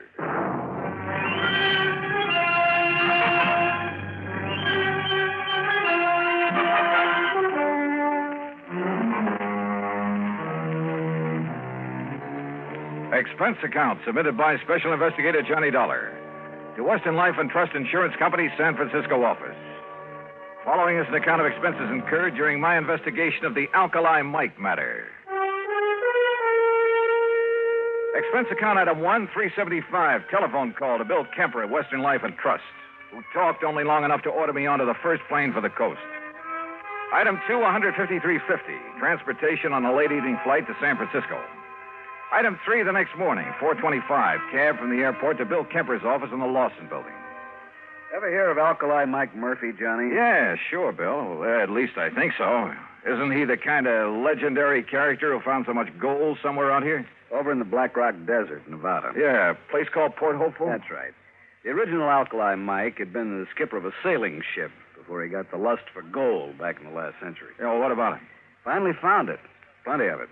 Out there in the desert near the little town of Winnemucca. And? Built himself a regular palace out of rocks from the nearby mountains, named it Port Hopeful. Settled down to spend the rest of his days enjoying his money. But then he died. Legend says it was suicide. Yeah, well, what's that got to do with you or me or the company? Alkali Mike Murphy, Jr., his son, who spent the last 40 years living there. But now he suddenly died. And how he died affects payoff on the insurance policy we wrote him. Oh, how much? $200,000 straight life. Ah, we. Beneficiaries? 2 nephews, 1 niece, and an old housekeeper, all sharing equally, provided, of course, that one of them didn't help him on his way to the great beyond. And you think maybe one of them did? $50,000 apiece is a lot of money, Johnny. Which one? I'll grant you it's only a hunch. But if I were you, I'd make a pretty careful check on that housekeeper. Meg McCarthy? She's an old... Oh, yes, what do you know about this McCarthy woman? Oh, plenty, Bill. Then you think my hunch is right? No. What? Because if it is, I'll handle this case for nothing. But according to the police officer... What's more, I'll quit the insurance business. Item 4, 1320, cab to the airport, plane fare and incidentals to Reno, Nevada. There I rented a car, that's item 5, and headed north and east on Route 40. After about 165 miles of nothing but sagebrush and cactus, I pulled into the town of Winnemucca. I dropped off my bags at the Motel Winnemucca, then headed for the local police headquarters. I was introduced to a Sergeant Otis Framley. There's no point in driving out to Port Hopeful, Mr. Dollar. We've got the number 1 suspect right here. Picked her up last night. Her? Meg McCarthy? Right. And you suspect her of what? Murder. If she didn't poison old Alkali Mike, I'll eat my shirt. Then you'd better decide right now if you want it baked, boiled, or fried. Where is she? In her cell. Come on. You mean you've got some reason for thinking she didn't do it? I know Meg McCarthy. Yeah, but don't you see she's the only one who was anywhere near him? Besides, look at the motive. Yeah, suppose you tell me about it. Well, she's only been out there at Hopeful taking care of him about 6 months. Yet she gets under the skin of the old codger enough to make him turn over a big hunk of his insurance money. And that takes care of motive, huh? Well, doesn't it? Let's go talk to Meg. Now, look, she's a pretty tough customer when she wants to be, so... Right, she's a pretty tough customer. And if you silly, stupid income poop starts... All right, Meg, take it easy. Oh, take it easy, is it? If you blinking idiom think you can keep a decent, self-respected lady... I said take it easy. And I say, Oh, Johnny, darling. Me ever-loving boy. Hi, Meg, you old rascal. Sweetheart, I knowed you'd come to save me out of this horrible place. Yeah, well, that pretty much depends on you, on what you're able to tell me about this whole thing. You bet I'll tell you. Only, Johnny. What's the matter? Sure, I'll tell you. All I know. And it'll be the honest truth, Johnny boy. But don't you see? The only evidence I can give is enough to hang me. Meg. Oh, Johnny, I need your help. I need it bad.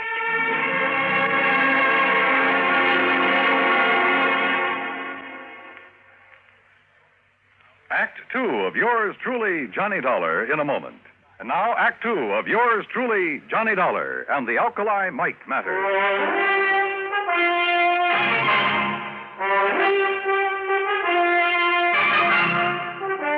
The sergeant left Meg McCarthy and me alone there at the jail in Winnemucca, Nevada. And she told me all she knew. Johnny had just plain got fed up with all the noisy, roistering, drunken sailors that used to come to my fancy cafe back on the East Coast. So when I heard that Alkali Mike Murphy was looking for a nice, quiet, respectable lady to be his housekeeper out here in the peaceful, quiet desert, well, I took the job. You've been out here about 6 months. Yes, Johnny boy. And me and Alkali, we just got along fine. I cooked good meals for him, and we played cribbage together in the evenings. And it got me a real bang out of keeping that old palace of his all neat and tidy for him. Yeah, sure. But now, Meg, I understand he named you as a beneficiary of his big insurance policy. I told him I didn't want it. And besides, I have plenty of money of me own from selling out me cafe back east. Do you know the other beneficiaries? Huh? Do I know them? Them nephews and that niece. Just hanging around waiting for him to die these last 20 years. That's all they've been doing. Except maybe Edgar. Edgar? Edgar Murphy, the oldest nephew, the nice one. He has a fine job over to the bank in Lovelock. And the others? Margaret. Oh, she's a disgrace to me fine old name. Playing around with every Tom, Dick, and Henry she can get her hands on. Looking for the one with the most money so she can snag him and live the easy life. Where is she? It's for Danny. Well, he's another no-count. Spends all his time horsing around and gambling. Where are they now? Up to Port Hopeful, where else? Each of them trying to chisel the others out of all the fine furniture and old silverware and lovely china. You know, when the estate gets settled, the sneaky, sniveling... All right, Meg, all right. If I'm going to try to help you, there are some things I have to know. I'll tell you everything, Johnny boy. How did Alkali Mike die? Poison, the doctor said it was. In something that he ate. And who could have given it to him? There's the trouble, darling. Huh? I was the only one with him. I was the only one ever touched his food. Could it have been poisoned before it was brought into the house? No, never. Everything I bought for him and me come from the markets right here in Winnemucca. Besides, Johnny, I always had the same things he did. Even the day he died? Yes. Even that same fateful morning. Well, did the doctor say what the poison was? Yes. Quinititani. Quintanogen? Yes, that was it. Sulfur or something. Quintanogen sulfonate? Yes, it turns to sulfonate. Now, that's strange. Because if I remember correctly, that's related to one of the old Indian arrow poisons. But Johnny, there ain't been no Indians around here for years. At least the wild ones. Look, Meg, I want to go out to that so-called palace, Fort Hopeful, but I want you with me. Well, of course, lover. Only how can I get out of this jail? Let me worry about that. It took the help of a local attorney that set him $500. But I managed to get Meg out of the clink, as long as Sergeant Framley stayed with us, that is. We headed out across the desert over a road that should have been traveled only by jeep. And finally, after about 60 miles of it, we came into a bare, rocky valley. And there in the middle of it sat the palace, Fort Hopeful. Only it should have been called Fort Hopeless. Ain't it a beautiful spot, Johnny boy? It was an atrocity, a huge, rambling jumble of native stone badly cemented together. There were almost as many doors sagging on their hinges as there were windows, as though the whole place had been put together one room at a time. Windows were set in at cockeyed angles, and most of them were dirty. 3 fairly new cars were parked out in front. Yeah, the relatives, Dollar. They've been here ever since the old coot died, like a bunch of buzzards. Vultures. Yeah, I know what you mean. Well, come on, let's go in. Yes, and see how they've messed up our lovely palace whilst I've been languishing myself away in that hoot car. Hey, look, Sergeant, if old Alkali was murdered. Of course he was. How else would he get that poison? Well, how about these relatives? That's what I've been trying to tell these harebrains. All right, Meg, please. These bird-tailed idioms around here seem to think I'm the only one. Meg, shut up. Yes, dearie. You know I love you when you talk to me like that. Just like my dear departed husband, God. Yes, all right. Well, what about it, Sergeant? Oh, you mean his own kin? No, Mr. Dollar. People out here in this part of the country have too much respect for their own kin. Even when there's a lot of money involved? Yes, I even go so far What do you mean, Sergeant, bringing that killer back here? Well, it's this way, Edgar. Yes, Sergeant, how dare you? Now, look, it's all perfectly legal. Legal? This woman killed our uncle. Now, look, will you? Mr. Dollar here is an insurance investigator. Johnny Dollar? That's right. Oh, I've heard about you. Well, I haven't. I'm Margie. And believe me, Edgar, everything will be all right with him here. Won't it, Johnny? Will it? I'm sure it will. We'll see. You want to come in? What do you mean, do we want to come in? You think we're going to stand out here on our feet all day? Why don't you drop dead? Oh, blatterscotch. All right, Meg, come on. Sit down, Johnny. Here. Incidentally, where's the other nephew, Danny? I'm Danny Murphy, Dollar, and I agree with Ed. You've got no business bringing that old witch that murdered our uncle back into this house. Oh, that's so? She had no business ever being here. Chiseled her way into his affection so she could cut in on whatever dough he'd leave. And then to make sure he'd leave it in a hurry, she knocked him off. Uh-huh. Wouldn't that same reason make all 3 of you want to see him out of the way? Now, just a minute. Just take it easy, Danny. Well, what do you mean, take it easy? He's practically accusing us of killing Alkali. If the shoe fits, Danny boy. Why, you dirty... You lay one hand on Johnny Dollar and I'll tear your eyes out from limb to limb. Okay, Meg. Meg! Yes, darling. Mr. Dollar's right, Danny. Margie, and you know it. You know it as well as I do. Sure, we wanted him gone. We wanted his money, that insurance. If Danny here hadn't talked him into that insurance, we wouldn't even have that to look forward to. Well, can you blame us, Johnny, for not wanting her to share it? But she will, unless you can prove she killed your uncle. Well, what's she ever done, knowing him for only a few months, to make her deserve a share? Margie, I suspect Meg is the only one who showed your uncle any kind of care and consideration in years. Well, what did you expect of us? Mr. Dollar's right. Why kid about it? Heaven knows she deserves his money as much as any of us, whether we like it or not. The fact remains, Dollar, somebody killed our uncle.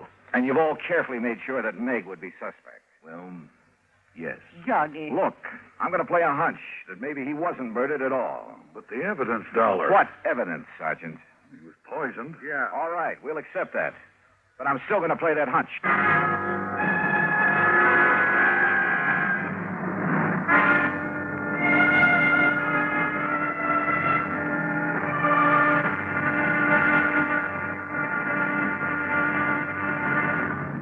Act 3 of yours truly, Johnny Dollar, in a moment. Act 3 of yours truly, Johnny Dollar, and the Alkali Mike matter. Now, look here, Dollar. We know that old Alkali Mike was poisoned. If that isn't murder, what is it? Have you ever thought of suicide, Sergeant? Suicide? Oh, of course not. This money-grabbing old biddy here did him in. Now, just a minute, Margie Murphy. Sure. Why would old Alkali ever commit suicide? I don't know, Danny.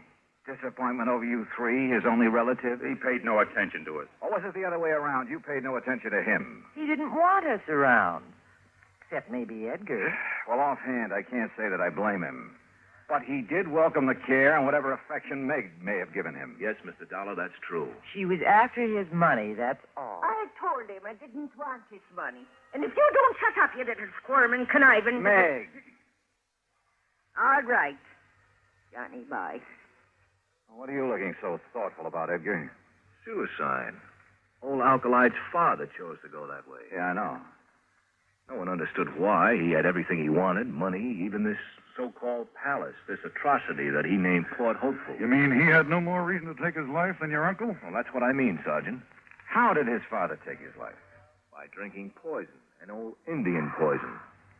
Quintanogen sulfonate. Oh, no. Oh, the cup. What? The old cup that his father had used. What are you talking about, Meg? Come here, all of you. Come here in the dining room. What for, Meg? In here, where he keeps all the old silver and china and bric-a-brac. Here. Now look here in the china closet. There, you see. That cup or mug on the top shelf, Dollar. Is that the one his father used to drink the poison? Yes, but it's never been used since. Oh, no. No, Mr. Edgar, that's where you're wrong. What? Oh, saints preserve us. This is terrible. What is it, Meg? Get to the point. Yes, Johnny, but it scares me. Well? Every night after his dinner, Alkali, God rest his poor soul, he'd have his whiskey from one of the clay mugs on that shelf, a different mug every night. Yes, that's true. Except that never would he touch that one. The lavender one. Well, so what? Called it the death cup. Only he joked about it. But then the night before he died, he talked about it again. Let me see that mug. Well, I'll get it for you. He said it was making a superstitious old fool out of him. Here. He said his father drank from it and died. But that he would drink from it and live. That he'd show he weren't superstitious about it. Oh. Good heavens, look here. And I poured the drink for him. What is it, Dollar? Yeah, what is it? The heavy deposit in the bottom of this mug. Hard as a rock. But still the poison? Yeah. The same deep purple color of quintanogen sulfonate. After 40 years? Oh, I tried to wash it out, Johnny, before and after use. Oh, water wouldn't touch that stuff. Oh, that's why I thought it was part of the clay. But the alcohol in his whiskey would. Oh. It released enough of that poison to kill him. Oh, if only I'd have known.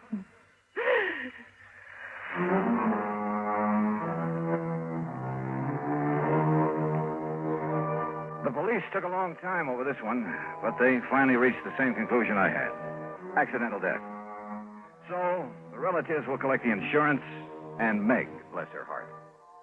But I'm afraid that mere money will never take the place of a friend, Alkali Mike. Expense account total, including incidentals and fare back to Hartford, $525 even.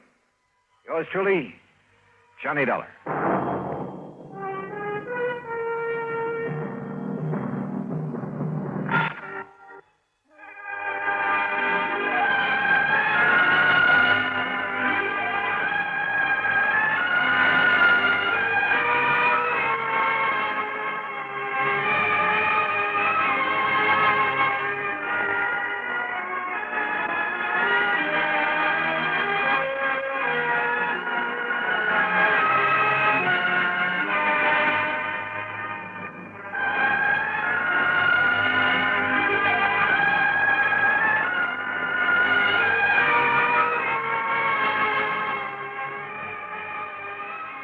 From Hollywood, it's time now for...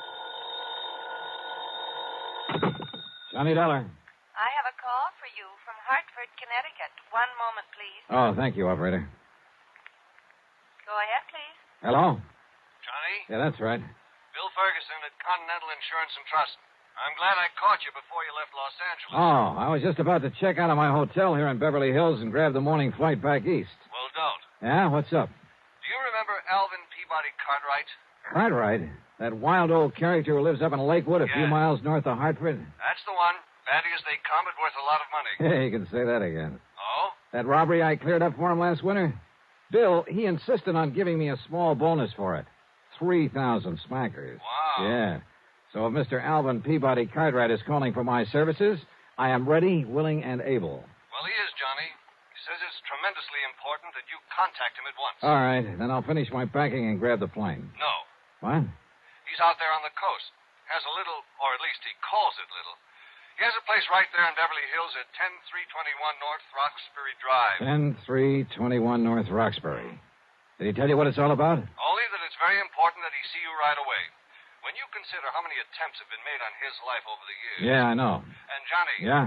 Don't forget that Cartwright is a pretty important client of ours. If anything should happen to him... I see what you mean. Okay, Bill, I'll be in touch.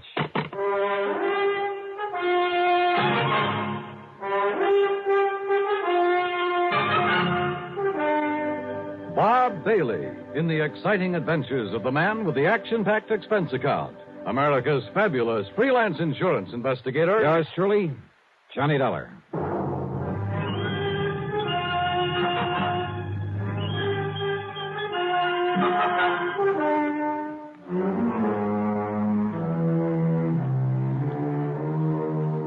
Expense account submitted by Special Investigator Johnny Dollar to the Continental Insurance and Trust Company Home Office, Hartford, Connecticut.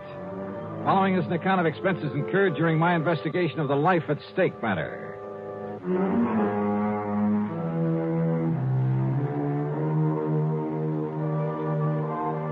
I notified the Beverly Hilton that I'd be staying over for a while and grabbed a Beverly Hills telephone directory. Expense account item 1, a call to Crestview 32121.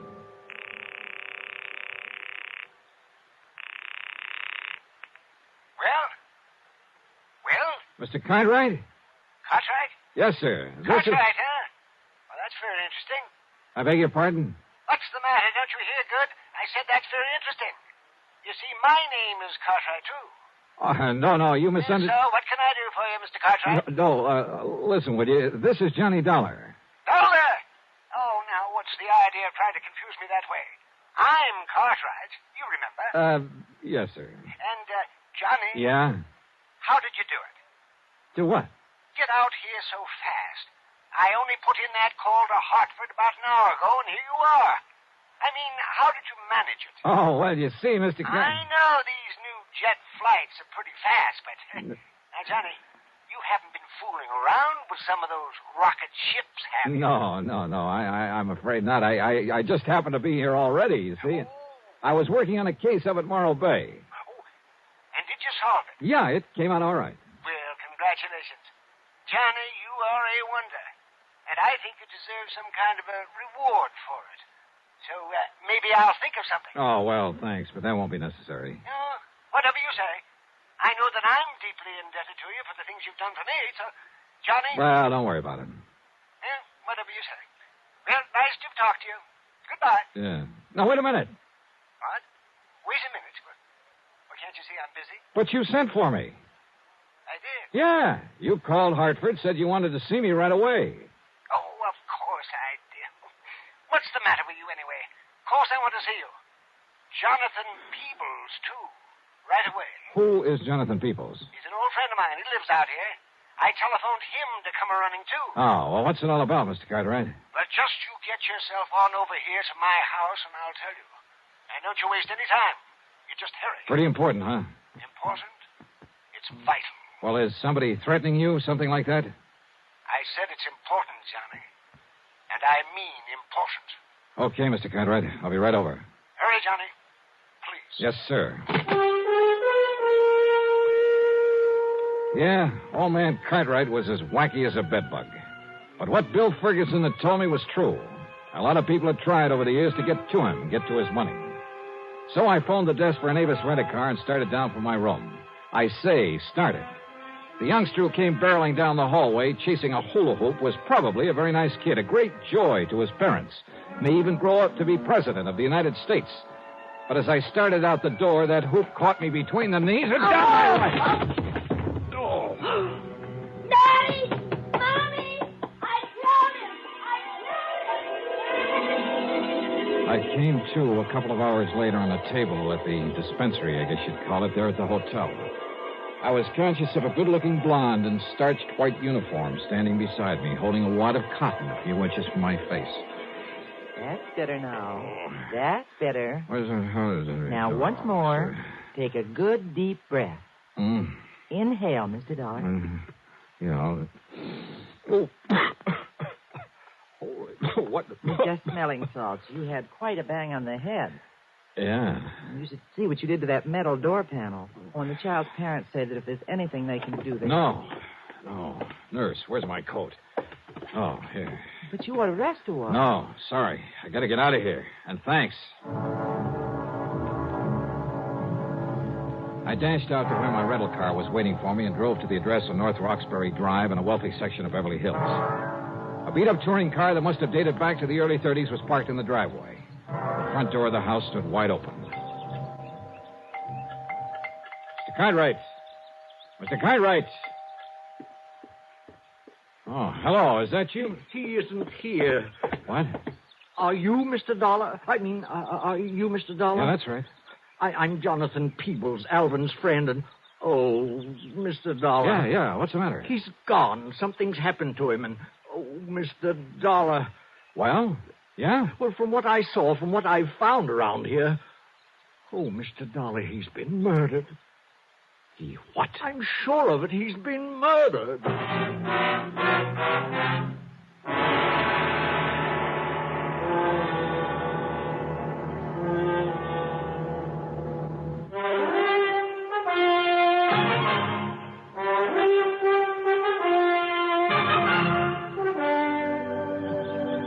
Mr. Cartwright has been murdered? Oh, Mr. Dollar, what can we do? Well, what happened? How long have you been here? He telephoned me, told me to come over here, that it was very urgent. Yeah, he told me the same thing. But he often does that. You know how he is. Always has to see me right away, immediately. And often it's just for some little thing like sharing some ice cream with him or seeing a new flower that's just come into bloom. Yeah, I know. Almost anything. So now... that's why I didn't hurry coming over here. And anyhow, Betsy doesn't like to be pushed. Who is Betsy? Well, that's my nice old car that's parked out front. Didn't you see it? Oh, yeah, sure. I named it Betsy after an old white horse I used to have when I first came to California. I see. A wonderful horse. And would you believe how old she was when she finally died? No, and I don't care. Now, about Mr. Cartwright. Oh, yeah. Oh, dear Mr. Dollar. Well, when I finally got here a few minutes ago, I was surprised to find the front door standing wide open. But then I wasn't surprised either, if you know what I mean. I certainly do not know what you mean. Well, I mean that he often left it open that way, and I told him 1,000 times he shouldn't do it, that it was careless of him, and that one of these days some ruffian, knowing about all the money he had... Well, I told him, Mr. Dollar. Yes, I'm sure you did, but that doesn't do us any good right now. No. Look, before we go any further, Mr. Peebles, just who are you? One of the many of Alvin Cartwright's eccentric old wealthy friends? No, I beg your pardon. I didn't quite mean that the way it sounded. Well, I should hope not. Believe me, I may be eccentric, but I am not wealthy. If it wasn't for beneficial finance, I couldn't even keep up the payments on Betsy. You mean to say you're still making... Oh, now, wait a minute. Mr. Cartwright. Oh, yes, of course. So, well, anyway, I came into the house and I called to him. I looked around for him, but there was no one here. No servants? No. And anyway, he keeps changing them so often that, well, I just can't keep up with him. So I looked all through the house. Any sign of a struggle, anything like that? No. Then I looked out the window, and I saw them. Who's them? 2 men walking out the driveway from back where the garage is. What did they look like? They were awfully rough-looking, but they were well-dressed, so I thought perhaps they were a couple of Alvin's new servants I hadn't met, but... Oh, if I'd only thought about that tool robe they were carrying, and the way it was dripping. Oh, wait a minute. What's a tool robe? Oh, it's like a big, heavy suitcase, like a small wardrobe trunk. Well, it's more like a suitcase. Oh. It was heavy. They could hardly carry it. And, oh, Mr. Dollar. Wait a minute. Listen. You said it was dripping. Oh, yes. Oh, all over the drive. Come on. I think we better take a look. And close that front door. Oh, yes. Come on. These men were coming from the garage. That's right, yes. But Alvin doesn't have a car, so what could they be doing there? Is that where he kept his old luggage? Yes, and the frozen food locker and some garden tools. Oh, there. Now, look. Yes. Oh. Good Lord. Oh, yes. It's blood, isn't it? Yeah. Oh, they've killed him, dismembered him. Then... Oh, Mr. Dollar.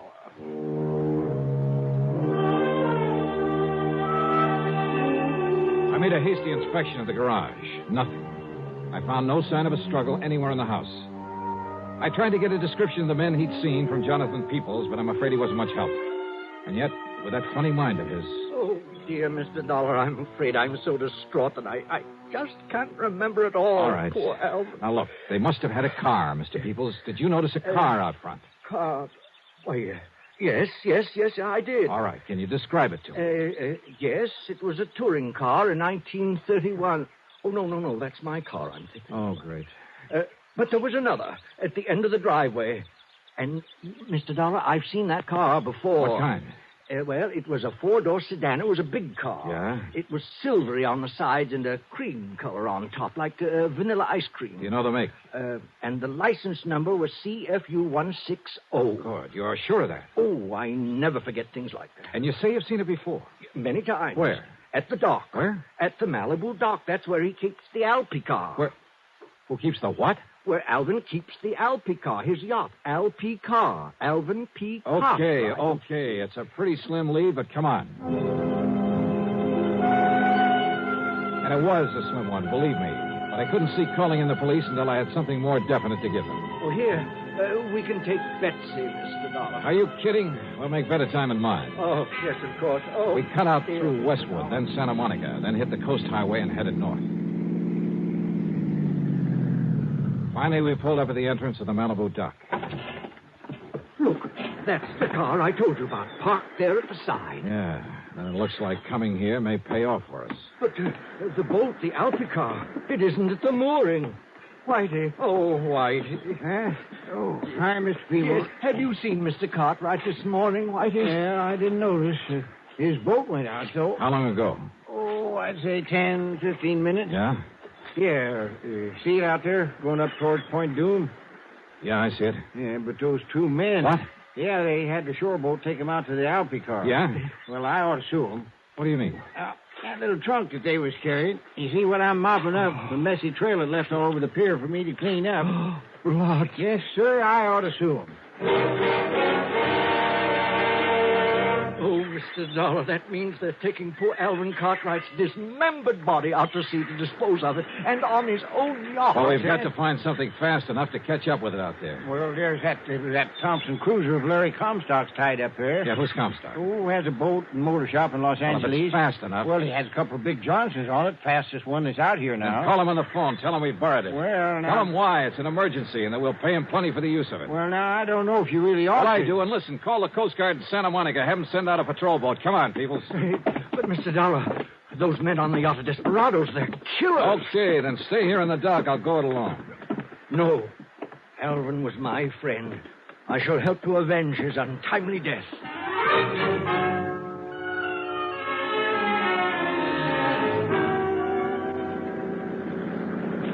Maybe I should have left him behind. Of course, I had a gun with me. But that wouldn't keep him from stopping a bullet if the men aboard the Alpha car decided to shoot it out. I opened the throttle wide on the twin outboards, and within 15 minutes, we overtook the big 75-foot yacht. Much to my surprise, it was simply cruising along. Of course. So as not to arouse suspicion. That's why, Mr. Dollar. Yeah, possibly. And yet it must be pretty clear to him that we're chasing them. Look, the man at the wheel.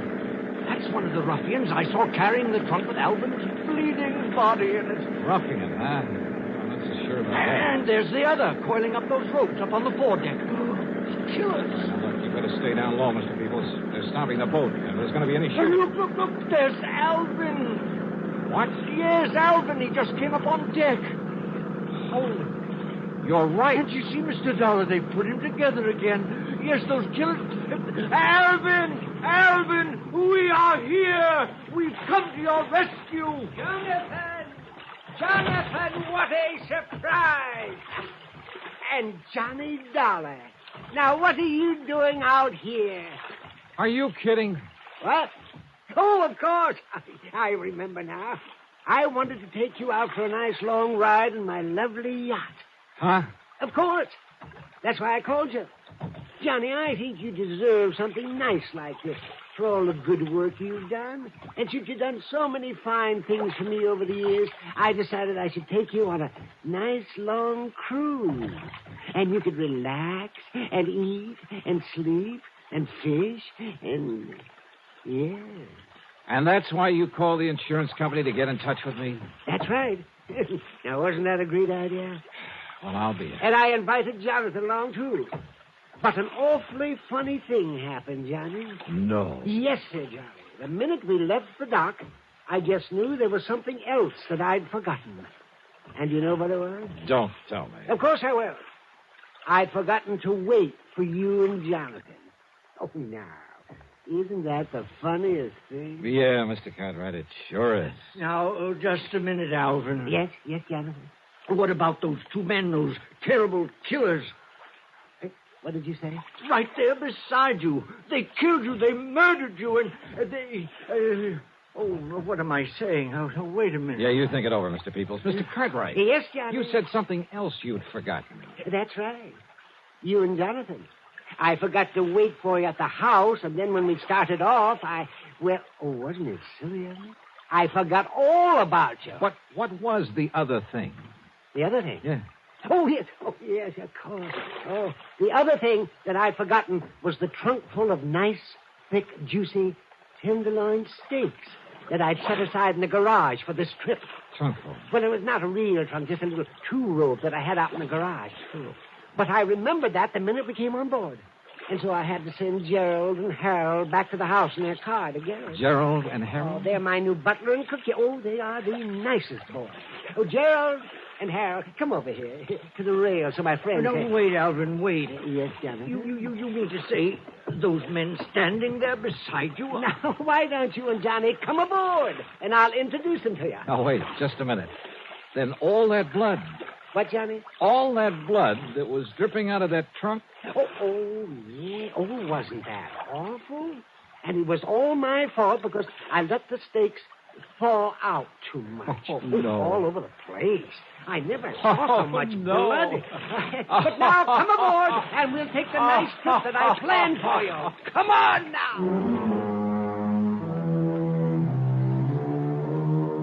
Hey, you know something? It's crazy. It's wild. But it does my heart good to get tangled up in something like this sometimes. Helps keep away the ulcers. As for the expense account, forget it. Alvin Peabody Cartwright shoved a check into my hands before I left that would cover the expense account 12 times over. As for Larry Comstock, the man whose boat I'd appropriated, well, when he heard the story of what had happened, he wouldn't accept a penny for it. So, that's that. Yours truly, Johnny Dollar.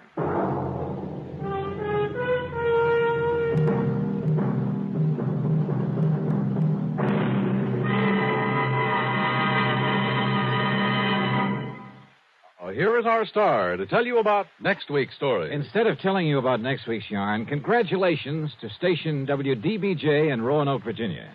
35 years on the air. Pretty good, huh? Yours truly, Johnny Dollar.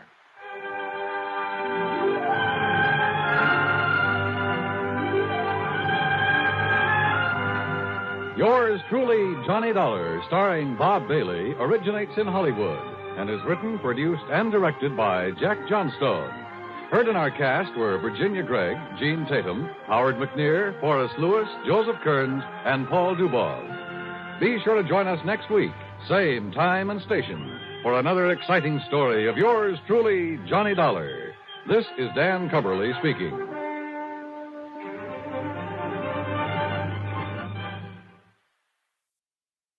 From Hollywood, it's time now for... Johnny Dollar. Mr. Dollar, my name is Parley Barron. I'm calling from Hollywood. Hollywood? What insurance company, Mr. Barron? None. You handle all investigations for Eastern Liability and Trust. Yeah, I guess I do. Well, I am sure that they'll be calling you in shortly. What about, sir? A little matter of embezzlement. Oh? Nearly $10,000 that's been stolen from the Berkeley Furniture Manufacturing Company there in Hartford. You're connected with Berkeley Furniture? No, actually I am not. Then what's your connection with this embezzlement? I suggest you check with Berkeley and, of course, the insurance company. Of course. When you have learned the facts from them, I am sure you will find it of the utmost importance to contact me. You sent in Hollywood? Yes. Goodbye, Mr. Dollar. Yeah, but where in Hollywood? Hello? Hello? Oh, he's a lot of help.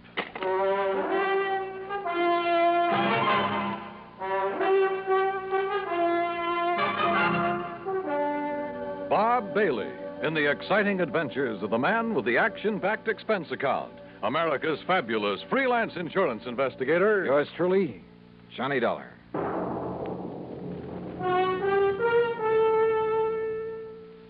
And now, Act One of yours truly, Johnny Dollar.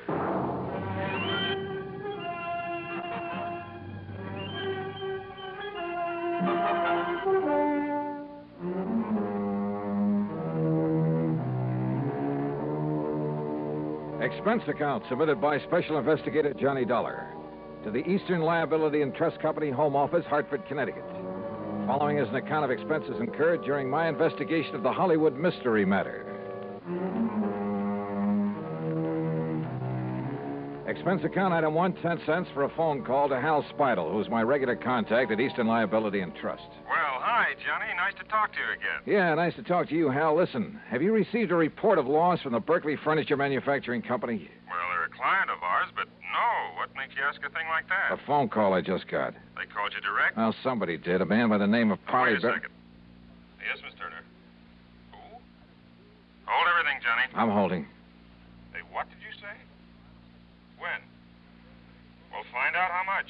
Johnny. Yeah? You've got an assignment, boy, and it's Berkeley Furniture Manufacturing Company. Embezzlement? Yes. 10,000? But how you found out about it? Listen, they just found out about it themselves, so get on over there and see what goes, will you? Hal, will do.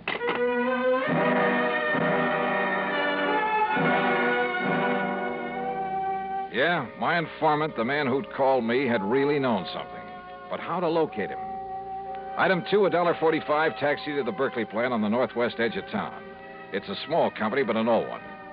When I flashed my credentials to the receptionist, I was immediately shown into the office of the high and mighty himself.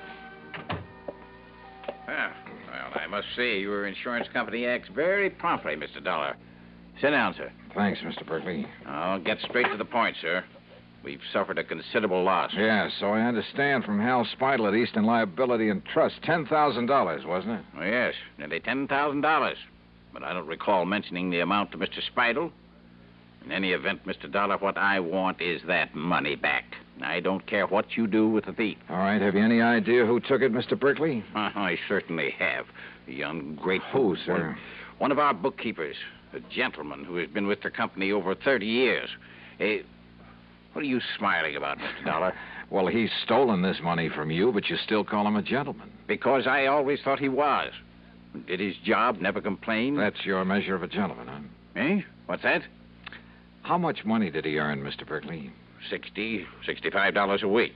What difference does it make? Just wondered. An old man living alone was plenty for him. Unless, of course, he was gambling, something like that. Gambling? Him? Of course not. He never had enough money. Trouble at home, maybe? Is he married? No. He'd never be able to support a wife. After 30 years with your company? I paid him as much as I thought he was worth. Yeah? Or as little as you thought you could get away with? That is really no concern of yours. Return of the money is. All right. Where does he live, Mr. Berkeley? In a small apartment on the north side of town. And when did you last see him? Yesterday morning. Said he had to see his doctor in the afternoon. Yes, it's against my usual practice, but I let him off. Mm-hmm. But, of course, you decided to dock his pay. Naturally. I have to keep discipline in a place like this. Oh, sure. And this morning, when I opened the safe, I discovered that the money was missing. $9,984.75. The cash that we had on hand for emergencies. I also discovered that he hadn't come to the office. So I phoned his apartment. And? I learned that our respected gentleman bookkeeper left town yesterday afternoon, bag and baggage. That doesn't necessarily mean that he took the money. I'd like to know why not. Well, was he the only one who had access to the safe? Of course not. All of the bookkeepers have. How many of them? Others, I mean. 3. But you think for 1 minute they'd dare take that money and then come back here and face me? Maybe you got a point there. What? Have you notified the police of this loss? No. I prefer that the whole thing be kept as quiet as possible for the sake of my company's reputation. Please, remember that, sir. Whatever you say, Mr. Berkeley. That's why I have no desire to prosecute him, why I'll refuse to even file charges, as long as I get the money back. Yeah. Now, what's his address? 11231 North Maple Street. 11231. But as I told you, he isn't there. He's left town. Yeah, you told me. How old a man is he? In his 60s. But what difference does that make? Oh, and, Mr. Dollar. Yeah? Just how did you happen to know about this so soon? I mean the amount that was stolen. From somebody who called me on the phone. Oh? Somebody who apparently knew a good deal about it. If I can locate him, get in touch with him, he can probably be a lot of help in running down this Come to think of it, you haven't told me what his name is. The bookkeeper? The embezzler? Yeah. Barron, sir. What? Yes. Parley Barron.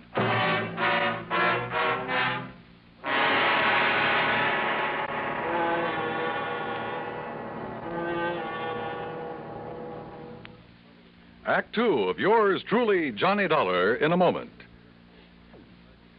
And now, Act Two of yours truly, Johnny Dollar, and the Hollywood Mystery Matter.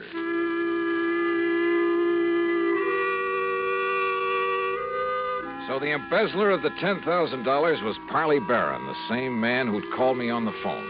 Apparently called me before the company even knew the money was missing. And he'd had the audacity to inform me that I should contact him. Yeah, somewhere in Hollywood. Which is like saying the needle is somewhere in the haystack. Item 3, $250 for a taxi to the little apartment house on North Maple Street. I paid off the driver, then walked into the open foyer and looked for the usual bank of mailboxes to find out which apartment was Parley Barron's. Hey, you want me to wait for you, mister? No, it's all right, driver. You go ahead if you want to. Okay, Now, let's see. Nelson, Davis, Parrots. Oops. Oh, excuse me, sir. That's all right. Spaulding, Pierce, Robeson. Taxi, wait a minute. Oh, here we are. Barron, apartment 103. Just a minute, young man. Are you a salesman? Oh, no. I was just looking up the apartment number of Mr. Parley Barron. Well, he ain't here, mister. You're sure? No, sir. He left here bag and baggage yesterday afternoon. Any idea where he went? No. Who are you? Cops or something? Here. My credentials. Johnny Dollar Insurance. Yeah, that's right. Now, look, I want you to let me into his apartment. Well, yes, sir. Right this way. Something wrong, Mr. Dollar? No, just a routine investigation. Oh, well, I was sure he'd done nothing wrong. Oh, why do you say that? Why, nice, quiet old man like him, why should he? Only excitement he ever has is when his niece comes to visit with him. His niece? Yes, sir. Name's Virginia. Jenny Lockhart. Wonderful girl. Sort of drops in here to look after him once in a while, cook him a good meal. Now, here we are.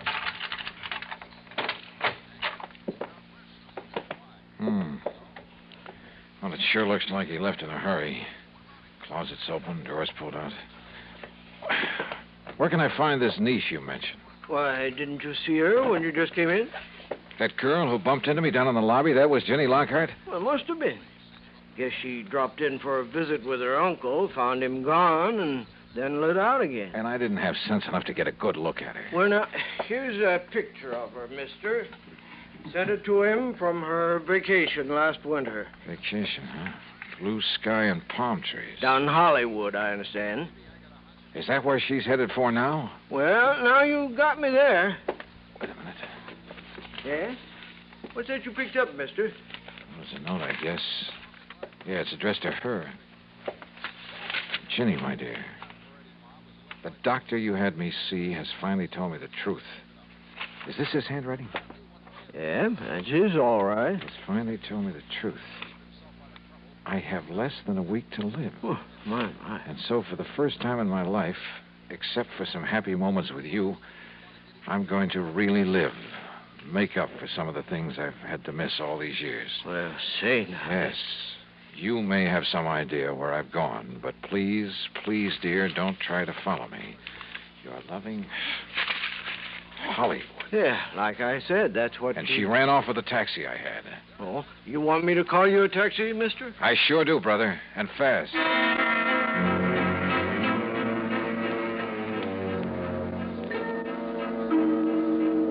Item 4, $750 for a trip to the airport that should have got the cabbie locked up for life. We ran every stoplight along the way. So what happened? I got there just in time to see a plane taking off. And the man at the ticket counter politely informed me that Virginia Lockhart was among the passengers headed for New York. And where would she go from there? Hollywood. I'd bet my last nickel on it. Yeah, and she could lead me to the man I was after. I checked the schedules of all the airlines leaving New York. If I took the next plane out of Hartford, I could barely make a flight out of New York to the West Coast. In other words, Hollywood. Item 5, $162.80 for a through ticket. When we arrived in New York, where I had only seconds to change planes, I was the first one off. And then I saw her. She was boarding a plane from another ramp. By breaking a couple of records for the 100-yard dash and bulling my way through the gate, I managed to climb aboard just as the doors were being closed. A quick flash at my credentials kept the stewardess from throwing me off, and in a couple of minutes we were airborne. Now, I guess we'd better make some arrangement about your ticket, sir. Huh? Tickets? Yes, sir. Oh, no, here, I already have it. Hey, Oh, thank you. I'll just... Mr. Dollar? Yeah? I'm sorry, but this ticket is for Los Angeles. Well, sure. That's where I'm going. Well, not on this plane, I'm afraid. This is a non-stop flight to Miami. What? Yes, sir. Miami, Florida. Act 3 of yours truly, Johnny Dollar, in a moment. Now, Act 3 of yours truly, Johnny Dollar, and the Hollywood Mystery Matter. Wait a minute. This plane is headed for Florida? Yes, sir. Non-stop flight to Miami. But I thought this was... Look, I got to get to Los Angeles, to Hollywood. I'm sorry, Mr. Dollar. Oh, not half as sorry as I am. So what do I do now? Well, I'm afraid there isn't much you can do. So why don't you go up in the cabin where there's one extra seat and, well, just relax and enjoy it. Okay, miss. Great. I'd been so sure it was Virginia Lockhart I'd seen climb aboard this plane, that she'd lead me to her uncle in Hollywood, to wherever he was in Hollywood. So what happened? I was stuck aboard a plane to Miami. All right, I took the advice of the stewardess and walked forward into the cabin to find a seat. And for once, luck was with me. The one vacant seat in that whole plane was right next to, yeah, you guessed it, to Ginny Lockhart. But why Miami? Could she possibly know that I was on the trail of Parley Barron? Was this a trick to lead me off his trail? I decided there was only one thing to do, play it like I hadn't the least idea in the world who she was, and at the same time, see if I could learn anything from her. As long as we're seatmates on this trip, we may as well know each other. My name's Johnny, Johnny Dollar. How do you do, Mr. Dollar? Be kind of nice to get on down south and away from all the snow and cold, won't it? Would you like some champagne? I understand all I have to do is flag down the stewardess, and she'll be...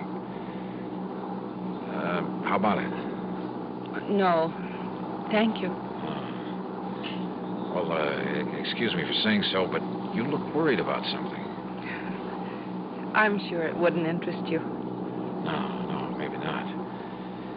But, sometimes it does a lot of good to cry on somebody's shoulder, and since we'll probably never see each other again after this trip, and, well, I have a good broad shoulder. Thank you, but it's not necessary. Oh, sorry, I didn't mean to.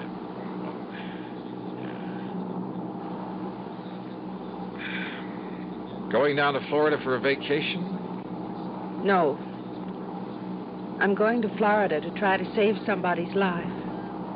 Oh? But I'd rather not talk about it. And she didn't. Or did she talk about anything else during the rest of the flight? As we came into Miami, I decided the only thing I could do was transfer to a plane for Los Angeles and hope for the best. But she was my only real lead to Parley Barron. And if I left her here and went on to Hollywood. So I changed my mind. I decided to stay with her. Item 6, $9 even for a taxi that followed hers out of Miami Airport, then headed north. And where do we end up? Hollywood. Hollywood, Florida. Hollywood by the sea. And the Diplomat Hotel. I watched her make inquiries at the desk, heard the clerk tell her room 716. I managed to get an elevator before she did. By the time she reached the door of 716 and raised her hand to knock, I was standing right beside her. Mr. Johnny Dollar, what are you doing here? I've been following you, Ginny. Why? To find your uncle, Parley Barron, who stole $10,000 from the company he was working for. He what? Yeah. And unless I'm all wet, this is the door to his suite. You say he stole... I found the note he'd written to you, Ginny, back at his apartment in Hartford. Mr. Dollar, Johnny... Yeah, and it all ties up, including his phone call to me. It was to make me think he was headed for Hollywood, California, to throw me off, give him time. Please listen to me. He said that for once in his life, for the few remaining days of it, he was really going to live it up. So he came here, to the Hollywood that you told him about. Came here for one last desperate, glorious fling. Listen, that's what he thought. But don't you see... And the more I've thought about it, thought about that crummy, penny-pinching outfit that he worked for 30 miserable years, the more I hated this assignment. Hated the thought of having to deprive that poor old man of this one last chance to get some fun out of life. Because all I know about him is that he's a decent sort who's been taken advantage of. He's a wonderful man. And he's been a good man all his life. Jenny, don't you see? Unless I get him return the $10,000 to his firm... Johnny, listen. He can't have spent $10,000, and I'll make up the rest. Sorry, Jenny. You're not the police. You're not the law. But I have a job to do. Does that dirty old company want the money? Or does it want him? Johnny? For the sake of my company's reputation, that's why I have no desire to prosecute him. Why I'll refuse to even file charges as long as I get the money back. Johnny, if I give you enough to take the $10,000 back to them? Okay, Jenny, it's a deal. Oh, thank you. I'm awfully glad. And because of something else, Johnny. Oh? The reason why I was looking for him. What do you mean? The new doctor I'd had him go to a couple of weeks ago, my doctor. He gave him a lot of tests. Then Uncle went back to see him yesterday afternoon. Yes, I understand. It was to find out the result of the tests, and the doctor told him wrong. The lab reports had got mixed up. You mean that he isn't going to die? No. And the doctor tried to call him, but couldn't reach him, so he called me. That's why I went to his apartment. But he'd left, so I came down here to try to find him. I tried to tell you, Johnny, because... Well, don't you see he's going to be all right? Well, then, Jenny, I guess that leaves only one more thing to be done. What, Johnny? Tell him the good news.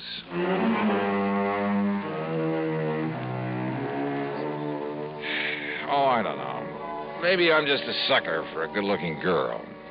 And maybe this makes me an accessory to the crime. But you know something? And you can blame it on the holiday season, anything you like. I don't care. Expense account total, including the trip back to Hartford. Well, a happy new year to you, too. Yours truly, Johnny Dollar.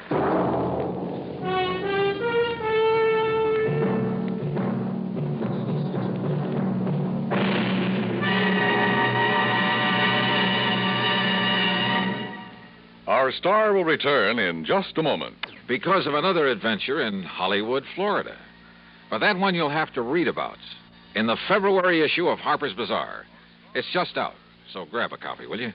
Yours truly, Johnny Dollar.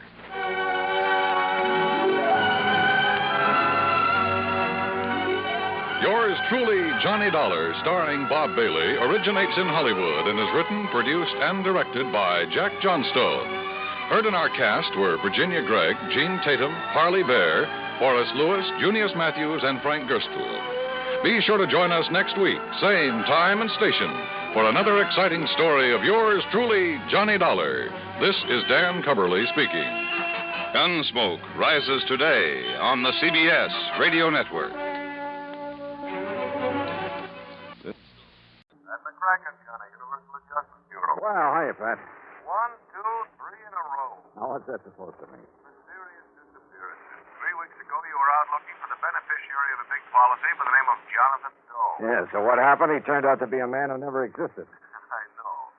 And then last week, it was Elmer Leumas. Find him, find his body, find out who murdered him. Only his disappearance was rigged by himself to get away from his wife. Not very cleverly done, however. Well, this one was, Johnny. Everybody at first. Where? Kerr's Ferry, New York. Little town along the Hudson over near Yonkers. Well, if you know it was a fake, what do you want me to do about it? Find him. Bring him in so we can prefer charges against him. What kind of charges? Perpetrating fraud against the insurance company. What else? What if he hasn't collected? I'm afraid I don't get it. You will. Come on down here to the office and I'll tell you about it. Is policy a big one? Very. Then you won't quibble over the size of my expense account. I didn't say that. Well, of course, that's what you meant. Johnny? Okay, Pat. I'll be over in a few minutes.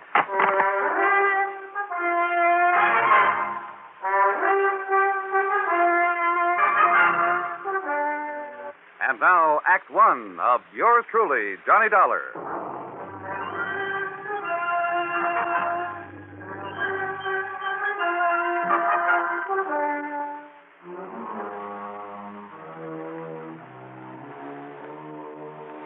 Expense account submitted by Special Investigator Johnny Dollar to the Universal Adjustment Bureau, Home Office, Hartford, Connecticut.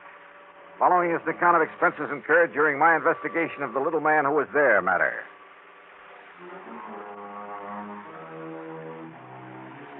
Three mysterious disappearances in a row. I almost wish somebody'd set a fire, rob a bank for a change.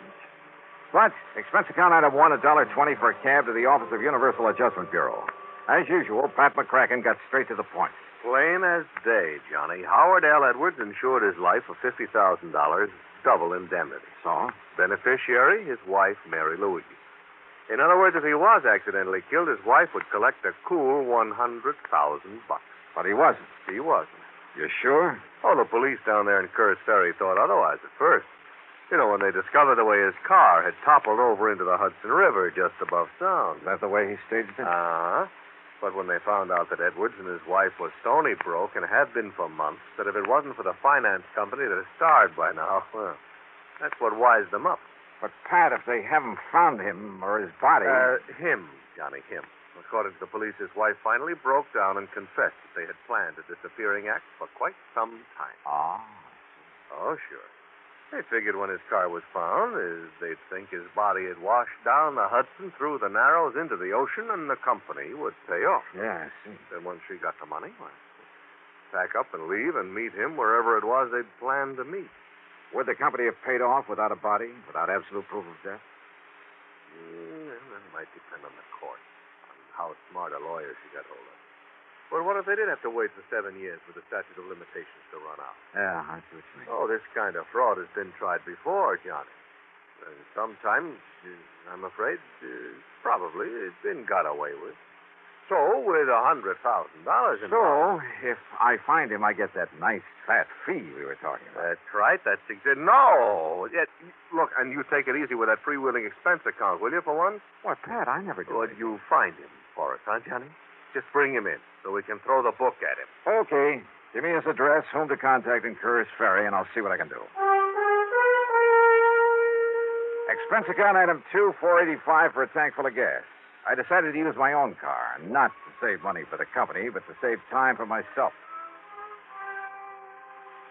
My first contact down in Curtis Ferry was Police Sergeant Ben Ringler, who had been in charge of the case right from the beginning. Headquarters was the back room of a small brick building that served as City Hall. All right. You know how the highway skirts the edge of the river just about town? Well, it was rainy and wet that night. He missed the curve, skidded over the edge, and rolled down into the river. At least that's what he tried to make it look like. You mean he deliberately ran that car into the river? Sure he did. There wasn't a sign of a skid mark. Sergeant, how long after it happened did you find the car? Wife said he'd left home after dinner the night before. But after midnight, she called us. Said to please go out and look for him. Like we got nothing to do but go out and look for some guy who was away from home a couple of hours. And you found the car? I'm telling you. Some kid who was fishing down there seen the wheels of the car sticking out of the water early the next morning after the rain. Uh-huh. In other words, it's possible that if there had been skid marks, the rain might have obliterated them. Oh, stop kidding yourself. Him and his wife were so broke they... What did Howard Edwards do for a living? Called himself an inventor. And listen, him and his wife even already had the house up for sale. So? Well, don't you see? As soon as she collected the insurance money, she could leave town and nobody think nothing of it. Mrs. Edwards admit all this to you? Oh, are you kidding? Well? Of course not. But when she let slip about their planning a disappearance, well, Dollar, no matter how you look at it, 2 and 2 makes 4. So don't worry, she'll admit it before I'm through with her. I've cracked harder nuts than her in my time. Maybe I'd better see and talk to her. Sure, go ahead. Make her break down and tell you where he's gone. If you can. Now, just what do you mean by that? You young kids think you're pretty smart. But, mister, you just try to get anything out of her. Oh, I can try. Yeah? Good luck, Dollar. You're going to need it.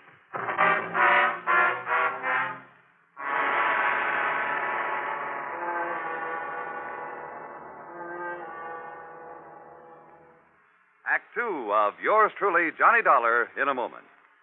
Great scientific achievements usually are made through the combined efforts of many men. Such is the story of the Atlantic Cable, one of the outstanding milestones of the 19th century. But today, the name of one man remains to remind us of that venture. The organizer and director, Cyrus W. Field, a retired paper merchant who risked his fortune, sanity, and integrity in an awesome adventure that lasted 12 long years.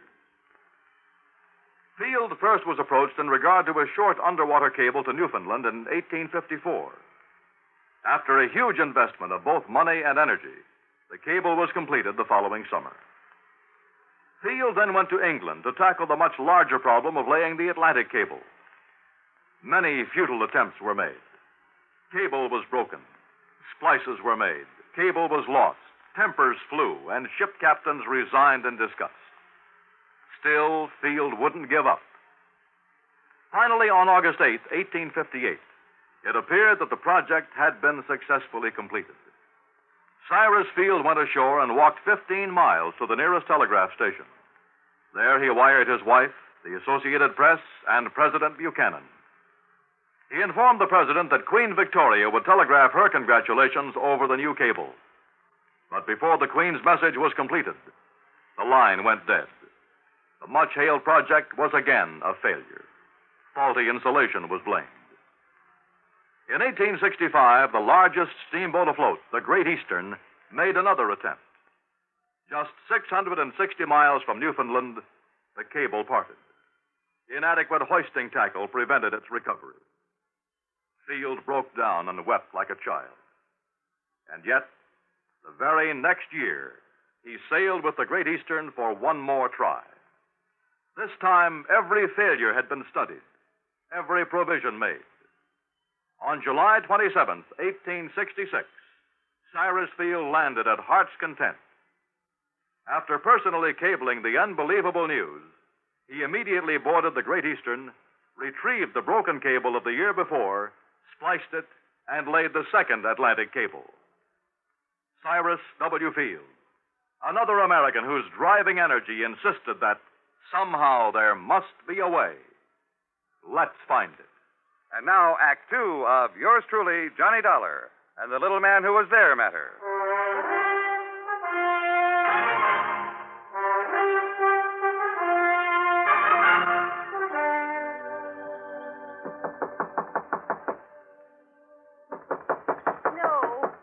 No, I won't open the door. Mrs. Edwards? Please go away. Please leave me I want to alone. talk to you, Mrs. Edwards, about your husband. Why don't you, policeman, leave me I'm alone? not the police, ma'am. Oh, yes, you are. You're trying to fool me again, like the man who came yesterday. Like the one who kept calling me on the telephone all My name is night. Johnny Dollar from the insurance company. The insurance. You sure of that? Yes, ma'am. Now, if you put your foot in the door like that Peter Barskin yesterday... No. Here are my credentials, Mrs. Edwards. Johnny Dollar, insurance and... Oh, please come in, Mr. Dollar. I'm so glad you've come. Maybe you can help to find Howard. I just can't believe he's dead. Well, that seems to agree with the police theory, Mrs. Edwards. Oh, the police. They've been terrible. They've been trying to drive me out of my mind, make me see a lot of things that aren't so. Day and night, they've been driving me crazy. Then Ringler and that no-good son-in-law, he had them put on the force, coming here, questioning me, calling on the phone in the middle of the night. Well, it's terrible. And if losing Howard wasn't enough, You've been pretty much broken up over his death or disappearance, whichever it is. Well? No, Mr. Dollar. What? Please, sit down, sir. Thanks. The past few years, Howard has been so occupied with his invention. What kind of invention? A machine. A device of some kind for molding plastics. I'm afraid I don't know much about it. He wouldn't tell me. Kept to himself all the time. Well, he must have It at was least... like an obsession with him. He was so wrapped up in it that I'm afraid I haven't been much more than a housekeeper for him these past few years. What have you been living on, Mrs. Edwards? When the money I had ran out, we had to borrow, but now that's all gone. You have your home up for sale. I noticed the sign out front. It's all that we have left. Unless, of course, you could collect the insurance on your husband. Yes, the insurance. Then I wouldn't have to worry anymore. It would make up for all the years of struggling along on almost nothing and skimping and... Now, wait a minute, Mrs. Edwards. Yes? You sound as though you'd like to have your husband proven dead. At least it would provide a decent living for me after all these... No.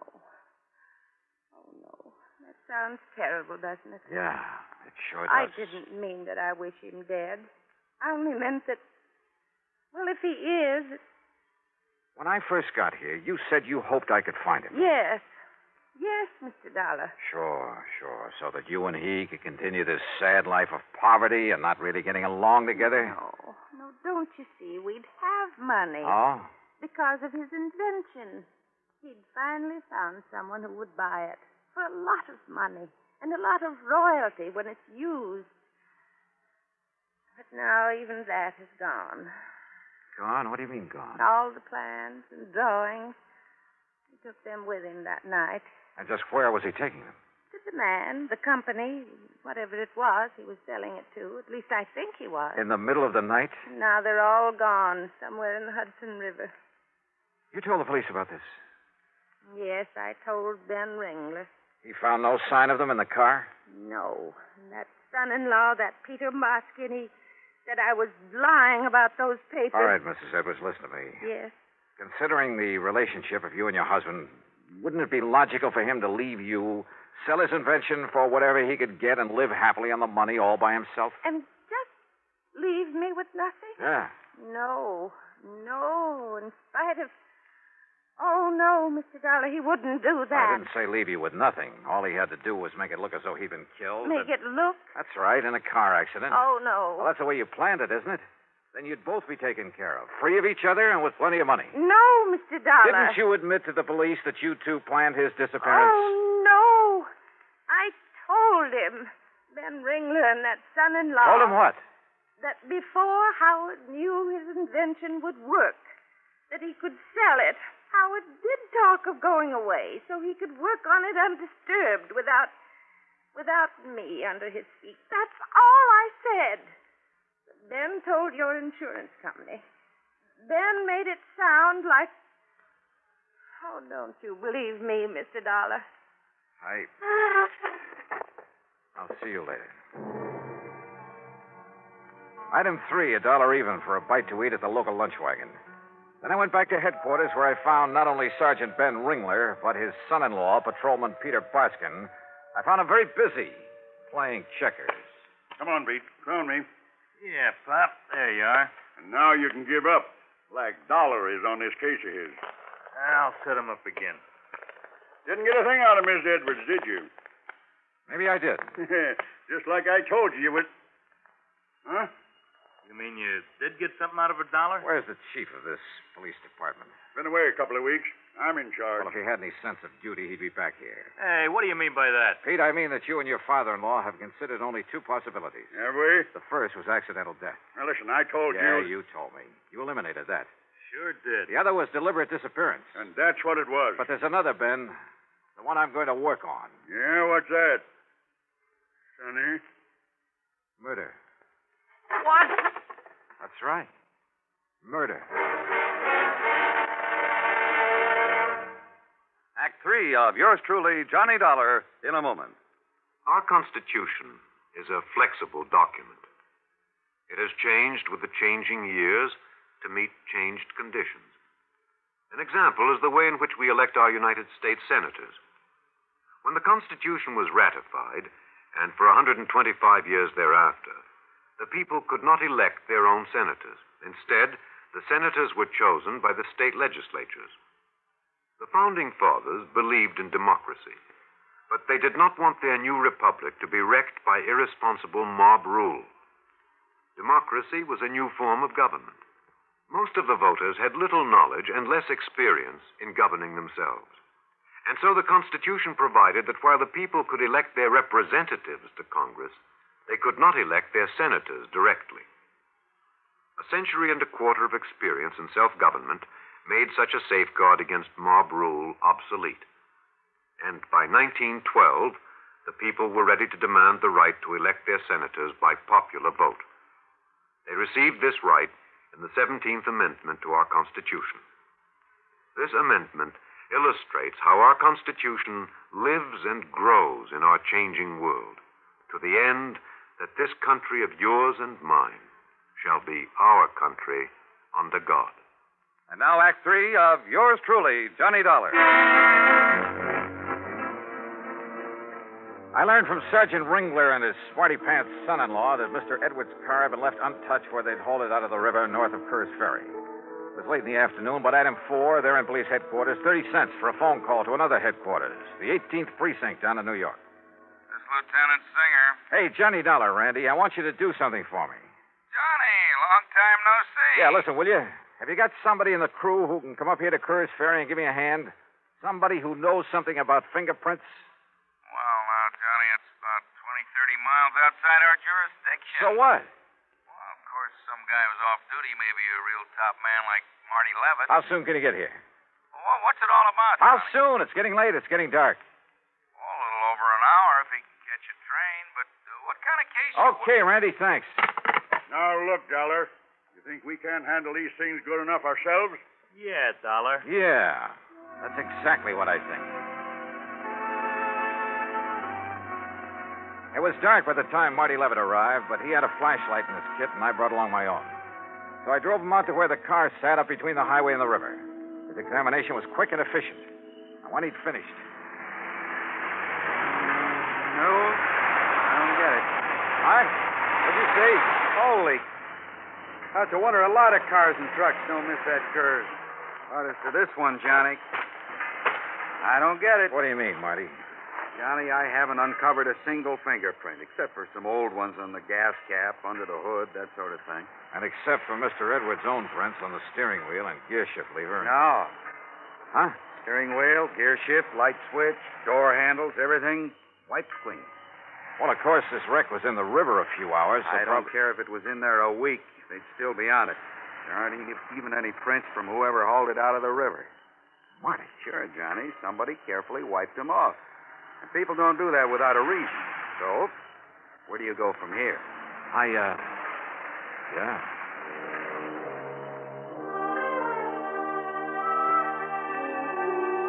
I drove Marty into his train for New York. Then, purely on a hunch, drove over to the Edwards house. Every light in the place was on, and through the windows I could see Mrs. Edwards apparently aimlessly but frantically rushing from one room to another, then back again. Dear. Oh, dear, this is awful. This is terrible. Mrs. Edwards, this is Johnny Dollar. Oh, Mr. Dollar, thank heaven. Oh, Mr. Dollar, look. I was only down to the drugstore a few minutes, not more than 15 minutes, and look what he did to my house. He ransacked it. Who? I don't know. It's so dark out. He ran out the back way when I came in. Have you found anything I missing? don't know. I haven't. Is this your husband's desk? Yes, it is. To me, like this was the target. The rest of the house, and the closets, the bureau. Oh, sure. To keep you from realizing this was what he was after. Wait. Howard kept that locked. Yeah, but it's been broken open. Why, even I was never allowed to look in his desk. Did you call the police? The police. Now, what would they do after the way they've treated me? Cortina Plastics Company, Marino Plastic Molding Corporation, General Eastern. They were the ones that turned him down, I think. Wait a minute. Here's part of a letter. Another scrap caught in this crack here. Apparently overlooked it. Oh. Something Town Plastics Incorporated. Yes, Bridgertown. Huh? I think that was the name of the company that was going Wait to... now. Check through your local authority. Agreed to represent us these negotiations. They're incurs. So suggest you contact Mr. No wonder, Mrs. Edwards. What? Mr. Dollar? The man your husband went to meet that night to make the deal on his invention. What? Recommended by some of the local authorities, huh? I don't understand. Oh, believe me, he's hanged himself by overlooking these scraps of paper. Who, Mr. Dollar, who? When he realized how much the invention was worth, instead of negotiating with your husband, he decided to kill him. Yeah, ran his car into the river with him in it. And you know who he is? You'll never tell, Dollar. Peter Barskin. You or anybody else. See what I mean? You know something, Pete? This isn't Gunsmoke. What? But if you think you can outdraw me, Pete... How'd you find out? Matter of fact, Pete, I didn't know it was you until you came in here waving this gun. Johnny Dollar, as acting chief of police for the town of Cares Ferry, I arrest you for the... Oh, put that thing down, Ben, or do you want some of the same? No, Dollar. Toss it over. On the floor. Okay. And I not only suspect that Cares Ferry is going to have a new police force, but who knows? You and Pete might even share the same electric chair. Sure, it's up to the courts. But when the state police came in and found the papers on the invention hidden away in Pete's house...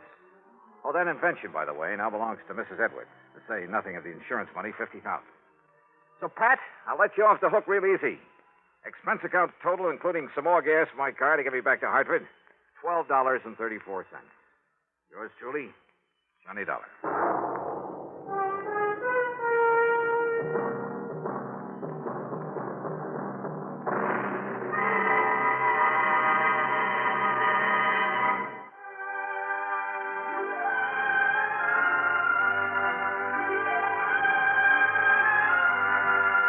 Yours truly, Johnny Dollar, starring Bob Bailey, originates in Hollywood and is written, produced, and directed by Jack Johnstone.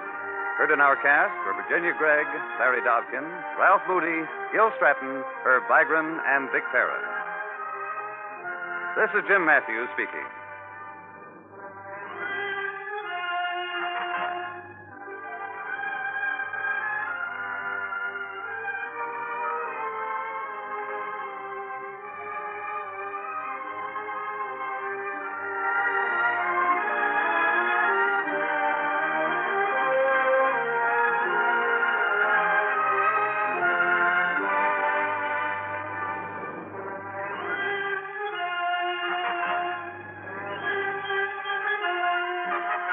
Johnny Dollar has come to you through the worldwide facilities of the United States Armed Forces Radio and Television Service.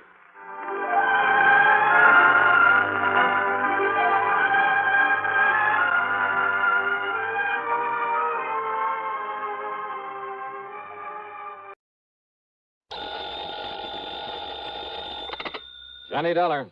Harry McQueen, Mid-Eastern Indemnity Corporation. Now, I'm glad you called, Harry. What? I've just been waiting for a chance to run down to New York, have some fun, taking a few shows and some nightlife. On expense account, of course.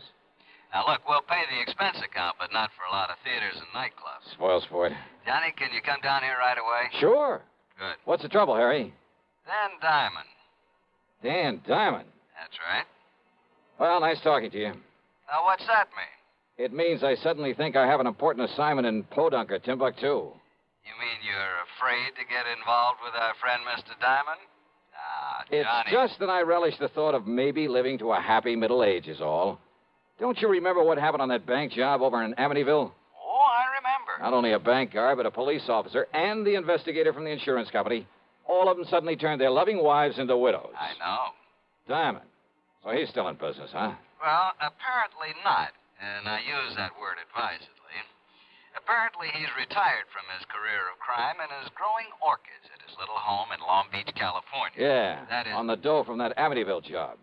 That is when he's out there. Oh, where is he now? Right here in New York City, and he just happens to have lifted some $75,000 from a small but expensive jewelry store. Then lock him up and throw the key away. I'm afraid it's not that easy.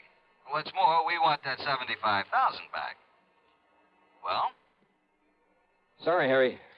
You realize what your commission would be on a $75,000 recovery. And after all, Johnny, with an unlimited expense account to go on... Johnny?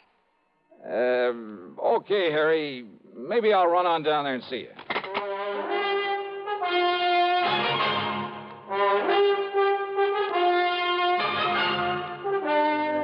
CBS Radio brings you Bob Bailey in the exciting adventures of the man with the action-packed expense account, America's fabulous freelance insurance investigator. Yours truly, Johnny Dollar.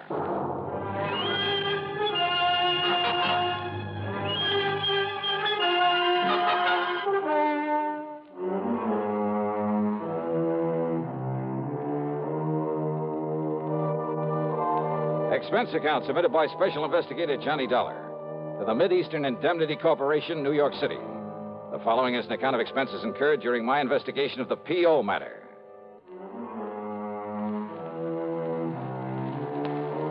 So who wants to tangle with a character like Danny Diamond? But that bait Harry McQueen dangled in front of me was too much to refuse. Expense account item 1, $770 for a train to New York and a cab to his office on Park Avenue. Friday afternoon, Johnny, week before last. They were about to send a pile of money over to the bank. And?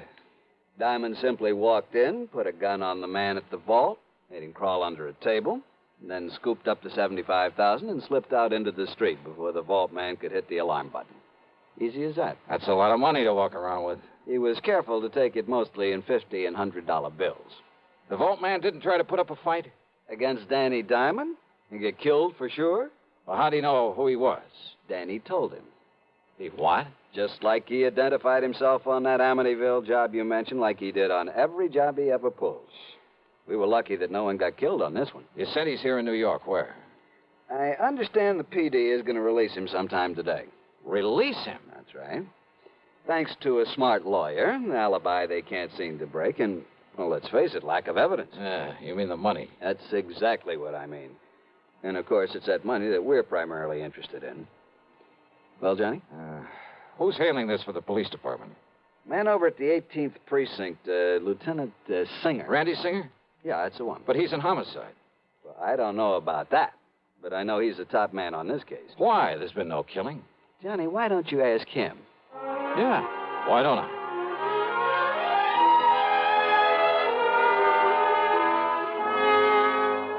Because on nearly every previous job that Dapper Danny pulled, there was a killing. And I was assigned to him. I got to know him and his routine, his methods better than anybody else in town. But not well enough to nail him down. Yeah, I'm afraid that's true. Anyway, they made a special out of this one and put me on it. And from the way you say that, Randy, you haven't got very far. Johnny, I haven't got to first base. Oh, sure, we locked him up on suspicion, got the DA to really cloud up and rain all over him, but thanks to that smart mouthpiece he hired and an alibi so solid you couldn't smash it with a hydrogen bomb. Plus, no sign of the money. Yeah, that's right. Anyway, they're letting him loose, and he'll go back to California free as a bird, and 75 G's to the good. You sure it was Danny Diamond pulled this one, huh? Well, everything, Johnny. His perfect timing, his modus operandi, that egotistical trick of identifying himself, the description of him, his doing it solo, the fact he didn't stash it away in a bank. I've checked every bank in town. Well, everything, Johnny, says it's him. You mean it's he? Hmm? What's your English, Randy? Oh, English, to heck with it. Him's the... I mean, he's the one that did it. But unless we can lay our hands on that $75,000... Have you checked out where he's been staying? What, are you kidding? Went over with a fine-tooth comb. Nothing in his hotel room, his luggage, no little package left in the hotel, save nothing. He gave us a list of where he's been, what he's done since he got in town, and it all checked out to the minute. Yet somehow he managed to stash away that wad of money. Yeah, you find it, Johnny, and we'll nail him. Now, what's to have stopped him from passing it to some pal for safekeeping? No, Johnny. You sure of that? No, Diamond works alone. He'd no more let anybody else have a gander at that money. Why, Danny wouldn't trust it with anybody short of the United States government. And I'm sure he isn't turning any of it over to Uncle Sam. Ask me, Randy, you got a pretty thin case against him. Yeah, but I'd bet my own life that he did this job. And if you or I or anybody can find that dough on him or anywhere near him... You'll nail him. You said it. You want to take a crack at him? Mighty thin case, though. Johnny? Okay, if you're so sure that he's the one, Randy, well, that's good enough for me. Oh, what are you going to do? Answer your phone. Oh, sure. Singer. Yeah? Yeah? Well, where'd he... Okay, then all I can do is alert somebody out where he lives to... Yeah. They let him go, Johnny. He's on his way. To where? Who knows? Okay, then I'm on my way. Yeah, where? What are you going to do? To coin a real corny one. California, here I come.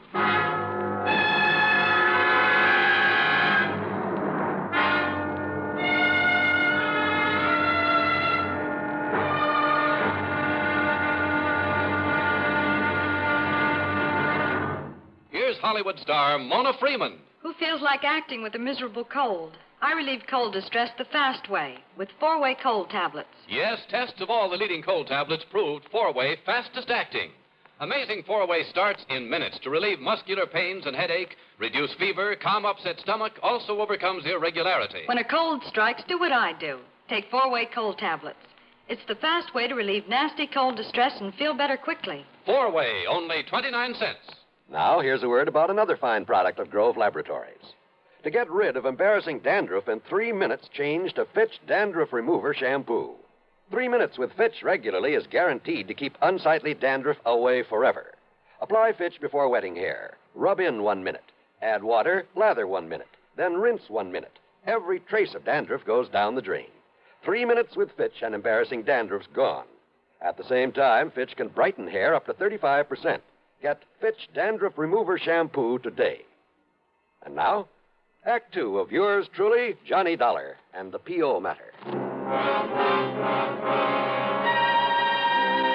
I got a recent picture and a complete description of Danny Diamond from Lieutenant Randy Singer. And I'll find out who you ought to contact there at the PD in Long Beach, Johnny, and send you a telegram. Then I spent item 2, $166.25 for a plane ticket to Los Angeles. When I got aboard, I began to think that maybe I'd fallen into some luck for a change. And not for the usual reason. Though, of course, I'd hoped to find myself next to a gorgeous blonde with ideas and plenty of time on her hands. No, it was because the passenger sitting right next to me, holding a big dispatch case in his lap, and I mean holding onto it, was none other than... Diamond's the name. Danny Diamond. What's yours, mister? It's Reynolds. Jerry Reynolds. Oh. For a minute, I thought there was something familiar.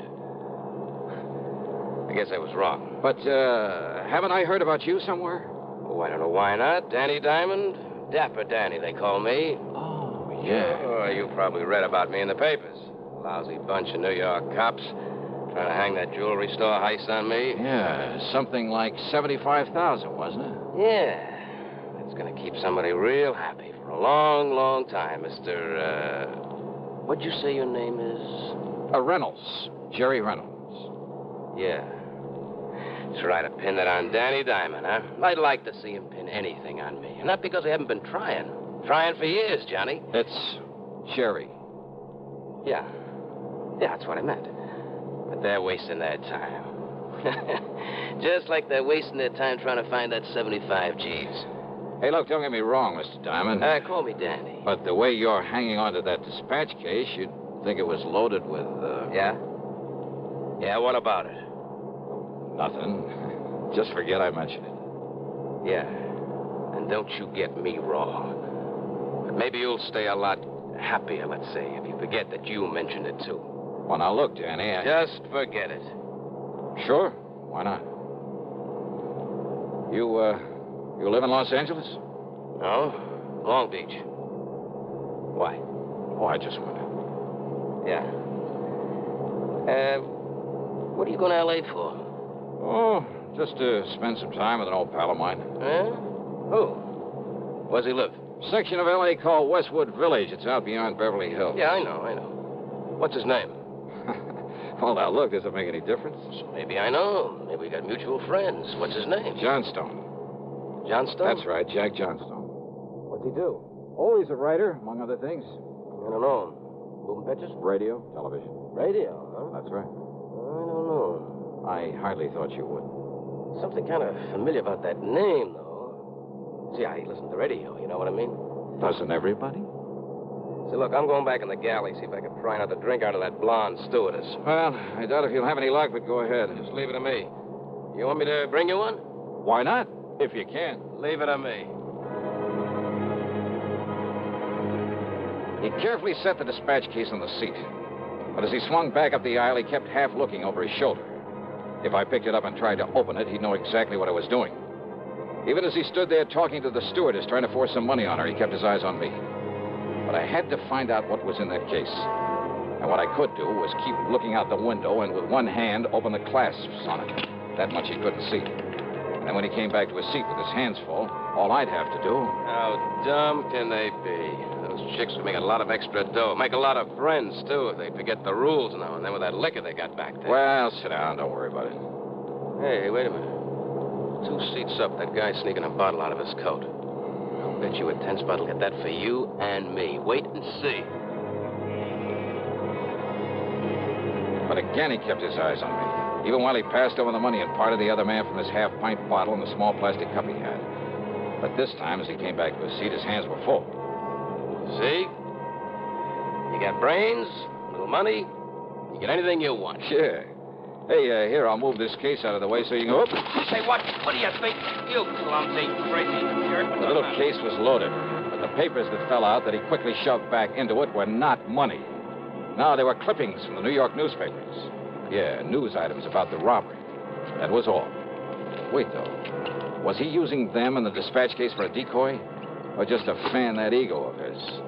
You dumb, clumsy fool. Oh, sorry. Sorry, huh? Sure, of course I am. Listen, if I thought maybe you'd done that on purpose. Yeah? Well... Forget it. Sure. Now, about that little drink you promised. Sure. Why not?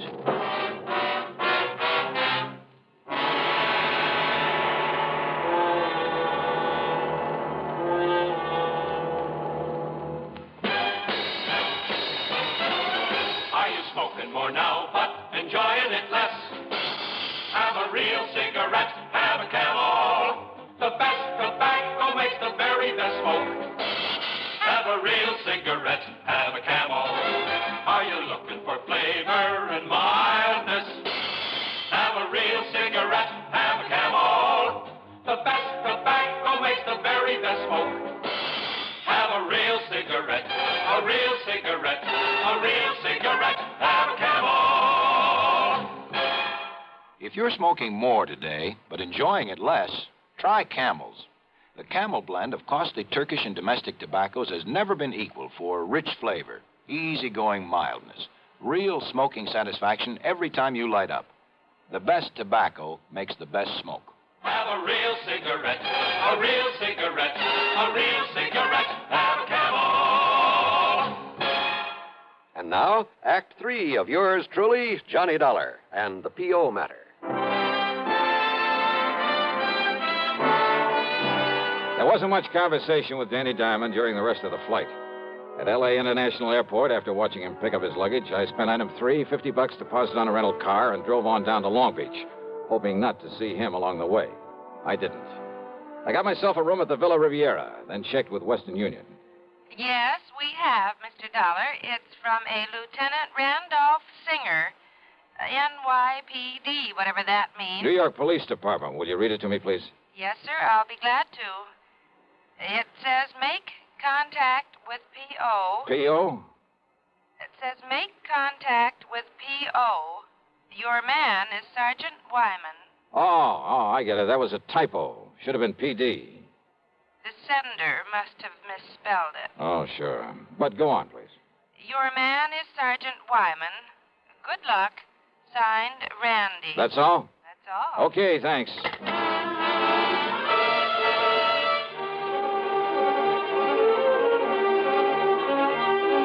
Item 4 was 10 cents for that phone call. Then I wasted no time in getting over to police headquarters into a huddle with Sergeant Raleigh Wyman. Dollar, we know all about Danny Diamond. What he is, where he got his money for that house of his out on Fern Drive and for living it. But unless he tries to pull something around here, there's nothing we can do about it. I know what you mean, sir. But if you can get something on him and make it stick, this whole town will love you dearly. Something like that 75,000 robbery in New York? Yeah. Oh, Lieutenant Singer told me on the phone that's what you're out here for. That's it? Said some pretty nice things about you, too. Well, if there's anything we can do, if you just... There is. I want to look at not only Danny's home, but the luggage he just brought in the plane. Well, in order to get out a search warrant. No search warrant. What? Look, can you get him over here for a couple of hours before he has a chance to unpack and settle down? I made real time driving here. He ought to be arriving just about now. Well, let me think. Hey, call him up. Tell him you want to see him here at headquarters. Can you get him down here? Sure. He loves to sit around here and shoot off his big mouth and try and make fools out of us. What excuse? Oh, tell him there were some prowlers around his place while he was away. Tell him anything. Now, look, Dollar, if you're planning what I think and without a search warrant... Sergeant, So far as you know, all I'm going to do after I leave you here is take a nice long walk along the beach. Well, okay? Okay, Dollar.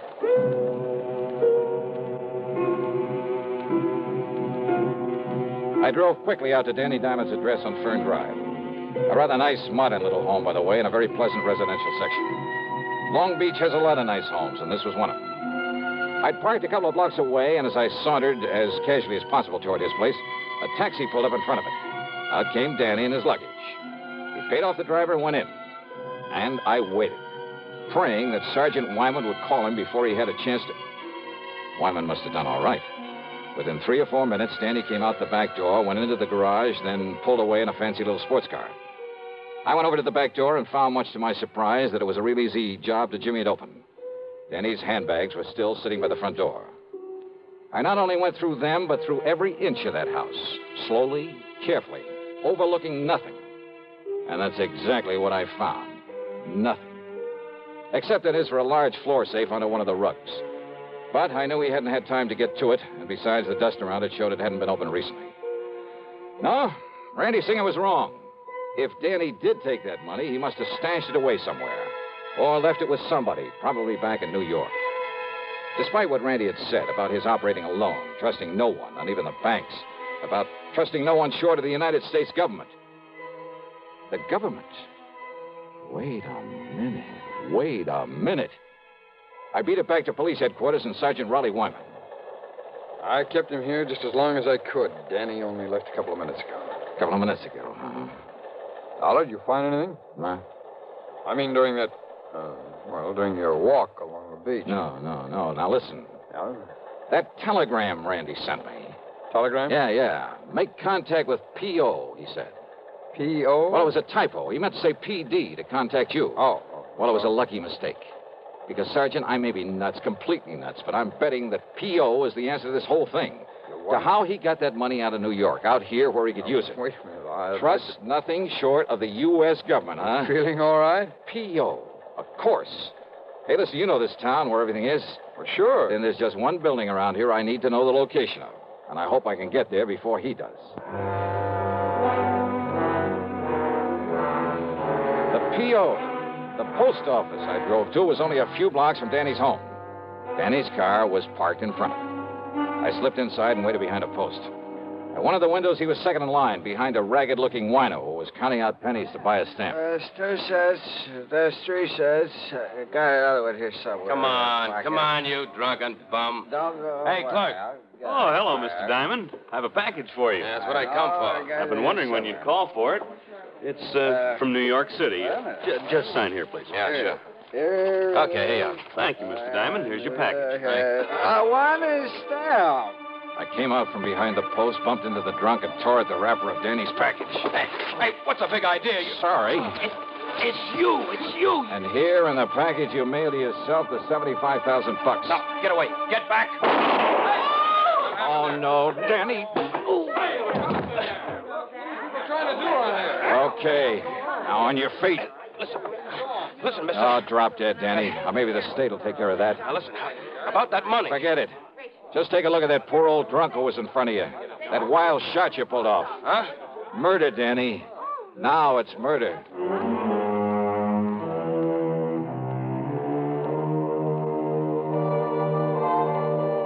So, from here on in, of course, it's in the hands of the law, the courts. As to credit for solving this one, well, actually, it all goes to a simple typographical error. Funny. Expense account total, including hotel and the trip back to Hartford, $397.70. Yours truly, Johnny Dollar.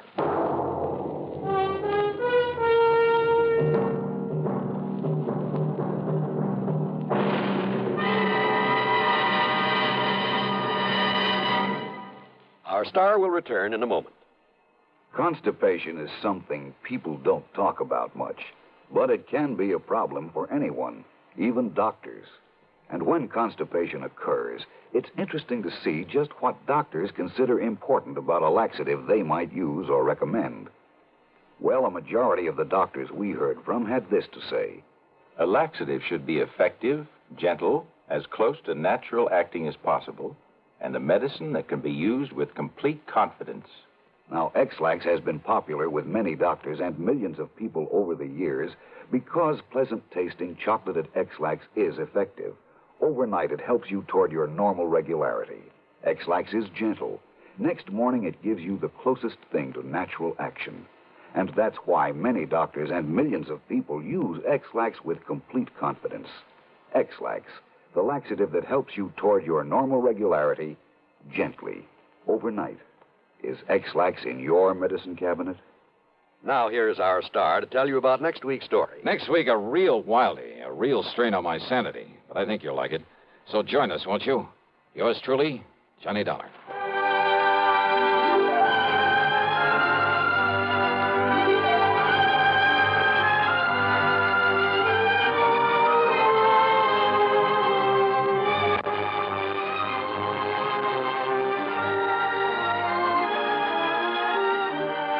Truly, Johnny Dollar, starring Bob Bailey, originates in Hollywood and is written, produced, and directed by Jack Johnstone.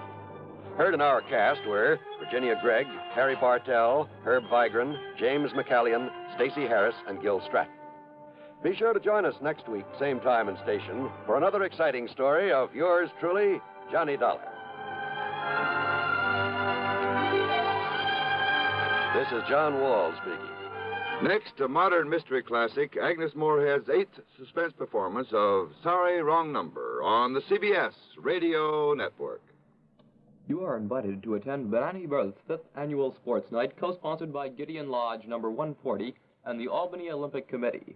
Admission is free, so plan to be there starting at 8 p.m. on Thursday, February 18th at Chancellor's Hall, to greet Mr. Olympics himself, the great Jesse Owens, who will be the featured guest of the evening. Other honored guests will be 12 high school seniors who have been each selected by their respective Albany high schools as exemplifying all-around fitness in the American boy and girl. In recognition of their outstanding achievements, Banani Berth will award each of them an Olympic-style jacket and achievement shield, and an annual sports night would not be complete without the presentation of Banani Berth Sports Award. This year's recipient will be Phillips Schuyler High School's popular basketball coach, Larry O'Neill, who is being given the award in recognition of his outstanding work with youth in the city of Albany. These are just a few of the reasons that you don't want to miss Banani Berth's 5th Annual Sports Night on February 18th. Radio 59, WROW, first on the dial, serving Albany, Troy, and Schenectady. From Hollywood, it's time now for... Johnny Dollar. Pat McCracken, Johnny, Universal Adjustment Bureau. Oh, hi, Pat. What's on your mind? At the moment, you. Huh? Johnny, you've been working too hard. Oh, this I've been convinced of for years, Pat, but I've never been able to convince anybody else, especially you. Okay, I'm convinced. What you need is a nice vacation, all expenses paid. Whoa. Now, Southern California's very nice this time of I year. just came back from there. The beaches, the swimming, sun, golf, Look, nightlife. Pat, thanks a lot, but no thanks. Well, now, Johnny. The last time you invited me to take one of your vacations, I got hit over the head, almost run down by a truck, and kicked around by a guy 7 feet tall. Yeah, but this one's different, Johnny. It's a real simple job. Oh, they all are, according to you. All I want you to do is pick up something out on the coast and bring it back here. That's all. Yeah, what? $100,000. Oh. I'll be right over.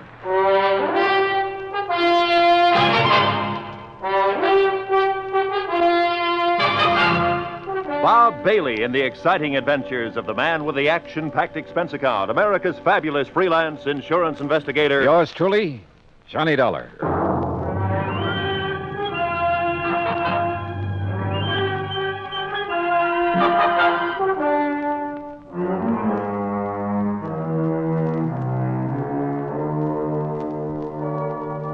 Expense account submitted by Special Investigator Johnny Dollar to the Universal Adjustment Bureau, Hartford, Connecticut.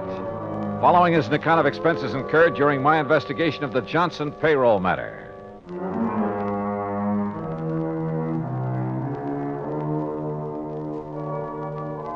Expense account item 1, $1.25 cab fare from my apartment to the office of Universal Adjustment Bureau and Pat McCracken. Well, $100,000 made you prick up your ears, Johnny. Sit down. Okay, Pat. What's the deal? You hear about the Johnson payroll robbery last week down in New York? I read about it, but there weren't too many details. They got $100,000. And the payroll was insured by one of the companies we represent. How many in on the robbery, do you know? Oh, we're not sure. There were several. One of them was fatally wounded. Was he able to talk before he died? Yeah, just enough to tell us the plan was to split up after the robbery, meet in another city to divvy up the loot. Uh-huh. And you think it's out in California now? We also think one of the crooks may be trying to double-cross the others. Hiding out from them, maybe? That's the general idea. We got a call from Los Angeles this morning. Fellow wouldn't give his name, but he claimed he could give us a lead on the one who has the dough. For a price, of course. Oh. So you're to meet him in L.A. and find out what he knows, if anything. What do you figure his angle is, Pat? Oh, maybe several, Johnny, but I don't care. What I do care about is getting the money back. All right. How do I contact this man in Los Angeles? You don't, he'll contact you at your hotel, the Nestor. The Nestor. Okay, Pat, I'm on my way. Oh, just one thing, Johnny. Yeah? Maybe it's occurred to you, maybe it hasn't. There will be others looking for that money, too. The other guys involved in the robbery? Yeah. Of course, if you can get there first. I'll try. Oh, and don't bother telling me to be sure to get back here in one piece. That I'll really try to do.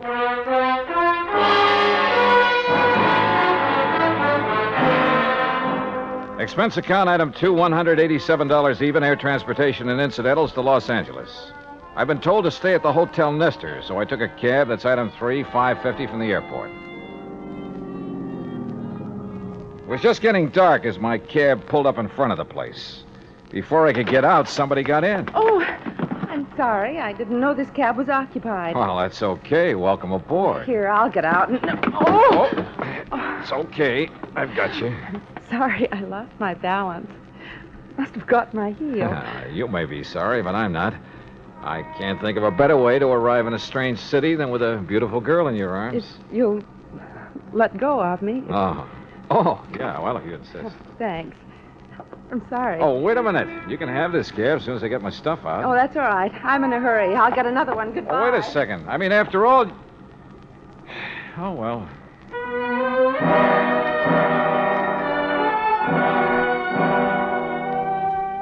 Yeah, that's the story of my life. The best ones always seem to get away. I went into the hotel lobby to register, but found a message waiting for me from the informant who'd phoned to Pat. I was to drive to the little town of Corrado Beach down the coast and meet a man there first thing in the morning. There was a map showing me the way to a small pier where the meeting was to take place. Looked like Los Angeles had suddenly got too hot for him. Expense account item 4, $50 to rent a car. I left word where I'd be, drove to Corrado Beach, and checked in at a motel. Then early next morning, I went out to the little pier. It was a ramshackle affair with a couple of beat-up boats tied to it and an old character fumbling with the door of a little bait shack. I went over to him. Hi. Morning. Having trouble? Yeah, some kid's been monkeying with this lock. You want some bait? No. This is one trip I didn't come to fish. How is it, by the way? Fishing? Yeah. Fine. Oh, just my luck. No, I'm supposed to meet somebody here. Oh, it must be that fellow out there. He was already there when I got here. Oh, where? Oh, you see that boat, the bottom side up on the pier near the end?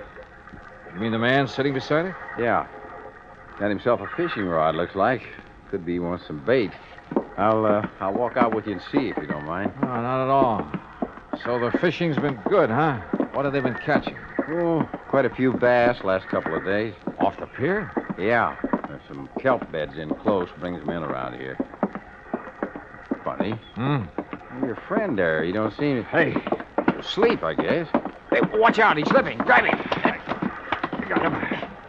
But... Hey, mister. Mister, he isn't sleeping. That's right. He's dead.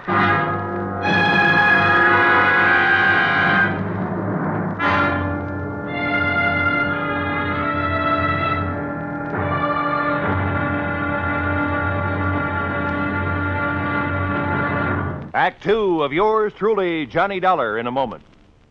Our flag now numbers 50 stars, and behind each star there stands yet another flag representing one of the 50 states.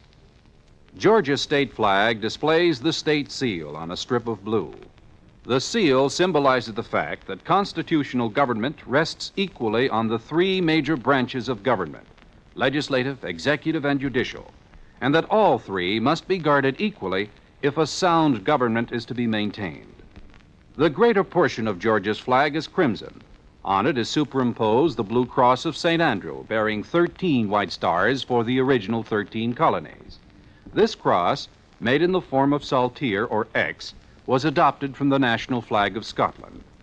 Georgia's state flag, the flag of the fourth state to enter the Union, was adopted in 1956. And now, Act Two of yours truly, Johnny Dollar and the Johnson Payroll Matter.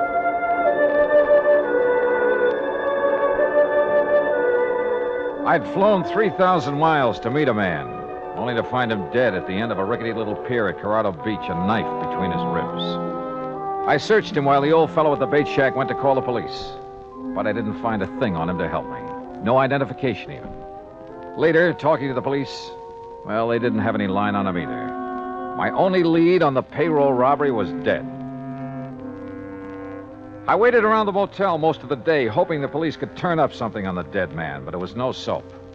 Item 5, $2 for drinks in the town's only bar while I tried to figure out my next move. And my next move was to the phone booth in the corner to call Pat McCracken back in Hartford. Collect. Oh, tough luck, Johnny. But are you sure the dead man is our informant? There was no identification on him, but he was right where he told me he'd be in the message he left for me in L.A. Probably not much doubt about it, then. Oh, incidentally, I sent some mug shots out to you. Some men who Yeah. might have been involved in the Johnson payroll job. Send them airmail special. Yeah, I got him about an hour ago. We're not sure if any of them are the ones or not, and we don't have any line at all on the leader of the gang. Well, what's your next move, Johnny? Search me. Right now, I'm right in the middle of nowhere. I guess I... Hey, wait a minute. What's the matter? Maybe I'm not out of leads after all. What do you mean? Pat, I'll call you later. What pulled me off that phone in a hurry was a glimpse of somebody over near one end of the bar. I slid out of the booth and went over. Well, hi. What? Imagine meeting you here. I'm afraid I don't know what you're talking about. You're the girl who got into my cab in Los Angeles. I'm afraid you're confusing me with somebody else. I'm sorry. I have to go. No, just a minute. I'm beginning to think it wasn't just coincidence you got into my cab. Maybe we'd better have a little talk. Please, let go of my arm. You've made a mistake, and there's nothing to talk about. Is he annoying you, lady? Now, look, bartender, I'm just trying to Yes, find... he is annoying me. Take your hands off her, buddy. Now, look, Joe. I mean it, and my name ain't Joe. I got you outweighed by about 40 pounds, buddy. You don't understand. Just let go of her and we'll talk it over. Okay. Thank you. Now, just what is it I don't understand, buddy? Skip it, buddy. So she got away from me. I grabbed my top coat off a hook and stepped outside the bar. It was damp and foggy out there. I put on the coat and started looking around for her, but it was too late. She was just plain gone. Then, walking along with my hands in my coat pockets, I realized there was something in one. A key to a motel room, but not mine. Funny. Then I remembered I'd had the coat beside me in the taxi when the girl climbed in back in Los Angeles. Yeah, she could have slipped it in the coat pocket then. But why? Now, that's what I wanted to find out. I looked up the motel. It was about a mile down the highway from mine, room 7. Yeah, the key fit all right. Then as I opened the door, I realized I had company right behind me. Freeze, Dollar. Huh? Who are you? Never mind. Inside. Move. Okay. Get that blind down. Okay. Oh, wait a minute. Your face looks familiar. Yeah, those mug shots McCracken sent me. You must be Slattery. Right boy. One of the guys they suspect of pulling the Johnson payroll job. Too bright for your own good, Dollar. You must be the one who killed the man out on the pier. The man who was going to tell me where the payroll door is. That's a nice stall, Dollar, but it won't work. What do you mean, Slattery? Blake killed him, and you know it. Yeah? Who is Blake? You want to play it coy, huh, Dollar? Okay, we'll do it your way. Blake's got the payroll door, and you're working with him. Just how do you figure that? Blake's girlfriend climbed in your taxi in Los Angeles. I figure she slipped you the key to this room. Hey, look, you got a few things all twisted. Shut up and stand still. This gun has a habit of going off sometimes. No kidding. So where's the dough? Take it or leave it, Slattery. I don't know. Well, it better be in this room. Yeah? And if it isn't? You guess. I don't think I need more than one. If it isn't here, I'm not leaving. That the idea? Oh, you leave, all right. It's just that you won't be walking out of here. Act 3 of yours truly, Johnny Dollar, in a moment. Over 150 years ago, the Swiss poet Henri Amiel wrote, "Heroism is the brilliant triumph of the soul over fear. Heroism is the dazzling and glorious concentration of courage." During the Korean campaign, Corporal Ronald Rosser was attached to the heavy mortar company of the 38th Infantry, 2nd Division, United States Army. Rosser, a veteran of World War II, rejoined the Army and shipped to Korea when he heard that his brother had fallen in the winter assault of the Chinese Communists. One day, Rosser's company moved into enemy territory. At the time, the corporal was a forward observer and carried a radio. Suddenly, in the midst of an enemy attack, Rosser handed his radio to a buddy, slipped the safety off his carbine, and filled his shirt with hand grenades. He charged at the enemy through fierce mortar and artillery fire, shooting from the hip. Straddling a bunker, he riddled its occupants. Still advancing, he accounted for 2 more of the enemy, shooting one through the head and clubbing another to death. Continuing his one-man charge, he jumped into a trench full of enemy soldiers, opened fire, and forced his way relentlessly down the length of the trench, killing right and left with grenades and carbine fire. Out of ammunition, he returned to his company, where he replenished his supply. Then he charged the enemy again and again. Finally, he returned to his own area, and taking the radio back from his friend, he moved out with his company. Corporal Ronald Rosser was awarded the Medal of Honor for his action. Action which had shown the enemy that his personal code of conduct wouldn't let them push around either his kid brother or his country. And now, Act 3 of yours truly, Johnny Dollar, and the Johnson payroll matter.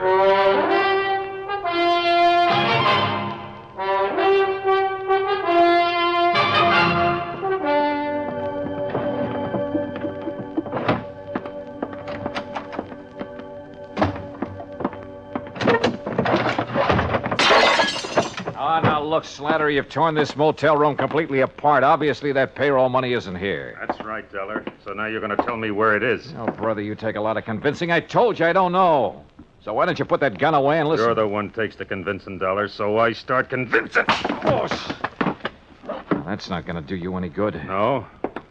Well, for sure it's not going to do you any good, so... Now, wait a minute. Look, I'll give you the whole story. And I'm supposed to believe it, huh? Staring down that gun barrel, I'm not about to lie. Let's have it. All right. A guy called us from Los Angeles, said he could give us a lead on who had the dough from the Johnson payroll job. It was Hollis. He was hoping you'd lead him to it. Hollis? Yeah, the guy you found out in the pier dead. And you said a man named Blake killed him. You know Blake killed him. You know Blake engineered the holdup and then ran out on Hollis and me. Do I? Sure, because you're in with him. I seen his girl get in your cab in Los Angeles. Okay, so she got in my cab, but I didn't know her. I'd never seen her before. She slipped you the key to this motel room, didn't she? Yeah, now I think I know why. She was trying to sidetrack us. Lead us to think the dough was here so it would take the pressure off Blake and her. That part of your story I don't buy, Dollar. I think you know where that dough is, and I want it. Now, look. Talk!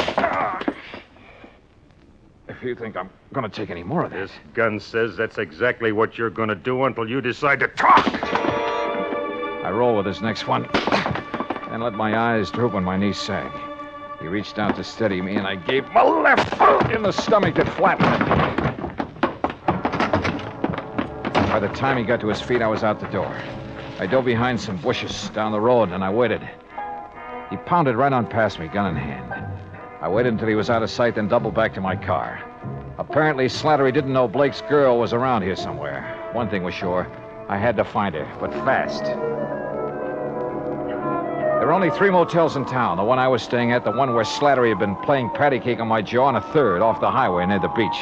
I drove to that one and checked the register. It showed a Myrna Grant in number 8.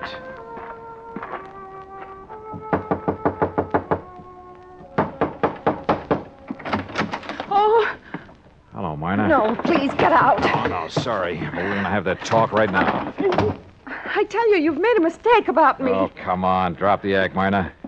I know you're Blake's girlfriend, that you slipped that motel key in my coat pocket in L.A. to get me off the trail of the Johnson payroll money. The what? I also know that Blake masterminded the robbery and double-crossed his buddy, held out on him. Oh, I guess I knew it must be something like that. What are you talking about? Mr. Dollar, I haven't known Fred Blake very long. A month, maybe. I didn't know what he did for a living, and I didn't ask him. 2 days ago, he said he was in trouble and needed my help. He wanted me to slip that key into your coat pocket in the taxi in Los Angeles. To take Slattery off his trail. Then he told me to meet him here at the beach. When I saw you in the bar a while ago, I got panicky. I didn't know what to do. But that's all I know about it. Mr. Dollar, I didn't know Blake was a criminal. Honestly, I didn't.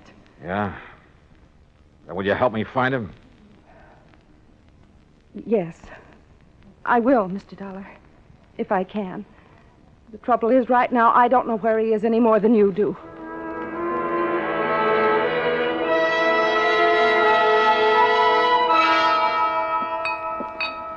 What'll it be, folks? Hey, wait a minute, buddy. Ain't you the one that was molesting this young lady an hour ago? Oh, Tarzan, buddy, my molesting days are over. Oh, it's all right, bartender. I'm sorry I caused you the trouble. No trouble, ma'am. Just glad it turned out all right.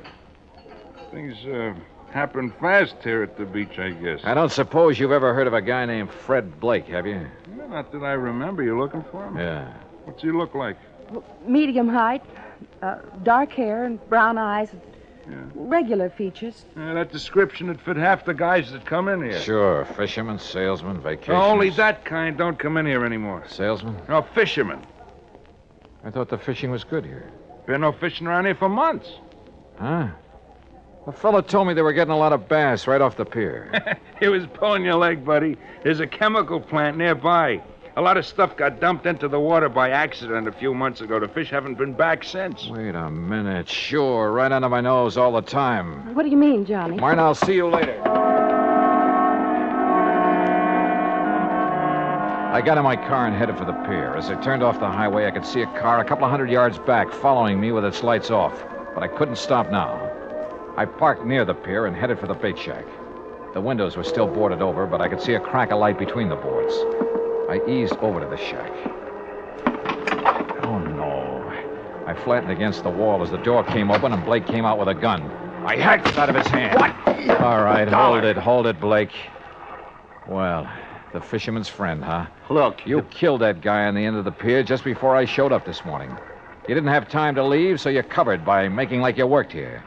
Then it occurred to you this was a pretty good hideout until Slattery got off your trail. Look, maybe we can make a deal, Dollar. Oh, we're going to.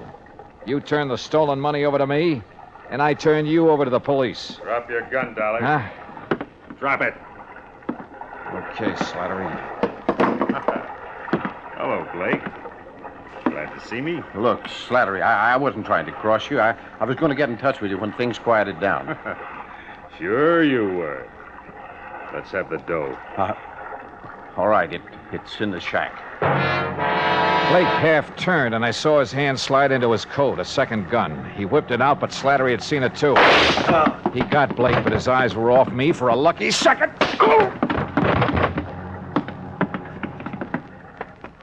I checked Blake. He was still alive. Yeah, they'd both keep. For a long time.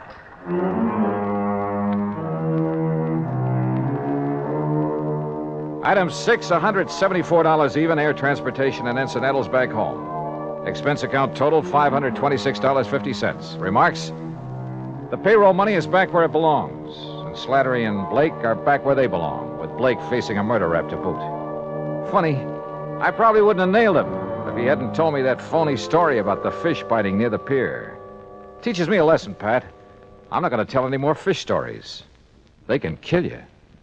Yours truly, Johnny Dollar.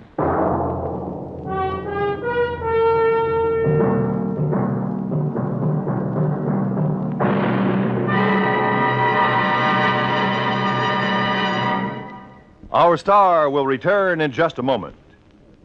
Our flag now numbers 50 stars, and behind each star there stands yet another flag representing one of the 50 states. Ohio's state flag is the only pennant-shaped flag, or burgee, as it is correctly called. The Buckeye banner is the creation of an engineer who created a blue triangle for the hills and valleys, red and white stripes for the roads and waterways of the state. There are 13 stars for the original 13 colonies and 4 extra stars to indicate that Ohio was the 17th state admitted to the Union. A white circle with a red center represents the initial letter of Ohio and suggests its nickname, the Buckeye State. Ohio's state flag, the flag of the 17th state to enter the Union, was adopted on May 9th, 1902. Now, here's our star to tell you about next week's story. Next week, a pair of common, ordinary glasses solve a case for us. The gruesome spectacle matter. Join us, won't you?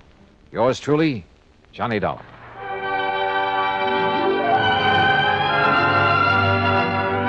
Yours truly, Johnny Dollar, starring Bob Bailey, originates in Hollywood and is produced and directed by Jack Johnstone. Today's story was written by Robert Stanley. Heard in our cast were Virginia Gregg, Lawrence Dobkin, Forrest Lewis, Shepard Menken, and Frank Gerstle. Be sure to join us next week, same time and station, for another exciting story of yours truly, Johnny Dollar. This is Roy Rowan speaking.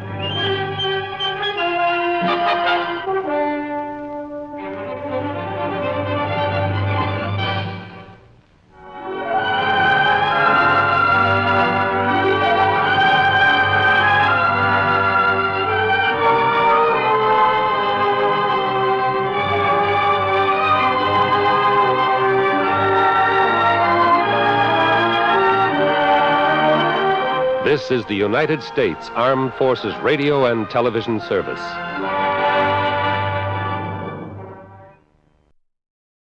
From Hollywood, it's time now for... Johnny Dollar. Pat McCracken, Johnny, Universal Adjustment Bureau. Oh, hi, Pat. Hey, I thought you were on vacation. I was. I got called back right in the middle of it on account of Ned Grant. You know him? Grant, the Broadway columnist? That's the one. Well, what's he got to do with your vacation? He's heavily insured by one of the companies we represent, and right now he's taking his vacation. Well? Well, Ned has made a lot of enemies in his time. I know. I read his column. And it looks like one of those enemies is trying to make Ned's vacation permanent. Savvy? I'll be right over, Pat.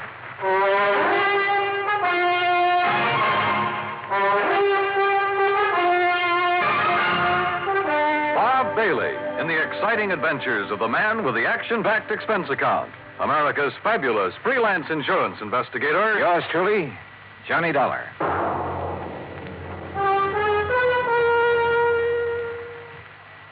And now, Act One of yours truly, Johnny Dollar.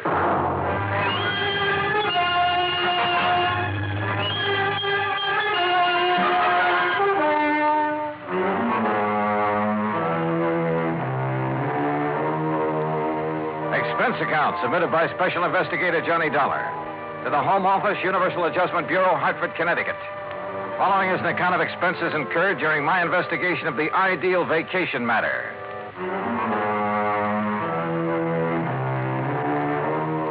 Expense account item 1, $1.20 for a taxi from my apartment to the office of Universal Adjustment Bureau, where Pat McCracken was waiting for me, his face covered with sunburn and worry. Just when I was beginning to relax and enjoy my vacation. Sit down, Johnny. Thanks. Now, what's the deal about this Ned Grant? When you say you read his column, you know he prints some pretty blunt stuff sometimes. Yeah. I've often wondered how he gets away with it. A couple of years ago, he dug up some evidence on a bad boy named Willie Bemis. Bemis, yeah. The stuff he printed helped get Bemis convicted, didn't it? Yeah, but he swore he'd get even with Ned. Oh, well, a fella in Ned Grant's position hears that kind of threat all the time. Besides, with Bemis in jail, what's the problem? None at all, Johnny, if he were in jail. He broke out last night. Oh, I see. Does Grant know that Bemis is on the No, loose? I told you, Grant's on vacation, probably as far from a newspaper as he can get. So you think he's in danger? Well, what would you think? Oh, but if Bemis has any sense, he's heading in some other direction as fast as he We can. can't afford to take the chance, Johnny. Well, look, Pat, I still don't see where I figure in this. Why not just arrange for police protection for Grant until Bemis gets picked up? Want to protect the guy, you got to find him first. Find him? Yeah. You mean you don't know where Grant is? Apparently nobody knows. Oh, great. And I'm supposed to find him? That's right. Oh, and do me a favor, huh? Like what? Find him before Willie Bemis does. Well,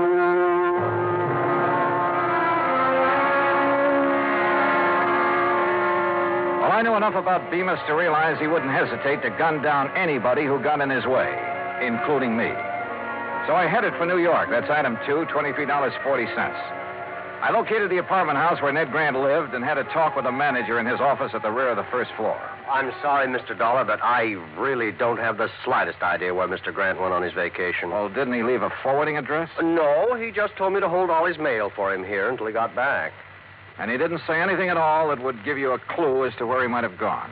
None at all. Oh, great. I don't know if you know Mr. Grant very Not well, personally. but, well, he's unpredictable, let's put it that way.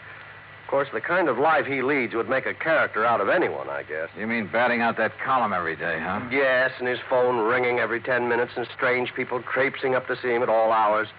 Really, I can understand his not telling anyone where he went on his vacation. He just wanted to get away from it all. He kept saying that this time he was going to have an ideal vacation. Ideal vacation. That could mean anything from a trip to the moon to, well, Lord knows what. Tell me this. Did he take much luggage? Oh, I don't even know, but he hadn't been gone 10 minutes before my phone started ringing with calls for it. Your phone? Oh, yes, Mr. Grant had his disconnected before he left. Tell me, Mr. Dollar, what's so urgent about finding Mr. Grant? There's an escaped convict named Willie Bemis who has it in for him. Oh? He could be looking for Grant. If so, I have to find Grant first. I see. Well, I wish I had more information for you. Oh, I tell you, you might try Miss Anthony. Huh? Possibly she could help you. Well, who's Miss Anthony? Doris Anthony, a close friend of Mr. Grant. Oh? You know where I can find her, where she lives? Well, as I understand it, she has a small apartment somewhere on East 73rd Street. Good, I'll find it. Thanks, Mr. Crothers. I walked outside and hailed a taxi. But then, just as I was about to step into it, I froze. Because I caught a glimpse of somebody walking quickly into the service entrance at the side. And there was just enough light to tell me it was none other than Willie Bemis. I headed back in fast and straight to the door of Crothers' little office. The door of it was locked. Crothers, open up. Crothers. Okay, then I'll open it.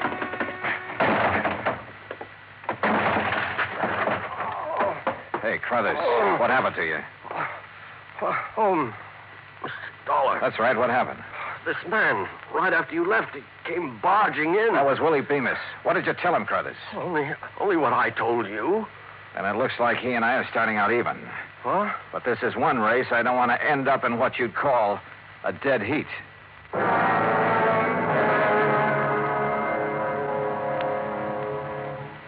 Act 2 of yours truly, Johnny Dollar, in a moment. And now, Act 2 of yours truly, Johnny Dollar, and the ideal vacation matter. I looked up Doris Anthony's address on East 73rd and took a cab. That's item 3, $1.75 to her apartment. She was tall, rangy, dark hair. And somewhere along the line, I'd seen her before, but I couldn't remember where. Ned Grant? How would I know where he is? He isn't exactly the sort of guy that lets you in on his plans. Hey, listen, Doris, this may be the oldest line in the book, and I know it, but haven't I seen you somewhere before? Could be. I've been around a while. Like where? Oh, I used to sing in a couple of clubs around town. That's where I met Ned. He liked me, so he helped me. In his column, that what you mean? Yeah, that's what I mean. His apartment manager says you're a very good friend of Ned's. He has a lot of girlfriends. My main claim to fame is I'm always handy. Well, look, Grant told the apartment manager he was going to take an ideal vacation. Any idea what that would mean? Or where? Sure. Wherever there are girls. What do you want him for? Somebody's out to get him. What do you mean? Who? Willie Bemis. That name mean anything to you? Bemis is in prison. He was. He's out now. What? When? You didn't know? I haven't read the papers today. Does that change your mind any about helping me find him? Look, really, I don't know where he is, honest. There is one thing that might help, though. Yeah, what? Well, a week or so ago, while I was out with Ned, he stopped in at the travel agency. Davis, I think the agent's name was, on 51st Street, around there. Okay, I'll follow it up. Johnny, if Ned doesn't know, Bemis... Yeah. And if I don't get to him first, he's in for a real nasty surprise. There was still something about Doris that stuck in my mind, but I couldn't quite peg it. So I decided to do a little quick research on her. I dropped in to see an old friend who worked in one of the newspapers. We dug through a lot of clippings in the morgue. Doris had sung at half a dozen spots around town, and there were a lot of pictures on her. Then I came to one that rang a large-sized bell. It was a shot of her sitting at a nightclub table. And the man sitting there with her was Willie Bemis. I headed back to her apartment fast. But she was gone.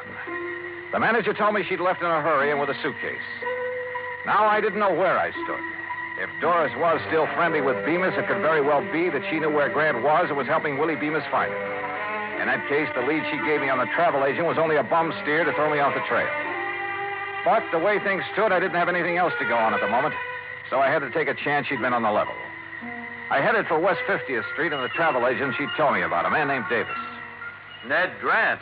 Look, customers like him I can do without. What do you mean by that? Here, I'll show you. Here we are. A reservation at Nassau. Here's one in Bermuda. Oh, and here's one for the Virgin Islands. He had you make all those for him? Every one.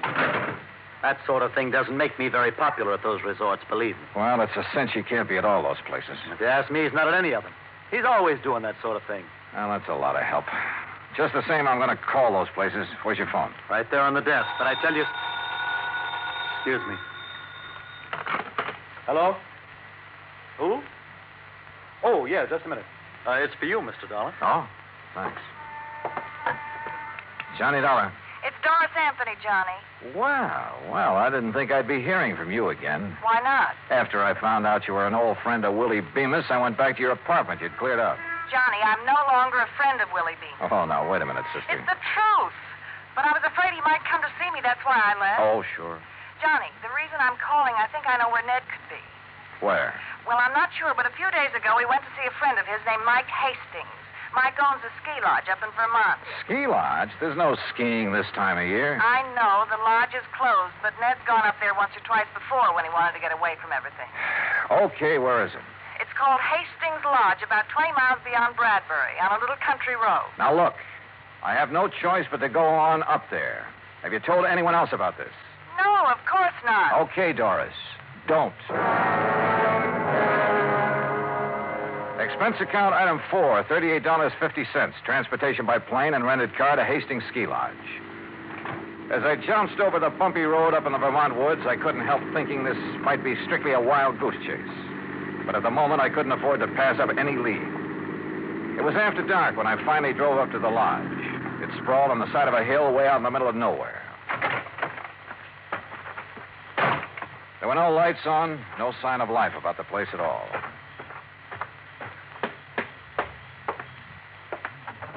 The door was unlocked. Inside, the room was pitch dark with all the curtains drawn. I couldn't find the light switch, but I had a real funny feeling. Like maybe there was somebody else in the room with me. Grant?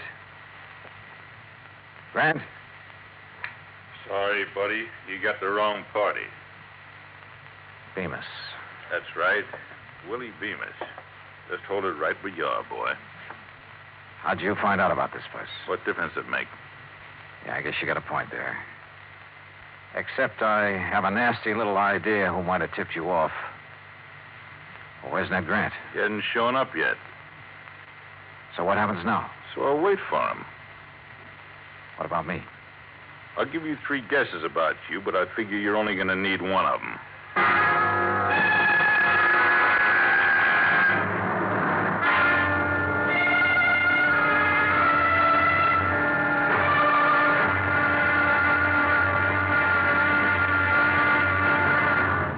Act 3 of yours truly, Johnny Dollar, in a moment. And now, Act 3 of yours truly, Johnny Dollar, and the ideal vacation matter.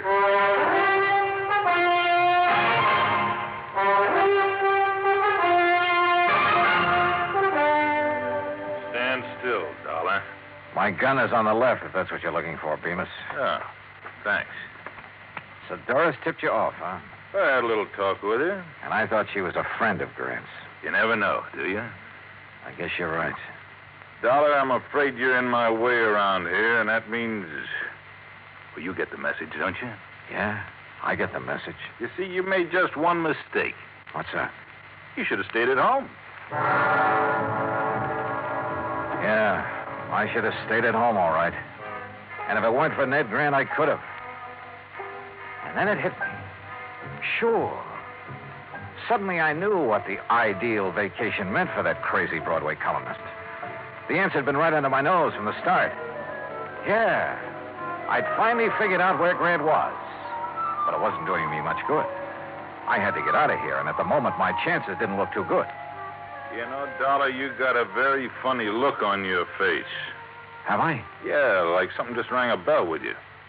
Oh, sorry, Bemis. It's just my normal delirious expression. Okay, funny boy. Play it your way. Over against the wall. Move. Hold it. Listen.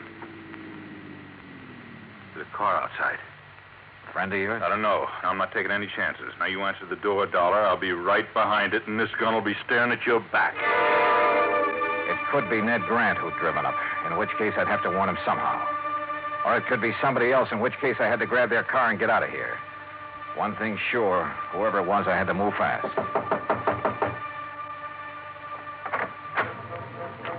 Johnny? I pulled the door open wide, then threw my weight against it. It slammed into Bemis and flattened him against the wall. He was off balance, so I couldn't. He sprawled and his gun went flying. But I couldn't see where, and I couldn't take time to look. I grabbed Doris. Johnny! Come on, I went to the car. Now, you're going to help me for a change. That was Bemis. Don't tell me you're surprised. You're the one who tipped him off about the ski lodge. But, Johnny, I had no choice. He pushed me around. Yeah, sure. Johnny, where are we going? New York. You think Ned's there? Doris, I think he's been there right from the start.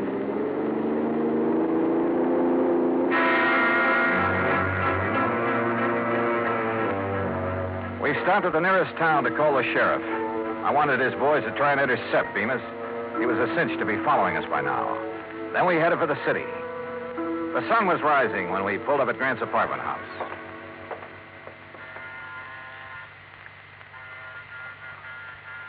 The manager didn't answer. Maybe he's still asleep. Looks like I have to take another chance on you, Doris. I tell you, I'm on the level, Johnny. I sure hope so. I got to get up to Grant's apartment fast. Now, there's a payphone over there in the lobby. Call the police and then meet me upstairs. Go on. Okay, Johnny. I went upstairs and pounded on Grant's door, but no answer. I went to the end of the hall and out onto the fire escape. Yeah, there was a ledge. Carefully, I worked my way along it to a window. It was Grant's bedroom, all right.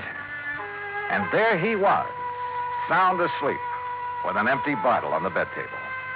So my hunch had been right. Sure, it was the ideal vacation for a guy who was pestered by everybody in town. Tell everyone you're leaving the city, then disconnect your phone and hole up in your apartment for some real peace and quiet. I went to the front door. Doris? Yes, Johnny, let me in. Okay, just a sec. Well, Doris, I was... Well. Well. If it ain't Johnny Dollar. Hello, Bemis. Now, ain't this nice? So you did it again, Doris. Honest, Johnny, I couldn't help it. He has a gun. He made me. Yeah, sure. Pretty smart, huh, Dollar? Finding Ned Grant for me? You know, I don't think I'd ever thought of looking for him here. But you did, so you're a smart boy. Okay, now look, Bemis. Don't interrupt me while I'm talking. Like I was saying, I'm much obliged to you for helping me find Grant. Now that I got him, okay. So I don't need you around anymore. No, don't! Slowly and with a smirk on his face, Bemis raised his gun until it pointed straight at my head. It flew out of his hand. The shot had come from outside, down the hall. The cops! Suddenly, the corridor was swarming with police. Bemis dove for his gun. Well, you don't get me! Instead, he collected the butt of one over his left ear. Thank goodness they got here. So you did call the police after all? You bet I did. Now, do you believe I'm on the level? Yeah, Doris, I guess I do. And you took a mighty good way to prove it. What's going on here? Ned. So you finally woke up. Or sobered up. Hey, that's Willie Bemis they're carting away. It sure is. Well, what's he doing here? What's going on, huh? Hey, look, Bright Eyes, you better go on back to bed. But I don't understand. Just write the whole deal off as a bad dream, huh?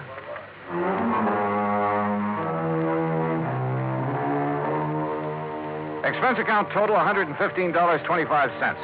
And look, the next time you send me out to protect a guy, don't pick one who's going to sleep all the way through the deal, huh?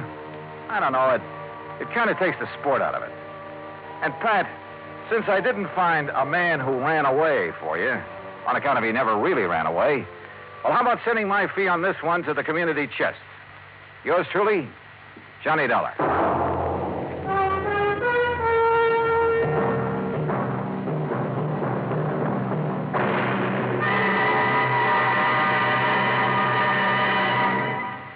Our star will return in just a moment. And now, here is our star to tell you about next week's story. Next week, an old racket comes to light and nearly cost me my life. Join us, won't you? Yours truly, Johnny Dollar.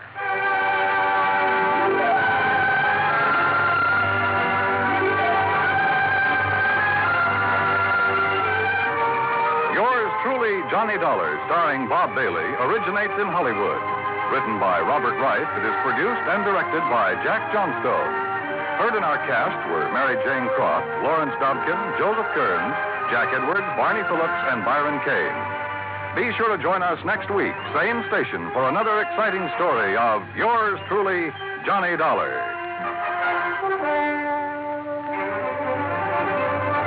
This is Dan Cubberly speaking.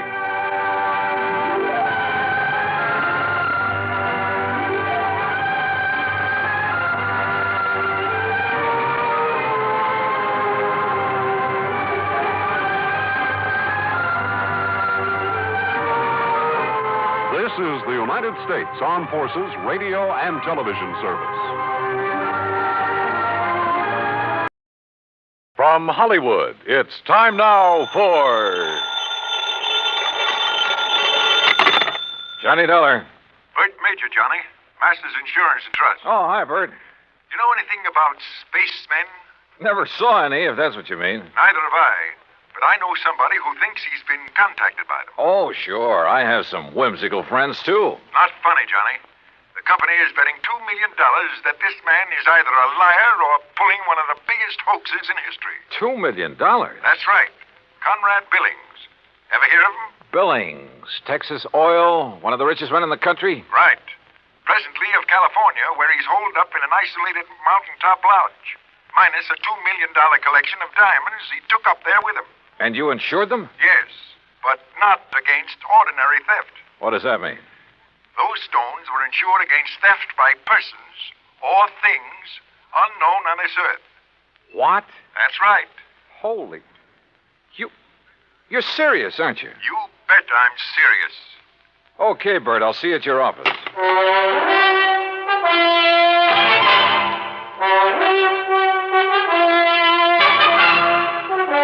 Bob Bailey in the exciting adventures of the man with the action-packed expense account, America's fabulous freelance insurance investigator. Yours truly, Johnny Dollar. And now, Act One of yours truly, Johnny Dollar.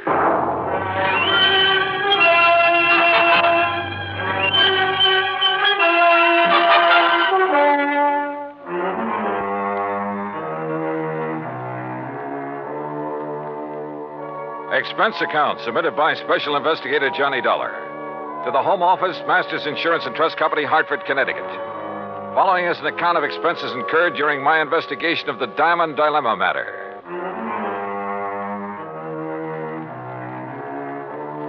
Expense account item 1, $3.20 for a taxi to the office of Bert Major.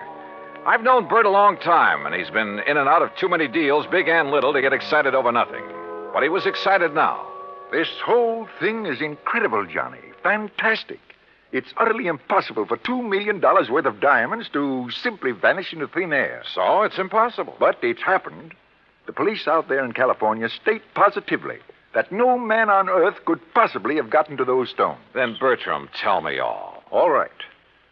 2 weeks ago, Conrad Billings called me from his lodge up in Northern California. Said he wanted to insure the diamonds immediately. Over the phone? Over the phone. You're sure it was really he? I'm not that naive. I had the call traced. How come he called you? We've done some business with a wealthy friend of his in Dallas. Recommended. Uh-huh. And he had the stones with him there at the lodge? Yes. And, Johnny, it's one of the most isolated spots on Earth. You're sure he had them there? He loves diamonds, Johnny. Almost to the point of obsession. He plays with them like a kid plays with marbles. Lord knows he can afford to.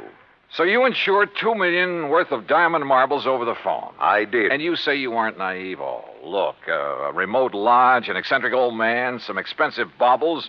A rank amateur could get at him. You haven't listened to me, Johnny. You've missed the point entirely. I wouldn't care if he left the diamonds lying out on his front doorstep. I insured those diamonds solely against theft by persons or things unknown on this earth. That's the exact wording of the policy. And now they're gone? Yes. So, someone took them? Prove it. What? Someone, and not something. Now, why would anybody in his right mind want to insure against theft by other than people? I asked myself that question. My answer was that a billionaire in active command of his business empire must be of sound mind. And if he wants to satisfy a whim and is willing to pay for it, why should my company refuse his money? You think maybe he has an obsession about flying saucers and the people or things who fly them? Who knows? Or what knows? Johnny, you've got to go out there and make some sense out of all this. Who are the contacts so far? The head of his San Francisco office, Norton Shields. The chief of police in Lakeview, about 30 miles from Billings Lodge, and the insured. Okay, I'll call you, Bert, but not from Mars. Expense account item $280, deluxe flight with trimmings, Hartford to San Francisco. A piece of fog was rolling up Market Street, and it was 2 a.m. when I finally got to the office of Billings Enterprises and met Norton Shields. He was wide awake, sharp, about 35. Yes, Mr. Dollar, I've been in charge of Billings' West Coast operation for 10 years, with time out for Korea. Pretty young for such a responsibility. Billings hired me because I know the oil business. I learned it young. Uh-huh. You like him? You don't have to like a man just because you work for him. He's shrewd and knows how to make money. But he has foibles. Yes, he has foibles. Diamonds. Have you ever seen them? Sure. Where? Oh, here in the office, at the lodge where he is now, at his home. You're certain he took them up to that lodge? 3 weeks ago tonight, they were spread out right here on this desk. He put them one by one in a chamois bag, put the bag in his pocket. I walked him to his car, and he was driven straight to the lodge. All right. What about the flying saucers, the spacemen, or whatever it is? No, that's a new one. I learned of it when Mr. Major Call disclosed the terms of the insurance. And the fact that the diamonds had been, that they were gone. You haven't talked this over with Billings himself? No, I haven't. Don't you think you should? Why? If he wants me, he'll call me. How do I get to this lodge? I have a company plane and pilot ready to fly you to Clear Lake in the morning. You'll be met there by a car and driver. Anything else you want, call me. Why all the cooperation when you're not even supposed to know what's going on? A good lieutenant knows when to follow orders before they're issued. You're registered at the Mark Hopkins. You better get some sleep. Yeah, I may need it.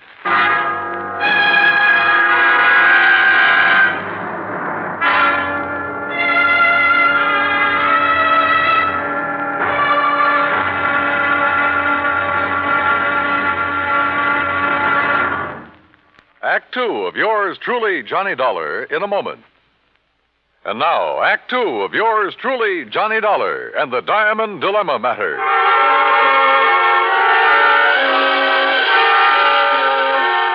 The company plane turned out to be a plush two-engine amphibian waiting for me at a private dock near the Golden Gate Bridge. The pilot introduced himself, and we headed due north up San Pablo Bay and then northwest past the Valley of the Moon. Then, a few minutes later, we glided in for a landing on Clear Lake, the largest body of water in the state of California. There, I was met by a car and a driver as promised.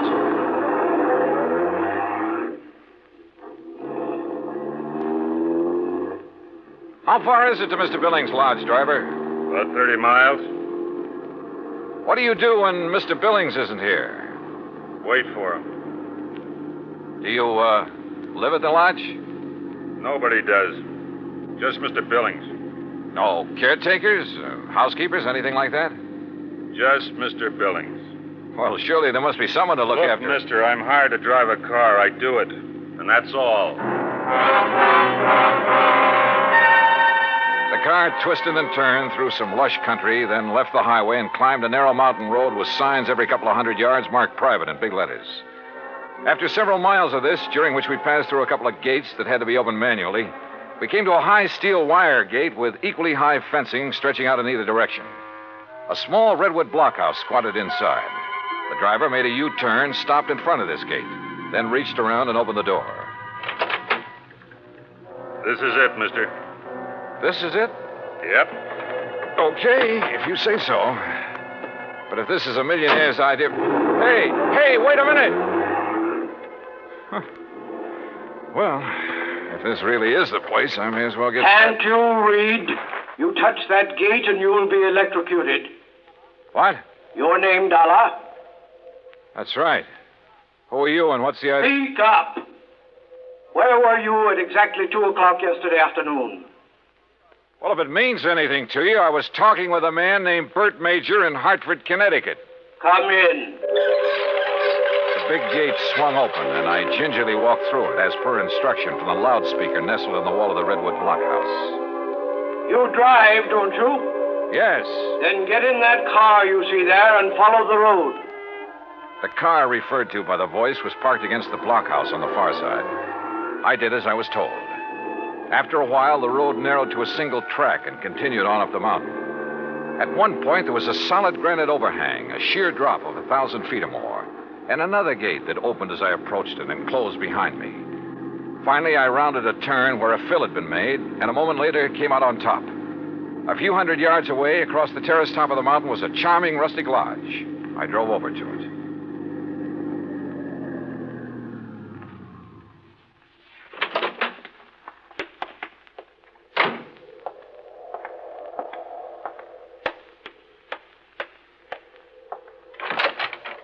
Good morning, Mr. Dollar.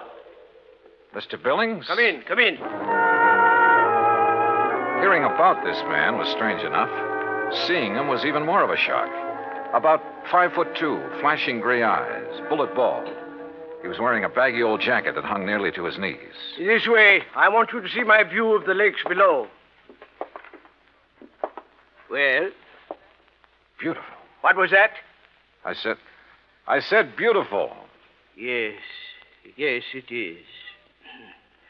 Now, Mr. Major has informed you of the insurance on my diamonds, which disappeared 2 nights ago. Yes, sir. He told me that. Speak up.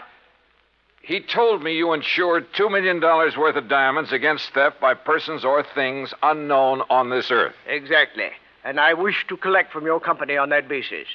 Well, Tell me, where did you keep them? Right here on this table in front of the window, right here. You mean to say you didn't lock up such valuable property? Mr. Dollar, let me show you something. Look here, on my control panel. Do you recall the series of gates you passed through after leaving the main road? Yeah, very well. Well, by means of my electronic devices, I followed your progress every inch of the way. Well, I'll be darned. I watched your arrival at the main gate on this video screen. Ingenious, eh? That's putting it mildly. What did you say? I say that's putting it mildly. Yes. As I'm sure you noticed, this mountaintop is completely encircled by a 12-foot electrified fence. Between it and the inner fence is a maze of photoelectric cells. This panel controls floodlights with which I can cover every inch of ground between the 2 fences. These viewers are geared to the floodlights. All of this equipment is automatically activated on contact. In short, Mr. Dollar, I can detect and follow any person or thing which moves through or between these 2 fences. Anyone who knows electricity could cut your fences and come right on up the road. I did not say this mountaintop was impregnable. I said no one could reach it without my knowledge. Why did you take out such limited insurance on your diamonds, Mr. Billings? I've made my money by leaving nothing, absolutely nothing, to chance. Now that man has projected objects into outer space, it is reasonable to assume that other planets may be ahead of us in technical endeavors. Diamonds would be of tremendous value to an unknown civilization. Well, look, how do I know this is not just an elaborate scheme to collect $2 million? A fair question, Mr. Dollar. What would prevent you from hiding those diamonds somewhere on this mountain? I should consider that question an affront to my integrity, but under the circumstances, I do not. I simply defy you to find them. Then what's your explanation of their disappearance? I have none. And unless you find one, I intend to collect from your company under the terms of the policy.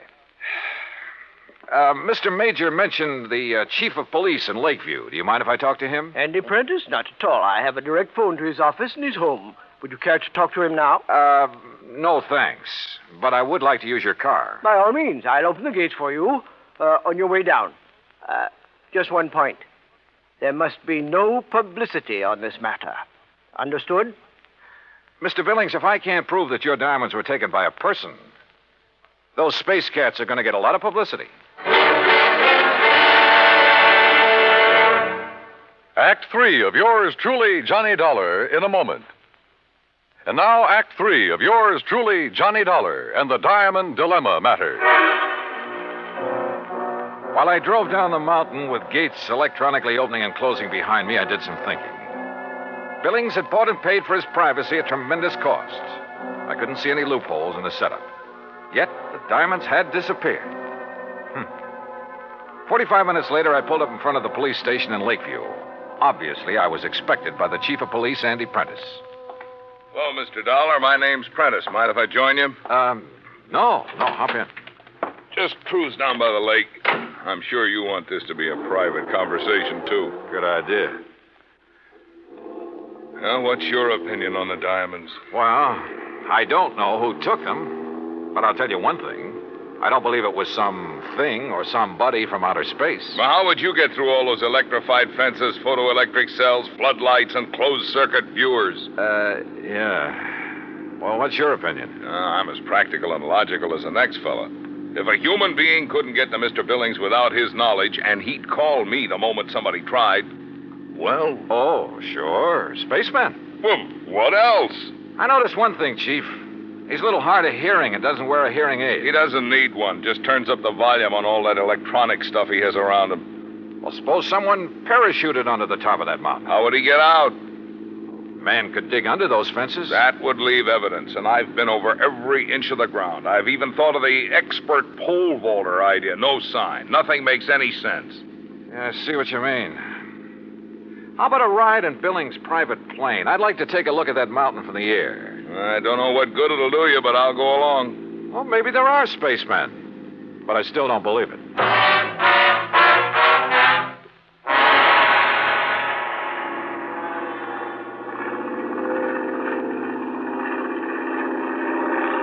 We're coming to it now. See the road winding up? And there's the lodge. Yeah. I asked the pilot to circle around the top as close as the air pockets will permit. Good. Chief, have the pilot drop down just below the top and steer a course between the two fences all the way around. Whatever you say. Oh, pilot! For the next few minutes, I studied the top of that mountain from all possible angles. The road leading up to it, the terraces, the lodge itself. Suddenly, an idea hit me. And a few minutes later, I left a somewhat puzzled chief of police at the landing dock on Clear Lake. An hour later, I was explaining who I was and what I wanted to do to a somewhat incredulous captain of police at San Francisco's International Airport. I finally convinced him I wasn't out of my mind, and he reluctantly agreed to cooperate. Then, about dusk, I found myself exactly where I wanted to be, on top of Billings Mountain, calmly walking toward the lodge.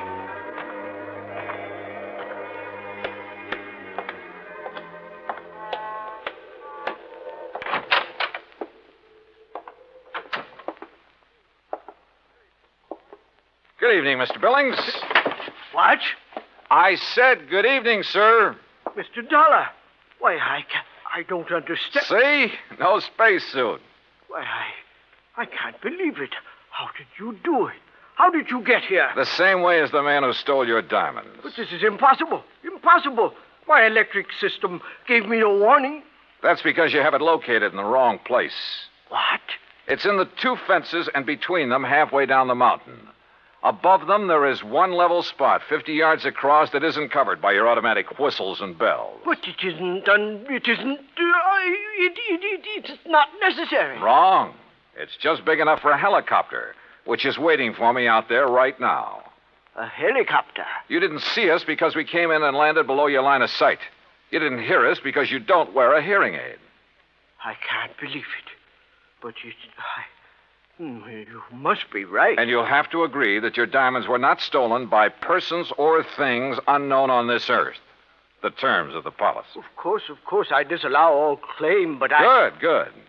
Now, it's none of my business, Mr. Billings, but was your San Francisco manager, Norton Shields, a pilot during the time he was in Korea? Why, yes, he flew rescue missions in a helicopter.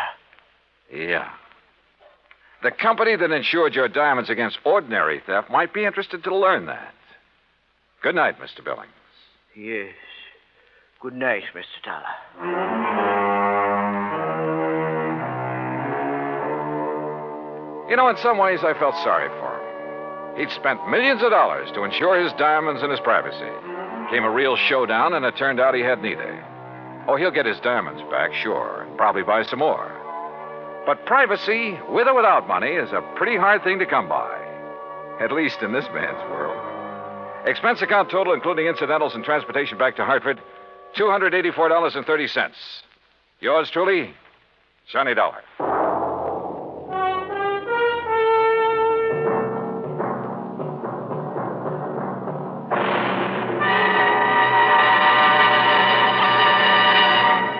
Our star will return in just a moment. Now, here is our star to tell you about next week's story. Next week, a moth, a tiny moth, solves a case involving our national security. Join us, won't you? Yours truly, Johnny Dollar.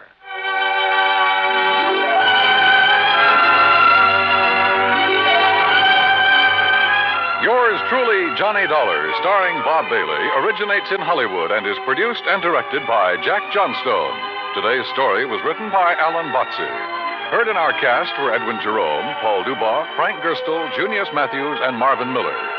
Be sure to join us next week, same time and station, for another exciting story of yours truly, Johnny Dollar. This is Dan Cubberly speaking.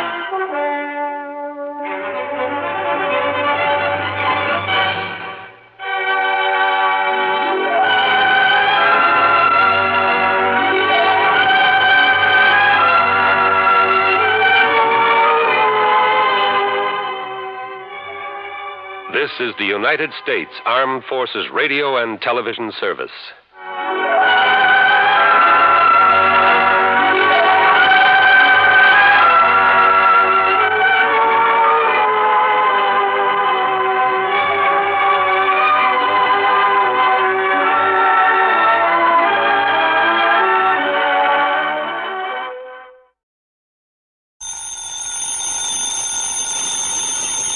Johnny Dollar. Johnny, this is Don Boomhauer. Down in Sarasota, Florida? That's right. Don, how are you? How's the real estate business? Just fine, and business is booming. Yeah, I haven't seen you since I flew down there to do some fishing with our mutual pal, Earl Poorman. That one with his misguided sense of value. Now, what's that mean? Oh, his trips out to California all the time. Huh? And this time it looks as though he might stay out there. Don, I think all you Floridians are jealous of California. Now, Johnny, you think we'd ever admit it, even to ourselves? Be rank heresy. Anyhow, with Earl Poorman out of town, at least for a while, I'm kind of holding down the office of Tri-State Life and Casualty these days. So what happens? Trouble. Trouble. Client's name is Thomas Patterson. All right, what's happened? Somebody knock him off or something? No, not yet. But a few years ago, when he was living up in Jacksonville, well, Tom was the sole witness to a murder. Yeah? The killer was tried and sent to state's prison. Uh-oh. Huh? So now this killer's on the loose, and you figure Tom Patterson's life isn't worth a bag of beans. That's it, exactly. Want to come down here and see what you can do about it? Nope. Now, But, Johnny. okay, Don, I'll grab the first plane I can.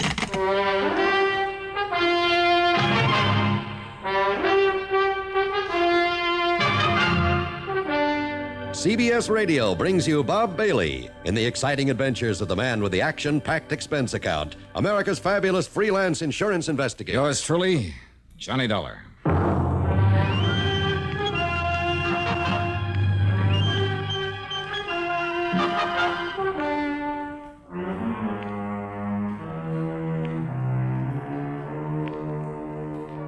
Expense account submitted by Special Investigator Johnny Dollar to the Tri-State Life and Casualty Insurance Company, Sarasota office.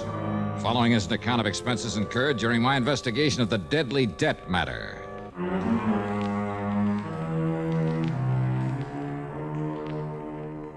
Expense account item 1, 7940, taxi in a plane out of Hartford.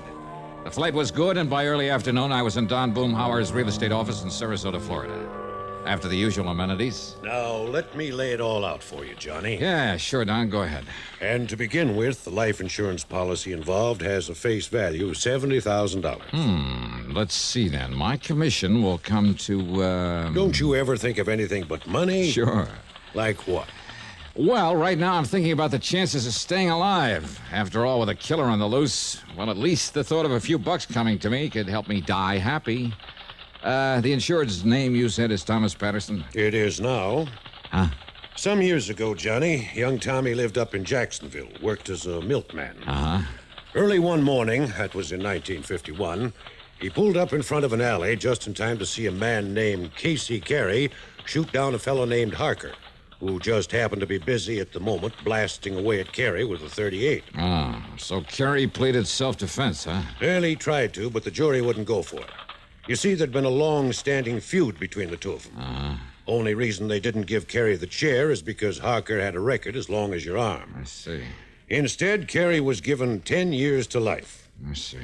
The point is that Tommy Patterson's testimony was what really convicted him. So, of course, he made the usual melodramatic threat. Oh, yeah, that he'd get Patterson if it was the last thing he ever did. He didn't care when. He'd be in no hurry. But sooner or later, he'd track him down and kill him. Mm-hmm. So what's happened? Now, Tom had just got married, started a nice little family, 2 boys and a girl. So Carey's threat scared him as much because of the wife and kids as for himself. Yeah, but now, Don, you know as well as I do how little those courtroom threats usually mean. Now, wait. Yeah? About that time, some relative died and left Tom a considerable sum of money. So he changed his name, legally. Changed it to what? To what it is now, Thomas K. Patterson. What it was before doesn't matter. Okay, go on. Then he and his family moved on down to Venice, a few miles south of here. Yeah, I remember the town. Well, there in Venice, he set up the Excellent Dairy Products Company. Nobody down here has known him as anything but Tom Patterson, so he's felt perfectly safe. Until, that is, about 6 months ago. Yeah? He was up in Jacksonville on a business trip. He was just walking along the street one day, turned a corner and bumped into a man coming from the other way. Uh-oh. Yes, he took one look at the man's face and started running like a scared rabbit. Casey Carey. Well, what do you think? But now, wait, Don. If Carey got 10 years to life in 1951... I know. When he stopped to think about it, Tom couldn't believe it. But he went down to the public library and dug into the old newspaper files. Yeah? Sure enough, thanks to good behavior, model prisoner, and all that sort of stuff... Carey got out? Carey got out, legitimately. But to Tom Patterson, that would only mean one thing. Carey was out to get him. In the exciting history of great American inventions and inventors, there is no one who stands out with the eminence of Thomas A. Edison. Among his hundreds of great inventions, Edison gave us the phonograph, the microphone, a telephone system, various improvements for telegraphy and motion pictures, and most significantly, the electric light or incandescent lamp, originally referred to as bottled light. When Edison was still in his 20s, he set out to invent an electric lamp which could operate on low power and would be safe for use in homes and other buildings. He knew that resistance to electricity would make wires and other substances glow for an instant with white heat, but they would be instantly consumed. So he tried several types of fiber or wire sealed in a vacuum and succeeded in producing a glow which lasted for several hours. The next step was to find a filament that would give off a bright light and last for a longer time. In his search for the right substance which he could seal in his vacuum bulb, he tried 6,000 different substances, ranging from human hair and tar to foodstuffs and vegetable fibers. Finally, he hit upon the idea of using the fibers of the bamboo tree. Carbonized, these threads provided the filament he sought, and thus the incandescent lamp became a reality. It was discovered not by accident nor by profound scientific knowledge. It was the result of tireless effort and endless trials. Edison, like so many geniuses before him, found success through determination and the philosophy which has blessed the work of most American inventors. Somehow there must be a way. Let's find it. And now, Act Two of yours truly, Johnny Dollar.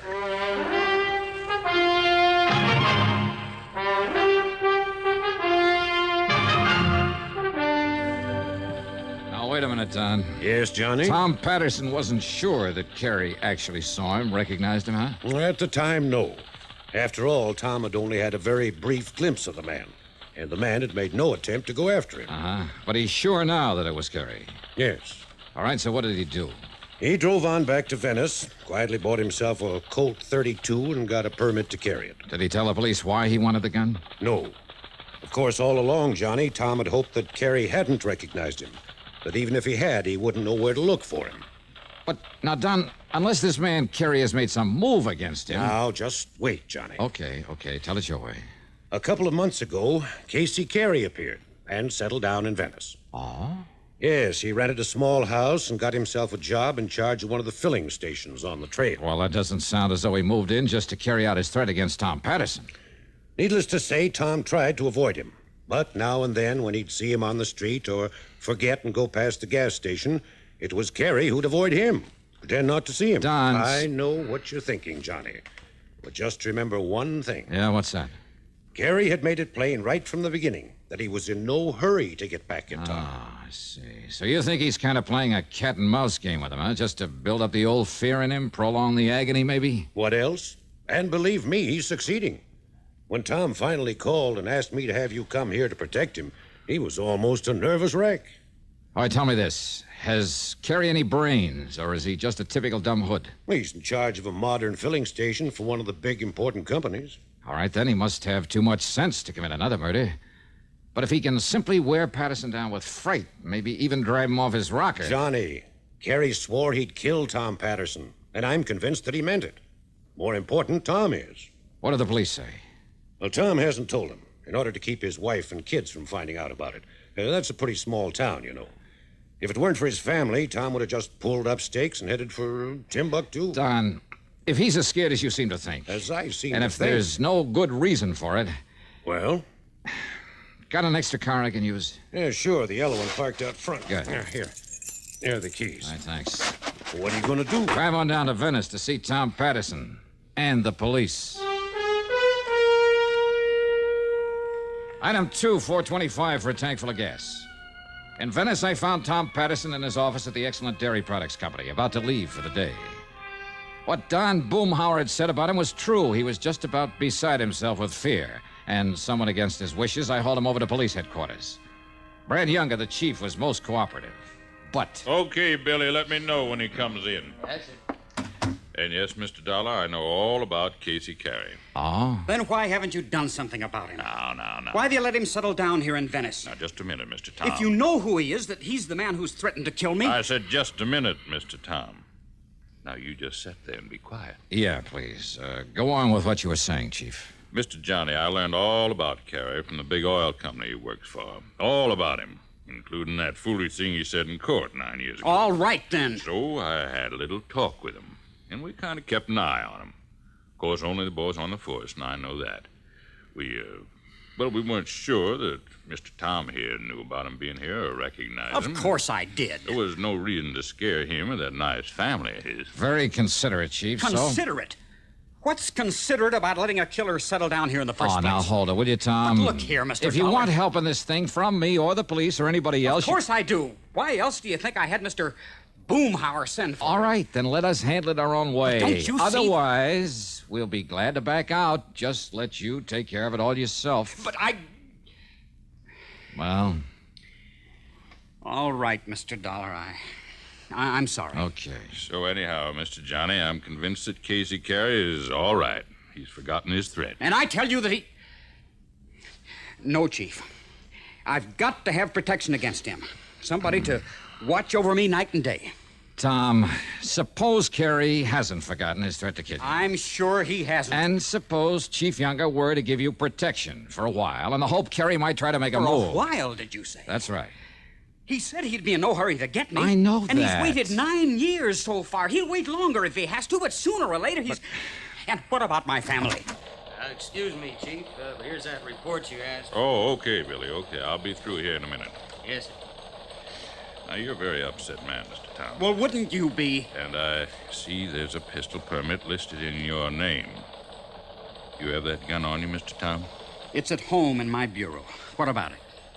Now, don't you think it might be real sensible if you turn it in before you get excited and do something foolish? No. No, I don't. Why not, Tom?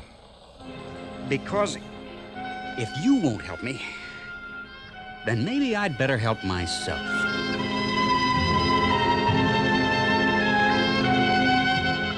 I took the chief aside and promised I'd stay with Tom Patterson, if possible get his gun and turn it in. Then Tom and I left. As we rounded the corner, we passed Carey's gas station. No, Mr. Dollar. He's off duty this time of the evening. Oh? You know where he lives? Yes. Where? Because that's where we're going. What? Well, now, you wanted a showdown with him. Okay, now's your chance. But without my gun? You can't be serious. While grabbing a sandwich and some coffee, that's item 3, $1.40, I managed to sell him on the idea. Then we drove on over to Carey's house on a lonely side street.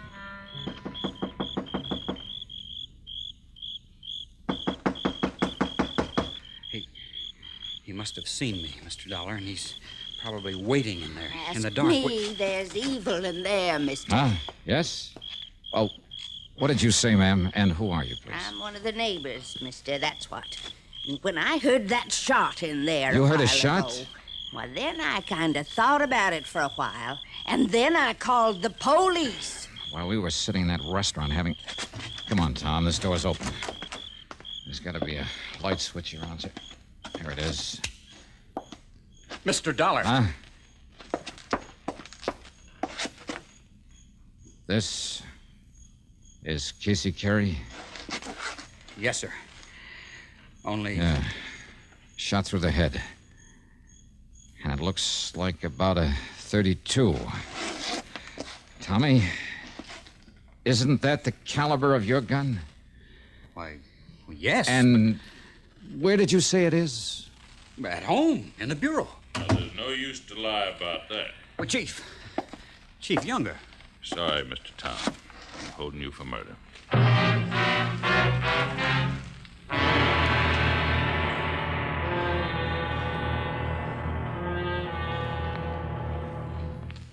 Gold is considered more precious than silver.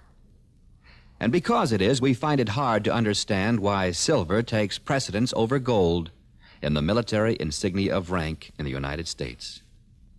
At one time, except for the silver stars of generals worn on epaulets of gold, the color of an officer's insignia of rank depended on his branch of Army service. Infantry officers wore epaulets of silver with insignia of gold. All other officers wore the opposite. In 1851, all epaulets were gold with silver insignia. But majors and second lieutenants had no insignia at all, except for a difference in size of the epaulet fringe. Between the Civil War and the Spanish-American War, most epaulets were abolished, and majors were given gold leaves to indicate their rank.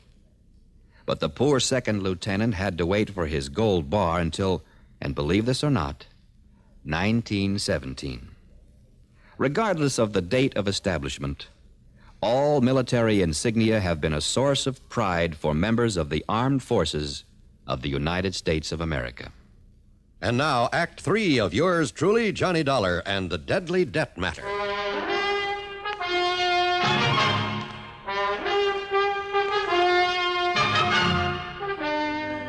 That's right, Mr. Tom.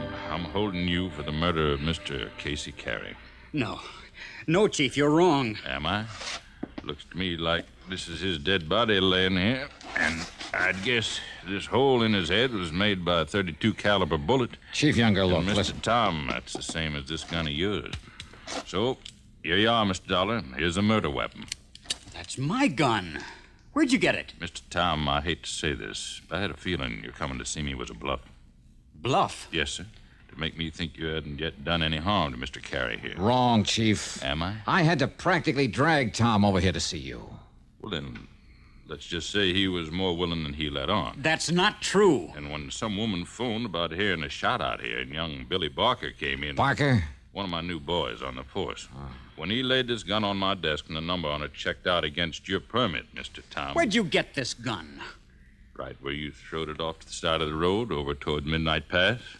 What? That's right. If young Barker hadn't stopped to fix a tire on his squad car and stepped on it, it could have laid there forever, nobody the wiser. But I told you, I left it in my bureau at home. That just doesn't make sense now, Mr. Tom, and you know it. But it's true. So where were you after you and Mr. Johnny left me at headquarters? Well, I can answer that, I'll tell you where, Chief. Mr. Tom. You came over here and killed Mr. Carey and took the gun and threw it off in the bushes. Wait, Chief Younger, listen. Yes, sir? Tom has been with me from the time we left you. Who? Yes. Well, then all that means is you killed him before you came to see me. No, Chief. And when the doc digs a bullet out of Carey's body, and I take it along with your gun up to the police lab in Sarasota... Mr. Dollar. And if they match up together... Tommy, it looks kind of bad for you, doesn't it? No, please. Listen. You better come along with me, Mr. Tom. Maybe Chief Younger was right. And when a report came back from ballistics that the bullet had come from Tom Patterson's gun, when Tom had no way of proving he'd left the gun at home, well, I still couldn't believe Tom had done it. Another thing, the neighbor woman had heard the shot only a little while before we got there. What's more, Carey's body had still been warm. But instead of putting up a defense for Tom, I decided to play a real wild hunch that just might turn up Carey's killer. Item 3 from a phone booth, 30 cents for a call to Don Boomhauer. No, Johnny. The man Tom saw Carey murdered back in 51 was named Harker. Not Barker? Nope. Gerald Harker, with an H. Well, and I guess my hunch about this new man in the department. Hunch about what? Oh, it's nothing, Don. Forget it. And thanks. So maybe I was wrong. So maybe instead of always acting on these crazy hunches, and yet...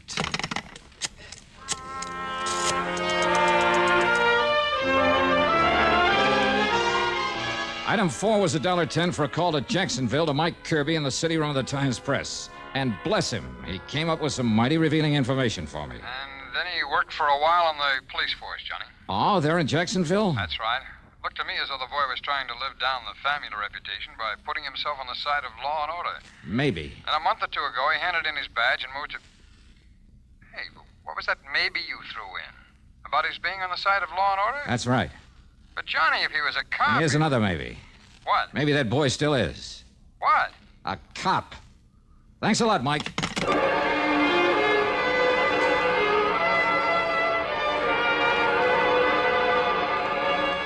I went back to police headquarters where Chief Younger was half asleep at his desk. I told him I wanted to have a little talk with one of his men. No, Mr. Johnny, but it's after midnight, and he doesn't come on duty until late in the morning. But okay, if you insist, I'll call him, get him out of bed, and have him come down here. And then about half an hour later, they're in Chief Younger's office. Something special, Chief? Get me out of bed this way? Billy, I want you to meet Johnny Dollar. Mr. Johnny, this is Billy Barker. Hi, Billy. Mr. Dollar. Only, why did you change your name from Harker when you came down here to Venice? Huh? What's that, sir? I'm afraid it was a dead giveaway. I don't know what you mean, sir. I'm sure I do. That and the fact you didn't move down here until Casey Carey did. Oh, you mean that man that was killed this afternoon? That's right. The man who'd killed your own father back in 51. Is that true, Billy? How did you know, Mr. Dollar? Casey Carey, the man you swore you'd someday get even with for killing your dad. How did you know that? I didn't. I was guessing. Looks to me like you guessed right, Mr. Johnny. Now, look... When you learned that Carey was getting out of jail, you joined the force up there, hoping that maybe you could find some excuse to kill him in line of duty. You don't know But that... before you could do it, he moved down here to Venice. So you followed him and joined the force down here. You think that's the reason I came down here? All you could do was bide your time. Until this afternoon, when you heard us talking in here and found out about Tommy Patterson recognizing Carey, being so wild with fear that he was willing to kill him. Now, you listen... So all you had to do was get hold of Tommy's gun. I don't know how or when. That's beside the point. Mr. Johnny, you sure of this? I'm not sure of anything, Chief. You bet you are. But if Billy is willing to go over to the police lab in Sarasota, let them make a paraffin test of his shooting hand. Well, Billy... All right, you two. Oh, you don't kill!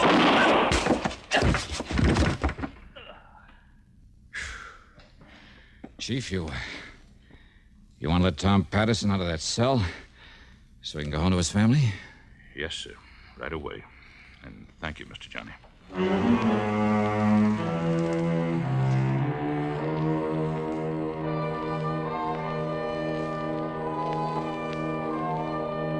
Expense account total, including our motel room, some fishing out in the Gulf with Chief Younger the next day, then the flight back to Hartford. Call it $200 even. Remarks? The fishing was great. Yours truly, Johnny Dollar.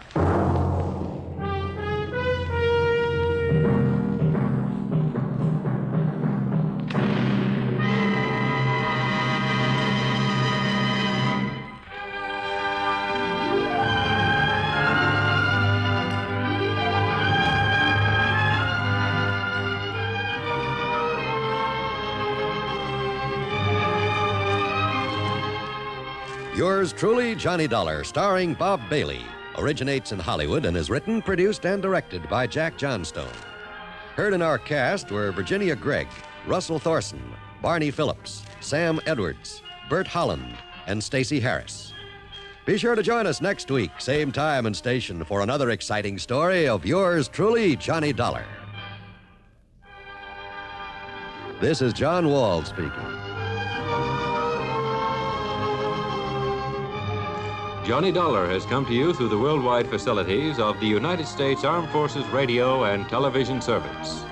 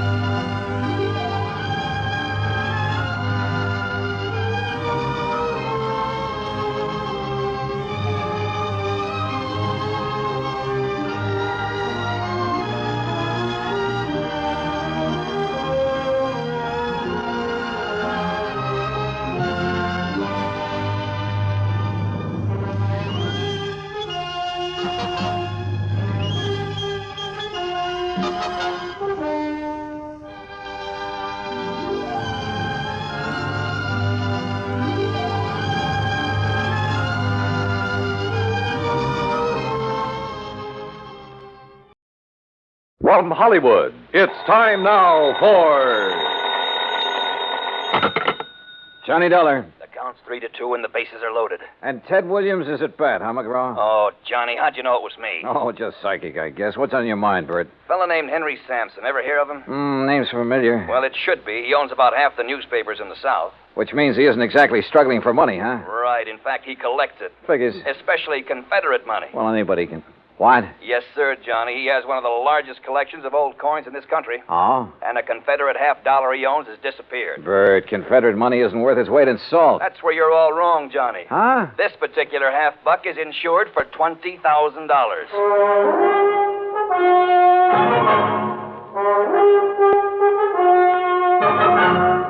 Bob Bailey in the exciting adventures of the man with the action-packed expense account. America's fabulous freelance insurance investigator. Yours truly, Johnny Dollar.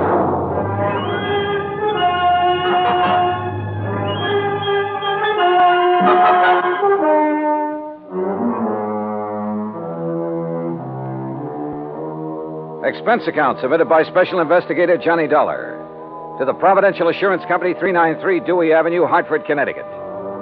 Following is an account of expenses incurred during my investigation of the Confederate Coinage matter.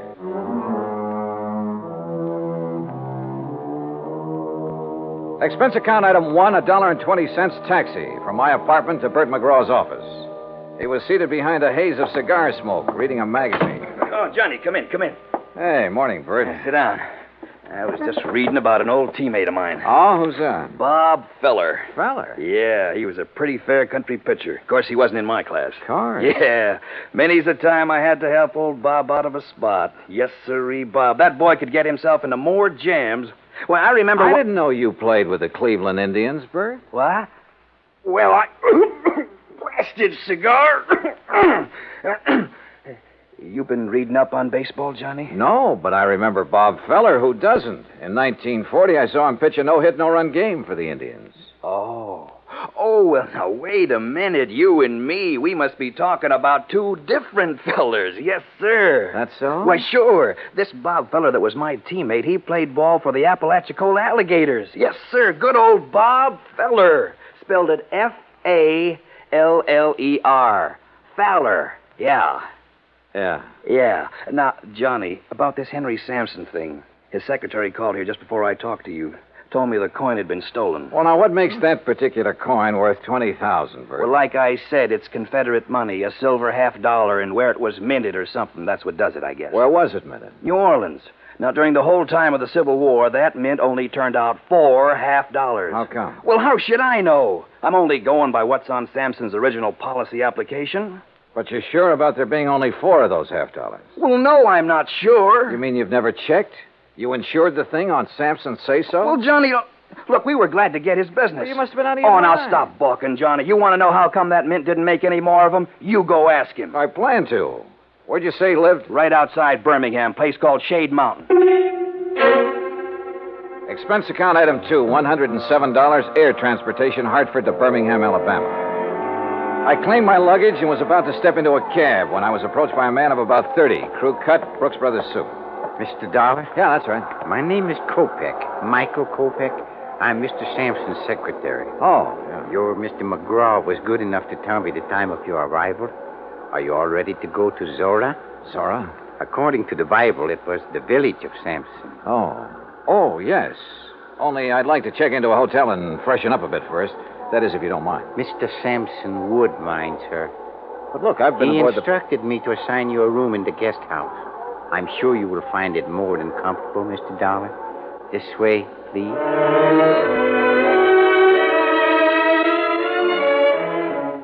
Just outside, standing in a no-parking zone, was the Sampson limousine. A uniformed chauffeur took my bag, and about 40 minutes later, we passed through the gates of Zorah, Sampson's private domain.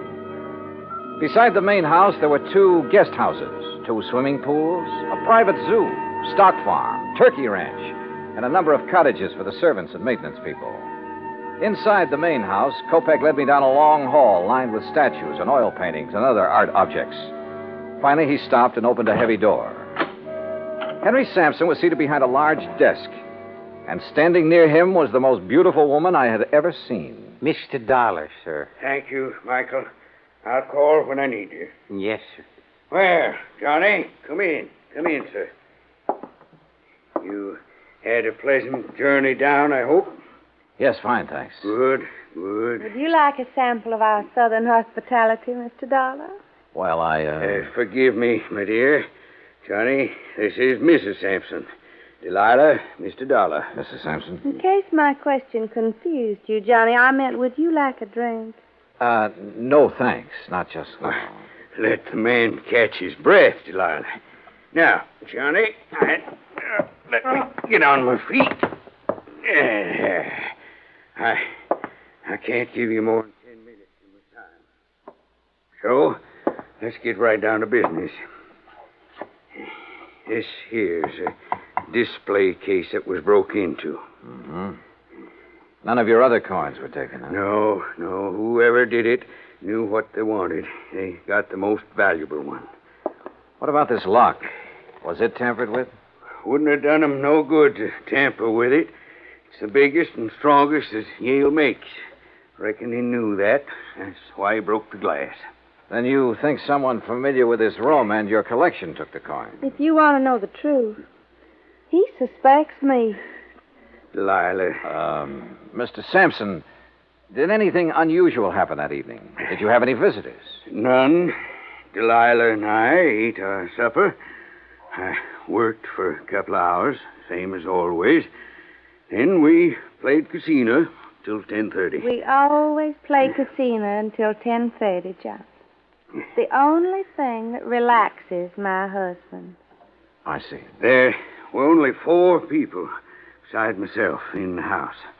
Mrs. Sampson, Mary, her maid, Digger, my manservant, and Michael, my secretary. Good old Michael, the trusty troubleshooter.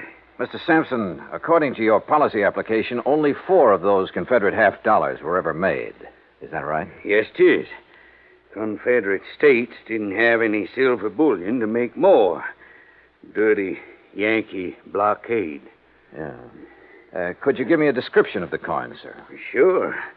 Originally, it was a regular Union 1861 piece. At the New Orleans Mint, they ground off the reverse side and stamped on the shield of the glorious Confederacy and the words Confederate States of America. Hallelujah. May the South rise again. Now, that's not funny, Delilah. I think it is. Don't you, Johnny? Well, I'm just... You just give me your answer later. Right now, I'm going to have another drink. You ready? Not yet, thanks. No, you don't know what you're missing. You'll have to forgive my wife, Johnny. She isn't herself this evening. I haven't been myself in several years. Not since I married this man. You shut up, woman. Michael. Yes, sir? Mrs. Sampson is tired. Very tired. She wants you to take her to her room. Yes, sir. Well, see you at supper, Johnny. I'll have your supper sent up to you. Don't do me any favors, fat man. Get her out of here, Michael. Get her out before Sorry. But she sometimes... It's all right, sir. I understand. Do you? Good. Good man. Now then. Oh, that's better. Now, about the coin. President Jefferson Davis gave it to my great-grandpappy for his service to the cause. Are you sure of its value? Sure it's worth $20,000? Why, shoot, boy. My grandpappy turned down 10,000 for it back in 1879. The way things are now, it's got to be worth 4 times that. Well, what's the matter? Don't you believe me? I didn't say that. Well, then what are you looking at me so suspicious for? Well, Mr. Sampson, I have a hunch you're holding out on me. Johnny, you're getting paid money to find the person that took it. Now, you earn your pay. I'll try to. Only I'd appreciate some help. I'll give you help. In fact, already have. Like how? Like the gates to Zora. I've kept them locked ever since it happened. And until you find that coin, nobody leaves here. Those gates stay closed.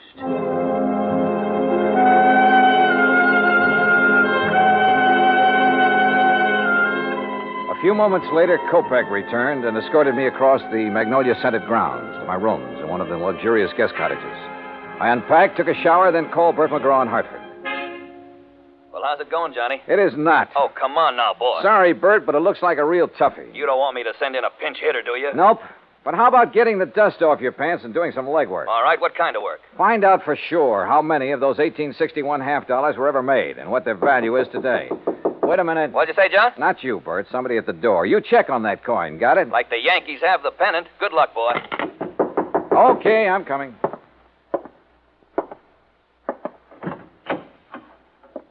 Yeah? Mr. Dollar.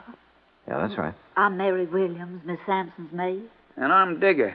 Everybody just calls me Old Digger. He's Mr. Sampson's man. We snuck off and come over here to see you. Oh, well, come in, please. Thank you, sir. Oh, yes, sir. Thank you. Sure hope nobody saw us come in here. Well, what's this all about, Mary?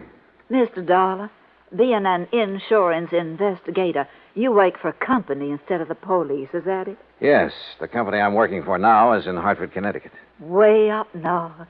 Oh, that's good. Mr. Dollar, Digger here, he's just scared to death. Scared of what? If you'd be here a while, you'd know. Yes, you sure would. Well, can't you tell me? Mr. Sampson's got a big place here. He needs lots of folks to keep it up for him, and he gets them cheap from the prisons. What? Yes, sir. Somebody finds out who's going out on parole. The next thing a man knows, instead of being all the way free, he's here, working for Mr. Sampson. Yes, sir. And if he don't like it, Mr. Sampson has him sent back. Oh, come on now. Look, this is 1957. Things like that just don't happen anymore. Tell him, Digger. Well, Mr. Dollar, sir, I don't want to go back to that place. No, sir. I don't ever want to go back. Oh, it's all right, Digger.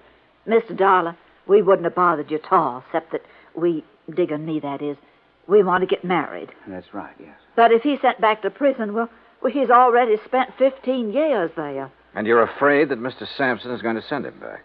Yes, sir. Mr. Sampson or somebody else around here. But why?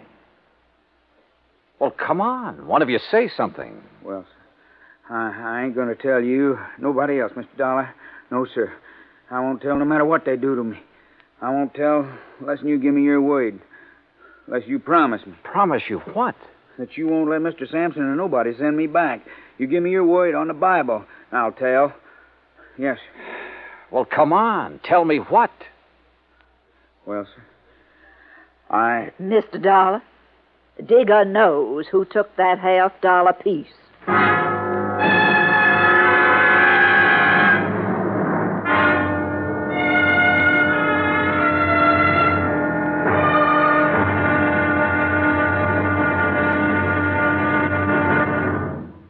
Act Two of yours truly, Johnny Dollar, in a moment. The American writer Christopher Morley once wrote, "When you sell a man a book, you don't sell him just 12 ounces of paper, ink, and glue. You sell him a whole new way of life," unquote. Now, that goes double when you give, not sell, a book. But the gift of 550 books to little children increases the legacy tenfold. Near the end of 1960, the employees of the Chase Manhattan Bank started a people-to-people program with such a gift to school children of a town in Tanganyika. That's on the southeast coast of Africa. And to give you an idea how the books were received by the children, let me first quote from Francis Bacon. He's an English writer of a few centuries back. He said, "Some books are to be tasted, others to be swallowed, and some few to be chewed and digested." In the past, children in Tanganyika may have done a little tasting and chewing and a little swallowing and digesting. But there's one certain thing. They wound up devouring the books they received from the United States. And they did so much of it that they, the ones in high school anyway, were able to reach the level of English children their age and pass the exams at the same time. That takes a lot of book learning, as they say. Now, the gift of these books from the United States of America may have seemed a small thing to the senders, but the boys in Tanganyika who received them know that they've opened a whole new way of life. They've greatly increased understanding in the classroom of freedom, the right of all men everywhere. And now, Act Two of yours truly, Johnny Dollar, and the Confederate coinage matter. I wanted to help Digger, the Sampson servant who claimed to have information concerning the missing Confederate $50. But I couldn't promise him anything without first knowing more about the part he had played, if any, in the theft of the coin. I did promise to think over his offer and let him know if I was interested by the next afternoon. Anyway, at 8 that evening, I joined Mr. Sampson and Kopek for dinner in the large dining room. After we'd finished our coffee, Sampson rose and excused himself. When you're ready, we got work to do, Michael. Yes, sir. Huh? See you in the morning, Johnny. Well, how is the investigation coming, Mr. Dollar? Have you found any valuable clues? Nope, not a thing. Oh, that's too bad. But you haven't given up. Kopek, I haven't started. Well, would you care for something else? If not... No, I'm fine. Then shall we... Yeah, sure. Say, tell me something, Kopek. Anything I can. What about the servants who were in the house the night of the theft? Digger and Mary? Yeah. What do you know about them? Everything that there is to know. I have a file containing the record on every one of Mr. Sampson's employees. If you like, I shall have the information on these two sent to your rooms. I'd appreciate it. Now, if you will excuse me, Mr. Sampson is waiting in the den. You can find your way back to the guest house? Hmm? Sure. Good night. Good night, Mr. Dollar. Johnny. Oh, Delilah. Oh, where are you? Up here, on the stairs. No, don't come up. Oh. Johnny, do you like to ride?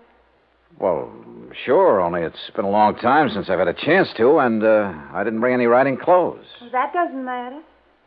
Meet me at the stables before breakfast. You will, won't you, Johnny? What do you think? I went back to the guest house, and about half an hour later, Kopek delivered the files on Mary Williams and Digger. Everything Digger had told me was true. He had spent 15 years in prison on a manslaughter charge. So early the next morning, I crossed the green lawns of Zora and met Delilah at the stables. And a few minutes later, we were riding our horses away from the main house. Where shall we ride, Johnny? You want the cook's tour? Oh, I don't know. What's it include? Oh, the turkey farm, dairy, and zoo. Or would you rather go down to the river? Hey, you know, it's a funny thing, Delilah. What is? I've never seen a river. You fool. Come on, I'll race. Come on, boy. Come on.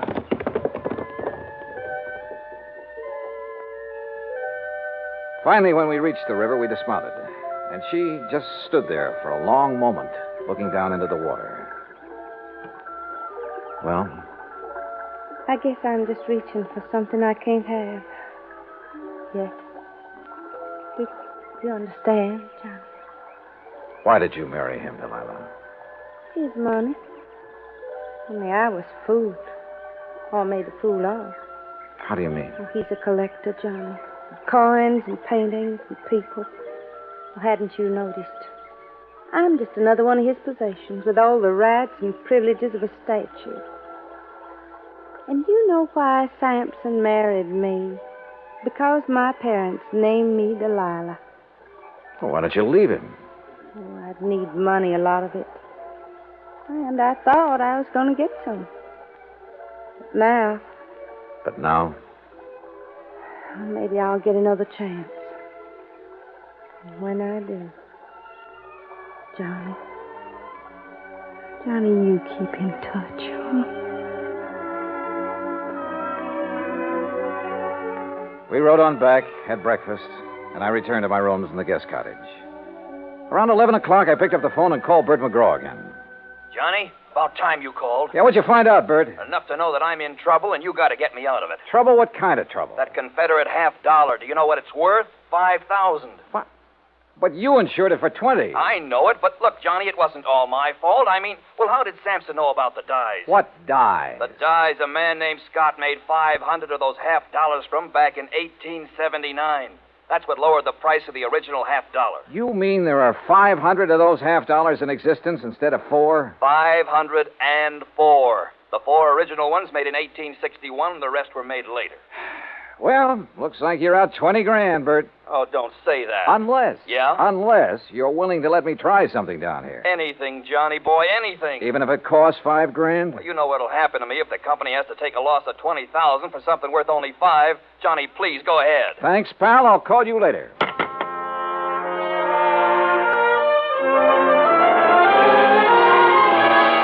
As soon as I could, I sent word to Digger and Mary, the 2 servants, asking them to come to the guest house. It was almost 3 o'clock before they arrived. Miss Dollar, have you decided on what you're going to do? Yes, Mary, I have. Digger. Yes, sir? I can't promise that you won't be sent back to prison. Well, then I ain't going to tell you nothing. Now, wait. Sir. Let me finish. But I can promise that I'll do everything possible to help you. Well, sir, I have to ask Miss Mary. You know, she's the one who talked me into coming to you in the first place. I did it soon as he told me what he'd done. I didn't know about it till afterward, Mr. Dahl. All right. Just what did he do, Mary? Well, it wasn't his fault. He just had to break into that case and take that $50. Yeah, sir, that's right. I had to. Why? Because she said that she'd tell Mr. Sampson something real bad about me. Something that'd cause him to send me back to prison. She? Mrs. Sampson? Yes, sir. That's the truth, Mr. Dollar. I swear it. All right, Digger, go on. What happened after you took the coin? Well, sir, it all went like she said it would. I got hold of the $50 and ran on down to the river. Late that night, I was on my way back to where I was supposed to meet Miss Sampson and give it to her.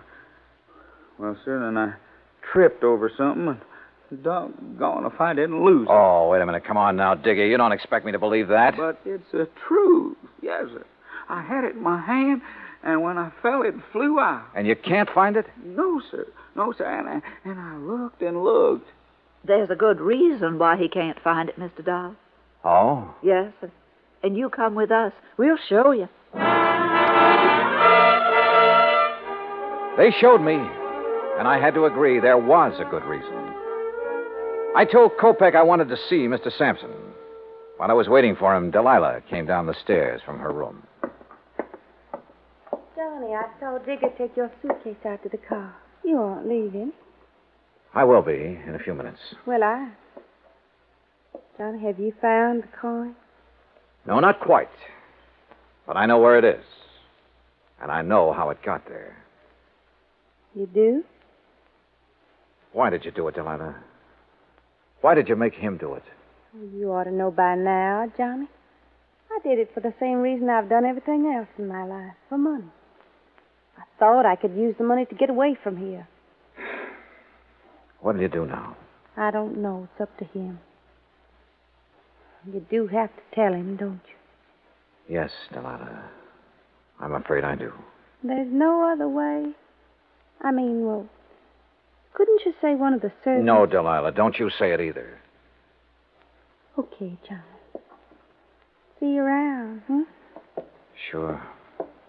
See you around.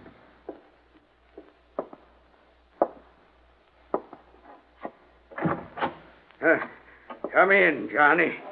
Come in. I hear you have news for me. Well, boy, start in. Tell me. I told him as simply as I could. When it was over, he got to his feet and stared out the window for several minutes. When he turned back, he ordered Kopek to find Digger and take him to the place where the coin had been lost. A few minutes later, we joined him there.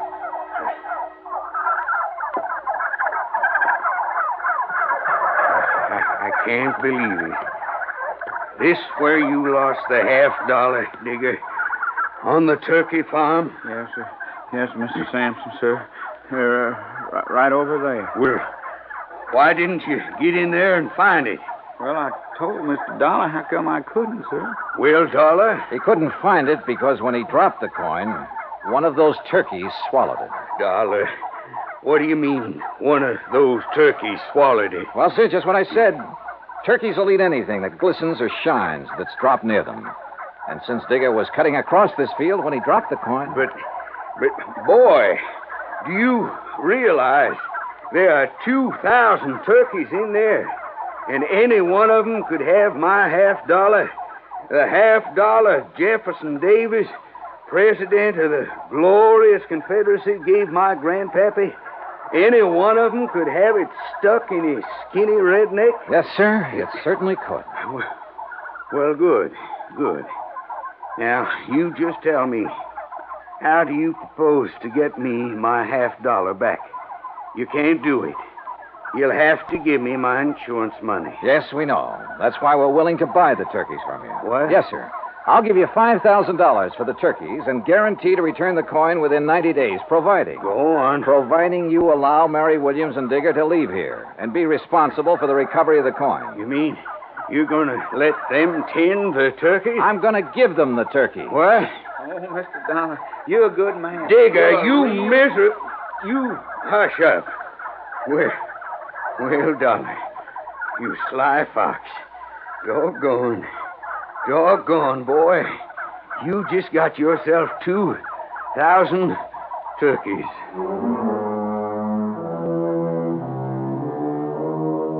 A couple of weeks after I left Birmingham, I received a letter from Mr. and Mrs. Digger telling me that they'd found the coin in the craw of the bird they'd killed for their first Sunday dinner together.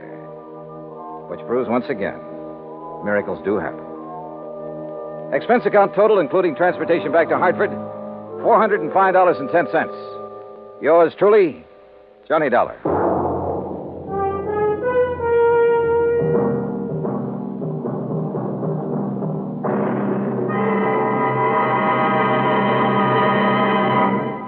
Now, here's our star to tell you about next week's story. Next week, the story of a tragedy that befell a sweet old widow, and the very surprising results. Join us, won't you? Yours truly, Johnny Dollar.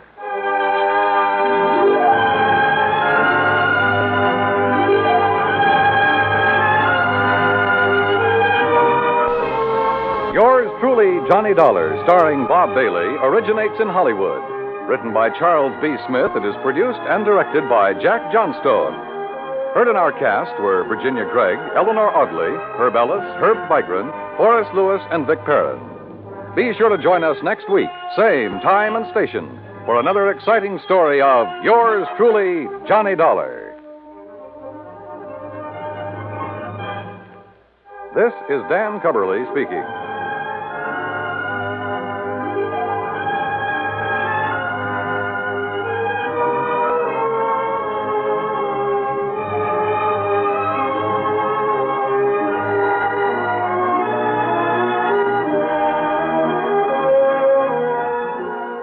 This is the United States Armed Forces Radio and Television Service.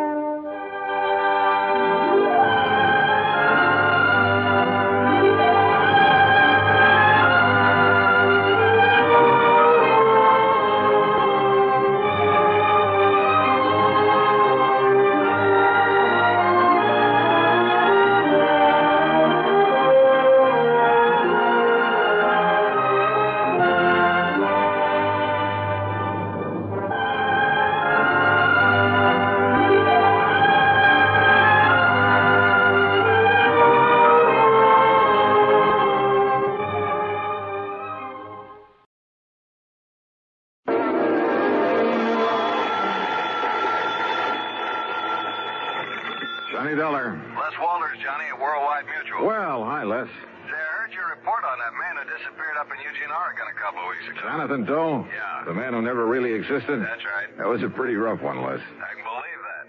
So it ought to be a lot easier for you to find a man who does exist. Or who did. Well, which is it? I wish I knew. His name is Elmer Leumas.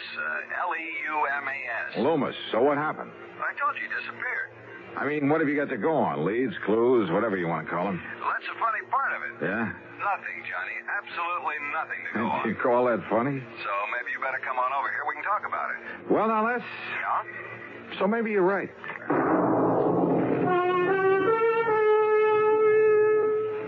And now, Act One of Yours Truly, Johnny Dollar.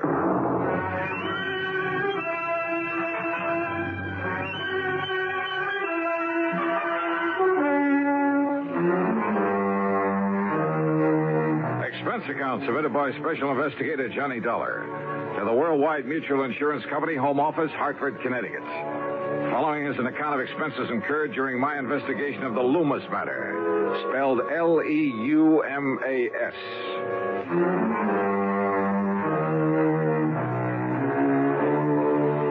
No leads at all, huh? Well, at least it gives me a clean, uncluttered start. So, expense account item 1, $1.10 for a taxi to the office of Worldwide Mutual in the Sperling Building down on the square. Hi, Johnny. I suppose I could have saved time by telling you over the phone just to pack your bags and head on down to Vineland, but sit down. Thanks. Vineland, New Jersey? That's right. About halfway between Philadelphia and Atlantic City. Yeah, Les, I know the place. I handled a couple of... Hey, wait a minute. You said Leumas? That's right, Elmer Leumas, the man who disappeared. Isn't there a Leumas glass company in Vineland? One of the biggest. Up till a few years ago when he retired, Elmer Leumas was the sole owner of it. And he must be plenty wealthy, huh? Millions. Which offers a lot of possible reasons for his disappearance. That's right. Okay, then, Lester, tell me all. I thought I made myself clear, Johnny, when I said I should have sent you right on down there to Vineland, because all I know about him is that he's wealthy, retired, sportsman, yachtsman, that sort of thing, and he suddenly vanished. How old a man is he? Well, according to this copy of the policy, he's 59. Straight life? Straight life. And who stands to benefit if his body just happens to turn up somewhere dead? His wife, Lena. How old is she? Let's see, she was 30 last June. Aw. That's right. And incidentally, I understand she's quite a beauty. At least according to Harry Ware, who sold the policy. Incidentally, huh? What do you mean by that? Oh, use your head, Les. Young, attractive woman, wealthy husband, nearly twice her age. Here we go again. Now, don't go jumping to conclusions, Johnny. Oh, no, of course not. Of course not. But just how soon do you suppose I can make connections to Vineland, New Jersey?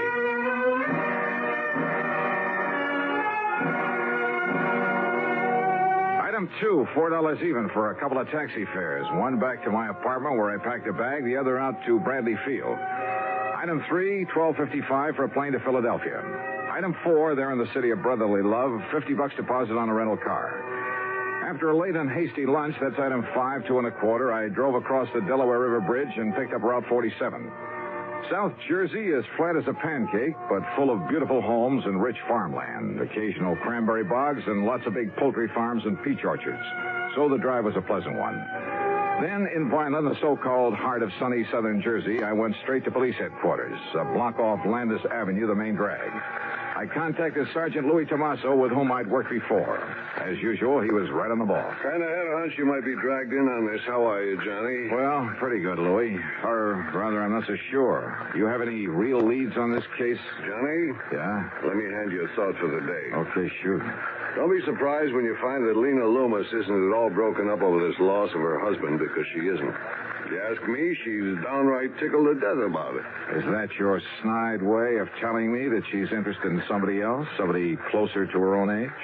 Johnny, if I could find out who that somebody else is, but who knows, maybe there isn't any. Or maybe there's a dozen of them. I don't know.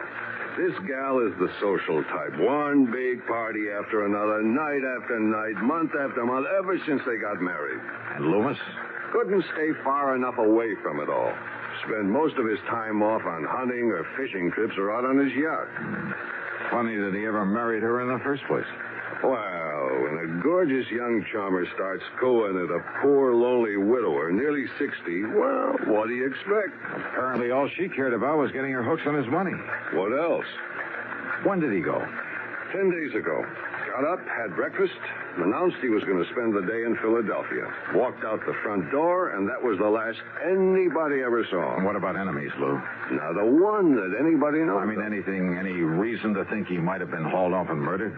The only reason to think he wasn't is the fact he took some luggage, some clothing with him. Well, that doesn't prove anything. You've questioned his wife, of course. Yeah. When you get through talking to her, you'll know just as much or as little as I do. Well, how about his favorite hunting and fishing spots? Check them all, favorite and otherwise. Nothing. You say that he owns a yacht. Owned. Huh? A sailboat, a big one. Kept it down in the little town of Tuckahoe on the Tuckahoe River.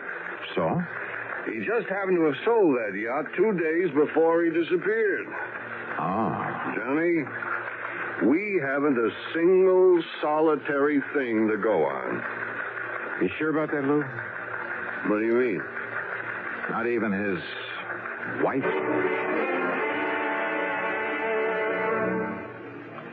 Act 2 of yours truly, Johnny Dollar, in a moment. And now, Act 2 of yours truly, Johnny Dollar, and the Loomis matter.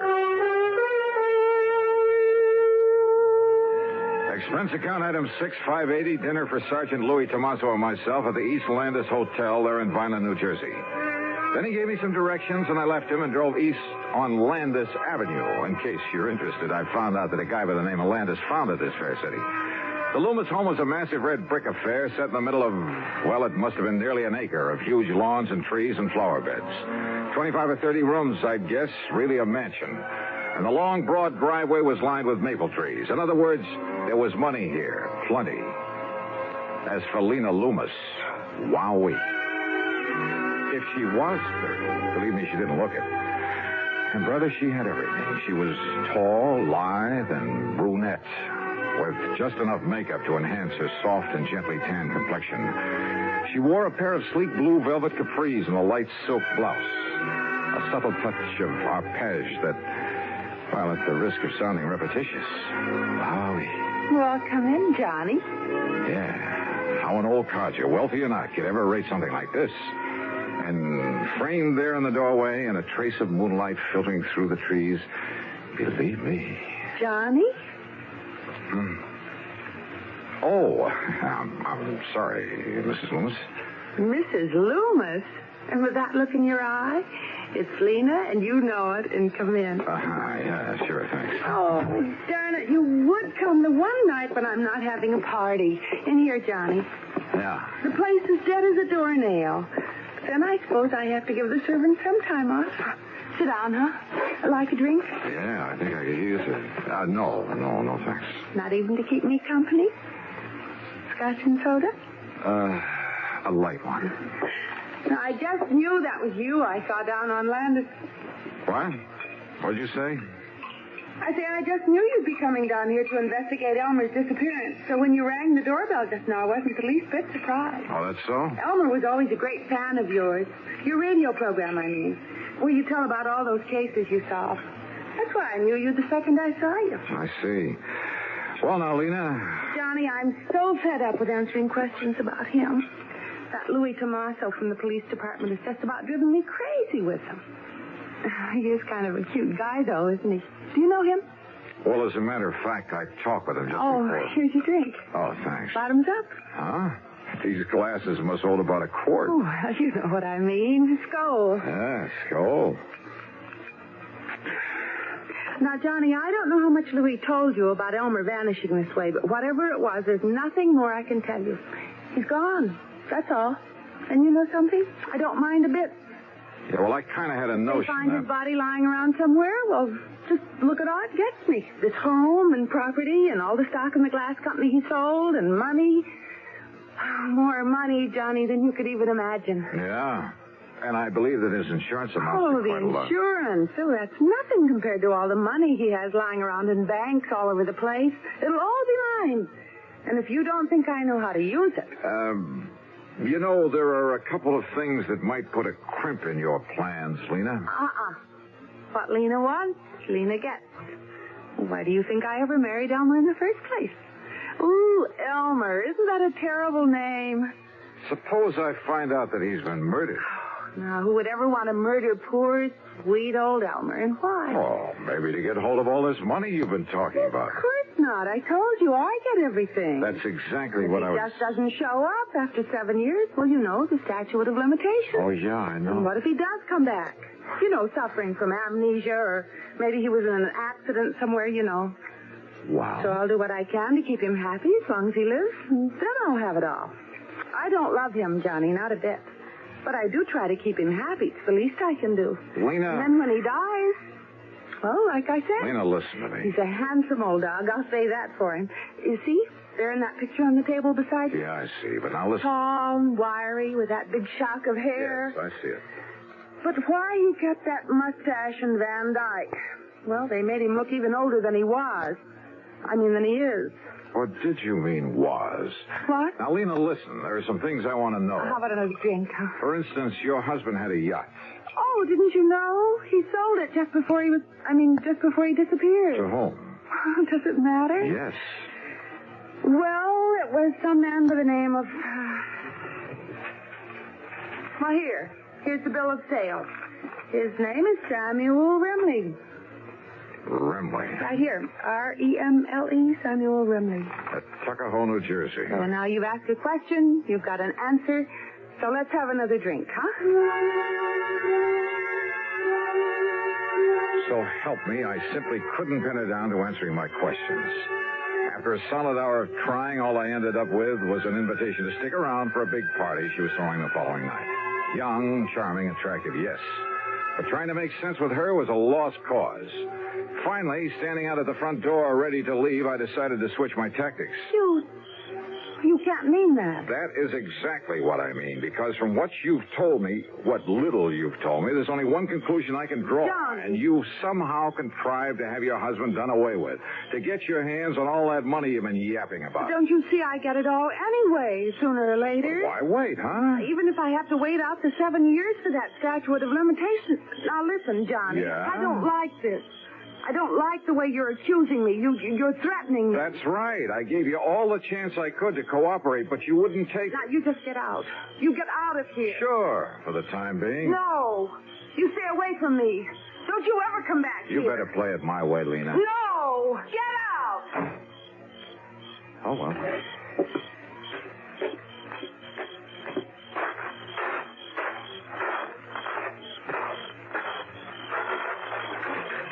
Hey, just a minute, buddy. Oh? Who are you? Me?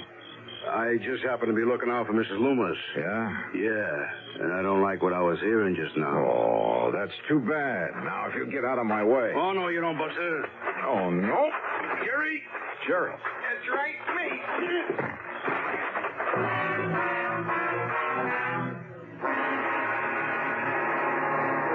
Three of yours truly, Johnny Dollar.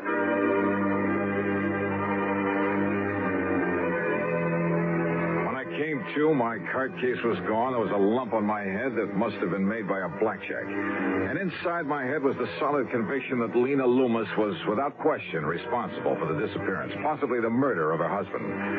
I climbed painfully back into my car, drove to the hotel, and after a dirty look from the night clerk, got a room and hit the sack. Early the next morning, I was down at police headquarters.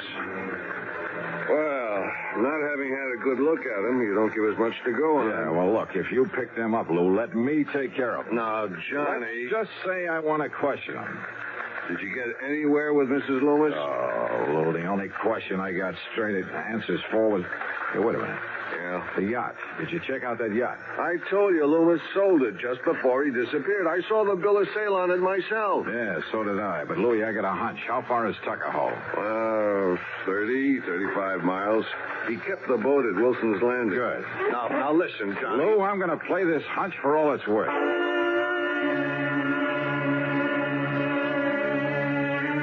It was more than a hunch, because it had to do with a rather strange and interesting combination of names. And the more I thought about it, well, I made tracks to the little town of Tuckahoe, to Wilson's Landing on the Tuckahoe River.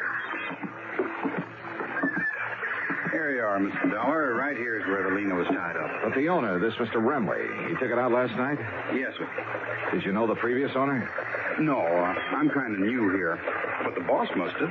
Captain Wilson. Where is he? Been down to Atlantic City the past week. All right. What does this Samuel Remley look like?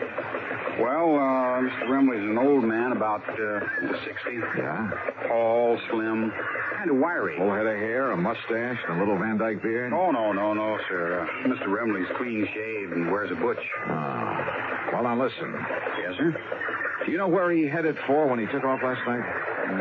No, I don't, sir. Then show me the nearest telephone.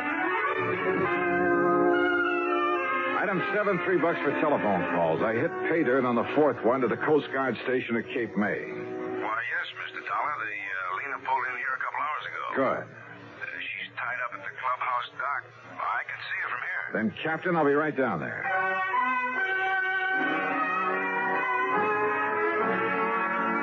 The highway police must have all been looking the other way, for I'm sure I deserved a handful of tickets for speeding on the trip down to Cape May. And there I found the Lena, tied up and taking on supplies. The owner? Well, when I told him who I was, he spread his hands quietly, smiled, led me down into the cabin, and poured a couple of drinks. Salute, Mr. Dollar. Salute, Mr. Well, is it Leumas or Remley? Neither. The names tip you off? It took a while to get through this thick skull of mine, but, well, the rather unusual spelling of your right name, Leumas. Yes. And spelled backward, it comes out Samuel. Elmer, spelled backward, comes out Rembling.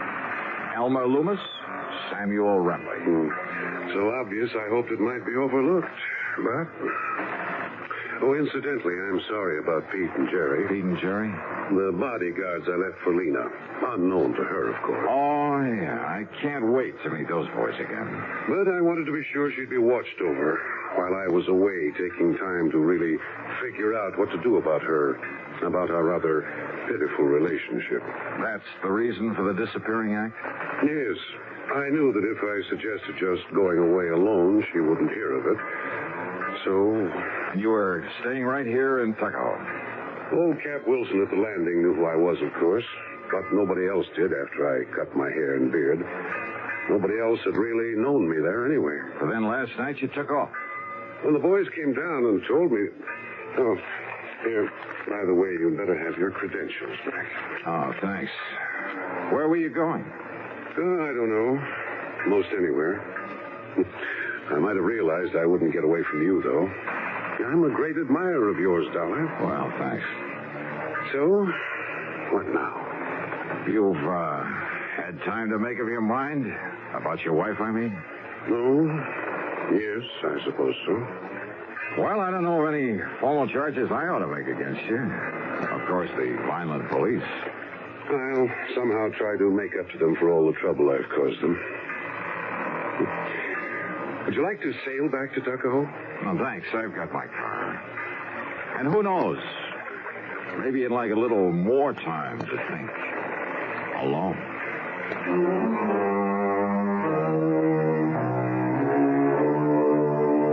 So, it wasn't much of a case after all. The two thugs, Sergeant Louis locked them up for assault, and I guess that'll have to do for them. As for Leumas and his wife, well, I'm glad it isn't my problem. Expense account total, including the trip back to Hartford, $89.50. Yours truly, Johnny Dollar.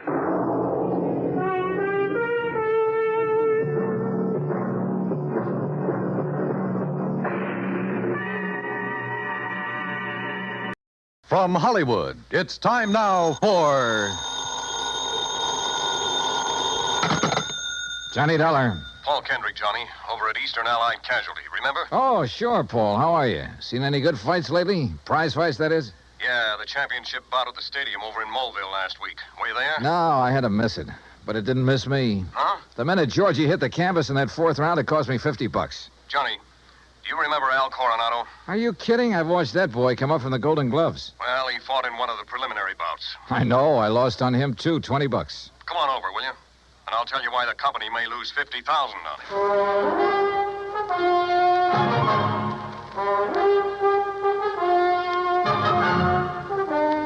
Bob Bailey in the exciting adventures of the man with the action-packed expense account. America's fabulous freelance insurance investigator. Yours truly, Johnny Dollar.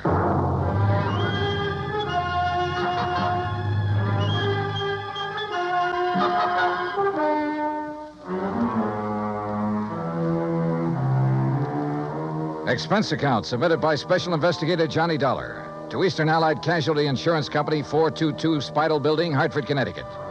Following is an account of expenses incurred during my investigation of the Squared Circle matter.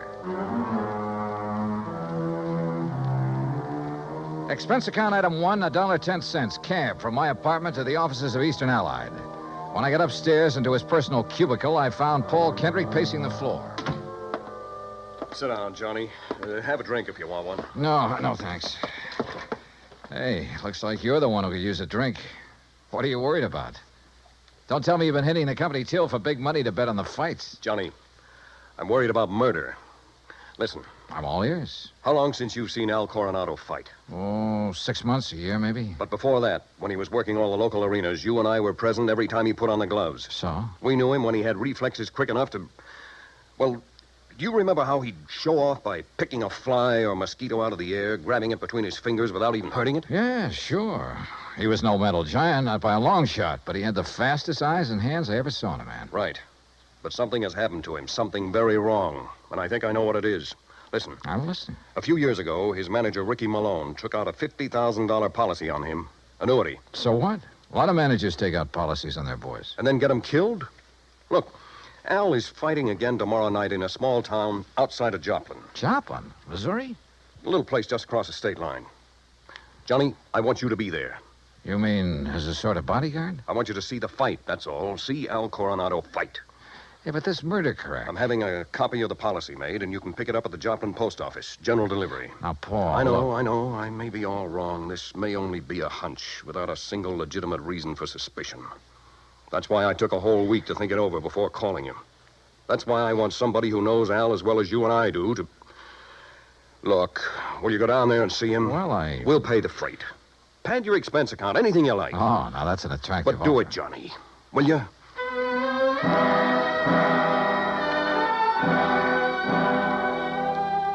Item 2, another $1.10 back to my apartment to pack. Item 3, $124 even. Plane fare and incidentals to Joplin. By your leave, Paul, the incidentals included a new sports shirt loud enough to startle the whole state of Arizona, an extra pack of razor blades, and a new toothbrush. Also, item 4, $3, flowers for the stewardess, who managed to find me an extra bottle of champagne. I arrived at Joplin shortly before noon, and after checking into a hotel, found that by some miracle, a copy of Al's policy was waiting for me at the post office. A quick glance at it brings up item 5, $4.25 phone call. Well, what do you mean, holding out on you? I thought you said Ricky Malone took out the policy. He did, and pays all the premiums. But the beneficiary named is Frankie Fortina. Now, who's he? I don't know yet. Well, his address is in New York City. You better look him up, will you? I've been trying to. But the last time Fortina was at the address on the policy, it was a racetrack bookie joint. Oh, so that's why you're worried. That's one reason. Well, if you learn anything about him, let me know, will you? I'm staying at the Beverly Arms. Okay, Johnny. Johnny. Yeah? Call me again, will you? After the fight tonight. Sure.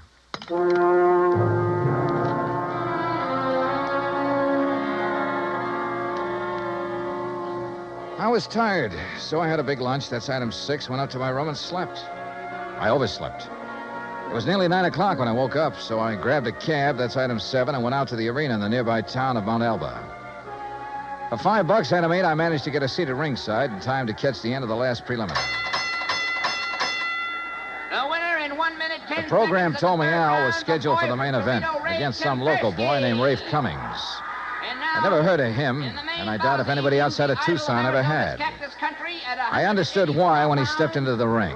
This kid looked like the rankest kind of amateur. Strong, sure, and in good condition, but clumsy. He almost tripped over his own size 15 feet. And it was no act of fooling an opponent either. Al, when he came in, looked as good as ever. He gave me a quick glance of recognition, though I'm sure he knew nothing about me except possibly my name. At the opening bell, he came out fast. All the old speed and timing were there. Faint weave and flick out that light, but punishing left. Same old pattern, same old... Oh, wait a minute. Those quick left jabs were only landing about 1 and 4. As though he touched Cummings only when the clumsy ox happened to walk into him. But because of his speed, Al took nothing but a few light ones on the body. He kept his face well out of reach. Oh, yeah, his timing was perfect, but his aim was terrible.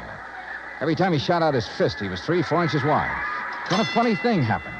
At the end of the round, when Al went back to his corner, and remember, Rafe had only tapped him a few times on the body. When he went back to his corner and started to sit down, he almost missed the stool. Would have if one of the seconds hadn't aimed it under him. Funny. The second round got underway the same as the first. Al was all speed, dodging, weaving, keeping his face out of the way. But again, he wasn't hitting his mark. And then it happened. He missed Cummings wide, then practically ran into his glove, catching it hard in the cheek, and down he went. Why, there wasn't enough steam behind Cummings' glove to hurt her. But Al took the count. He'd been hurt by that tap on the face. Then another thing. The second he was counted out, his handlers practically hauled him out of the ring and back to his dressing room. And believe me, Al looked terrible. His eyes had a strange, almost far-away look, as though that little smack had knocked his brains loose. My seat was on the far side of the ring, but I elbowed my way through the crowd and back to the row of dressing rooms in a hallway built onto one end of the building. Al Coronado. I told you on the way up the aisle, Doc. Huh? We don't need you. The boy's all right. Go on, Doc. Beat it. You hear me, Doc? Listen, this is Johnny Dollar. Huh? Old fan of Al's from Hartford. I want to see him. Some other time. No, now, right away. Come on, open up. I said some other time, don't you understand? We're pulling out of this, Berg, and we ain't got time to stand around and talk. Now, look, buddy. Malone's the name. I'm Al's manager, see? And when I say get out, I mean vamoose. Al, are you okay, boy? This is Johnny Dollar. Oh, no, you don't. Brother, that's where you're wrong. Hey, Al. Al. Good Lord, Al, what's the matter with you? Hello, Johnny. Hey, Al, look at me. No, I mean straight at me. Here. Al. I'm all right, Johnny. You're in bad shape. You should never have fought tonight. Oh, that's all right. Where are your seconds, your trainer? Ricky, he don't let nobody in after fight. Look, Al, can you get up off that table, stand up and walk? Oh, sure, Johnny. Then come on, I'm taking you out of here to no, a doctor. Johnny. Easy, Al. No, look behind Al, you, Rick. please, He's up, he's good. You bet I am, Dollar.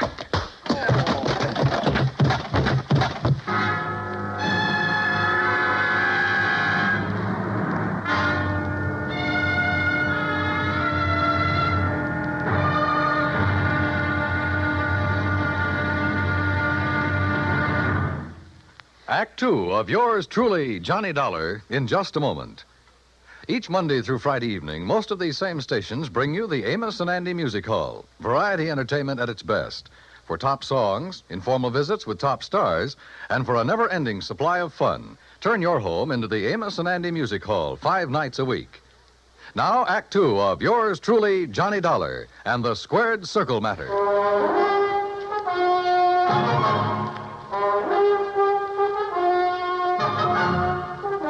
When I came to, the dressing room was dark and quiet. After carefully falling off the table where they'd left me, I groped my way to the light switch, stumbling incidentally over the remains of the chair Ricky Malone had used on me. It was well after midnight, so I left by the dressing room window. The second I reached my hotel room, I put through a long-distance call, hoping Paul Kendrick would be in bed. He was. Yeah, hello? Johnny Dollar. And, Paul, you're right. It'll be murder unless I can stop it. Hey, you awake? Oh, you mean Al Coronado. What's happened, Johnny? Plenty. And listen, that boy is more than punch-drunk. He's had a brain injury of some kind. I'll bet on it. That's what I was afraid of. The tap on the face that knocked him out tonight wasn't enough to hurt a kitten. But a good solid blow would probably kill him. That's why he kept protecting his face. But Ricky Malone is making him keep on? Who else? I just met the gentleman, by the way. Well, what'd he say? Did you question him? Before I could, he cracked me over the head with a chair. Where is he now? Oh, I don't know. What are you going to do? See if the police can track them down. Malone said something about leaving town right away. Well, keep after him. Did you read that policy carefully? You kidding? I haven't had time. It's an annuity. That much I saw. Beginning in 3 or 4 years, it'll pay Al a nice little income for the rest of his life, if he survives. But the beneficiary named. Yes, Frankie Fortina, who gets the full face value of the policy if Al dies. Johnny. Yeah? I got a rundown on Fortina. You said he was a bookie at one time. That was the least of his crimes. He has a record as long as your arm. As I see it, he owns Al Coronado. Then you're probably thinking what I am. But Al hasn't been doing so well lately. He's taken a big drop in class. Isn't making the purses he used to. You know that? Yes. The ANBA keeps a complete record. So with this injury to his brain, the only way Fortina can clean up on him is by seeing him dead. That's right. Well, what about medical examinations before these fights? Ricky Malone could bribe his own mother, especially in some of the towns where Al has been fighting lately. Yeah, that's possible, of course. Also, what you and I believe is wrong with Al is one of the hardest things in the world to detect. Yeah, I must admit he looked great when he entered the ring. Okay, Paul, one thing's in our favor. Neither Al nor Ricky Malone knows who I am, outside of being a fight fan. Just so Fortina doesn't learn different. Where is Fortina, by the way? I don't know. So, Johnny, whatever you do, be careful.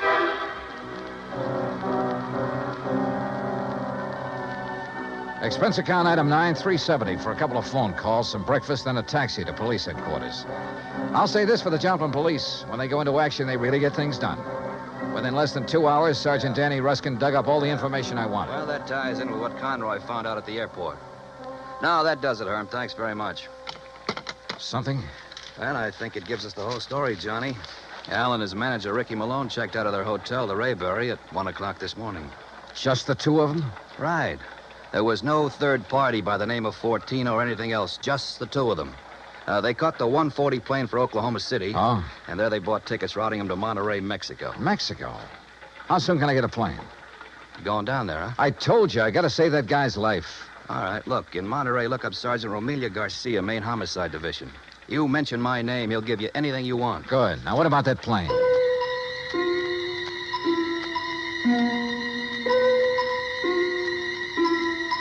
The deal on plane connections turned out to be bad. The best time I could make was by way of El Paso. That's item 10, $127, including incidentals. I finally pulled into Monterey shortly after 8 p.m. I parked my bag at the airport, taxied into town, item 11, and went straight to main headquarters of the Policia. Sergeant Romelio Garcia was off duty. Had gone to the fights. Item 12, $4 American for a fast taxi ride to the Plaza del Fisticuffs, or whatever they call it. There, for item 13, $5, I had the sergeant paged over the PA system. After 2 or 3 minutes, a short, stocky, important-looking figure in police uniform strode up to the door. Senor Johnny Dollar? Yeah, that's right, Sergeant. How are you? You Americanos. Now, what is so important I must leave the excellent fights to talk with you, huh? The possible murder of an American fighter right here in your own ring. So what is that to be excited about? Something that happens all the time. It's because the Mexican fight is more better than the Americano fight. So if that is all it is bothering Incidentally, Sergeant Danny Ruskin of the Joplin Police. Sergeant Danny? Why do you not say so at the beginning? Well, you didn't give me much of a chance. How is it, my good friend, Sergeant Danny? Pues it's too long IFC here. Yeah, well, look. Excellent man, Sergeant Danny. When I have trouble with one of our Mexican nationals who escape across the border and go all the way to Missouri, Joplin, it's Sergeant Danny who... But you have a problem, huh? Yeah. A fighter named Al Coronado. Coronado. Oh, but of course, tomorrow night he is fighting here, and he will lose. Why do you say that? Come, look. Here on the, what you call, a billboard, a picture of the man he is to fight. So, El Toro Negro. That sounds more like the name of a bull than a... Holy... See, big man, is he not? Is this picture real? 240 pounds, senor. But Al Coronado only weighs in at 181. See? El Toro, big man. And Senor Dollar, he is a killer. Our best. 3 men he's knocked out of the ring. But nobody hurts him, so no wonder you're worried. Sergeant, unless you and I can stop it, that won't be a fight tomorrow night. It'll be a premeditated, cold-blooded killing. Oh? How so?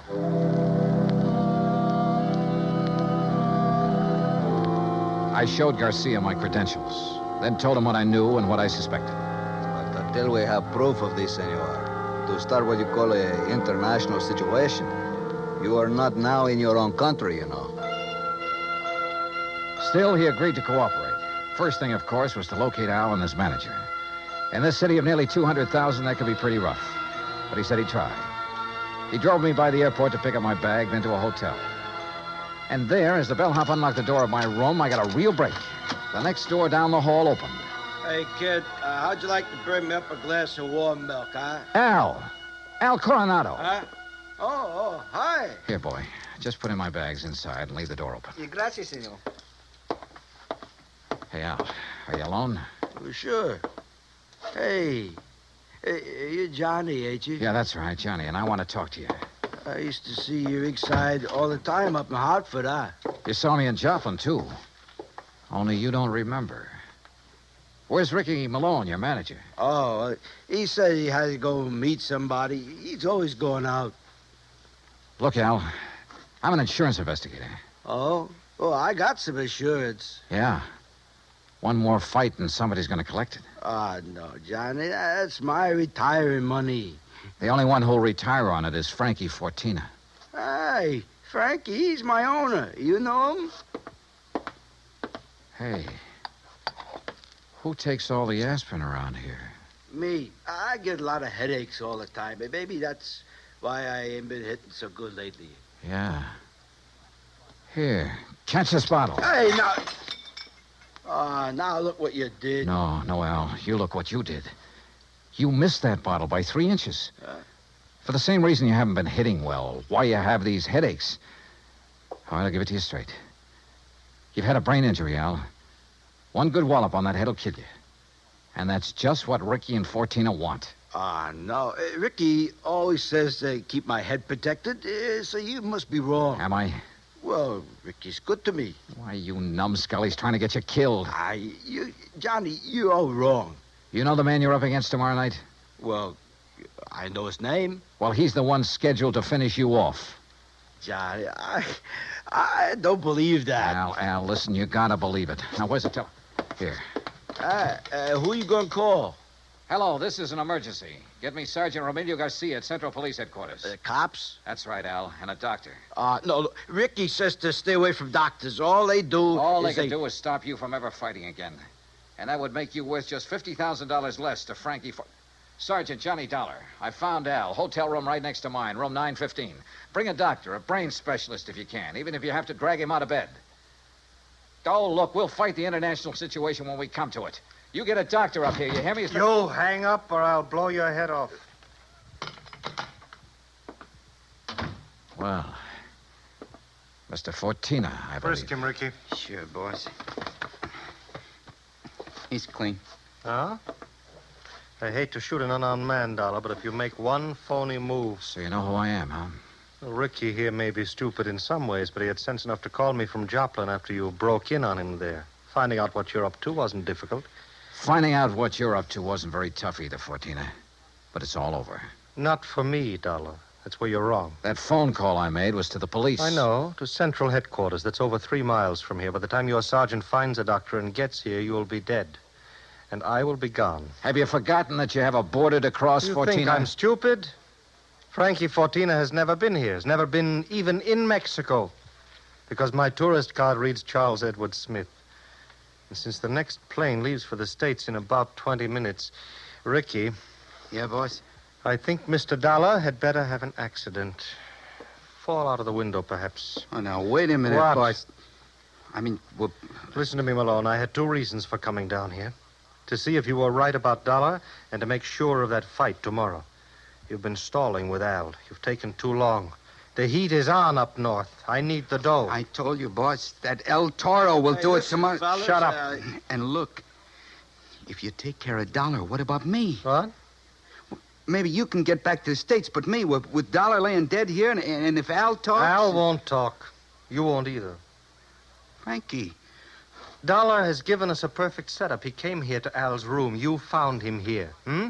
You had a fight. Dollar ends up in the street below. But what happens to me? Haven't then? I always taken care of you in the past when you were working for me? You know what will happen if you ever try to cross me. No, All right, listen, all right, Frankie. all right.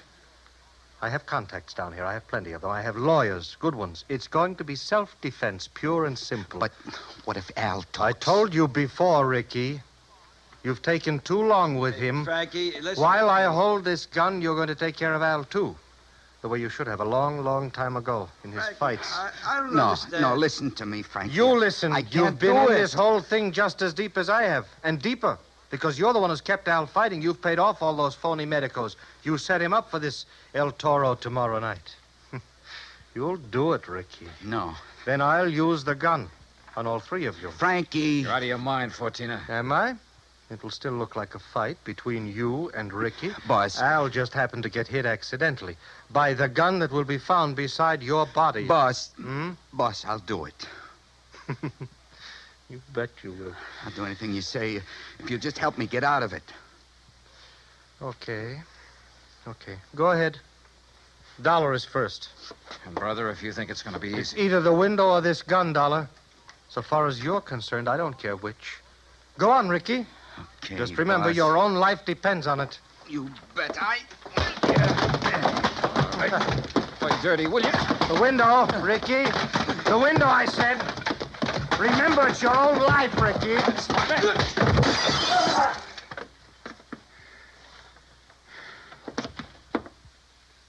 All right, Fortina. So you have got a gun? Al. Yeah, Johnny, I hit him. Well, don't be. Si, Senor Dollar, with one very fine, clean left hook. While Fortina was watching you and the unfortunate Ricky. Yeah. You got here a little late, Garcia. You see, but tell me, Senor, what makes you think this Al Coronado has lost his punch? Expense account item 13, $100. Legal expense, mainly a deposition for a lawyer to take to court. Just how Garcia got me out of having to stay in Monterey for a hearing, I will never know, but he did. As for Al Coronado, I suggest the company make some adjustment in his policy that'll permit paying his annuities immediately. And why not? The company should have investigated more thoroughly before issuing this policy anyway. And if it doesn't show a little heart, well, I'm sure it will. Item 14, $224.50. Hotel and incidentals and transportation back to Hartford. Expense account total, $491.20. Yours truly, Johnny Dollar.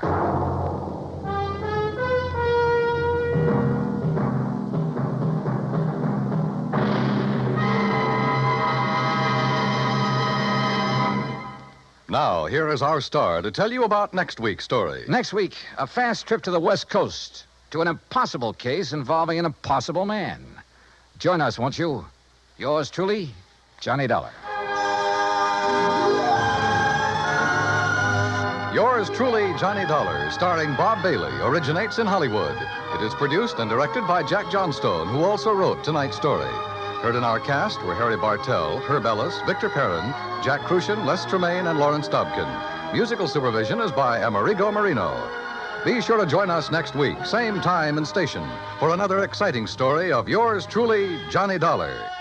Stay tuned for 5 minutes of CBS News, to be followed over most of these same stations by the FBI in Peace and War. Dan Cubberly speaking.